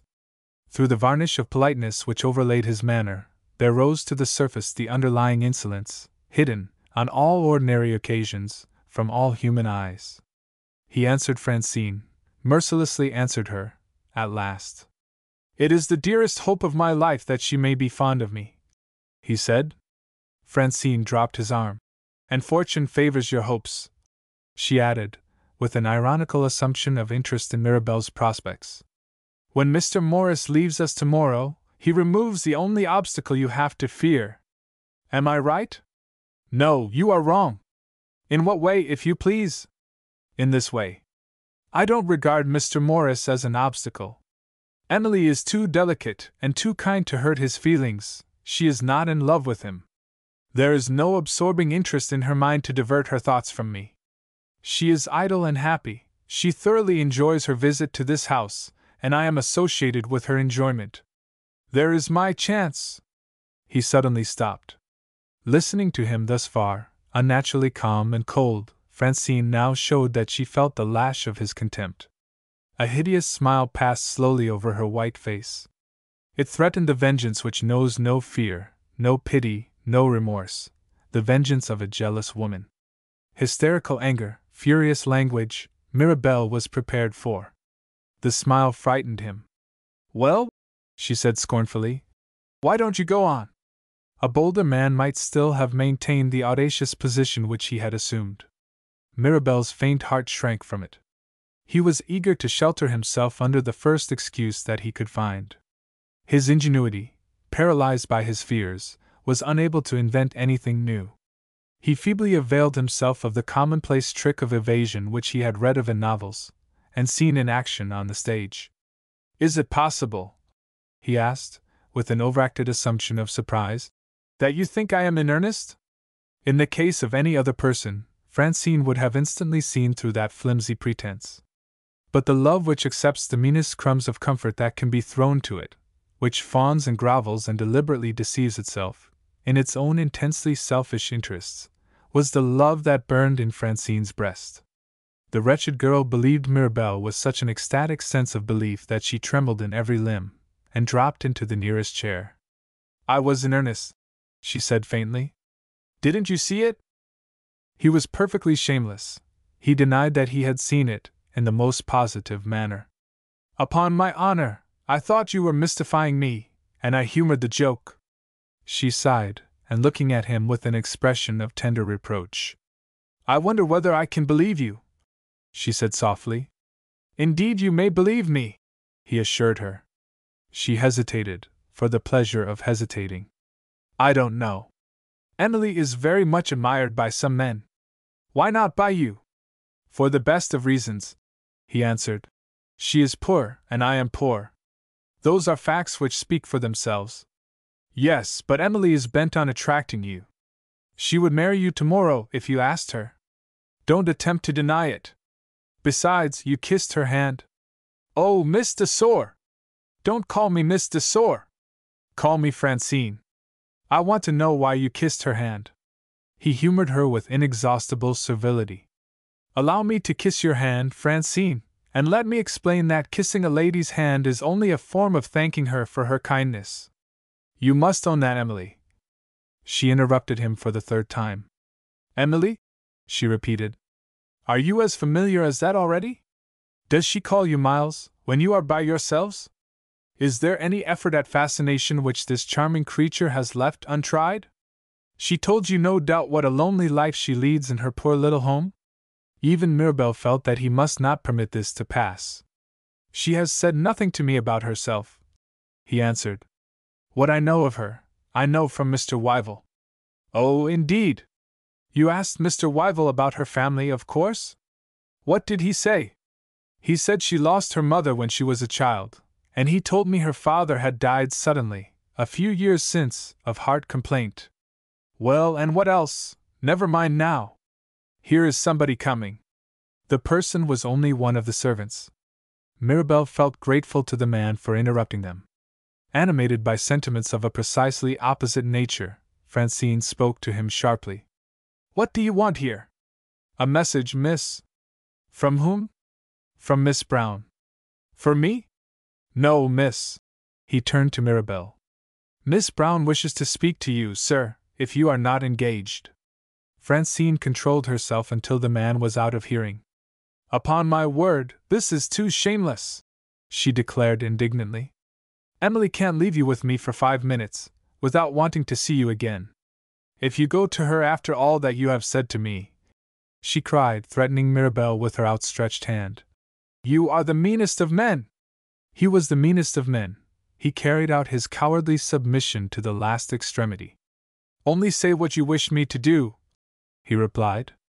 Even Francine expected some little resistance from a creature bearing the outward appearance of a man. Oh, do you really mean it? She asked. I want you to disappoint Emily. Will you stay here, and let me make your excuses? I will do anything to please you. Francine gave him a farewell look. Her admiration made a desperate effort to express itself appropriately in words. You are not a man, she said. You are an angel. Left by himself, Mirabel sat down to rest. He reviewed his own conduct with perfect complacency. Not one man in 100 could have managed that she-devil as I have done, he thought. How shall I explain matters to Emily? Considering this question, he looked by chance at the unfinished crown of roses. The very thing to help me, he said, and took out his pocketbook, and wrote these lines on a blank page. I have had a scene of jealousy with Miss de Sor, which is beyond all description. To spare you a similar infliction, I have done violence to my own feelings. Instead of instantly obeying the message which you have so kindly sent to me, I remain here for a little while, entirely for your sake. Having torn out the page, and twisted it up among the roses, so that only a corner of the paper appeared in view, Mirabel called to a lad who was at work in the garden, and gave him his directions, accompanied by a shilling. Take those flowers to the servants' hall, and tell one of the maids to put them in Miss Brown's room. Stop!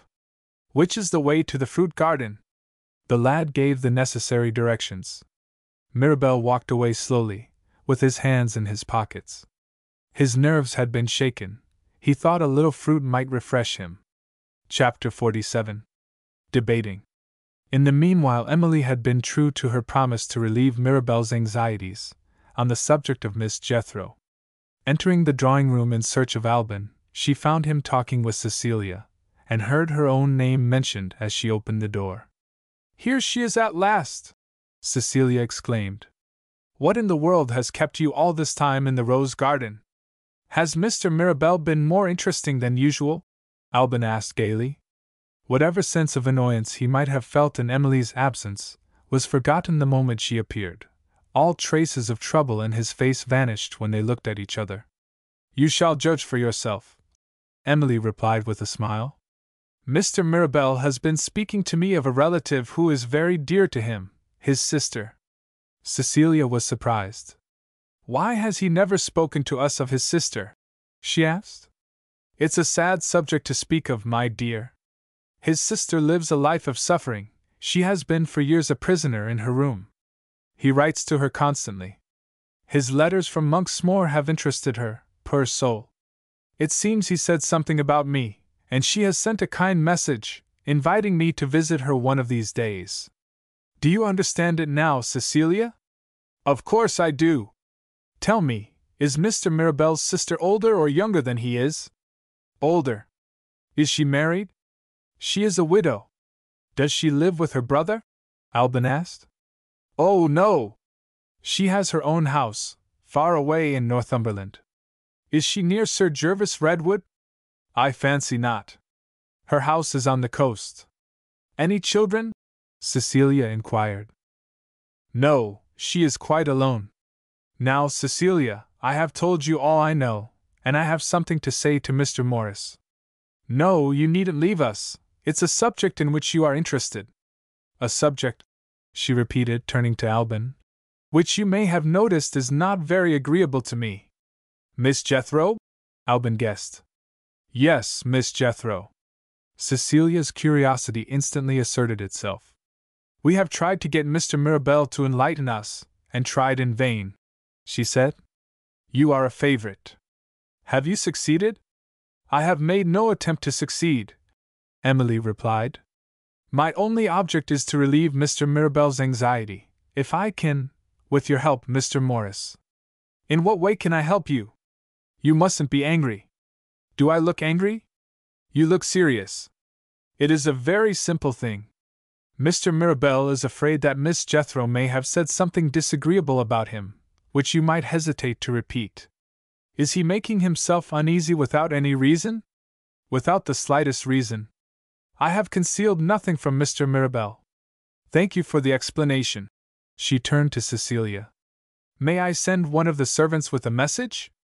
I may as well put an end to Mr. Mirabel's suspense. The man was summoned, and was dispatched with the message. Emily would have done well, after this, if she had abstained from speaking further of Miss Jethro. But Mirabel's doubts had, unhappily, inspired a similar feeling of uncertainty in her own mind. She was now disposed to attribute the tone of mystery in Alban's unlucky letter to some possible concealment suggested by regard for herself. I wonder whether I have any reason to feel uneasy? She said, half in jest, half in earnest. Uneasy about what? Alban inquired. About Miss Jethro, of course. Has she said anything of me which your kindness has concealed? Alban seemed to be a little hurt by the doubt which her question implied. Was that your motive? He asked. For answering my letter as cautiously as if you had been writing to a stranger? Indeed, you are quite wrong, Emily earnestly assured him. I was perplexed and startled, and I took Mr. Wyville's advice before I wrote to you. Shall we drop the subject? Alban would have willingly dropped the subject, but for that unfortunate allusion to Mr. Wyville. Emily had unconsciously touched him on a sore place. He had already heard from Cecilia of the consultation over his letter, and had disapproved of it. I think you were wrong to trouble Mr. Wyville, he said.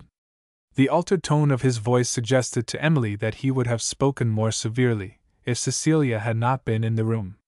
She thought him needlessly ready to complain of a harmless proceeding, and she too returned to the subject, after having proposed to drop it not a minute since. You didn't tell me I was to keep your letter a secret, she replied. Cecilia made matters worse, with the best intentions. I'm sure, Mr. Morris, my father was only too glad to give Emily his advice. Alban remained silent, ungraciously silent as Emily thought, after Mr. Wyville's kindness to him. The thing to regret, she remarked, is that Mr. Morris allowed Miss Jethro to leave him without explaining herself. In his place, I should have insisted on knowing why she wanted to prevent me from meeting Mr. Mirabel in this house. Cecilia made another unlucky attempt at judicious interference. This time, she tried a gentle remonstrance. Remember, Emily, how Mr. Morris was situated. He could hardly be rude to a lady. And I dare say Miss Jethro had good reasons for not wishing to explain herself. Francine opened the drawing-room door and heard Cecilia's last words. Miss Jethro again! She exclaimed. Where is Mr. Mirabel? Emily asked. I sent him a message. He regrets to say he is otherwise engaged for the present, Francine replied with spiteful politeness. Don't let me interrupt the conversation. Who is this Miss Jethro, whose name is on everybody's lips? Alban could keep silent no longer. We have done with the subject, he said sharply. Because I am here? Because we have said more than enough about Miss Jethro already. Speak for yourself, Mr. Morris, Emily answered, resenting the masterful tone which Alban's interference had assumed. I have not done with Miss Jethro yet, I can assure you. My dear, you don't know where she lives, Cecilia reminded her.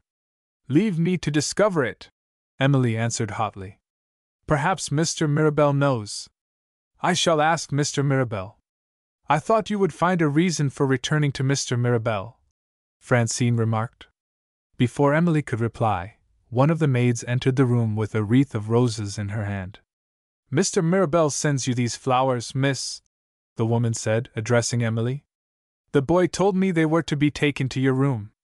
I thought it was a mistake, and I have brought them to you here. Francine, who happened to be nearest to the door, took the roses from the girl on pretense of handing them to Emily. Her jealous vigilance detected the one visible morsel of Mirabel's letter, twisted up with the flowers. Had Emily entrapped him into a secret correspondence with her? A scrap of waste paper among your roses, she said, crumpling it up in her hand as if she meant to throw it away. But Emily was too quick for her. She caught Francine by the wrist. Waste paper or not, she said. It was among my flowers and it belongs to me. Francine gave up the letter, with a look which might have startled Emily if she had noticed it. She handed the roses to Cecilia. I was making a wreath for you to wear this evening, my dear, and I left it in the garden. It's not quite finished yet. Cecilia was delighted. How lovely it is! She exclaimed. And how very kind of you! I'll finish it myself. She turned away to the conservatory. I had no idea I was interfering with a letter, said Francine, watching Emily with fiercely attentive eyes, while she smoothed out the crumpled paper. Having read what Mirabel had written to her, Emily looked up, and saw that Alban was on the point of following Cecilia into the conservatory. He had noticed something in Francine's face which he was at a loss to understand, but which made her presence in the room absolutely hateful to him. Emily followed and spoke to him. I am going back to the rose garden, she said. For any particular purpose? Alban inquired. For a purpose which, I am afraid, you won't approve of. I mean to ask Mr. Mirabel if he knows Miss Jethro's address. I hope he is as ignorant of it as I am. Alban answered gravely. Are we going to quarrel over Miss Jethro, as we once quarreled over Mrs. Rook? Emily asked, with the readiest recovery of her good humor. Come! Come! I am sure you are as anxious, in your own private mind, to have this matter cleared up as I am. With one difference, that I think of consequences and you don't. He said it, in his gentlest and kindest manner, and stepped into the conservatory. Never mind the consequences, she called after him. If we can only get at the truth. I hate being deceived. There is no person living who has better reason than you have to say that. Emily looked round with a start. Alban was out of hearing. It was Francine who had answered her. What do you mean? She said. Francine hesitated. A ghastly paleness overspread her face. Are you ill? Emily asked. No, I am thinking. After waiting for a moment in silence, Emily moved away toward the door of the drawing-room. Francine suddenly held up her hand. Stop! She cried. Emily stood still. My mind is made up, Francine said. Made up to what? You asked what I meant just now. I did. Well, my mind is made up to answer you. Miss Emily Brown, you are leading a sadly frivolous life in this house. I am going to give you something more serious to think about than your flirtation with Mr. Mirabel. Oh, don't be impatient. I am coming to the point. Without knowing it yourself, you have been the victim of deception for years past, cruel deception, wicked deception that puts on the mask of mercy. Are you alluding to Miss Jethro? Emily asked, in astonishment. I thought you were strangers to each other. Just now, you wanted to know who she was. I know nothing about her.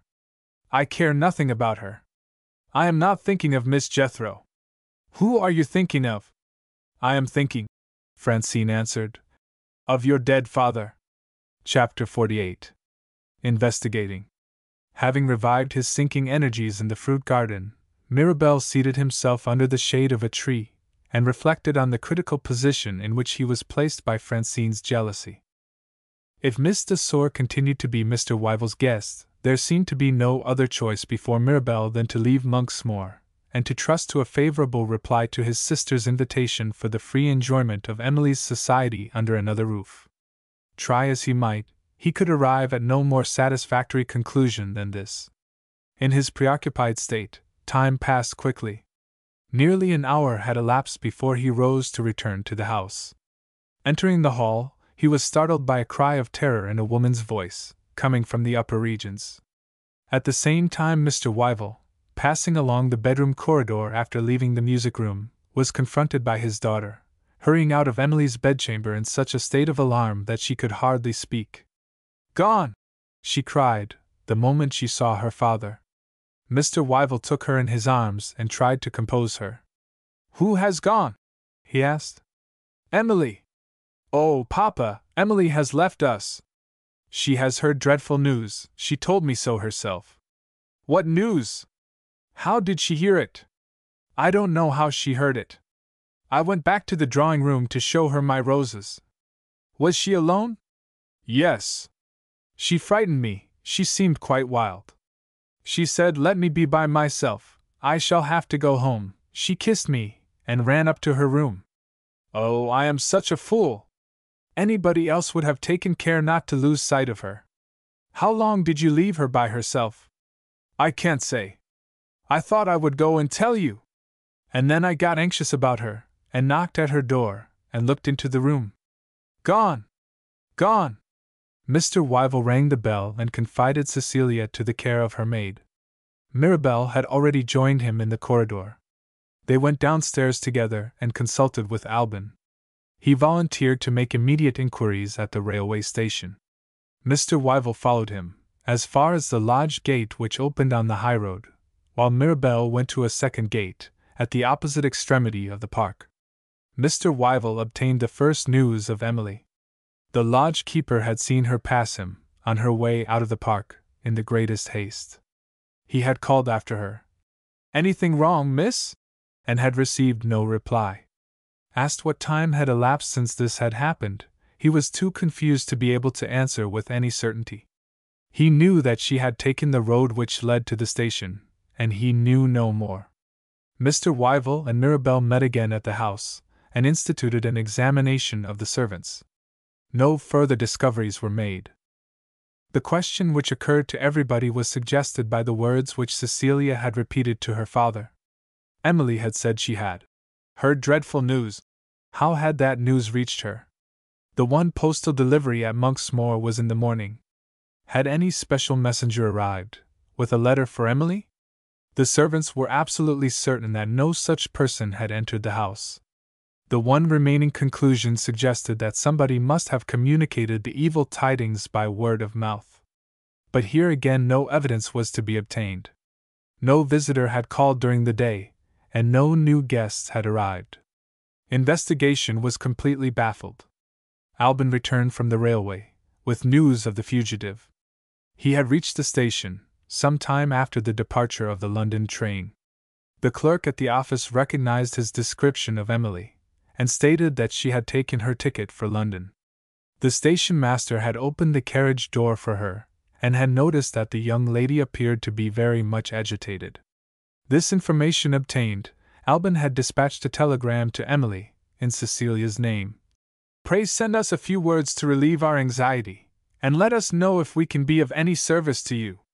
This was plainly all that could be done, but Cecilia was not satisfied. If her father had permitted it, she would have followed Emily. Albin comforted her. He apologized to Mr. Wyville for shortening his visit, and announced his intention of traveling to London by the next train. "We may renew our inquiries to some advantage," he added, after hearing what had happened in his absence, "if we can find out who was the last person who saw her, and spoke to her, before your daughter found her alone in the drawing room. When I went out of the room, I left her with Miss de Sor." The maid who waited on Miss de Sor was sent for. Francine had been out, by herself, walking in the park. She was then in her room, changing her dress. On hearing of Emily's sudden departure, she had been, as the maid reported, much shocked and quite at a loss to understand what it meant. Joining her friends a few minutes later, Francine presented, so far as personal appearance went, a strong contrast to the pale and anxious faces round her. She looked wonderfully well. After her walk in other respects, she was in perfect harmony with the prevalent feeling. She expressed herself with the utmost propriety. Her sympathy moved poor Cecilia to tears. "I am sure, Miss de Sor, you will try to help us?" Mr. Wyville began. "With the greatest pleasure," Francine answered. "How long were you and Miss Emily Brown together, after Mr. Morris left you?" "Not more than a quarter of an hour, I should think." "Did anything remarkable occur in the course of conversation?" "Nothing whatever." Albin interfered for the first time. "Did you say anything," he asked, "which agitated or offended Miss Brown?" "That's rather an extraordinary question," Francine remarked. "Have you no other answer to give?" Albin inquired. "I answer, no," she said, with a sudden outburst of anger. There, the matter dropped. While she spoke in reply to Mr. Wyville, Francine had confronted him without embarrassment. When Alban interposed, she never looked at him, except when he provoked her to anger. Did she remember that the man who was questioning her was also the man who had suspected her of writing the anonymous letter? Alban was on his guard against himself, knowing how he disliked her. But the conviction in his own mind was not to be resisted. In some unimaginable way, Francine was associated with Emily's flight from the house. The answer to the telegram sent from the railway station had not arrived when Alban took his departure for London. Cecilia's suspense began to grow unendurable. She looked to Mirabel for comfort, and found none. His office was to console, and his capacity for performing that office was notorious among his admirers. But he failed to present himself to advantage when Mr. Wyville's lovely daughter had need of his services. He was, in truth, too sincerely anxious and distressed to be capable of commanding his customary resources of ready-made sentiment and fluently pious philosophy. Emily's influence had awakened the only earnest and true feeling which had ever ennobled the popular preacher's life. Toward evening, the long-expected telegram was received at last. What could be said under the circumstances? It said in these words: "Safe at home, don't be uneasy about me, will write soon." With that promise they were, for the time, forced to be content. Book the 5th, The Cottage. Chapter 49. Emily suffers. Mrs. Ellmother, left in charge of Emily's place of abode, and feeling sensible of her lonely position from time to time, had just thought of trying the cheering influence of a cup of tea, when she heard a cab draw up at the cottage gate. A violent ring at the bell followed. She opened the door, and found Emily on the steps. One look at that dear and familiar face was enough for the old servant. "God help us!" she cried. "What's wrong now?" Without a word of reply, Emily led the way into the bedchamber which had been the scene of Miss Letitia's death. Mrs. Ellmother hesitated on the threshold. "Why do you bring me in here?" she asked. "Why did you try to keep me out?" Emily answered.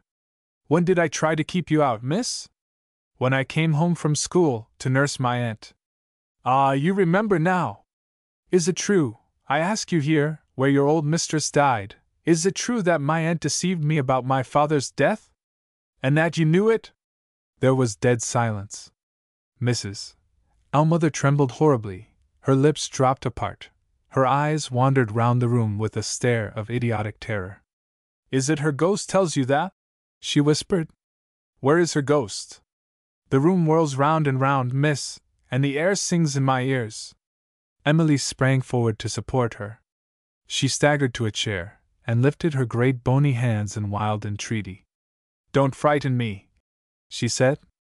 "Stand back." Emily obeyed her. She dashed the cold sweat off her forehead. "You were talking about your father's death just now," she burst out, in desperate defiant tones. "Well, we know it and we are sorry for it. Your father died suddenly." "My father died murdered in the inn at Sealand." "All the long way to London, I have tried to doubt it." "Oh me, I know it now." Answering in those words, she looked toward the bed. Harrowing remembrances of her aunt's delirious self-betrayal made the room unendurable to her. She ran out. The parlor door was open. Entering the room, she passed by a portrait of her father, which her aunt had hung on the wall over the fireplace. She threw herself on the sofa and burst into a passionate fit of crying. "Oh, my father, my dear, gentle, loving father, my first, best, truest friend, murdered! Murdered! Oh God, where was your justice, where was your mercy, when he died that dreadful death?" A hand was laid on her shoulder. A voice said to her, "Hush, my child! God knows best." Emily looked up, and saw that Mrs. Ellmother had followed her. "You poor old soul," she said, suddenly remembering. "I frightened you in the other room. I have got over it, my dear. I am old, and I have lived a hard life. A hard life schools a person. I make no complaints." She stopped, and began to shudder again. "Will you believe me if I tell you something?" she asked. "I warned my self-willed mistress. Standing by your father's coffin, I warned her. Hide the truth as you may, I said, a time will come when our child will know what you are keeping from her now. One or both of us may live to see it. I am the one who has lived, no refuge in the grave for me. I want to hear about it. There's no fear of frightening or hurting me now. I want to hear how you found it out. Was it by accident, my dear? Or did a person tell you? Emily's mind was far away from Mrs. Ellmother. She rose from the sofa, with her hands held fast over her aching heart. The one duty of my life, she said. I am thinking of the one duty of my life. Look. I am calm now, I am resigned to my hard lot. Never, never again, can the dear memory of my father be what it was. From this time, it is the horrid memory of a crime. The crime has gone unpunished, the man has escaped others. He shall not escape me. She paused, and looked at Mrs. Ellmother absently. What did you say just now? You want to hear how I know what I know? Naturally. Naturally. Sit down here, sit down, my old friend, on the sofa with me, and take your mind back to Netherwoods. Alban Morris. Mrs. Ellmother recoiled from Emily in dismay. Don't tell me he had anything to do with it. The kindest of men, the best of men. The man of all men living who least deserves your good opinion or mine. Emily answered sternly. You, Mrs. Ellmother exclaimed. You say that? I say it. He, who won on me to like him, he was in the conspiracy to deceive me, and you know it. He heard me talk of the newspaper story of the murder of my father. I say, he heard me talk of it composedly, talk of it carelessly, in the innocent belief that it was the murder of a stranger, and he never opened his lips to prevent that horrid profanation. He never even said, speak of something else. I won't hear you. No more of him. God forbid I should ever see him again. No. Do what I told you. Carry your mind back to Netherwoods. One night you let Francine Dessor frighten you. You ran away from her into the garden. Keep quiet. At your age, must I set you an example of self-control? I want to know, Miss Emily, where Francine Dessor is now. She is at the house in the country, which I have left. Where does she go next, if you please? Back to Miss Ladd? I suppose so. What interest have you in knowing where she goes next? I won't interrupt you, miss. It's true that I ran away into the garden. I can guess who followed me. How did she find her way to me and Mr. Morris, in the dark? The smell of tobacco guided her. She knew who smoked. She had seen him talking to you, on that very day. She followed the scent, she heard what you two said to each other, and she has repeated it to me. Oh, my old friend, the malice of a revengeful girl has enlightened me. When you, my nurse, and he, my lover, left me in the dark, it has told me how my father died. That's said bitterly, miss. Is it said truly? No, it isn't said truly of myself.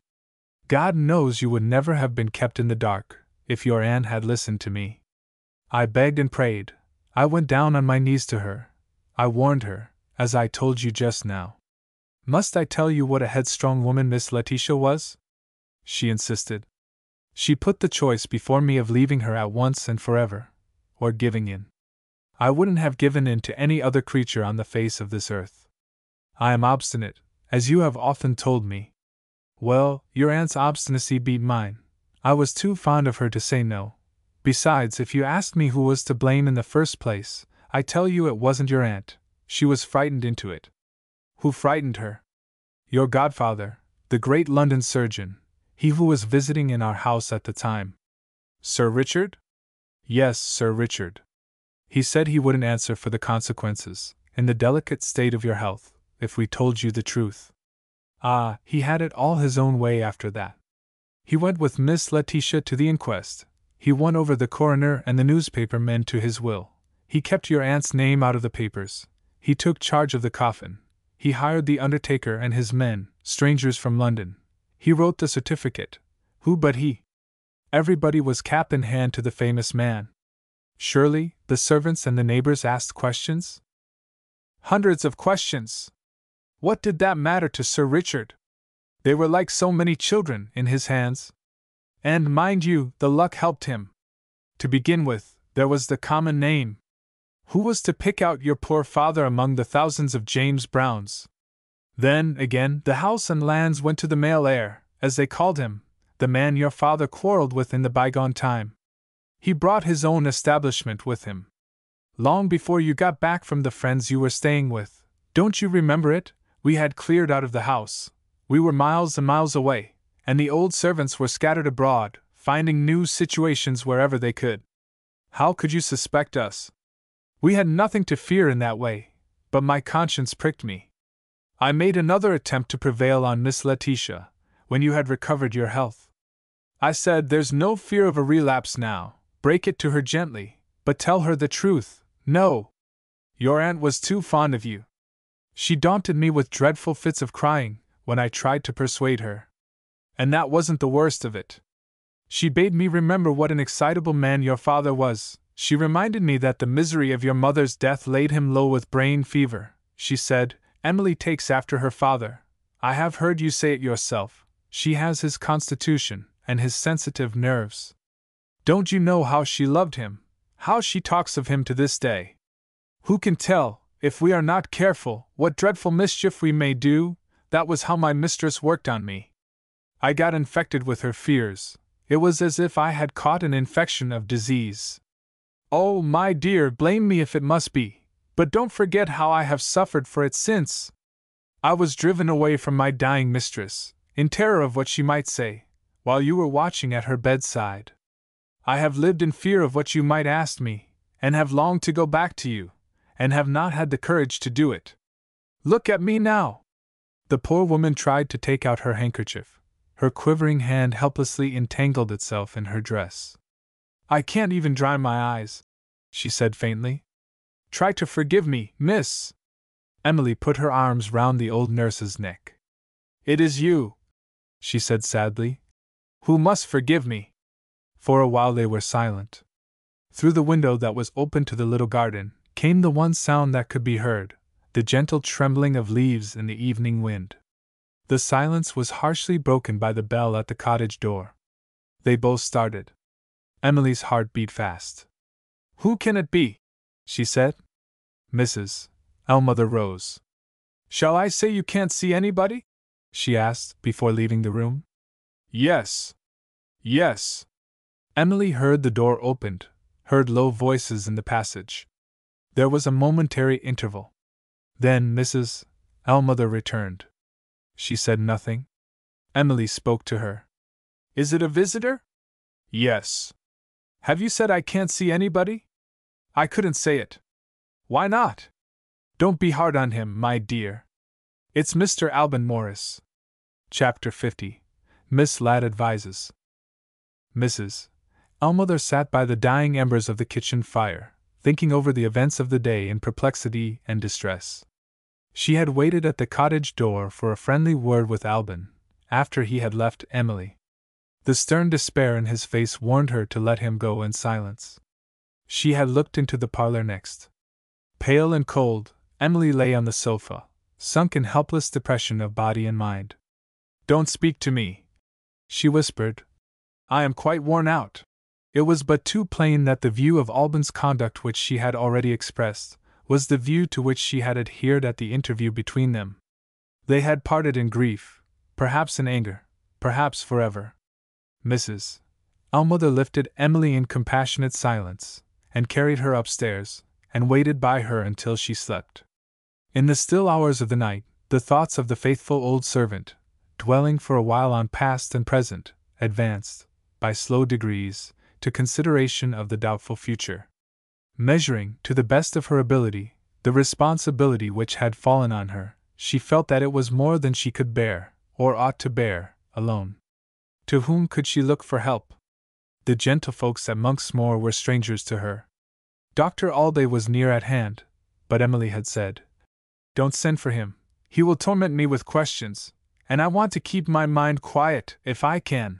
But one person was left, to whose ever-ready kindness Mrs. Ellmother could appeal, and that person was Miss Ladd. It would have been easy to ask the help of the good schoolmistress in comforting and advising the favorite pupil whom she loved.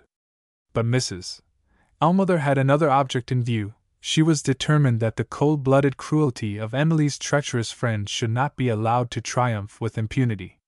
If an ignorant old woman could do nothing else, she could tell the plain truth, and could leave Miss Ladd to decide whether such a person as Francine deserved to remain under her care.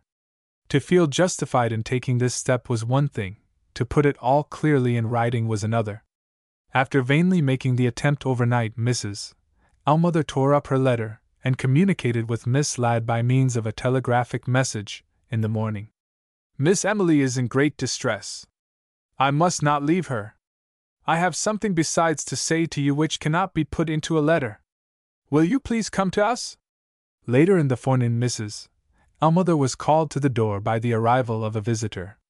The personal appearance of the stranger impressed her favorably. He was a handsome little gentleman, his manners were winning, and his voice was singularly pleasant to hear. I have come from Mr. Wyville's house in the country, he said, and I bring a letter from his daughter. May I take the opportunity of asking if Miss Emily is well? Far from it, sir, I am sorry to say. She is so poorly that she keeps her bed. At this reply, the visitor's face revealed such sincere sympathy and regret that Mrs. Ellmother was interested in him. She added a word more. My mistress has had a hard trial to bear, sir. I hope there is no bad news for her in the young lady's letter? On the contrary, there is news that she will be glad to hear. Miss Wyville is coming here this evening. Will you excuse my asking if Miss Emily has had medical advice? She won't hear of seeing the doctor, sir. He's a good friend of hers, and he lives close by. I am unfortunately alone in the house. If I could leave her, I would go at once and ask his advice. Let me go, Mirabelle eagerly proposed. Mrs. Ellmother's face brightened. That's kindly thought of, sir, if you don't mind the trouble. My good lady, nothing is a trouble in your young mistress's service. Give me the doctor's name and address, and tell me what to say to him. There's one thing you must be careful of, Mrs. Ellmother answered. He mustn't come here, as if he had been sent for. She would refuse to see him. Mirabelle understood her. I will not forget to caution him. Kindly tell Miss Emily I called. My name is Mirabelle. I will return tomorrow.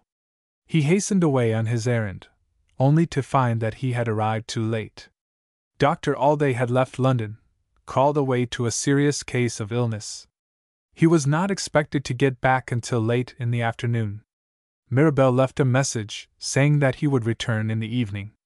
The next visitor who arrived at the cottage was the trusty friend, in whose generous nature Mrs. Ellmother had wisely placed confidence. Miss Ladd had resolved to answer the telegram in person, the moment she read it. If there is bad news, she said, let me hear it at once. I am not well enough to bear suspense. My busy life at the school is beginning to tell on me. There is nothing that need alarm you, ma'am, but there is a great deal to say, before you see Miss Emily. My stupid head turns giddy with thinking of it. I hardly know where to begin. Begin with Emily, Miss Ladd suggested. Mrs. Ellmother took the advice. She described Emily's unexpected arrival on the previous day, and she repeated what had passed between them afterward. Miss Ladd's first impulse, when she had recovered her composure, was to go to Emily without waiting to hear more. Not presuming to stop her, Mrs. Ellmother ventured to put a question. Do you happen to have my telegram about you, ma'am? Miss Ladd produced it. Will you please look at the last part of it again? Miss Ladd read the words. I have something besides to say to you which cannot be put into a letter. She at once returned to her chair. Does what you have still to tell me refer to any person whom I know? She said. It refers, ma'am, to Miss de Sor. I am afraid I shall distress you. What did I say when I came in? Miss Ladd asked. Speak out plainly, and try. It's not easy, I know, but try to begin at the beginning. Mrs. Ellmother looked back through her memory of past events, and began by alluding to the feeling of curiosity which she had excited in Francine, on the day when Emily had made them known to one another. From this she advanced to the narrative of what had taken place at Netherwoods, to the atrocious attempt to frighten her by means of the image of wax, to the discovery made by Francine in the garden at night, and to the circumstances under which that discovery had been communicated to Emily. Miss Ladd's face reddened with indignation. "Are you sure of all that you have said?" she asked. "I am quite sure, ma'am. I hope I have not done wrong," Mrs. Ellmother added simply, "in telling you all this." "Wrong?" Miss Ladd repeated warmly. "If that wretched girl has no defense to offer, she is a disgrace to my school, and I owe you a debt of gratitude for showing her to me in her true character. She shall return at once to Netherwoods, and she shall answer me to my entire satisfaction, or leave my house. What cruelty! What duplicity! In all my experience of girls, I have never met with the like of it. Let me go to my dear little Emily, and try to forget what I have heard." Mrs. Ellmother led the good lady to Emily's room, and, returning to the lower part of the house, went out into the garden. The mental effort that she had made had left its result in an aching head, and in an overpowering sense of depression.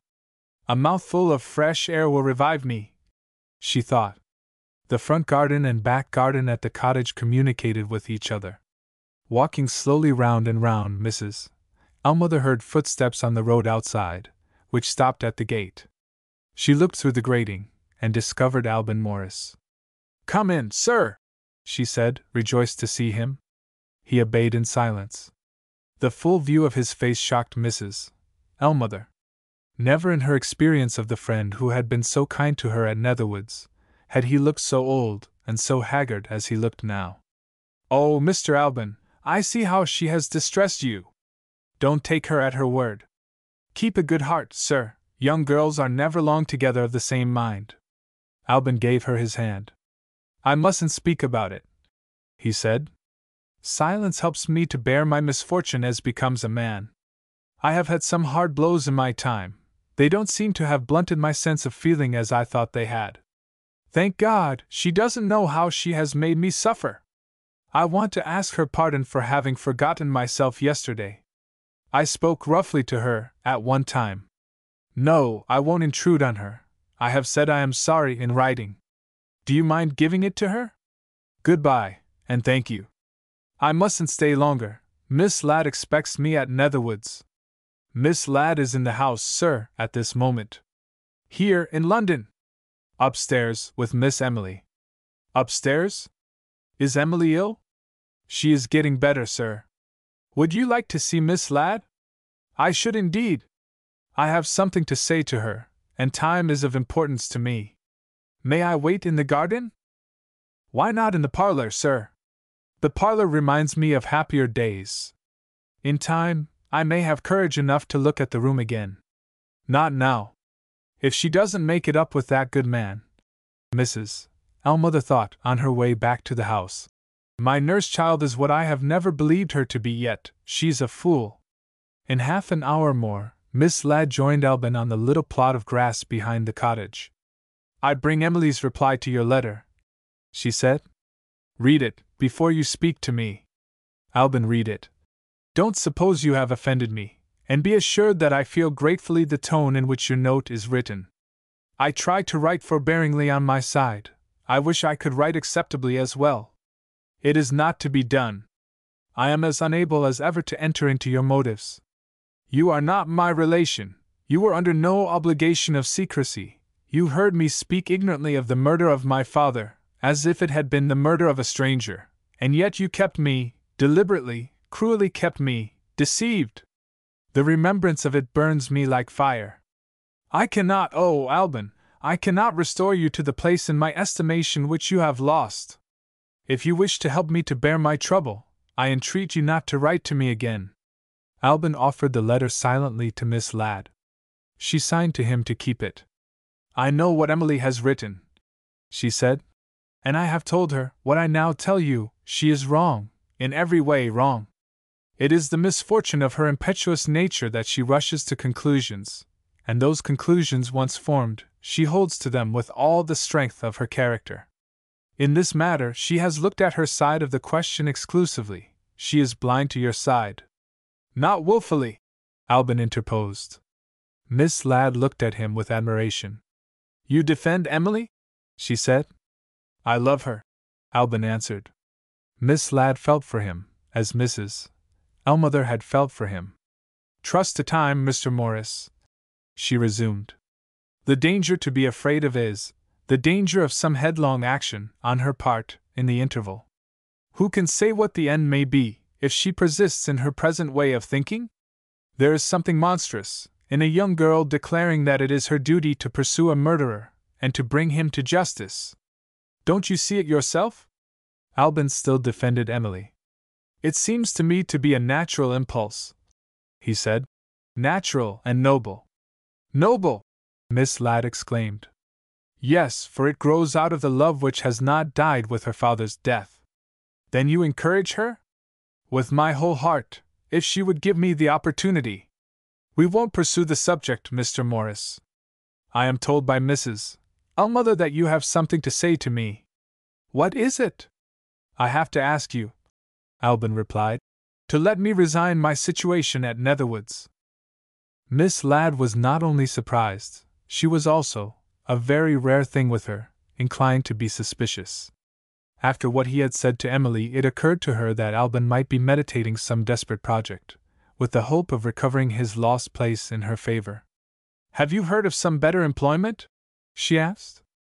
"I have heard of no employment. My mind is not in a state to give the necessary attention to my pupils." "Is that your only reason for wishing to leave me?" "It is one of my reasons." "The only one which you think it necessary to mention?" "Yes." "I shall be sorry to lose you, Mr. Morris. Believe me, Miss Ladd, I am not ungrateful for your kindness." "Will you let me, in all kindness, say something more?" Miss Ladd answered. "I don't intrude on your secrets.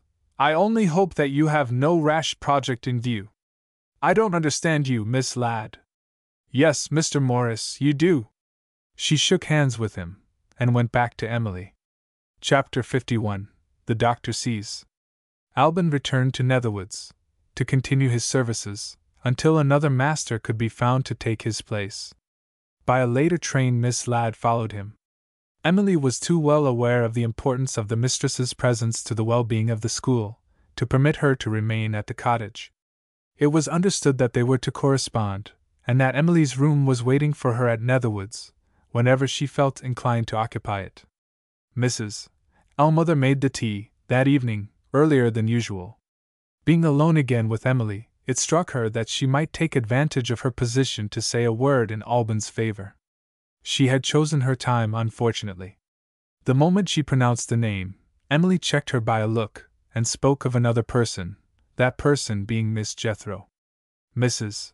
Ellmother at once entered her protest, in her own downright way. "Whatever you do," she said, "don't go back to that. What does Miss Jethro matter to you? I am more interested in her than you suppose. I happen to know why she left the school." "Begging your pardon, miss, that's quite impossible." "She left the school," Emily persisted, "for a serious reason. Miss Ladd discovered that she had used false references." "Good Lord! Who told you that?" "You see, I know it. I asked Miss Ladd how she got her information. She was bound by a promise never to mention the person's name.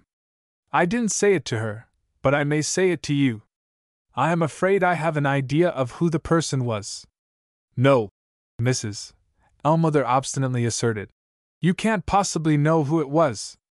How should you know? Do you wish me to repeat what I heard in that room opposite, when my aunt was dying? Drop it, Miss Emily!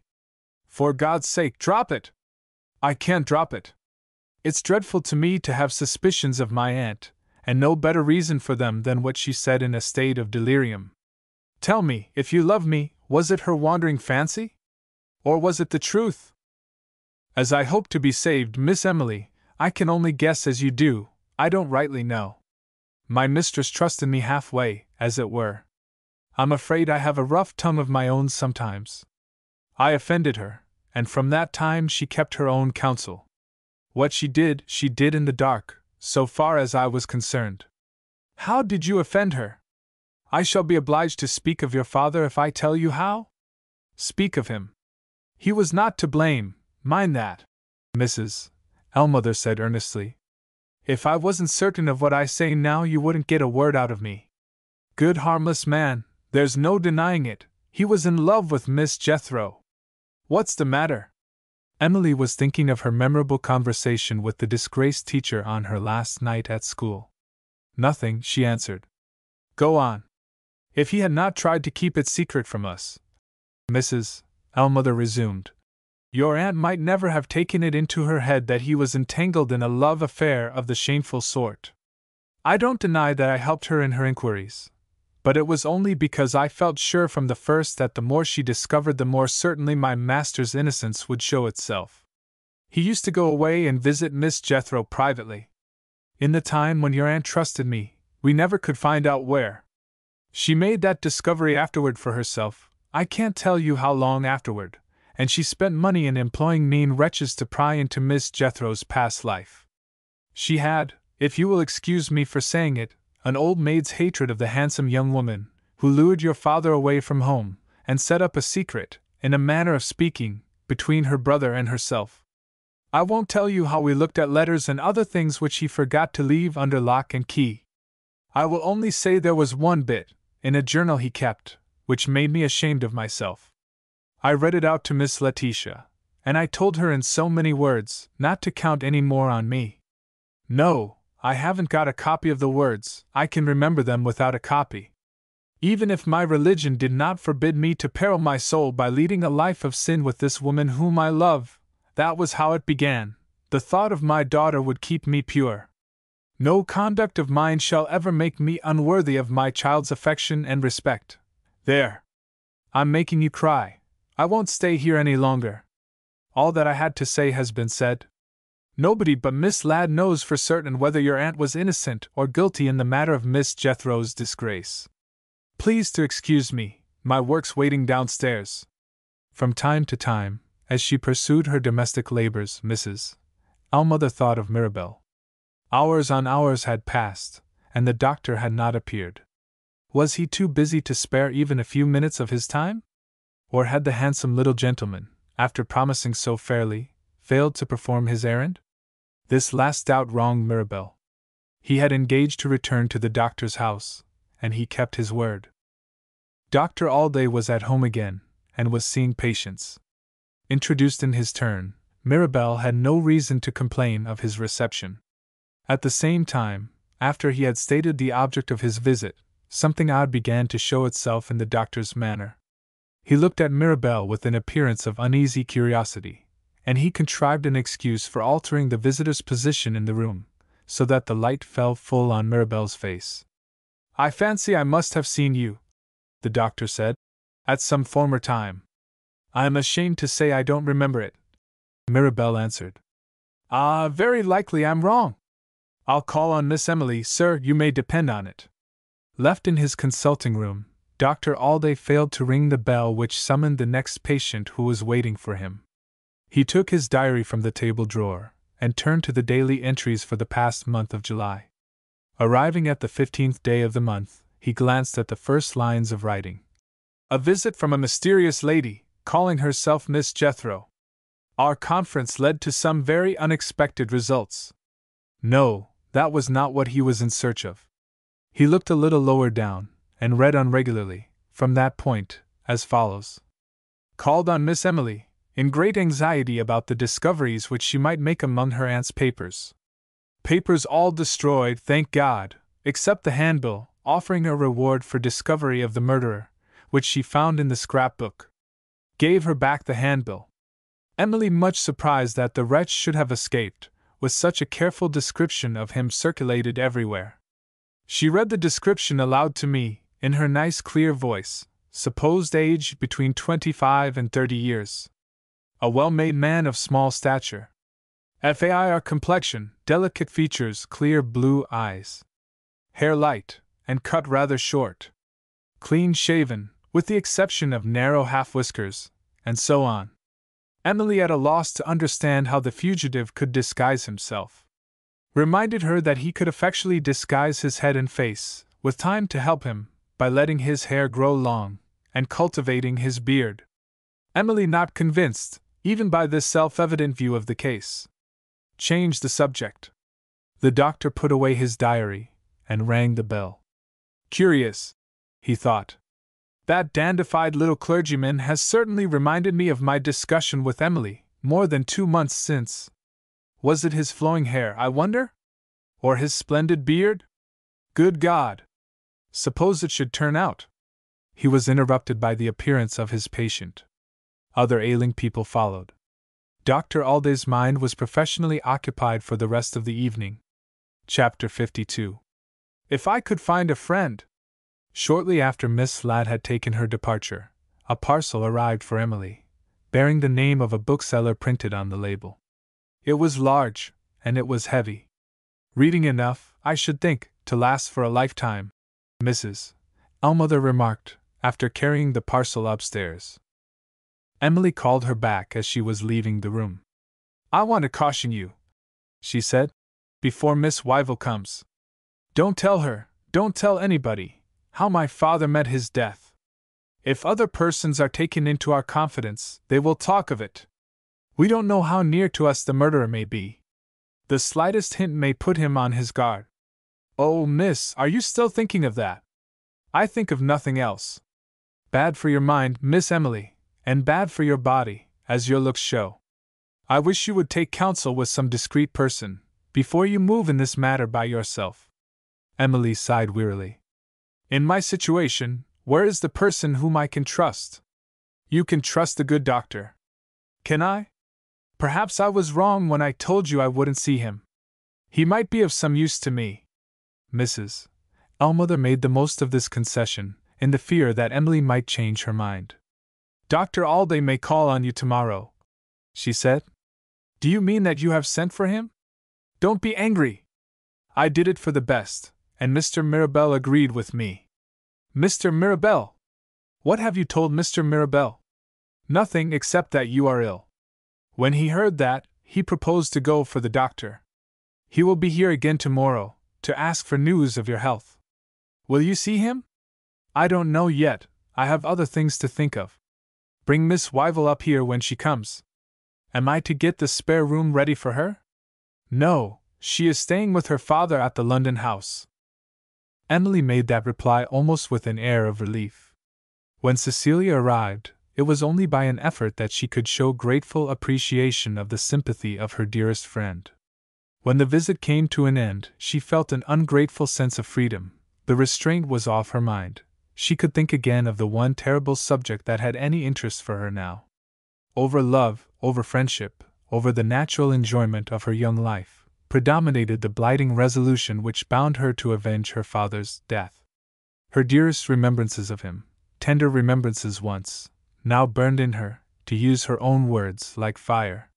It was no ordinary love that had bound parent and child together in the bygone time. Emily had grown from infancy to girlhood, owing all the brightness of her life, a life without a mother, without brothers, without sisters, to her father alone. To submit to lose this beloved, this only companion, by the cruel stroke of disease was of all trials of resignation the hardest to bear. But to be severed from him by the murderous hand of a man, was more than Emily's fervent nature could passively endure. Before the garden gate had closed on her friend she had returned to her one thought, she was breathing again her one aspiration. The books that she had ordered, with her own purpose in view, books that might supply her want of experience, and might reveal the perils which beset the course that lay before her, were unpacked and spread out on the table. Hour after hour, when the old servant believed that her mistress was in bed, she was absorbed over biographies in English and French, which related the stratagems by means of which famous policemen had captured the worst criminals of their time. From these she turned to works of fiction, which found their chief topic of interest in dwelling on the discovery of hidden crime. The night passed, and dawn glimmered through the window, and still she opened book after book with sinking courage, and still she gained nothing but the disheartening conviction of her inability to carry out her own plans.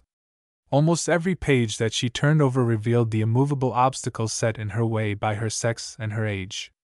Could she mix with the people, or visit the scenes, familiar to the experience of men, in fact and in fiction, who had traced the homicide to his hiding place, and had marked him among his harmless fellow creatures with the brand of Cain? No! A young girl following, or attempting to follow, that career, must reckon with insult and outrage, paying their abominable tribute to her youth and her beauty at every turn. What proportion would the men who might respect her bear to the men who might make her the object of advances, which it was hardly possible to imagine without shuddering? She crept exhausted to her bed, the most helpless, hopeless creature on the wide surface of the earth, a girl self-devoted to the task of a man. Careful to perform his promise to Mirabel, without delay, the doctor called on Emily early in the morning, before the hour at which he usually entered his consulting room. "Well? What's the matter with the pretty young mistress?" he asked, in his most abrupt manner, when Mrs. Ellmother opened the door. "Is it love? Or jealousy? Or a new dress with a wrinkle in it? You will hear about it, sir, from Miss Emily herself. I am forbidden to say anything. But you mean to say something, for all that? Don't joke, Dr. Alday. The state of things here is a great deal too serious for joking. Make up your mind to be surprised, I say no more." Before the doctor could ask what this meant, Emily opened the parlor door. "Come in," she said impatiently. Dr. Alday's first greeting was strictly professional. "My dear child, I never expected this," he began. "You are looking wretchedly ill." He attempted to feel her pulse. She drew her hand away from him. "It's my mind that's ill," she answered. "Feeling my pulse won't cure me of anxiety and distress. I want advice, I want help. Dear old doctor, you have always been a good friend to me, be a better friend than ever now. What can I do? Promise you will keep secret what I am going to say to you, and listen, pray listen patiently till I have done." Dr. Alday promised, and listened. He had been, in some degree at least, prepared for a surprise, but the disclosure which now burst on him was more than his equanimity could sustain. He looked at Emily in silent dismay. She had surprised and shocked him, not only by what she said, but by what she unconsciously suggested. Was it possible that Mirabel's personal appearance had produced on her the same impression which was present in his own mind? His first impulse, when he was composed enough to speak, urged him to put the question cautiously. "If you happen to meet with the suspected man," he said, "have you any means of identifying him?" "None whatever, doctor. If you would only think it over." He stopped her there, convinced of the danger of encouraging her, and resolved to act on his conviction. "I have enough to occupy me in my profession," he said. "Ask your other friend to think it over." "What other friend?" "Mr. Alban Morris." The moment he pronounced the name, he saw that he had touched on some painful association. "Has Mr. Morris refused to help you?" he inquired. "I have not asked him to help me." "Why?" There was no choice, with such a man as Dr. Alday, between offending him or answering him. Emily adopted the last alternative. On this occasion she had no reason to complain of his silence. "Your view of Mr. Morris's conduct surprises me," he replied. "Surprises me more than I can say," he added, remembering that he too was guilty of having kept her in ignorance of the truth, out of regard, mistaken regard, as it now seemed to be, for her peace of mind. "Be good to me, and pass it over if I am wrong," Emily said. "I can't dispute with you. I can only tell you what I feel. You have always been so kind to me. May I count on your kindness still?" Dr. Alday relapsed into silence. "May I at least ask," she went on, "if you know anything of persons—" She paused, discouraged by the cold expression of inquiry in the old man's eyes as he looked at her. "What persons?" he said. "Persons whom I suspect." "Name them." Emily named the landlady of the inn at Zealand. She could now place the right interpretation on Mrs. Rook's conduct, when the locket had been put into her hand at Netherwoods. Dr. Alday answered shortly and stiffly. He had never even seen Mrs. Rook. Emily mentioned Miss Jethro next, and saw at once that she had interested him. "What do you suspect Miss Jethro of doing?" he asked.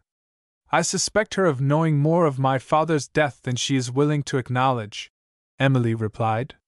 The doctor's manner altered for the better. "I agree with you," he said frankly. "But I have some knowledge of that lady. I warn you not to waste time and trouble in trying to discover the weak side of Miss Jethro. That was not my experience of her at school." Emily rejoined. At the same time, I don't know what may have happened since those days. I may perhaps have lost the place I once held in her regard. How? Through my aunt. Through your aunt? I hope and trust I am wrong, Emily continued. But I fear my aunt had something to do with Miss Jethro's dismissal from the school, and in that case Miss Jethro may have found it out. Her eyes, resting on the doctor, suddenly brightened. You know something about it, she exclaimed. He considered a little, whether he should or should not tell her of the letter addressed by Miss Ladd to Miss Letitia, which he had found at the cottage. If I could satisfy you that your fears are well founded, he asked, would the discovery keep you away from Miss Jethro? I should be ashamed to speak to her, even if we met. Very well. I can tell you positively that your aunt was the person who turned Miss Jethro out of the school. When I get home, I will send you a letter that proves it. Emily's head sank on her breast. Why do I only hear of this now? She said. Because I had no reason for letting you know of it before today. If I have done nothing else, I have at least succeeded in keeping you and Miss Jethro apart. Emily looked at him in alarm. He went on without appearing to notice that he had startled her. I wish to God I could as easily put a stop to the mad project which you are contemplating. The mad project? Emily repeated. Oh, Dr. Alday! Do you cruelly leave me to myself, at the time of all others, when I am most in need of your sympathy? That appeal moved him. He spoke more gently. He pitied, while he condemned her. My poor dear child, I should be cruel indeed, if I encouraged you. You are giving yourself up to an enterprise, so shockingly unsuited to a young girl like you, that I declare I contemplate it with horror.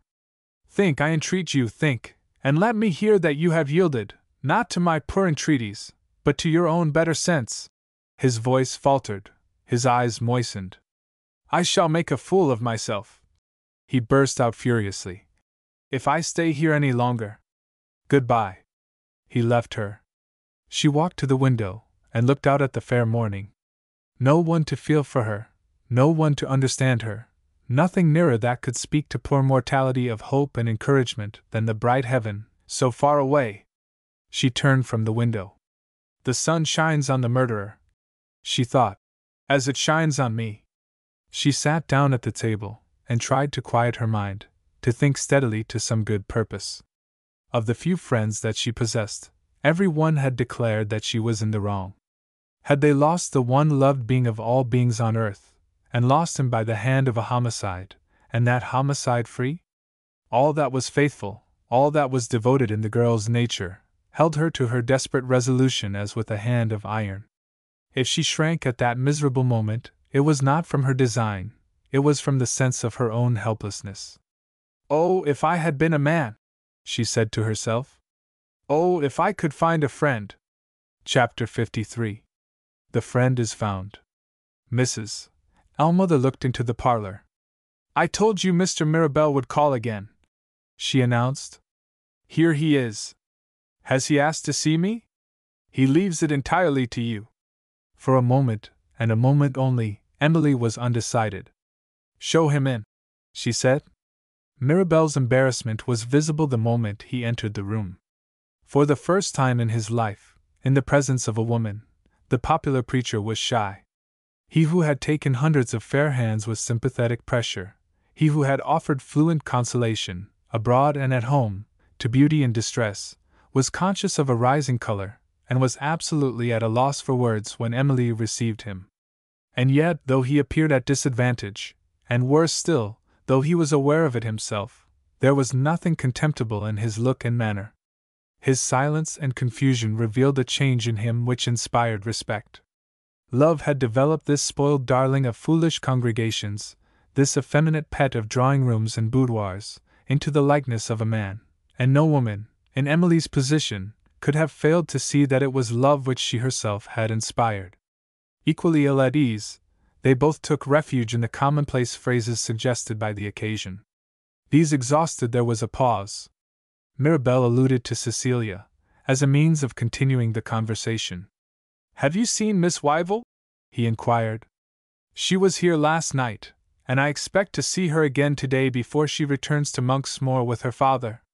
Do you go back with them? Yes, if you do. I remain in London. Then I remain in London too. The strong feeling that was in him had forced its way to expression at last. In happier days, when she had persistently refused to let him speak to her seriously, she would have been ready with a light-hearted reply. She was silent now. Mirabel pleaded with her not to misunderstand him, by an honest confession of his motives which presented him under a new aspect. The easy, plausible man, who had hardly ever seemed to be in earnest before, seriously meant, what he said now. May I try to explain myself? He asked. Certainly, if you wish it. Pray, don't suppose me capable, Mirabel said earnestly, of presuming to pay you an idle compliment. I cannot think of you, alone and in trouble, without feeling anxiety which can only be relieved in one way. I must be near enough to hear of you, day by day. Not by repeating this visit. Unless you wish it, I will not again cross the threshold of your door. Mrs. Almother will tell me if your mind is more at ease. Mrs. Almother will tell me if there is any new trial of your fortitude. She needn't even mention that I have been speaking to her at the door, and she may be sure, and you may be sure, that I shall ask no inquisitive questions. I can feel for you in your misfortune, without wishing to know what that misfortune is. If I can ever be of the smallest use, think of me as your other servant. Say to Mrs. Almother I want him, and say no more. Where is the woman who could have resisted such devotion as this, inspired, truly inspired by herself? Emily's eyes softened as she answered him. You little know how your kindness touches me, she said. Don't speak of my kindness until you have put me to the proof, he interposed. Can a friend, such a friend as I am, be of any use? Of the greatest use if I could feel justified in trying you. I entreat you to try me. But, Mr. Mirabel, you don't know what I am thinking of. I don't want to know. I may be wrong. My friends all say I am wrong. I don't care what your friends say. I don't care about any earthly thing but your tranquility. Does your dog ask whether you are right or wrong? I am your dog. I think of you, and I think of nothing else. She looked back through the experience of the last few days. Miss Ladd, Mrs. Almother, Dr. Alday, not one of them had felt for her, not one of them had spoken to her, as this man had felt and had spoken. She remembered the dreadful sense of solitude and helplessness which had wrung her heart, in the interval before Mirabel came in. Her father himself could hardly have been kinder to her than this friend of a few weeks only. She looked at him through her tears. She could say nothing that was eloquent, nothing even that was adequate. You are very good to me, was her only acknowledgment of all that he had offered. How poor it seemed to be, and yet how much it meant! He rose, saying considerately that he would leave her to recover herself, and would wait to hear if he was wanted. No, she said. I must not let you go. In common gratitude I ought to decide before you leave me, and I do decide to take you into my confidence. She hesitated. Her color rose a little. I know how unselfishly you offer me your help, she resumed. I know you speak to me as a brother might speak to a sister. He gently interrupted her. No, he said. I can't honestly claim to do that. And may I venture to remind you, you know why? She started. Her eyes rested on him with a momentary expression of reproach. Is it quite fair? She asked. In my situation, to say that? Would it have been quite fair? He rejoined. To allow you to deceive yourself? Should I deserve to be taken into your confidence if I encouraged you to trust me, under false pretenses? Not a word more of those hopes on which the happiness of my life depends shall pass my lips, unless you permit it. In my devotion to your interests, I promise to forget myself. My motives may be misinterpreted, my position may be misunderstood. Ignorant people may take me for that other happier man, who is an object of interest to you. Stop, Mr. Mirabel! The person to whom you refer has no such claim on me as you suppose. Dare I say how happy I am to hear it? Will you forgive me? I will forgive you if you say no more. Their eyes met. Completely overcome by the new hope that she had inspired, Mirabel was unable to answer her. His sensitive nerves trembled under emotion, like the nerves of a woman. His delicate complexion faded away slowly into whiteness. Emily was alarmed. He seemed to be on the point of fainting. She ran to the window to open it more widely. "Pray don't trouble yourself," he said. "I am easily agitated by any sudden sensation, and I am a little overcome at this moment by my own happiness. Let me give you a glass of wine." "Thank you, I don't need it indeed." "You really feel better?" "I feel quite well again, and eager to hear how I can serve you." "It's a long story, Mr. Mirabel, and a dreadful story." "Dreadful?" "Yes. Let me tell you first how you can serve me. I am in search of a man who has done me the cruelest wrong that one human creature can inflict on another. But the chances are all against me. I am only a woman, and I don't know how to take even the first step toward discovery. You will know when I guide you." He reminded her tenderly of what she might expect from him, and was rewarded by a grateful look. Seeing nothing, suspecting nothing, they advanced together nearer and nearer to the end. "Once or twice," Emily continued, "I spoke to you of my poor father, when we were at Monk's Moor, and I must speak of him again. You could have no interest in inquiring about a stranger, and you cannot have heard how he died." "Pardon me, I heard from Mr. Wyville how he died." "You heard what I had told Mr. Wyville," Emily said. "I was wrong." "Wrong!" Mirabel exclaimed, in a tone of courteous surprise. "Was it not a sudden death?" "It was a sudden death." "Caused by disease of the heart?" "Caused by no disease. I have been deceived about my father's death, and I have only discovered it a few days since."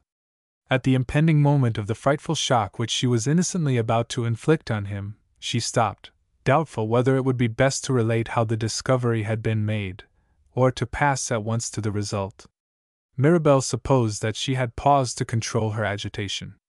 He was so immeasurably far away from the faintest suspicion of what was coming that he exerted his ingenuity, in the hope of sparing her. "I can anticipate the rest," he said. "Your sad loss has been caused by some fatal accident. Let us change the subject. Tell me more of that man whom I must help you to find. It will only distress you to dwell on your father's death." "Distress me?" she repeated.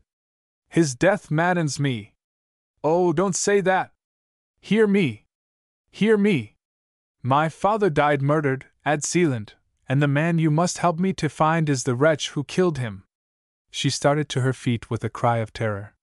Mirabel dropped from his chair senseless to the floor. Chapter 54. The End of the Fainting Fit. Emily recovered her presence of mind. She opened the door, so as to make a draught of air in the room, and called for water. Returning to Mirabel, she loosened his cravat. Mrs. Ellmother came in, just in time to prevent her from committing a common error in the treatment of fainting persons, by raising Mirabel's head. The current of air, and the sprinkling of water over his face, soon produced their customary effect. "He'll come round directly," Mrs. Ellmother remarked. "Your aunt was sometimes taken with these swoons, miss, and I know something about them. He looks a poor weak creature, in spite of his big beard. Has anything frightened him?" Emily little knew how correctly that chance guess had hit on the truth. "Nothing can possibly have frightened him," she replied. "I am afraid he is in bad health. He turned suddenly pale while we were talking, and I thought he was going to be taken ill. He made light of it, and seemed to recover. Unfortunately, I was right. It was the threatening of a fainting fit. He dropped on the floor a minute afterward." A sigh fluttered over Mirabel's lips. His eyes opened, looked at Mrs. Ellmother in vacant terror, and closed again. Emily whispered to her to leave the room. The old woman smiled satirically as she opened the door, then looked back, with a sudden change of humor. To see the kind young mistress bending over the feeble little clergyman set her, by some strange association of ideas, thinking of Alban Morris. "Ah," she muttered to herself, on her way out. "I call him a man!" There was wine in the sideboard, the wine which Emily had once already offered in vain. Mirabel drank it eagerly this time. He looked round the room, as if he wished to be sure that they were alone. "Have I fallen to a low place in your estimation?" he asked, smiling faintly. "I am afraid you will think poorly enough of your new ally after this." "I only think you should take more care of your health," Emily replied, with sincere interest in his recovery. "Let me leave you to rest on the sofa." He refused to remain at the cottage. He asked, with a sudden change to fretfulness, if she would let her servant get him a cab. She ventured to doubt whether he was quite strong enough yet to go away by himself. He piteously reiterated, his request. A passing cab was stopped directly. Emily accompanied him to the gate. "I know what to do," he said in a hurried, absent way. "Rest and a little tonic medicine will soon set me right." The clammy coldness of his skin made Emily shudder, as they shook hands. "You won't think the worse of me for this?" he asked. "How can you imagine such a thing?" she answered warmly. "Will you see me if I come tomorrow? I shall be anxious to see you." So they parted. Emily returned to the house, pitying him with all her heart. Book the 6th, Here and There. Chapter 55. Mirabel Sees His Way. Reaching the hotel at which he was accustomed to stay when he was in London, Mirabel locked the door of his room. He looked at the houses on the opposite side of the street. His mind was in such a state of morbid distrust that he lowered the blind over the window. In solitude and obscurity, the miserable wretch sat down in a corner, and covered his face with his hands, and tried to realize what had happened to him. Nothing had been said at the fatal interview with Emily, which could have given him the slightest warning of what was to come. Her father's name, absolutely unknown to him when he fled from the inn, had only been communicated to the public by the newspaper reports of the adjourned inquest. At the time when those reports appeared, he was in hiding, under circumstances which prevented him from seeing a newspaper. While the murder was still a subject of conversation, he was in France, far out of the track of English travelers, and he remained on the continent until the summer of 1881. No exercise of discretion on his part could have extricated him from the terrible position in which he was now placed. He stood pledged to Emily to discover the man suspected of the murder of her father, and that man was himself. What refuge was left open to him? If he took to flight, his sudden disappearance would be a suspicious circumstance in itself, and would therefore provoke inquiries which might lead to serious results. Supposing that he overlooked the risk thus presented, would he be capable of enduring a separation from Emily, which might be a separation for life? Even in the first horror of discovering his situation, her influence remained unshaken, the animating spirit of the one manly capacity for resistance which raised him above the reach of his own fears. The only prospect before him which he felt himself to be incapable of contemplating was the prospect of leaving Emily. Having arrived at this conclusion, his fears urged him to think of providing for his own safety. The first precaution to adopt was to separate Emily from friends whose advice might be hostile to his interests, perhaps even subversive of his security. To effect this design, he had need of an ally whom he could trust. That ally was at his disposal, far away in the north. At the time when Francine's jealousy began to interfere with all freedom of intercourse between Emily and himself at Monk's Moor, he had contemplated making arrangements which might enable them to meet at the house of his invalid sister, Mrs. Delvin. He had spoken of her, and of the bodily affliction which confined her to her room, in terms which had already interested Emily. In the present emergency, he decided on returning to the subject, and on hastening the meeting between the two women which he had first suggested at Mr. Wyville's country seat. No time was to be lost in carrying out this intention. He wrote to Mrs. Delvin by that day's post, confiding to her, in the first place, the critical position in which he now found himself. This done, he proceeded as follows. To your sound judgment, dearest Agatha, it may appear that I am making myself needlessly uneasy about the future. 2 persons only know that I am the man who escaped from the inn at Zealand. You are one of them, and Miss Jethro is the other. On you I can absolutely rely, and after my experience of her, I ought to feel sure of Miss Jethro. I admit this, but I cannot get over my distrust of Emily's friends. I fear the cunning old doctor, I doubt Mr. Wyville, I hate Alban Morris. Do me a favor, my dear. Invite Emily to be your guest, and so separate her from these friends. The old servant who attends on her will be included in the invitation, of course. Mrs. Ellmother is, as I believe, devoted to the interests of Mr. Alban Morris. She will be well out of the way of doing mischief, while we have her safe in your northern solitude. There is no fear that Emily will refuse your invitation. In the first place, she is already interested in you. In the second place, I shall consider the small proprieties of social life, and instead of traveling with her to your house, I shall follow by a later train. In the third place, I am now the chosen adviser in whom she trusts, and what I tell her to do, she will do. It pains me, really and truly pains me, to be compelled to deceive her, but the other alternative is to reveal myself as the wretch of whom she is in search. Was there ever such a situation? And oh, Agatha, I am so fond of her. If I fail to persuade her to be my wife, I don't care what becomes of me. I used to think disgrace, and death on the scaffold, the most frightful prospect that a man can contemplate. In my present frame of mind, a life without Emily may just as well end in that way as in any other. When we are together in your old sea-beaten tower, do your best, my dear, to incline the heart of this sweet girl toward me. If she remains in London, how do I know that Mr. Morris may not recover the place he has lost in her good opinion? The bare idea of it turns me cold. There is one more point on which I must touch, before I can finish my letter. When you last wrote, you told me that Sir Gervas Redwood was not expected to live much longer, and that the establishment would be broken up after his death. Can you find out for me what will become, under the circumstances, of Mr. and Mrs. Rook? So far as I am concerned, I don't doubt that the alteration in my personal appearance, which has protected me for years past, may be trusted to preserve me from recognition by these two people.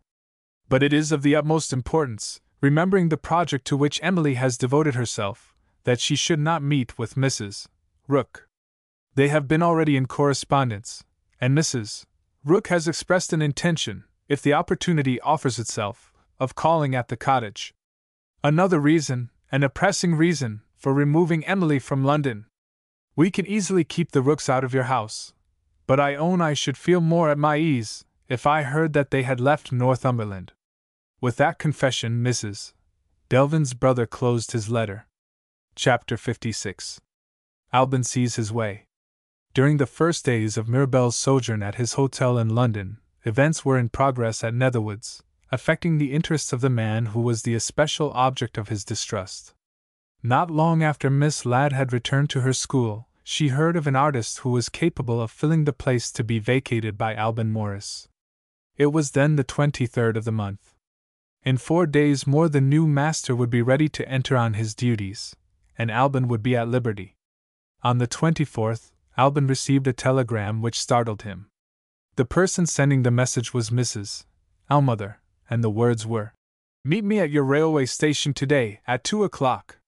He found the old woman in the waiting room, and he met with a rough reception. "Minutes are precious, Mr. Morris," she said. "You are 2 minutes late. The next train to London stops here in half an hour, and I must go back by it. Good heavens, what brings you here? Is Emily? Emily is well enough in health, if that's what you mean. As to why I come here, the reason is that it's a deal easier for me, worse luck, to take this journey than to write a letter. One good turn deserves another. I don't forget how kind you were to me, away there at the school, and I can't, and won't, see what's going on at the cottage, behind your back, without letting you know of it. Oh, you needn't be alarmed about her. I've made an excuse to get away for a few hours, but I haven't left her by herself. Miss Wyville has come to London again, and Mr. Mirabell spends the best part of his time with her. Excuse me for a moment, will you? I'm so thirsty after the journey, I can hardly speak." She presented herself at the counter in the waiting room. "I'll trouble you, young woman, for a glass of ale," she returned to Alban in a better humor. "It's not bad stuff, that. When I have said my say, I'll have a drop more, just to wash the taste of Mr. Mirabell out of my mouth. Wait a bit, I have something to ask you. How much longer are you obliged to stop here, teaching the girls to draw?" "I leave Netherwoods in 3 days more." Albin replied. That's all right. You may be in time to bring Miss Emily to her senses yet. What do you mean? I mean, if you don't stop it, she will marry the parson. I can't believe it, Mrs. Mother. I won't believe it. Ah, it's a comfort to him, poor fellow, to say that. Look here, Mr. Morris, this is how it stands. You're in disgrace with Miss Emily, and he profits by it. I was fool enough to take a liking to Mr. Mirabell when I first opened the door to him. I know better now. He got on the blind side of me, and now he has got on the blind side of her. Shall I tell you how? By doing what you would have done if you had had the chance. He's helping her, or pretending to help her, I don't know which, to find the man who murdered poor Mr. Brown. After 4 years! And when all the police in England, with a reward to encourage them, did their best, and it came to nothing. Never mind that, Albin said impatiently. I want to know how Mr. Mirabell is helping her. That's more than I can tell you.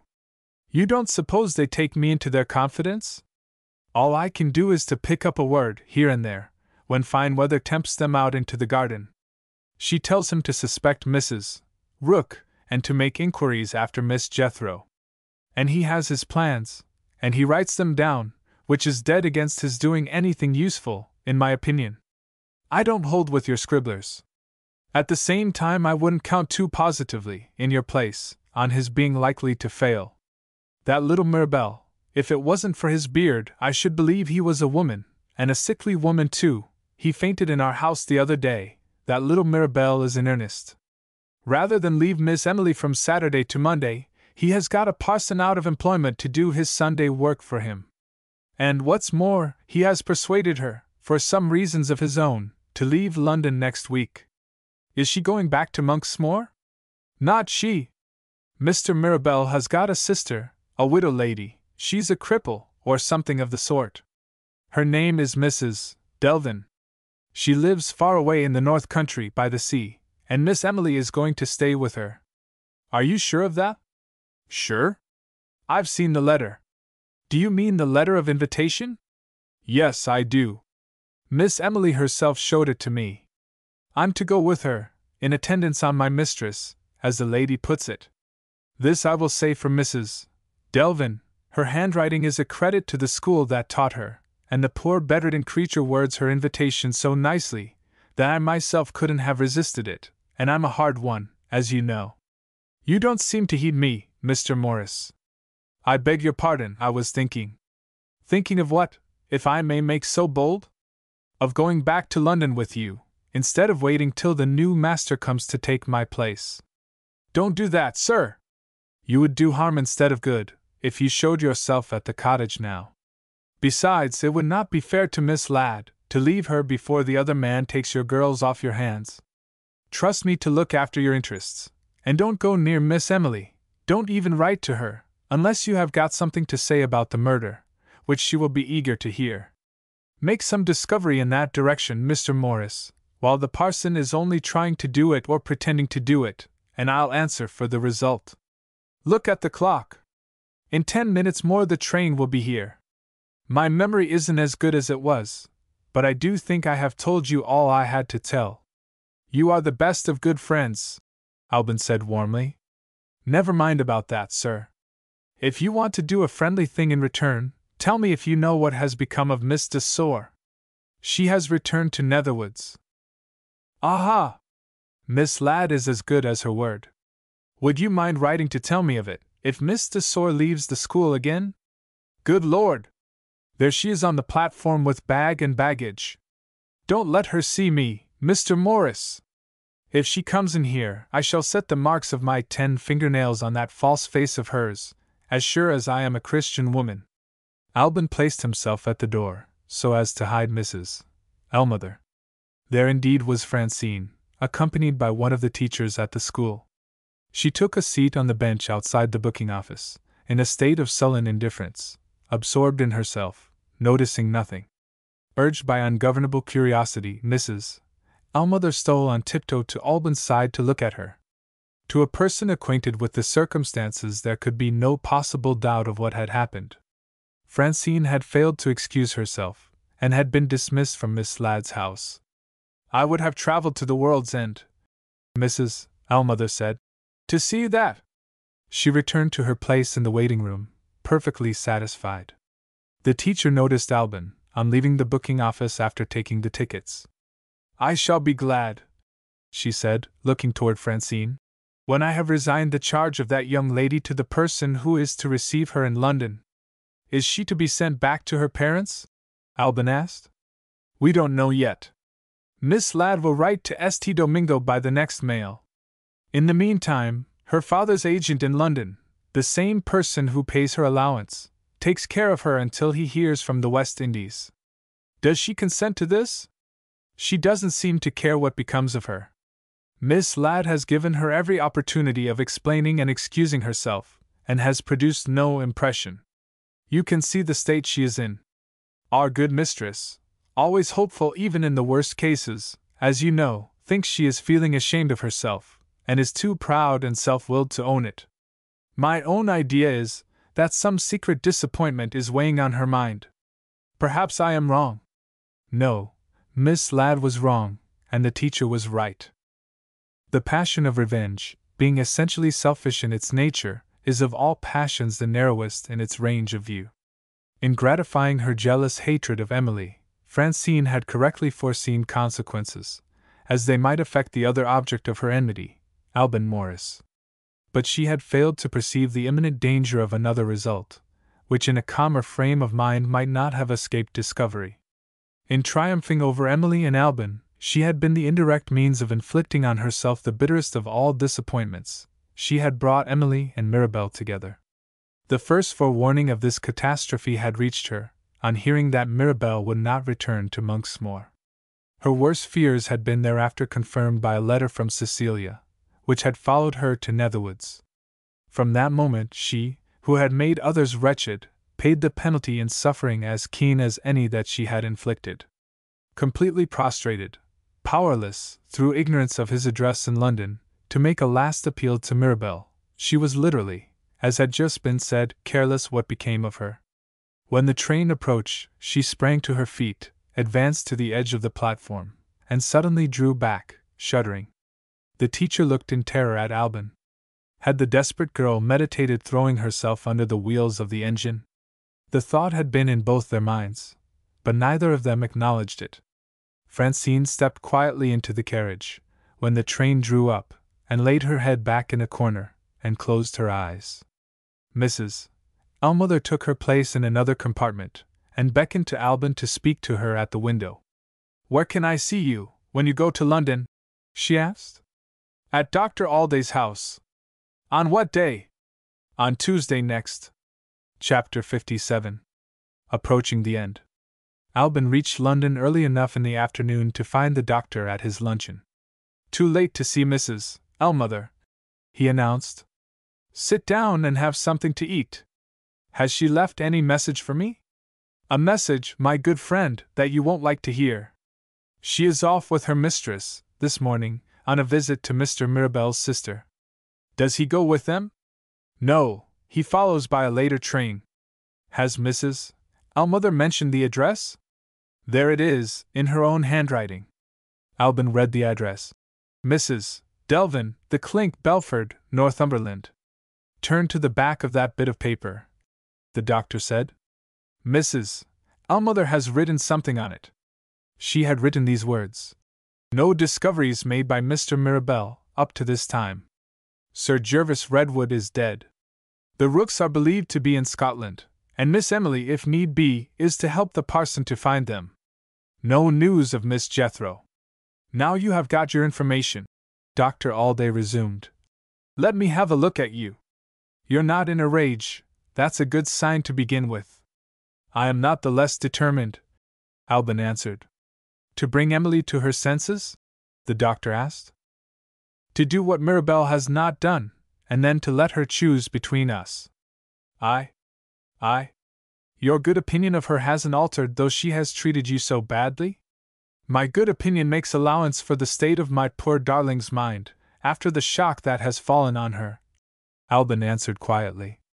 "She is not my Emily now. She will be my Emily yet. I told her I was convinced of it, in the old days at school, and my conviction is as strong as ever. Have you seen her, since I have been away at Netherwoods?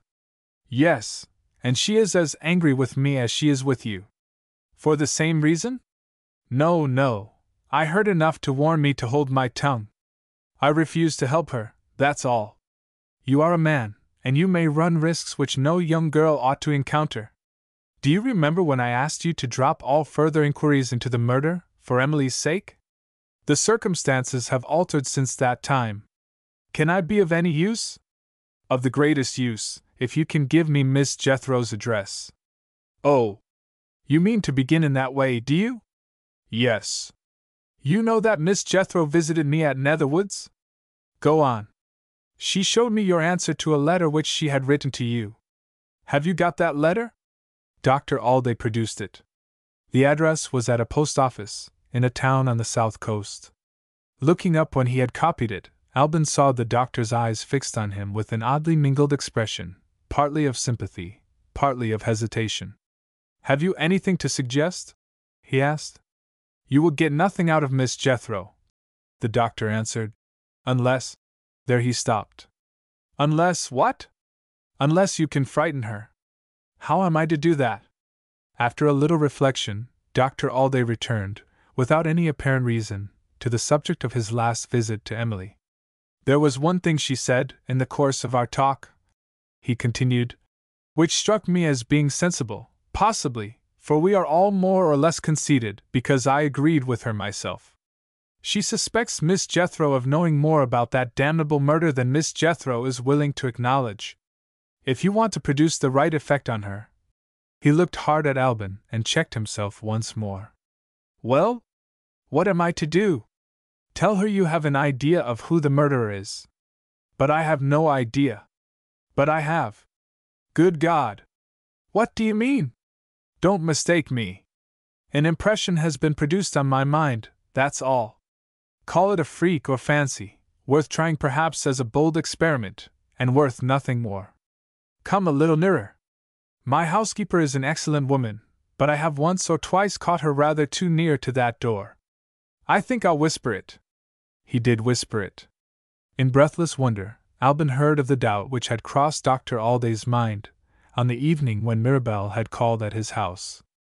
You look as if you didn't believe it, the doctor remarked. I'm thinking of Emily. For her sake I hope and trust you are wrong.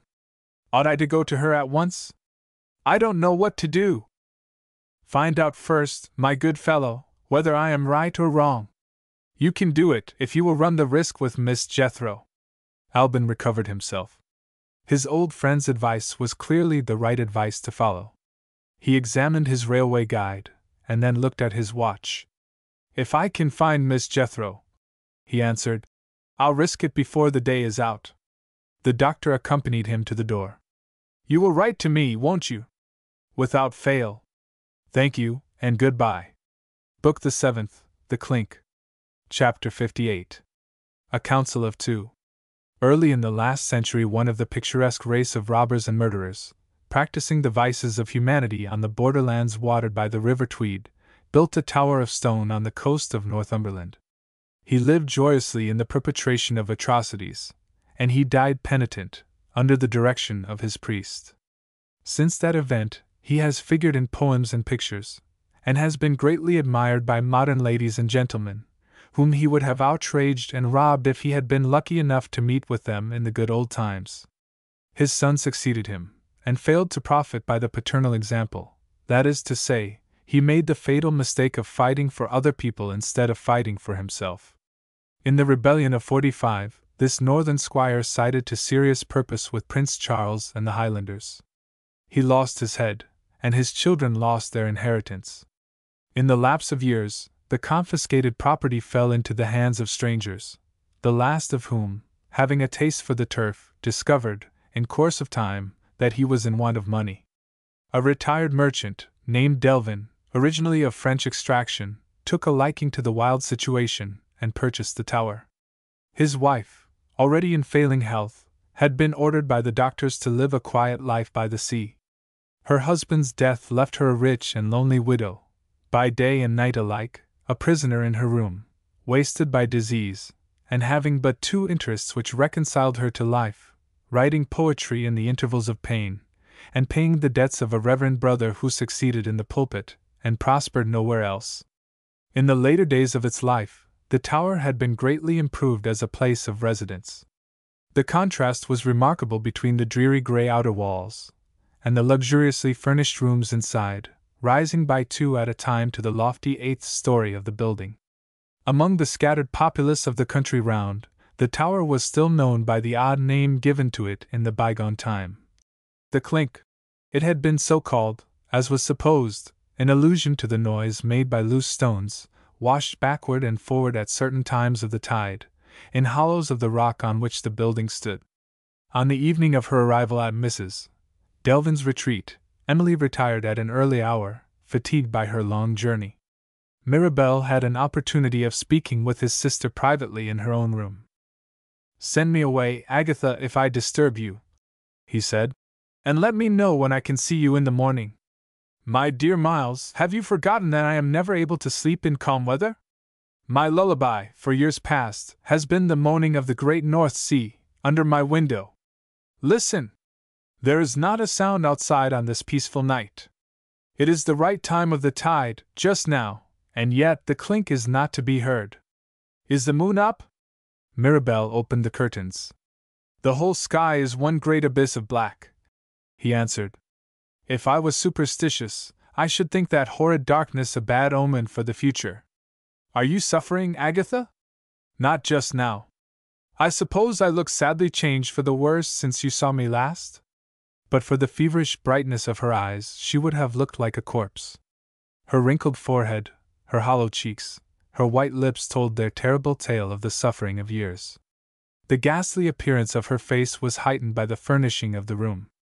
This doomed woman, dying slowly day by day, delighted in bright colors and sumptuous materials. The paper on the walls, the curtains, the carpet presented the hues of the rainbow. She lay on a couch covered with purple silk, under draperies of green velvet to keep her warm. Rich lace hid her scanty hair, turning prematurely gray. Brilliant rings glittered on her bony fingers. The room was in a blaze of light from lamps and candles. Even the wine at her side that kept her alive had been decanted into a bottle of lustrous Venetian glass. "My grave is open," she used to say, "and I want all these beautiful things to keep me from looking at it. I should die at once if I was left in the dark." Her brother sat by the couch, thinking. "Shall I tell you what is in your mind?" she asked. Mirabel humored the caprice of the moment. "Tell me," he said. "You want to know what I think of Emily," she answered. "Your letter told me you were in love, but I didn't believe your letter. I have always doubted whether you were capable of feeling true love, until I saw Emily. The moment she entered the room, I knew that I had never properly appreciated my brother. You are in love with her, Miles, and you are a better man than I thought you. Does that express my opinion?" Mirabel took her wasted hand, and kissed it gratefully. "What a position I am in," he said. "To love her as I love her, and if she knew the truth, to be the object of her horror, to be the man whom she would hunt to the scaffold, as an act of duty to the memory of her father. You have left out the worst part of it," Mrs. Delvin reminded him. "You have bound yourself to help her to find the man. Your one hope of persuading her to become your wife rests on your success in finding him. And you are the man. There is your situation. You can't submit to it. How can you escape from it? You are trying to frighten me, Agatha. I am trying to encourage you to face your position boldly." "I am doing my best," Mirabel said, with sullen resignation. "Fortune has favored me so far. I have, really and truly, been unable to satisfy Emily by discovering Miss Jethro. She has left the place at which I saw her last. There is no trace to be found of her, and Emily knows it." "Don't forget," Mrs. Delvin replied, "that there is a trace to be found of Mrs. Rook, and that Emily expects you to follow it." Mirabel shuddered. "I am surrounded by dangers, whichever way I look," he said. "Do what I may, it turns out to be wrong. I was wrong, perhaps, when I brought Emily here. No! I could easily make an excuse, Mirabel persisted, and take her back to London. And for all you know to the contrary, his wiser sister replied, Mrs. Rook may go to London, and you may take Emily back in time to receive her at the cottage. In every way you are safer in my old tower.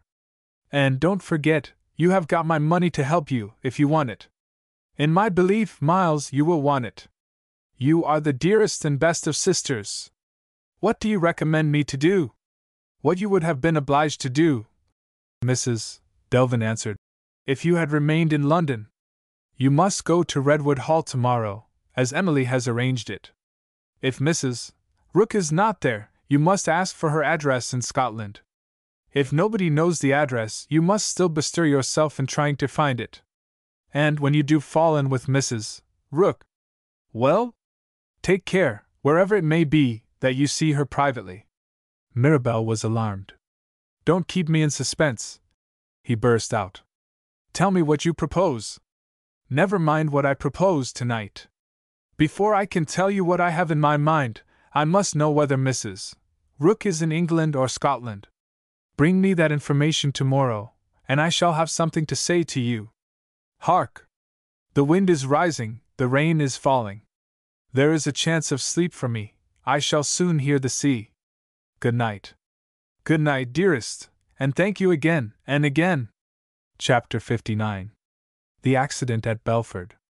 Early in the morning Mirabel set forth for Redwood Hall, in one of the vehicles which Mrs.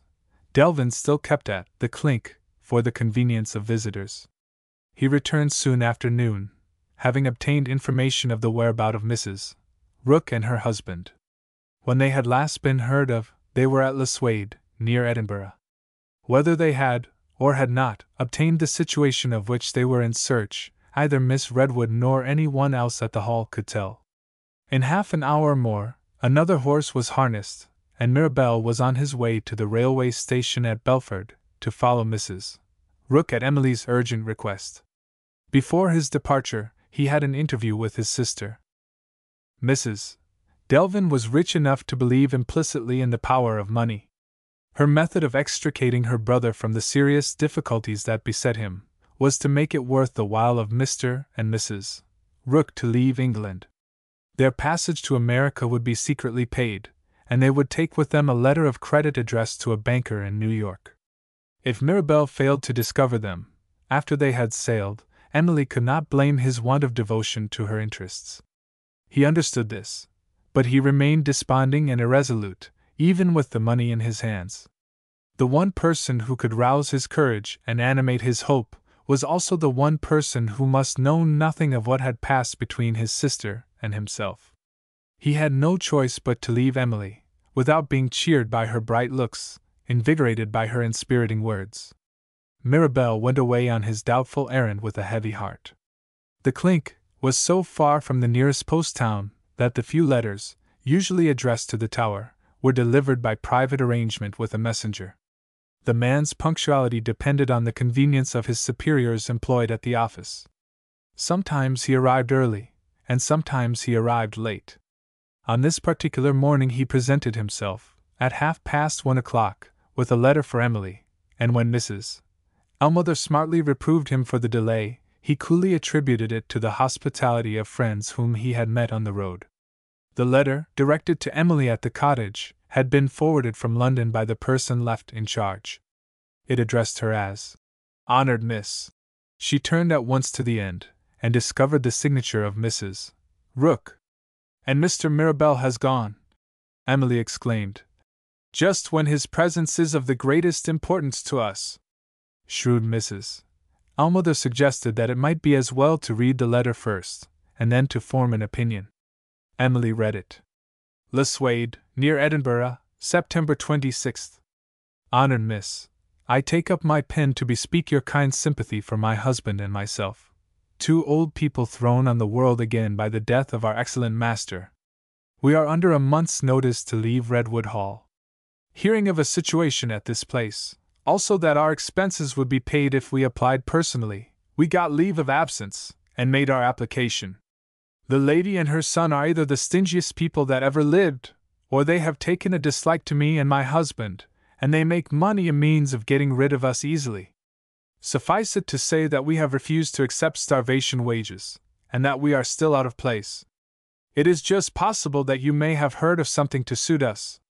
So I write at once, knowing that good chances are often lost through needless delay. We stop at Belford on our way back, to see some friends of my husband, and we hope to get to Redwood Hall in good time on the 28th. Would you please address me to care of Miss Redwood, in case you know of any good situation for which we could apply? Perhaps we may be driven to try our luck in London. In this case, will you permit me to have the honor of presenting my respects, as I ventured to propose when I wrote to you a little time since? I beg to remain, honored Miss, your humble servant, R. Rook. Emily handed the letter to Mrs. Ellmother. Read it, she said, and tell me what you think. I think you had better be careful. Careful of Mrs. Rook? Yes, and careful of Mrs. Delvin too. Emily was astonished. Are you really speaking seriously? She said. Mrs. Delvin is a most interesting person, so patient under her sufferings, so kind, so clever, so interested in all that interests me. I shall take the letter to her at once, and ask her advice. Have your own way, miss. I can't tell you why, but I don't like her. Mrs. Delvin's devotion to the interests of her guest took even Emily by surprise. After reading Mrs. Rook's letter, she rang the bell on her table in a frenzy of impatience. My brother must be instantly recalled, she said. Telegraph to him in your own name, telling him what has happened. He will find the message waiting for him, at the end of his journey. The groom, summoned by the bell, was ordered to saddle the third and last horse left in the stables, to take the telegram to Belford, and to wait there until the answer arrived. How far is it to Redwood Hall? Emily asked, when the man had received his orders. 10 miles. Mrs. Delvin answered. How can I get there today? My dear, you can't get there. Pardon me, Mrs. Delvin, I must get there. Pardon me. My brother represents you in this matter. Leave it to my brother. The tone taken by Mirabel's sister was positive, to say the least of it. Emily thought of what her faithful old servant had said, and began to doubt her own discretion in so readily showing the letter. The mistake, if a mistake it was, had however been committed, and wrong or right, she was not disposed to occupy the subordinate position which Mrs. Delvin had assigned to her. If you will look at Mrs. Rook's letter again, Emily replied, you will see that I ought to answer it. She supposes I am in London. Do you propose to tell Mrs. Rook that you are in this house? Mrs. Delvin asked. Certainly. You had better consult my brother, before you take any responsibility on yourself. Emily kept her temper. Allow me to remind you, she said, that Mr. Mirabel is not acquainted with Mrs. Rook, and that I am. If I speak to her personally, I can do much to assist the object of our inquiries, before he returns. She is not an easy woman to deal with. And therefore, Mrs. Delvin interposed, the sort of person who requires careful handling by a man like my brother, a man of the world. The sort of person, as I venture to think, Emily persisted, whom I ought to see with as little loss of time as possible. Mrs. Delvin waited a while before she replied. In her condition of health, anxiety was not easy to bear. Mrs.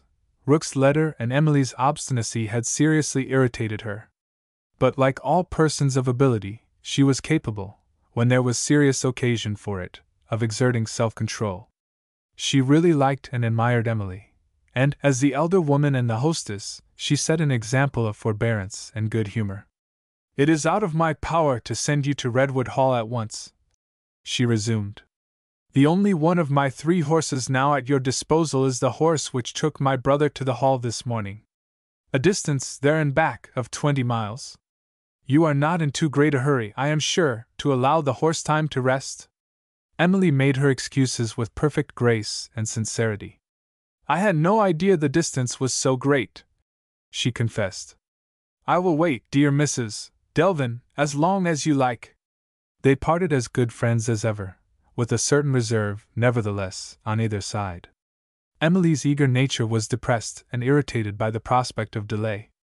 Mrs. Delvin, on the other hand, devoted to her brother's interests, thought hopefully of obstacles which might present themselves with the lapse of time. The horse might prove to be incapable of further exertion for that day, or the threatening aspect of the weather might end in a storm. But the hours passed, and the sky cleared, and the horse was reported to be fit for work again. Fortune was against the lady of the tower. She had no choice but to submit. Mrs. Delvin had just sent word to Emily that the carriage would be ready for her in 10 minutes, when the coachman who had driven Mirabelle to Belford returned. He brought news which agreeably surprised both the ladies. Mirabelle had reached the station 5 minutes too late. The coachman had left him waiting the arrival of the next train to the north. He would now receive the telegraphic message at Belford, and might return immediately by taking the groom's horse. Mrs. Delvin left it to Emily to decide whether she would proceed by herself to Redwood Hall, or wait for Mirabelle's return. Under the changed circumstances, Emily would have acted ungraciously if she had persisted in holding to her first intention. She consented to wait. The sea still remained calm. In the stillness of the moorland solitude on the western side of the Clink, the rapid steps of a horse were heard at some little distance on the highroad. Emily ran out, followed by careful Mrs. Ellmother, expecting to meet Mirabelle. She was disappointed.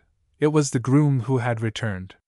As he pulled up at the house and dismounted, Emily noticed that the man looked excited. "Is there anything wrong?" she asked. "There has been an accident, miss." "Not to Mr. Mirabelle?"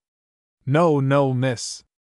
An accident to a poor foolish woman, traveling from L'Suede."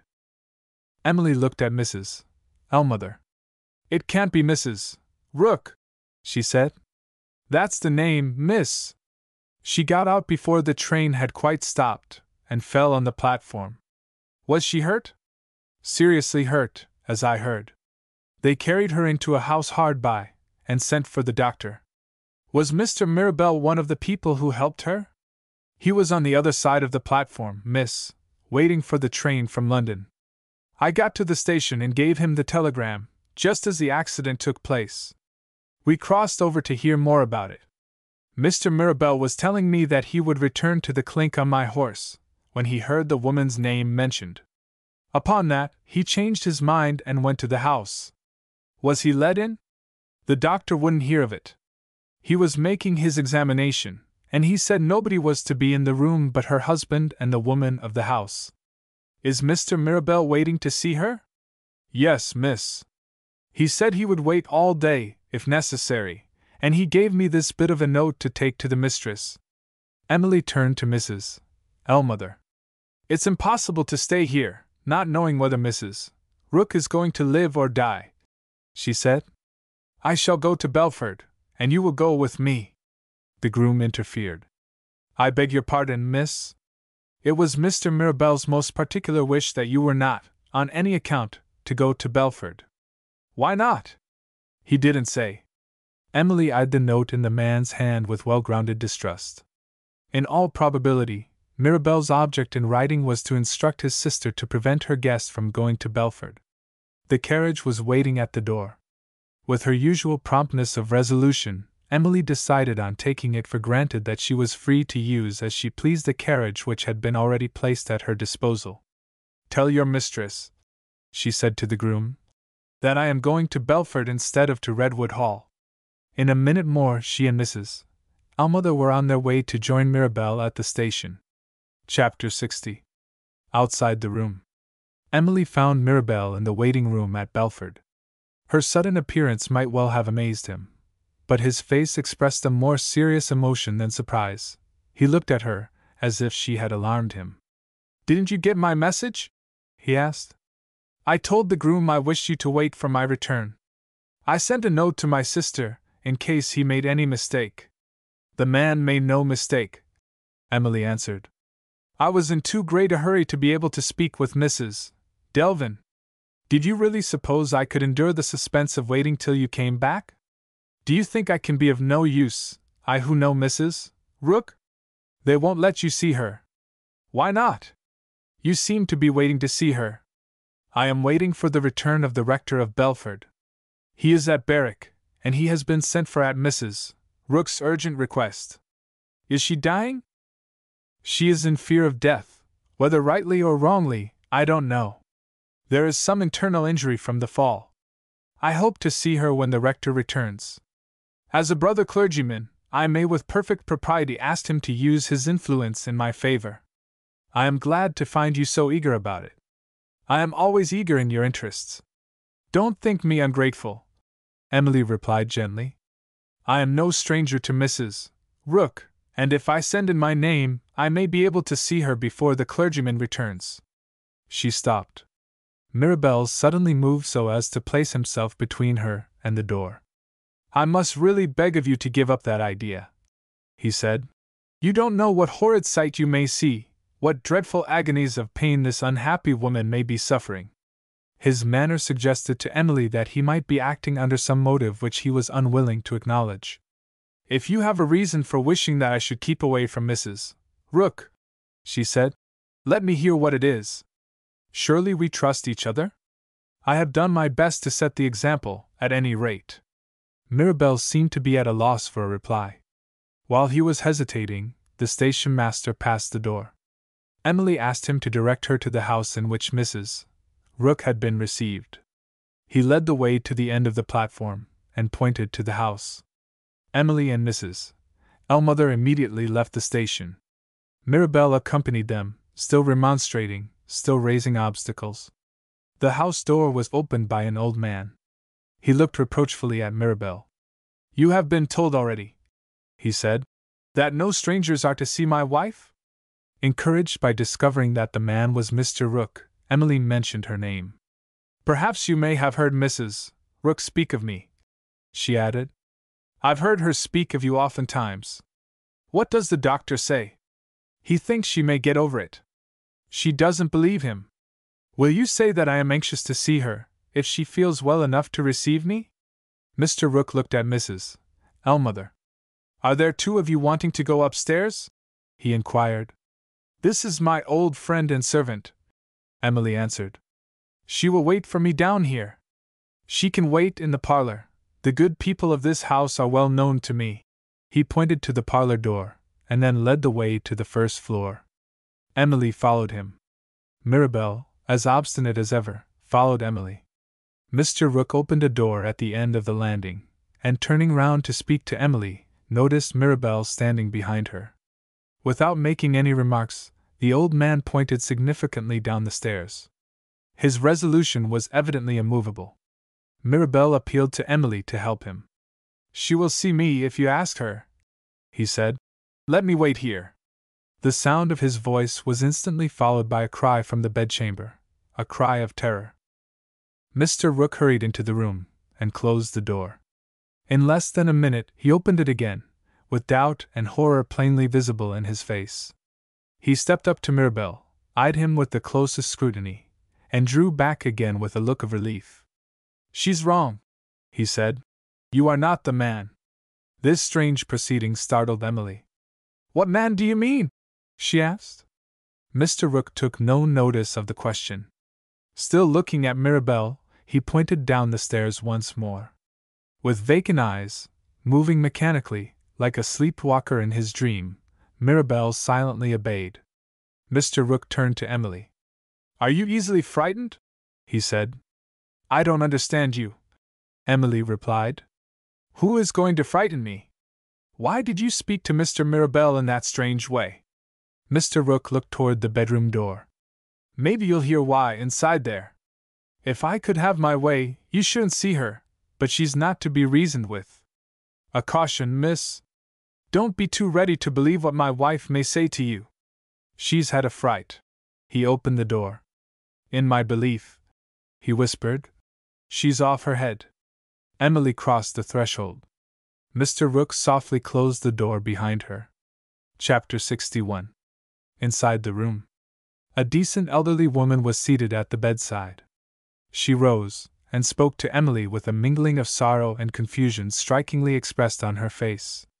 It isn't my fault, she said, that Mrs. Rook receives you in this manner. I am obliged to humor her. She drew aside, and showed Mrs. Rook with her head supported by many pillows, and her face strangely hidden from view under a veil. Emily started back in horror. "Is her face injured?" she asked. Mrs. Rook answered the question herself. Her voice was low and weak, but she still spoke with the same nervous hurry of articulation which had been remarked by Alban Morris on the day when she asked him to direct her to Netherwoods. "Not exactly injured," she explained, "but one's appearance is a matter of some anxiety even on one's deathbed. I am disfigured by a thoughtless use of water to bring me to when I had my fall, and I can't get at my toilet things to put myself right again. I don't wish to shock you. Please excuse the veil." Emily remembered the rouge on her cheeks, and the dye on her hair, when they had first seen each other at the school. Vanity, of all human frailties the longest lived, still held its firmly rooted place in this woman's nature, superior to torment of conscience, unassailable by terror of death. The good woman of the house waited a moment before she left the room. "What shall I say?" she asked. "If the clergyman comes?" Mrs. Rook lifted her hand solemnly. "Say," she answered, "that a dying sinner is making atonement for sin. Say this young lady is present, by the decree of an all-wise Providence. No mortal creature must disturb us." Her hand dropped back heavily on the bed. "Are we alone?" she asked. "We are alone," Emily answered. "What made you scream just before I came in?" "No! I can't allow you to remind me of that," Mrs. Rook protested. "I must compose myself." "Be quiet. Let me think." Recovering her composure, she also recovered that sense of enjoyment in talking of herself, which was one of the marked peculiarities in her character. "You will excuse me if I exhibit religion," she resumed. "My dear parents were exemplary people. I was most carefully brought up. Are you pious? Let us hope so." Emily was once more reminded of the past. The bygone time returned to her memory, the time when she had accepted Sir Gervas Redwood's offer of employment, and when Mrs. Rook had arrived at the school to be her traveling companion to the north. The wretched creature had entirely forgotten her own loose talk, after she had drunk Miss Ladd's good wine to the last drop in the bottle. As she was boasting now of her piety, so she had boasted then of her lost faith and hope, and had mockingly declared her free-thinking opinions to be the result of her ill-assorted marriage. Forgotten, all forgotten, in this later time of pain and fear. Prostrate under the dread of death, her innermost nature, stripped of the concealments of her later life, was revealed to view. The early religious training, at which she had scoffed in the insolence of health and strength, revealed its latent influence, intermitted, but a living influence always from first to last. Mrs. Rook was tenderly mindful of her exemplary parents, and proud of exhibiting religion on the bed from which she was never to rise again. "Did I tell you that I am a miserable sinner?" she asked, after an interval of silence. Emily could endure it no longer. "Say that to the clergyman," she answered. "Not to me." "Oh, but I must say it," Mrs. Rook insisted. "I am a miserable sinner. Let me give you an instance of it," she continued, with a shameless relish of the memory of her own frailties. "I have been a drinker in my time. Anything was welcome, when the fit was on me, as long as it got into my head. Like other persons in liquor, I sometimes talked of things that had better have been kept secret. We bore that in mind, my old man and I, when we were engaged by Sir Gervas. Miss Redwood wanted to put us in the next bedroom to hers, a risk not to be run. I might have talked of the murder at the inn, and she might have heard me. Please to remark a curious thing. Whatever else I might let out, when I was in my cups, not a word about the pocket-book ever dropped from me. You will ask how I know it. My dear, I should have heard of it from my husband, if I had let that out, and he is as much in the dark as you are. Wonderful are the workings of the human mind, as the poet says, and drink drowns care, as the proverb says. But can drink deliver a person from fear by day, and fear by night? I believe, if I had dropped a word about the pocket-book, it would have sobered me in an instant. Have you any remark to make on this curious circumstance?" Thus far, Emily had allowed the woman to ramble on, in the hope of getting information which direct inquiry might fail to produce. It was impossible, however, to pass over the allusion to the pocketbook. After giving her time to recover from the exhaustion which her heavy breathing sufficiently revealed, Emily put the question. Who did the pocketbook belong to? Wait a little, said Mrs. Rook. Everything in its right place is my motto. I mustn't begin with the pocketbook. Why did I begin with it? Do you think this veil on my face confuses me? Suppose I take it off. But you must promise first, solemnly promise you won't look at my face. How can I tell you about the murder? The murder is part of my confession, you know, with this lace tickling my skin. Go away, and stand there with your back to me. Thank you. Now I'll take it off. Ha! The air feels refreshing. I know what I am about. Good heavens, I have forgotten something. I have forgotten him. And after such a fright as he gave me. Did you see him on the landing? Who are you talking of? Emily asked. Mrs. Rook's failing voice sank lower still. Come closer, she said. This must be whispered. Who am I talking of? She repeated. I am talking of the man who slept in the other bed at the inn, the man who did the deed with his own razor. He was gone when I looked into the outhouse in the grey of the morning. Oh, I have done my duty. I have told Mr. Rook to keep an eye on him downstairs. You haven't an idea how obstinate and stupid my husband is. He says I couldn't know the man, because I didn't see him. Ha! There's such a thing as hearing, when you don't see. I heard, and I knew it again. Emily turned cold from head to foot. What did you know again? She said. His voice, Mrs. Rook answered. I'll swear to his voice before all the judges in England. Emily rushed to the bed. She looked at the woman who had said those dreadful words, speechless with horror. You're breaking your promise, cried Mrs. Rook. You false girl, you're breaking your promise. She snatched at the veil, and put it on again. The sight of her face, momentary as it had been, reassured Emily. Her wild eyes, made wilder still by the blurred stains of rouge below them, half washed away, her disheveled hair, with streaks of grey showing through the dye, presented a spectacle which would have been grotesque under other circumstances, but which now reminded Emily of Mr. Rook's last words, warning her not to believe what his wife said, and even declaring his conviction that her intellect was deranged. Emily drew back from the bed, conscious of an overpowering sense of self-reproach. Although it was only for a moment, she had allowed her faith in Mirabel to be shaken by a woman who was out of her mind. Try to forgive me, she said. I didn't willfully break my promise. You frightened me. Mrs. Rook began to cry. I was a handsome woman in my time, she murmured. You would say I was handsome still, if the clumsy fools about me had not spoiled my appearance. Oh, I do feel so weak. Where's my medicine? The bottle was on the table. Emily gave her the prescribed dose, and revived her failing strength. I am an extraordinary person, she resumed. My resolution has always been the admiration of every one who knew me. But my mind feels, how shall I express it, a little vacant. Have mercy on my poor wicked soul.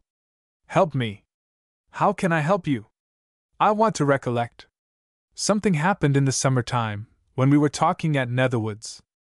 I mean when that impudent master at the school showed his suspicions of me. Lord!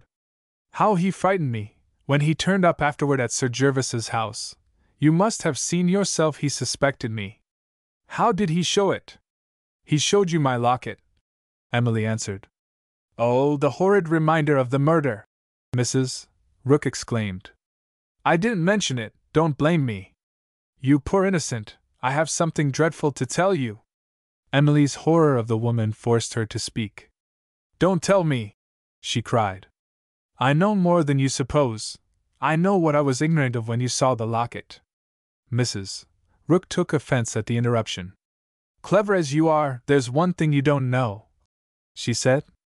You asked me, just now, who the pocketbook belonged to. It belonged to your father. What's the matter? Are you crying? Emily was thinking of her father. The pocketbook was the last present she had given to him, a present on his birthday. Is it lost? She asked sadly. No, it's not lost. You will hear more of it directly. Dry your eyes and expect something interesting. I'm going to talk about love. Love, my dear, means myself. Why shouldn't it? I'm not the only nice-looking woman, married to an old man, who has had a lover. Wretch! What has that got to do with it? Everything, you rude girl. My lover was like the rest of them. He would bet on race horses, and he lost. He owed it to me, on the day when your father came to our inn. He said I must find the money, or be off to America, and say goodbye forever. I was fool enough to be fond of him. It broke my heart to hear him talk in that way. I said, if I find the money, and more than the money, will you take me with you wherever you go? Of course, he said yes. I suppose you have heard of the inquest held at our old place by the coroner and jury? Oh, what idiots! They believed I was asleep on the night of the murder. I never closed my eyes. I was so miserable. I was so tempted. Tempted? What tempted you? Do you think I had any money to spare? Your father's pocketbook tempted me. I had seen him open it, to pay his bill overnight. It was full of banknotes. Oh, what an overpowering thing love is! Perhaps you have known it yourself. Emily's indignation once more got the better of her prudence. Have you no feeling of decency on your deathbed? She said. Mrs. Rook forgot her piety. She was ready with an impudent rejoinder. You hot-headed little woman, your time will come, she answered. But you're right, I am wandering from the point. I am not sufficiently sensible of this solemn occasion. By the by, do you notice my language? I inherit correct English from my mother, a cultivated person, who married beneath her. My paternal grandfather was a gentleman. Did I tell you that there came a time, on that dreadful night, when I could stay in bed no longer? The pocketbook, I did nothing but think of that devilish pocketbook, full of banknotes. My husband was fast asleep all the time. I got a chair and stood on it.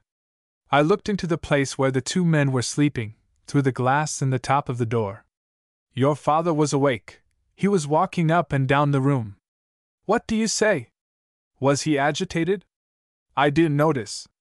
I don't know whether the other man was asleep or awake. I saw nothing but the pocketbook stuck under the pillow, half in and half out. Your father kept on walking up and down. I thought to myself, I'll wait till he gets tired, and then I'll have another look at the pocketbook. Where's the wine? The doctor said I might have a glass of wine when I wanted it. Emily found the wine and gave it to her. She shuddered as she accidentally touched Mrs. Rook's hand. The wine helped the sinking woman. I must have got up more than once, she resumed. And more than once my heart must have failed me. I don't clearly remember what I did, till the gray of the morning came. I think that must have been the last time I looked through the glass in the door. She began to tremble. She tore the veil off her face. She cried out piteously, Lord, be merciful to me, a sinner! Come here, she said to Emily. Where are you? No! I daren't tell you what I saw. I daren't tell you what I did. When you're possessed by the devil, there's nothing you can't do. Where did I find the courage to unlock the door? Where did I find the courage to go in? Any other woman would have lost her senses, when she found blood on her fingers after taking the pocketbook. Emily's head swam. Her heart beat furiously. She staggered to the door, and opened it to escape from the room. I'm guilty of robbing him, but I'm innocent of his blood, Mrs. Rook called after her wildly. The deed was done, the yard door was wide open, and the man was gone, when I looked in for the last time. Come back, come back! Emily looked round. I can't go near you, she said faintly. Come near enough to see this. She opened her bedgown at the throat, and drew up a loop of ribbon over her head. The pocketbook was attached to the ribbon. She held it out. Your father's book, she said. Won't you take your father's book? For a moment, and only for a moment, Emily was repelled by the profanation associated with her birthday gift. Then, the loving remembrance of the dear hands that had so often touched that relic, drew the faithful daughter back to the woman whom she abhorred. Her eyes rested tenderly on the book. Before it had lain in that guilty bosom, it had been his book. The beloved memory was all that was left to her now, the beloved memory consecrated it to her hand. She took the book. "Open it," said Mrs. Rook. There were 2 5-pound banknotes in it. "His?" Emily asked. "No, mine, the little I have been able to save toward restoring what I stole." "Oh!" Emily cried. "Is there some good in this woman, after all?" "There's no good in the woman," Mrs. Rook answered desperately. "There's nothing but fear, fear of hell now, fear of the pocketbook in the past time. Twice I tried to destroy it, and twice it came back, to remind me of the duty that I owed to my miserable soul. I tried to throw it into the fire. It struck the bar, and fell back into the fender at my feet. I went out, and cast it into the well. It came back again in the first bucket of water that was drawn up. From that moment I began to save what I could. Restitution! Atonement! I tell you the book found a tongue, and those were the grand words it dinned in my ears, morning and night." She stooped to fetch her breath, stopped, and struck her bosom. "I hid it here, so that no person should see it, and no person take it from me." "Superstition?" "Oh, yes, superstition. Shall tell you something? You may find yourself superstitious, if you are ever cut to the heart as I was. He left me. The man I had disgraced myself for, deserted me on the day when I gave him the stolen money. He suspected it was stolen, he took care of his own cowardly self, and left me to the hard mercy of the law, if the theft was found out. What do you call that, in the way of punishment? Haven't I suffered? Haven't I made atonement? Be a Christian, say you forgive me. I do forgive you. Say you will pray for me. I will. Ah! That comforts me. Now you can go." Emily looked at her imploringly. "Don't send me away, knowing no more of the murder than I knew when I came here. Is there nothing, really nothing, you can tell me?" Mrs. Rook pointed to the door. "Haven't I told you already? Go downstairs, and see the wretch who escaped in the dawn of the morning. Gently, ma'am, gently. You're talking too loud," cried a mocking voice from outside. "It's only the doctor," said Mrs. Rook. She crossed her hands over her bosom with a deep-drawn sigh. "I want no doctor now. My peace is made with my Maker. I'm ready for death, I'm fit for heaven. Go away! Go away!" Chapter 62. Downstairs. In a moment more, the doctor came in, a brisk, smiling, self-sufficient man, smartly dressed, with a flower in his buttonhole. A stifling odor of musk filled the room, as he drew out his handkerchief with a flourish, and wiped his forehead. "Plenty of hard work in my line, just now," he said. "Hullo, Mrs. Rook! Somebody has been allowing you to excite yourself. I heard you, before I opened the door. Have you been encouraging her to talk?" he asked, turning to Emily, and shaking his finger at her with an air of facetious remonstrance. Incapable of answering him, forgetful of the ordinary restraints of social intercourse, with the one doubt that preserved her belief in Mirabel, eager for confirmation, Emily signed to this stranger to follow her into a corner of the room, out of hearing. She made no excuses, she took no notice of his look of surprise. One hope was all she could feel, one word was all she could say, after that second assertion of Mirabel's guilt. Indicating Mrs. Rook by a glance at the bed, she whispered the word. "Mad?" Flippant and familiar, the doctor imitated her. He too looked at the bed. "No more mad than you are, miss.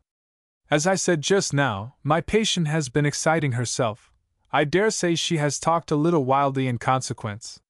Hers isn't a brain to give way, I can tell you. But there's somebody else." Emily had fled from the room. He had destroyed her last fragment of belief in Mirabel's innocence. She was on the landing trying to console herself, when the doctor joined her. "Are you acquainted with the gentleman downstairs?" he asked. "What gentleman? I haven't heard his name. He looks like a clergyman. If you know him." "I do know him. I can't answer questions. My mine. Steady your mind, miss! And take your friend home as soon as you can. He hasn't got Mrs. Rook's hard brain, he's in a state of nervous prostration, which may end badly. Do you know where he lives? He is staying with his sister, Mrs. Delvin.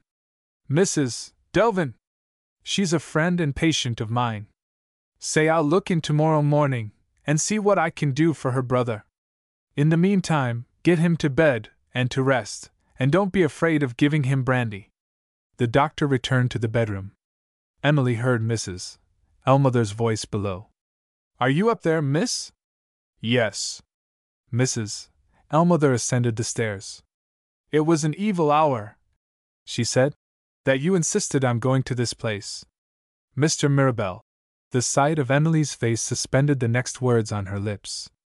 She took the poor young mistress in her motherly arms. Oh, my child! What has happened to you? Don't ask me now. Give me your arm, let us go downstairs. You won't be startled when you see Mr. Mirabel, will you, my dear? I wouldn't let them disturb you. I said nobody should speak to you but myself. The truth is, Mr. Mirabel has had a dreadful fright. What are you looking for? Is there a garden here? Any place where we can breathe the fresh air? There was a courtyard at the back of the house. They found their way to it. A bench was placed against one of the walls. They sat down. Shall I wait till you're better before I say any more? Mrs. Ellmother asked. No. You want to hear about Mr. Mirabel? My dear, he came into the parlor where I was, and Mr. Rook came in too, and waited, looking at him. Mr. Mirabel sat down in a corner, in a dazed state as I thought. It wasn't for long. He jumped up, and clapped his hand on his heart as if his heart hurt him. I must and will know what's going on upstairs, he says. Mr. Rook pulled him back, and told him to wait till the young lady came down. Mr. Mirabel wouldn't hear of it. Your wife's frightening her, he says. Your wife's telling her horrible things about me. He was taken on a sudden with a shivering fit, his eyes rolled, and his teeth chattered. Mr. Rook made matters worse, he lost his temper. I'm damned, he says, if I don't begin to think you are the man, after all. I've half a mind to send for the police. Mr. Mirabel dropped into his chair. His eyes stared, his mouth fell open. I took hold of his hand. Cold, cold as ice. What it all meant I can't say. Oh, miss, you know. Let me tell you the rest of it some other time. Emily insisted on hearing more. The end, she cried. How did it end? I don't know how it might have ended, if the doctor hadn't come in, to pay his visit, you know, upstairs. He said some learned words. When he came to plain English, he asked if anybody had frightened the gentleman. I said Mr. Rook had frightened him. The doctor says to Mr. Rook, mind what you are about. If you frighten him again, you may have his death to answer for. That cowed Mr. Rook. He asked what he had better do. Give me some brandy for him first, says the doctor, and then get him home at once. I found the brandy, and went away to the inn to order the carriage. Your ears are quicker than mine, miss. Do I hear it now? They rose, and went to the house door. The carriage was there. Still cowed by what the doctor had said, Mr. Rook appeared, carefully leading Mirabel out. He had revived under the action of the stimulant. Passing Emily, he raised his eyes to her, trembled, and looked down again. When Mr. Rook opened the door of the carriage, he paused, with one of his feet on the step. A momentary impulse inspired him with a false courage, and brought a flush into his ghastly face. He turned to Emily. May I speak to you? He asked. She started back from him. He looked at Mrs. Ellmother. Tell her I am innocent, he said. The trembling seized on him again. Mr. Rook was obliged to lift him into the carriage. Emily caught at Mrs. Ellmother's arm. You go with him, she said. I can't. How are you to get back, miss? She turned away and spoke to the coachman. I am not very well. I want the fresh air, I'll sit by you. Mrs. Ellmother remonstrated and protested, in vain. As Emily had determined it should be, so it was.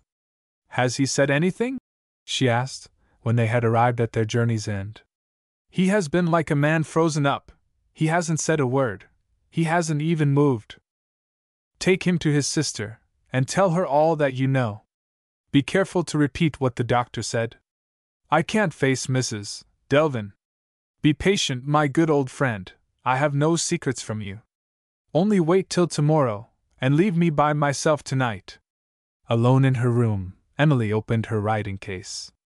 Searching among the letters in it, she drew out a printed paper. It was the handbill describing the man who had escaped from the inn, and offering a reward for the discovery of him. At the first line of the personal description of the fugitive, the paper dropped from her hand. Burning tears forced their way into her eyes. Feeling for her handkerchief, she touched the pocketbook which she had received from Mrs. Rook. After a little hesitation, she took it out. She looked at it. She opened it. The sight of the banknotes repelled her. She hid them in one of the pockets of the book. There was a second pocket which she had not yet examined. She pat her hand into it, and touching something, drew out a letter. The envelope, already open, was addressed to James Brown, Esq., Post Office, Zealand. Would it be inconsistent with her respect for her father's memory to examine the letter? No, a glance would decide whether she ought to read it or not. It was without date or address, a startling letter to look at, for it only contained 3 words. I say no. The words were signed in initials. S.J. In the instant when she read the initials, the name occurred to her. Sarah Jethro. Chapter 63. The Defense of Mirabel. The discovery of the letter gave a new direction to Emily's thoughts, and so, for the time at least, relieved her mind from the burden that weighed on it. To what question on her father's part had "I say no" been Miss Jethro's brief and stern reply? Neither letter nor envelope offered the slightest hint that might assist inquiry. Even the postmark had been so carelessly impressed that it was illegible. Emily was still pondering over the 3 mysterious words, when she was interrupted by Mrs. Ellmother's voice at the door. I must ask you to let me come in, miss, though I know you wish to be left by yourself till tomorrow. Mrs. Delvin says she must positively see you tonight. It's my belief that she will send for the servants, and have herself carried in here, if you refuse to do what she asks. You needn't be afraid of seeing Mr. Mirabel. Where is he? His sister has given up her bedroom to him, Mrs. Ellmother answered. She thought of your feelings before she sent me here, and had the curtains closed between the sitting room and the bedroom. I suspect my nasty temper misled me, when I took a dislike to Mrs. Delvin. She's a good creature. I'm sorry you didn't go to her as soon as we got back. Did she seem to be angry when she sent you here? Angry? She was crying when I left her. Emily hesitated no longer. She noticed a remarkable change in the invalid's sitting room, so brilliantly lighted on other occasions, the moment she entered it. The lamps were shaded, and the candles were all extinguished. My eyes don't bear the light so well as usual, Mrs. Delvin said. Come and sit near me, Emily. I hope to quiet your mind. I should be grieved if you left my house with a wrong impression of me. Knowing what she knew, suffering as she must have suffered, the quiet kindness of her tone implied an exercise of self-restraint which appealed irresistibly to Emily's sympathies. Forgive me, she said, for having done you an injustice. I am ashamed to think that I shrank from seeing you when I returned from Belford. I will endeavor to be worthy of your better opinion of me, Mrs. Delvin replied. In one respect at least, I may claim to have had your best interests at heart, while we were still personally strangers. I tried to prevail on my poor brother to own the truth, when he discovered the terrible position in which he was placed toward you. He was too conscious of the absence of any proof which might induce you to believe him, if he attempted to defend himself. In one word, he was too timid to take my advice. He has paid the penalty, and I have paid the penalty, of deceiving you. Emily started. In what way have you deceived me? She asked. In the way that was forced on us by our own conduct, Mrs. Delvin said. We have appeared to help you, without really doing so. We calculated on inducing you to marry my brother, and then, when he could speak with the authority of a husband, on prevailing on you to give up all further inquiries. When you insisted on seeing Mrs. Rook, Miles had the money in his hand to bribe her and her husband to leave England. Oh, Mrs. Delvin! I don't attempt to excuse myself. I don't expect you to consider how sorely I was tempted to secure the happiness of my brother's life, by marriage with such a woman as yourself. I don't remind you that I knew, when I put obstacles in your way, that you were blindly devoting yourself to the discovery of an innocent man. Emily heard her with angry surprise. Innocent? She repeated. Mrs. Rook recognized his voice the instant she heard him speak. Impenetrable to interruption, Mrs. Delvin went on. But what I do ask, she persisted, even after our short acquaintance, is this. Do you suspect me of deliberately scheming to make you the wife of a murderer? Emily had never viewed the serious question between them in this light. Warmly, generously, she answered the appeal that had been made to her. Oh, don't think that of me. I know I spoke thoughtlessly and cruelly to you just now. You spoke impulsively, Mrs. Delvin interposed. That was all. My one desire before we part, how can I expect you to remain here after what has happened, is to tell you the truth. I have no interested object in view, for all hope of your marriage with my brother is now at an end. May I ask if you have heard that he and your father were strangers, when they met at the inn? Yes, I know that. If there had been any conversation between them, when they retired to rest, they might have mentioned their names. But your father was preoccupied, and my brother, after a long day's walk, was so tired that he fell asleep as soon as his head was on the pillow. He only woke when the morning dawned. What he saw when he looked toward the opposite bed might have struck with terror the boldest man that ever lived. His first impulse was naturally to alarm the house. When he got on his feet, he saw his own razor, a blood-stained razor on the bed by the side of the corpse. At that discovery, he lost all control over himself. In a panic of terror, he snatched up his knapsack, unfastened the yard door, and fled from the house. Knowing him, as you and I know him, can we wonder at it? Many a man has been hanged for murder, on circumstantial evidence less direct than the evidence against poor Miles. His horror of his own recollections was so overpowering that he forbade me even to mention the inn at Zealand in my letters, while he was abroad. Never tell me, he wrote, who that wretched murdered stranger was. If I only heard of his name, I believe it would haunt me to my dying day. I ought not to trouble you with these details, and yet I am surely not without excuse. In the absence of any proof, I cannot expect you to believe as I do in my brother's innocence. But I may at least hope to show you that there is some reason for doubt. Will you give him the benefit of that doubt? Willingly, Emily replied. Am I right in supposing that you don't despair of proving his innocence, even yet? I don't quite despair. But my hopes have grown fainter and fainter, as the years have gone on. There is a person associated with his escape from Zealand, a person named Jethro. You mean Miss Jethro? Yes. Do you know her? I know her, and my father knew her. I have found a letter, addressed to him, which I have no doubt was written by Miss Jethro. It is barely possible that you may understand what it means. Pray look at it. I am quite unable to help you, Mrs. Delvin answered, after reading the letter. All I know of Miss Jethro is that, but for her interposition, my brother might have fallen into the hands of the police. She saved him. Knowing him, of course? That is the remarkable part of it. They were perfect strangers to each other. But she must have had some motive. There is the foundation of my hope for Miles. Miss Jethro declared, when I wrote and put the question to her, that the one motive by which she was actuated was the motive of mercy. I don't believe her. To my mind, it is in the last degree improbable that she would consent to protect a stranger from discovery, who owned to her, as my brother did, that he was a fugitive suspected of murder. She knows something, I am firmly convinced, of that dreadful event at Zealand, and she has some reason for keeping it secret. Have you any influence over her? Tell me where I can find her. I can't tell you.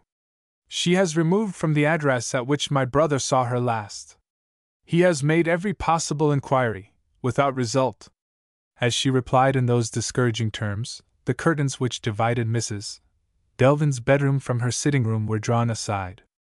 An elderly woman servant approached her mistress's couch. "Mr. Mirabel is awake, ma'am. He is very low. I can hardly feel his pulse. Shall I give him some more brandy?" Mrs. Delvin held out her hand to Emily. "Come to me tomorrow morning," she said, and signed to the servant to wheel her couch into the next room. As the curtain closed over them, Emily heard Mirabel's voice. "Where am I?" he said faintly. "Is it all a dream?" The prospect of his recovery the next morning was gloomy indeed.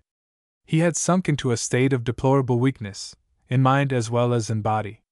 The little memory of events that he still preserved was regarded by him as the memory of a dream. He alluded to Emily, and to his meeting with her unexpectedly. But from that point his recollection failed him. They had talked of something interesting, he said, but he was unable to remember what it was. And they had waited together at a railway station, but for what purpose he could not tell. He sighed and wondered when Emily would marry him, and so fell asleep again, weaker than ever. Not having any confidence in the doctor at Belford, Mrs. Delvin had sent an urgent message to a physician at Edinburgh, famous for his skill in treating diseases of the nervous system. "I cannot expect him to reach this remote place without some delay," she said.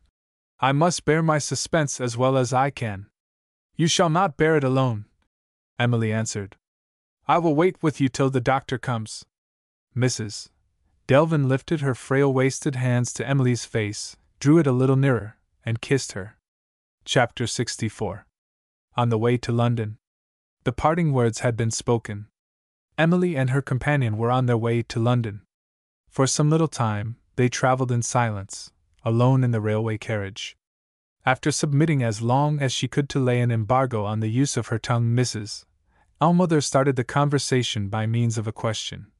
"Do you think Mr. Mirabel will get over it, miss?" "It's useless to ask me," Emily said. "Even the great man from Edinburgh is not able to decide yet whether he will recover or not. You have taken me into your confidence, Miss Emily, as you promised, and I have got something in my mind in consequence. May I mention it without giving offense?" "What is it?" "I wish you had never taken up with Mr. Mirabel." Emily was silent. Mrs. Ellmother, having a design of her own to accomplish, ventured to speak more plainly. "I often think of Mr. Alban Morris," she proceeded. "I always did like him, and I always shall." Emily suddenly pulled down her veil. "Don't speak of him," she said. "I didn't mean to offend you." "You don't offend me. You distress me. Oh, how often I have wished—" She threw herself back in a corner of the carriage and said no more. Although not remarkable for the possession of delicate tact, Mrs. Ellmother discovered that the best course she could now follow was a course of silence. Even at the time when she had most implicitly trusted Mirabel, the fear that she might have acted hastily and harshly toward Alban had occasionally troubled Emily's mind. The impression produced by later events had not only intensified this feeling, but had presented the motives of that true friend under an entirely new point of view. If she had been left in ignorance of the manner of her father's death, as Alban had designed to leave her, as she would have been left, but for the treachery of Francine, how happily free she would have been from thoughts which it was now a terror to her to recall. She would have parted from Mirabel, when the visit to the pleasant country house had come to an end, remembering him as an amusing acquaintance and nothing more. He would have been spared, and she would have been spared, the shock that had so cruelly assailed them both. What had she gained by Mrs. Rook's detestable confession? The result had been perpetual disturbance of mind provoked by self-torturing speculations on the subject of the murder. If Mirabel was innocent, who was guilty? The false wife, without pity and without shame, or the brutal husband, who looked capable of any enormity? What was her future to be? How was it all to end? In the despair of that bitter moment, seeing her devoted old servant looking at her with kind compassionate eyes, Emily's troubled spirit sought refuge in impetuous self-betrayal, the very betrayal which she had resolved should not escape her, hardly a minute since. She bent forward out of her corner, and suddenly drew up her veil. "Do you expect to see Mr. Alban Morris, when we get back?" she asked. I should like to see him, miss, if you have no objection. Tell him I am ashamed of myself, and say I ask his pardon with all my heart. The Lord be praised, Mrs. Ellmother burst out, and then, when it was too late, remembered the conventional restraints appropriate to the occasion. Gracious, what a fool I am, she said to herself. Beautiful weather, Miss Emily, isn't it? She continued, in a desperate hurry to change the subject. Emily reclined again in her corner of the carriage. She smiled, for the first time since she had become Mrs. Delvin's guest at the Tower. Book the last, At Home Again. Chapter 65. Cecilia in a New Character. Reaching the cottage at night, Emily found the card of a visitor who had called during the day. It bore the name of Miss Wyville, and had a message written on it which strongly excited Emily's curiosity. I have seen the telegram which tells your servant that you return tonight. Expect me early tomorrow morning, with news that will deeply interest you. To what news did Cecilia allude? Emily questioned the woman who had been left in charge of the cottage, and found that she had next to nothing to tell. Miss Wyville had flushed up, and had looked excited, when she read the telegraphic message, that was all. Emily's impatience was, as usual, not to be concealed. Expert Mrs. Ellmother treated the case in the right way, first with supper, and then with an adjournment to bed. The clock struck 12, when she put out the young mistress's candle. 10 hours to pass before Cecilia comes here, Emily exclaimed. Not 10 minutes, Mrs. Ellmother reminded her. If you will only go to sleep. Cecilia arrived before the breakfast table was cleared, as lovely, as gentle, as affectionate as ever, but looking unusually serious and subdued. Out with it at once, Emily cried. What have you got to tell me? Perhaps I had better tell you first, Cecilia said, that I know what you kept from me when I came here, after you left us at Monksmoor. Don't think, my dear, that I say this by way of complaint. Mr. Alban Morris says you had good reasons for keeping your secret. Mr. Alban Morris? Did you get your information from him? Yes. Do I surprise you? More than words can tell. Can you bear another surprise? Mr. Morris has seen Miss Jethro, and has discovered that Mr. Mirabell has been wrongly suspected of a dreadful crime. Our amiable little clergyman is guilty of being a coward, and guilty of nothing else. Are you really quiet enough to read about it? She produced some leaves of paper filled with writing. There, she explained, is Mr. Morris's own account of all that passed between Miss Jethro and himself. But how do you come by it? Mr. Morris gave it to me. He said, show it to Emily as soon as possible, and take care to be with her while she reads it. There is a reason for this. Cecilia's voice faltered. On the brink of some explanation, she seemed to recoil from it. I will tell you by and by what the reason is, she said. Emily looked nervously at the manuscript. Why doesn't he tell me himself what he has discovered? Is he— The leaves began to flutter in her trembling fingers. Is he angry with me? Oh, Emily, angry with you. Read what he has written and you shall know why he keeps away. Emily opened the manuscript. Chapter 66. Alban's Narrative. The information which I have obtained from Miss Jethro has been communicated to me, on the condition that I shall not disclose the place of her residence. Let me pass out of notice, she said, as completely as if I had passed out of life. I wish to be forgotten by some, and to be unknown by others. With this one stipulation, she left me free to write the present narrative of what passed at the interview between us. I feel that the discoveries which I have made are too important to the persons interested to be trusted to memory. 1. She receives me. Finding Miss Jethro's place of abode, with far less difficulty than I had anticipated, thanks to favoring circumstances, I stated plainly the object of my visit. She declined to enter into conversation with me on the subject of the murder at Zealand. I was prepared to meet with this rebuke, and to take the necessary measures for obtaining a more satisfactory reception. A person is suspected of having committed the murder, I said, and there is reason to believe that you are in a position to say whether the suspicion is justified or not. Do you refuse to answer me, if I put the question? Miss Jethro asked who the person was. I mentioned the name, Mr. Miles Mirabel. It is not necessary, and it would certainly be not agreeable to me, to describe the effect which this reply produced on Miss Jethro. After giving her time to compose herself, I entered into certain explanations, in order to convince her at the outset of my good faith. The result justified my anticipations. I was at once admitted to her confidence. She said, I must not hesitate to do an act of justice to an innocent man.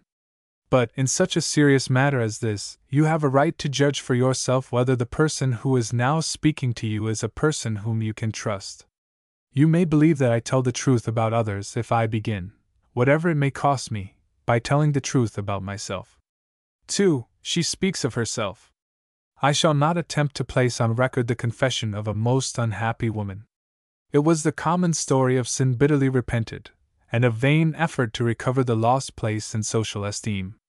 Too well known a story, surely, to be told again. But I may with perfect propriety repeat what Miss Jethro said to me, in allusion to later events in her life which are connected with my own personal experience. She recalled to my memory a visit which she had paid to me at Netherwoods, and a letter addressed to her by Dr. Alday, which I had read at her express request. She said, you may remember that the letter contained some severe reflections on my conduct. Among other things, the doctor mentions that he called at the lodging I occupied during my visit to London, and found I had taken to flight, also that he had reason to believe I had entered Miss Ladd's service, under false pretenses. I asked if the doctor had wronged her. She answered no, in one case he is ignorant, in the other he is right. On leaving his house, I found myself followed in the street by the man to whom I owe the shame and misery of my past life. My horror of him is not to be described in words. The one way of escaping was offered by an empty cab that passed me. I reached the railway station safely, and went back to my home in the country. Do you blame me? It was impossible to blame her, and I said so. She then confessed the deception which she had practiced on Miss Ladd. I have a cousin, she said, who was a Miss Jethro like me. Before her marriage she had been employed as a governess. She pitied me, she sympathized with my longing to recover the character that I had lost. With her permission, I made use of the testimonials which she had earned as a teacher. I was betrayed, to this day I don't know by whom, and I was dismissed from Netherwoods. Now you know that I deceived Miss Ladd, you may reasonably conclude that I am likely to deceive you. I assured her, with perfect sincerity, that I had drawn no such conclusion. Encouraged by my reply, Miss Jethro proceeded as follows. 3. She speaks of Mirabel. 4 years ago, I was living near Cowes, in the Isle of Wight, in a cottage which had been taken for me by a gentleman who was the owner of a yacht. We had just returned from a short cruise, and the vessel was under orders to sail for Cherbourg with the next tide. While I was walking in my garden, I was startled by the sudden appearance of a man, evidently a gentleman, who was a perfect stranger to me. He was in a pitiable state of terror, and he implored my protection. In reply to my first inquiries, he mentioned the inn at Zealand, and the dreadful death of a person unknown to him, whom I recognized, partly by the description given, and partly by comparison of dates, as Mr. James Brown. I shall say nothing of the shock inflicted on me. You don't want to know what I felt. What I did, having literally only a minute left for decision, was to hide the fugitive from discovery, and to exert my influence in his favor with the owner of the yacht. I saw nothing more of him. He was put on board, as soon as the police were out of sight, and was safely landed at Cherbourg. I asked what induced her to run the risk of protecting a stranger, who was under suspicion of having committed a murder. She said, you shall hear my explanation directly. Let us have done with Mr. Mirabel first. We occasionally corresponded, during the long absence on the continent, never alluding, at his express request, to the horrible event at the inn. His last letter reached me, after he had established himself at Vale Regis. Writing of the society in the neighborhood, he informed me of his introduction to Miss Wyville, and of the invitation that he had received to meet her friend and schoolfellow at Monksmoor. I knew that Miss Emily possessed a handbill describing personal peculiarities in Mr. Mirabel, not hidden under the changed appearance of his head and face. If she remembered or happened to refer to that description, while she was living in the same house with him, there was a possibility at least of her suspicion being excited. The fear of this took me to you. It was a morbid fear, and, as events turned out, an unfounded fear, but I was unable to control it. Failing to produce any effect on you, I went to Vale Regis, and tried, vainly again, to induce Mr. Mirabel to send an excuse to Monksmoor. He, like you, wanted to know what my motive was. When I tell you that I acted solely in Miss Emily's interests, and that I knew how she had been deceived about her father's death, need I say why I was afraid to acknowledge my motive? I understood that Miss Jethro might well be afraid of the consequences, if she risked any allusion to Mr. Brown's horrible death, and if it afterward chanced to reach his daughter's ears. But this state of feeling implied an extraordinary interest in the preservation of Emily's peace of mind. I asked Miss Jethro how that interest had been excited. She answered, "I can only satisfy you in one way. I must speak of her father now." Emily looked up from the manuscript. She felt Cecilia's arm tenderly caressing her. She heard Cecilia say, "My poor dear, there is one last trial of your courage still to come. I am afraid of what you are going to read, when you turn to the next page." And yet, Emily replied gently, "it must be done. I have learned my hard lesson of endurance. Cecilia, don't be afraid." Emily turned to the next page. For she speaks of the dead. For the first time, Miss Jethro appeared to be at a loss how to proceed. I could see that she was suffering. She rose, and opening a drawer in her writing table, took a letter from it. She said, "Will you read this?" It was written by Miss Emily's father. Perhaps it may say more for me than I can say for myself? I copied the letter. It was thus expressed: "You have declared that our farewell today is our farewell forever. For the second time, you have refused to be my wife, and you have done this, to use your own words, in mercy to me. In mercy to me, I implore you to reconsider your decision. If you condemn me to live without you, I feel it, I know it, you condemn me to despair which I have not fortitude enough to endure. Look at the passages which I have marked for you in the New Testament. Again and again I say it, your true repentance has made you worthy of the pardon of God. Are you not worthy of the love, admiration, and respect of man? Think! Oh, Sarah, think of what our lives might be, and let them be united for time and for eternity. I can write no more. A deadly faintness oppresses me. My mind is in a state unknown to me in past years. I am in such confusion that I sometimes think I hate you. And then I recover from my delusion, and know that man never loved woman as I love you. You will have time to write to me by this evening's post. I shall stop at Zealand tomorrow, on my way back, and ask for a letter at the post office. I forbid explanations and excuses. I forbid heartless allusions to your duty. Let me have an answer which does not keep me for a moment in suspense. For the last time, I ask you, do you consent to be my wife? Say yes or say no." I gave her back the letter, with the one comment on it, which the circumstances permitted me to make. "You said no?" She bent her head in silence. I went on, not willingly, for I would have spared her if it had been possible. I said, "He died, despairing, by his own hand, and you knew it?" She looked up. "No! To say that I knew it is too much. To say that I feared it is the truth. Did you love him?" She eyed me in stern surprise. "Have I any right to love? Could I disgrace an honorable man by allowing him to marry me? You look as if you held me responsible for his death." "Innocently responsible," I said. She still followed her own train of thought. "Do you suppose I could for a moment anticipate that he would destroy himself, when I wrote my reply? He was a truly religious man. If he had been in his right mind, he would have shrunk from the idea of suicide as from the idea of a crime." On reflection, I was inclined to agree with her. In his terrible position, it was at least possible that the sight of the razor, placed ready, with the other appliances of the toilet, for his fellow traveler's use, might have fatally tempted a man whose last hope was crushed, whose mind was tortured by despair. I should have been merciless indeed, if I had held Miss Jethro accountable thus far. But I found it hard to sympathize with the course which she had pursued, in permitting Mr. Brown's death to be attributed to murder without a word of protest. "Why were you silent?" I said. She smiled bitterly. "A woman would have known why, without asking," she replied. "A woman would have understood that I shrank from a public confession of my shameful past life.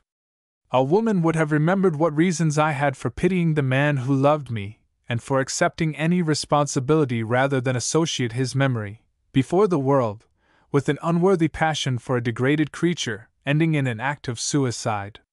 Even if I had made that cruel sacrifice, would public opinion have believed such a person as I am, against the evidence of a medical man, and the verdict of a jury? No, Mr. Morris. I said nothing, and I was resolved to say nothing, so long as the choice of alternatives was left to me. On the day when Mr. Mirabel implored me to save him, that choice was no longer mine, and you know what I did. And now again, when suspicion, after all the long interval that had passed, has followed and found that innocent man, you know what I have done. What more do you ask of me?" "Your pardon," I said, "for not having understood you, and a last favor. May I repeat what I have heard to the one person of all others who ought to know, and who must know, what you have told me?" It was needless to hint more plainly that I was speaking of Emily. Miss Jethro granted my request. "It shall be as you please," she answered. "Say for me to his daughter that the grateful remembrance of her is my one refuge from the thoughts that tortured me, when we spoke together on her last night at school. She has made this dead heart of mine feel a reviving breath of life, when I think of her. Never, in our earthly pilgrimage, shall we meet again. I implore her to pity and forget me. Farewell, Mr. Morris, farewell forever."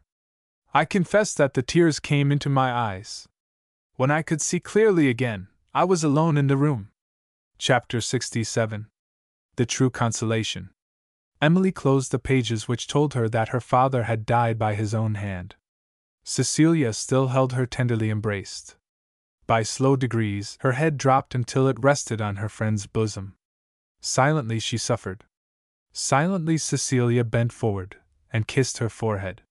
The sounds that penetrated to the room were not out of harmony with the time. From a distant house the voices of children were just audible, singing the plaintive melody of a hymn, and now and then the breeze blew the first faded leaves of autumn against the window. Neither of the girls knew how long the minutes followed each other uneventfully, before there was a change. Emily raised her head, and looked at Cecilia. "I have one friend left," she said.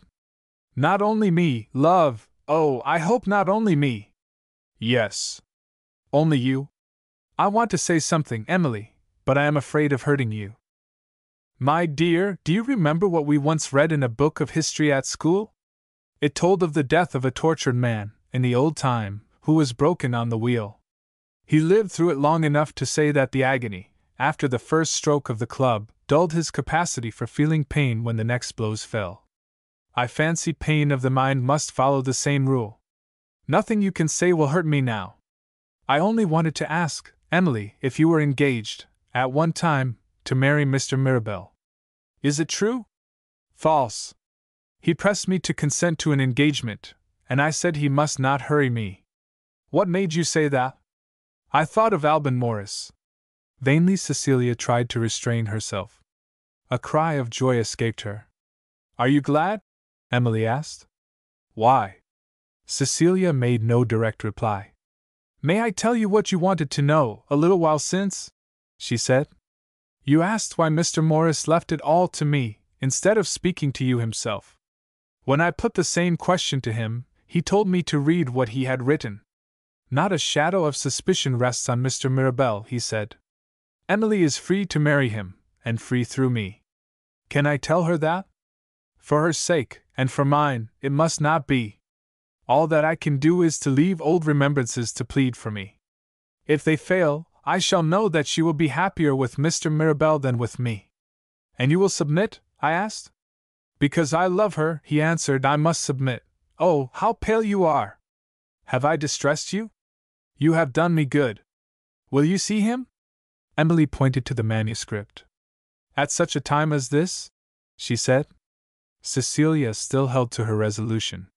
"Such a time as this is the right time," she answered. It is now, when you most want to be comforted, that you ought to see him. Who can quiet your poor aching heart as he can quiet it? She impulsively snatched at the manuscript and threw it out of sight. I can't bear to look at it, she said. Emily! If I have done wrong, will you forgive me? I saw him this morning before I came here. I was afraid of what might happen. I refused to break the dreadful news to you, unless he was somewhere near us. Your good old servant knows where to go. Let me send her. Mrs. Ellmother herself opened the door, and stood doubtful on the threshold, hysterically sobbing and laughing at the same time. I'm everything that's bad, the good old creature burst out. I've been listening, I've been lying, I said you wanted him. Turn me out of my situation if you like. I've got him. Here he is. In another moment, Emily was in his arms, and they were alone. On his faithful breast the blessed relief of tears came to her at last. She burst out crying. Oh, Alban, can you forgive me? He gently raised her head, so that he could see her face. My love, let me look at you, he said. I want to think again of the day when we parted in the garden at school. Do you remember the one conviction that sustained me? I told you, Emily, there was a time of fulfillment to come in our two lives, and I have never wholly lost the dear belief. My own darling, the time has come. Postscript. Gossip in the studio. The winter time had arrived. Alban was clearing his palate, after a hard day's work at the cottage. The servant announced that tea was ready, and that Miss Ladd was waiting to see him in the next room. Alban ran in, and received the visitor cordially with both hands. Welcome back to England. I needn't ask if the sea voyage has done you good. You are looking 10 years younger than when you went away. Miss Ladd smiled. I shall soon be 10 years older again, if I go back to Netherwoods, she replied. I didn't believe it at the time, but I know better now. Our friend Dr. Alday was right, when he said that my working days were over. I must give up the school to a younger and stronger successor, and make the best I can in retirement of what is left of my life. You and Emily may expect to have me as a near neighbor. Where is Emily? Far away in the north. In the north? You don't mean that she has gone back to Mrs. Delvin? She has gone back, with Mrs. Ellmother to take care of her, at my express request. You know what Emily is, when there is an act of mercy to be done. That unhappy man has been sinking, with intervals of partial recovery, for months past. Mrs. Delvin sent word to us that the end was near, and that the one last wish her brother was able to express was the wish to see Emily. He had been for some hours unable to speak when my wife arrived. But he knew her, and smiled faintly. He was just able to lift his hand. She took it, and waited by him, and spoke words of consolation and kindness from time to time. As the night advanced, he sank into sleep, still holding her hand. They only knew that he had passed from sleep to death, passed without a movement or a sigh, when his hand turned cold. Emily remained for a day at the tower to comfort poor Mrs. Delvin, and she comes home, thank God, this evening. I needn't ask if you are happy? Miss Ladd said. Happy? I sing, when I have my bath in the morning. If that isn't happiness, in a man of my age, I don't know what is. And how are you getting on? Famously. I have turned portrait painter, since you were sent away for your health. A portrait of Mr. Wyville is to decorate the town hall in the place that he represents, and our dear kind-hearted Cecilia has induced a fascinated mayor and corporation to confide the work to my hands. Is there no hope yet of that sweet girl being married? Miss Ladd asked. We old maids all believe in marriage, Mr. Morris, though some of us don't own it. There seems to be a chance, Alban answered. A young lord has turned up at Monksmoor, a handsome pleasant fellow, and a rising man in politics. He happened to be in the house a few days before Cecilia's birthday, and he asked my advice about the right present to give her. I said, try something new in tarts. When he found I was in earnest, what do you think he did? Sent his steam yacht to Rouen for some of the famous pastry. You should have seen Cecilia, when the young lord offered his delicious gift. If I could paint that smile and those eyes, I should be the greatest artist living. I believe she will marry him. Need I say how rich they will be? We shall not envy them, we are rich too. Everything is comparative. The portrait of Mr. Wyville will put £300 in my pocket. I have earned 120 more by illustrations since we have been married. And my wife's income, I like to be particular, is only 5 shillings and 10 pence short of 200 a year. Moral: we are rich as well as happy. Without a thought of the future? Miss Ladd asked slyly. Oh, Dr. Alday has taken the future in hand. He revels in the old-fashioned jokes, which used to be addressed to newly married people, in his time. My dear fellow, he said the other day, you may possibly be under a joyful necessity of sending for the doctor, before we are all a year older. In that case, let it be understood that I am honorary physician to the family. The warm-hearted old man talks of getting me another portrait to do. The greatest ass in the medical profession, he informed me, has just been made a baronet, and his admiring friends have decided that he is to be painted at full length, with his bandy legs hidden under a gown, and his great globular eyes staring at the spectator. I'll get you the job. Shall I tell you what he says of Mrs. Rook's recovery? Miss Ladd held up her hands in amazement. Recovery! She exclaimed. And a most remarkable recovery, too, Albin informed her. It is the first case on record of any person getting over such an injury as she has received. Dr. Alday looked grave when he heard of it. I begin to believe in the devil, he said. Nobody else could have saved Mrs. Rook. Other people don't take that view. She has been celebrated in all the medical newspapers, and she has been admitted to some excellent almshouse, to live in comfortable idleness to a green old age. The best of it is that she shakes her head when her wonderful recovery is mentioned. It seems such a pity, she says. I was so fit for heaven. Mr. Rook, having got rid of his wife, is in excellent spirits. He is occupied in looking after an imbecile old gentleman, and when he is asked if he likes the employment, he winks mysteriously and slaps his pocket. Now, Miss Ladd, I think it's my turn to hear some news. What have you got to tell me? I believe I can match your account of Mrs. Rook, Miss Ladd said. Do you care to hear what has become of Francine? Albin, rattling on hitherto in boyish high spirits, suddenly became serious. I have no doubt Miss de Sor is doing well, he said sternly. She is too heartless and wicked not to prosper. You are getting like your old cynical self again, Mr. Morris, and you are wrong. I called this morning on the agent who had the care of Francine, when I left England. When I mentioned her name, he showed me a telegram sent to him by her father. There's my authority, he said, for letting her leave my house. The message was short enough to be easily remembered. Anything my daughter likes as long as she doesn't come back to us. In those cruel terms Mr. de Sor wrote of his own child. The agent was just as unfeeling, in his way.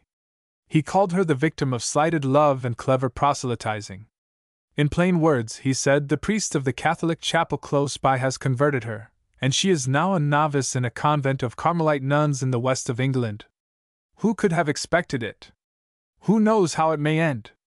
As Miss Ladd spoke, the bell rang at the cottage gate.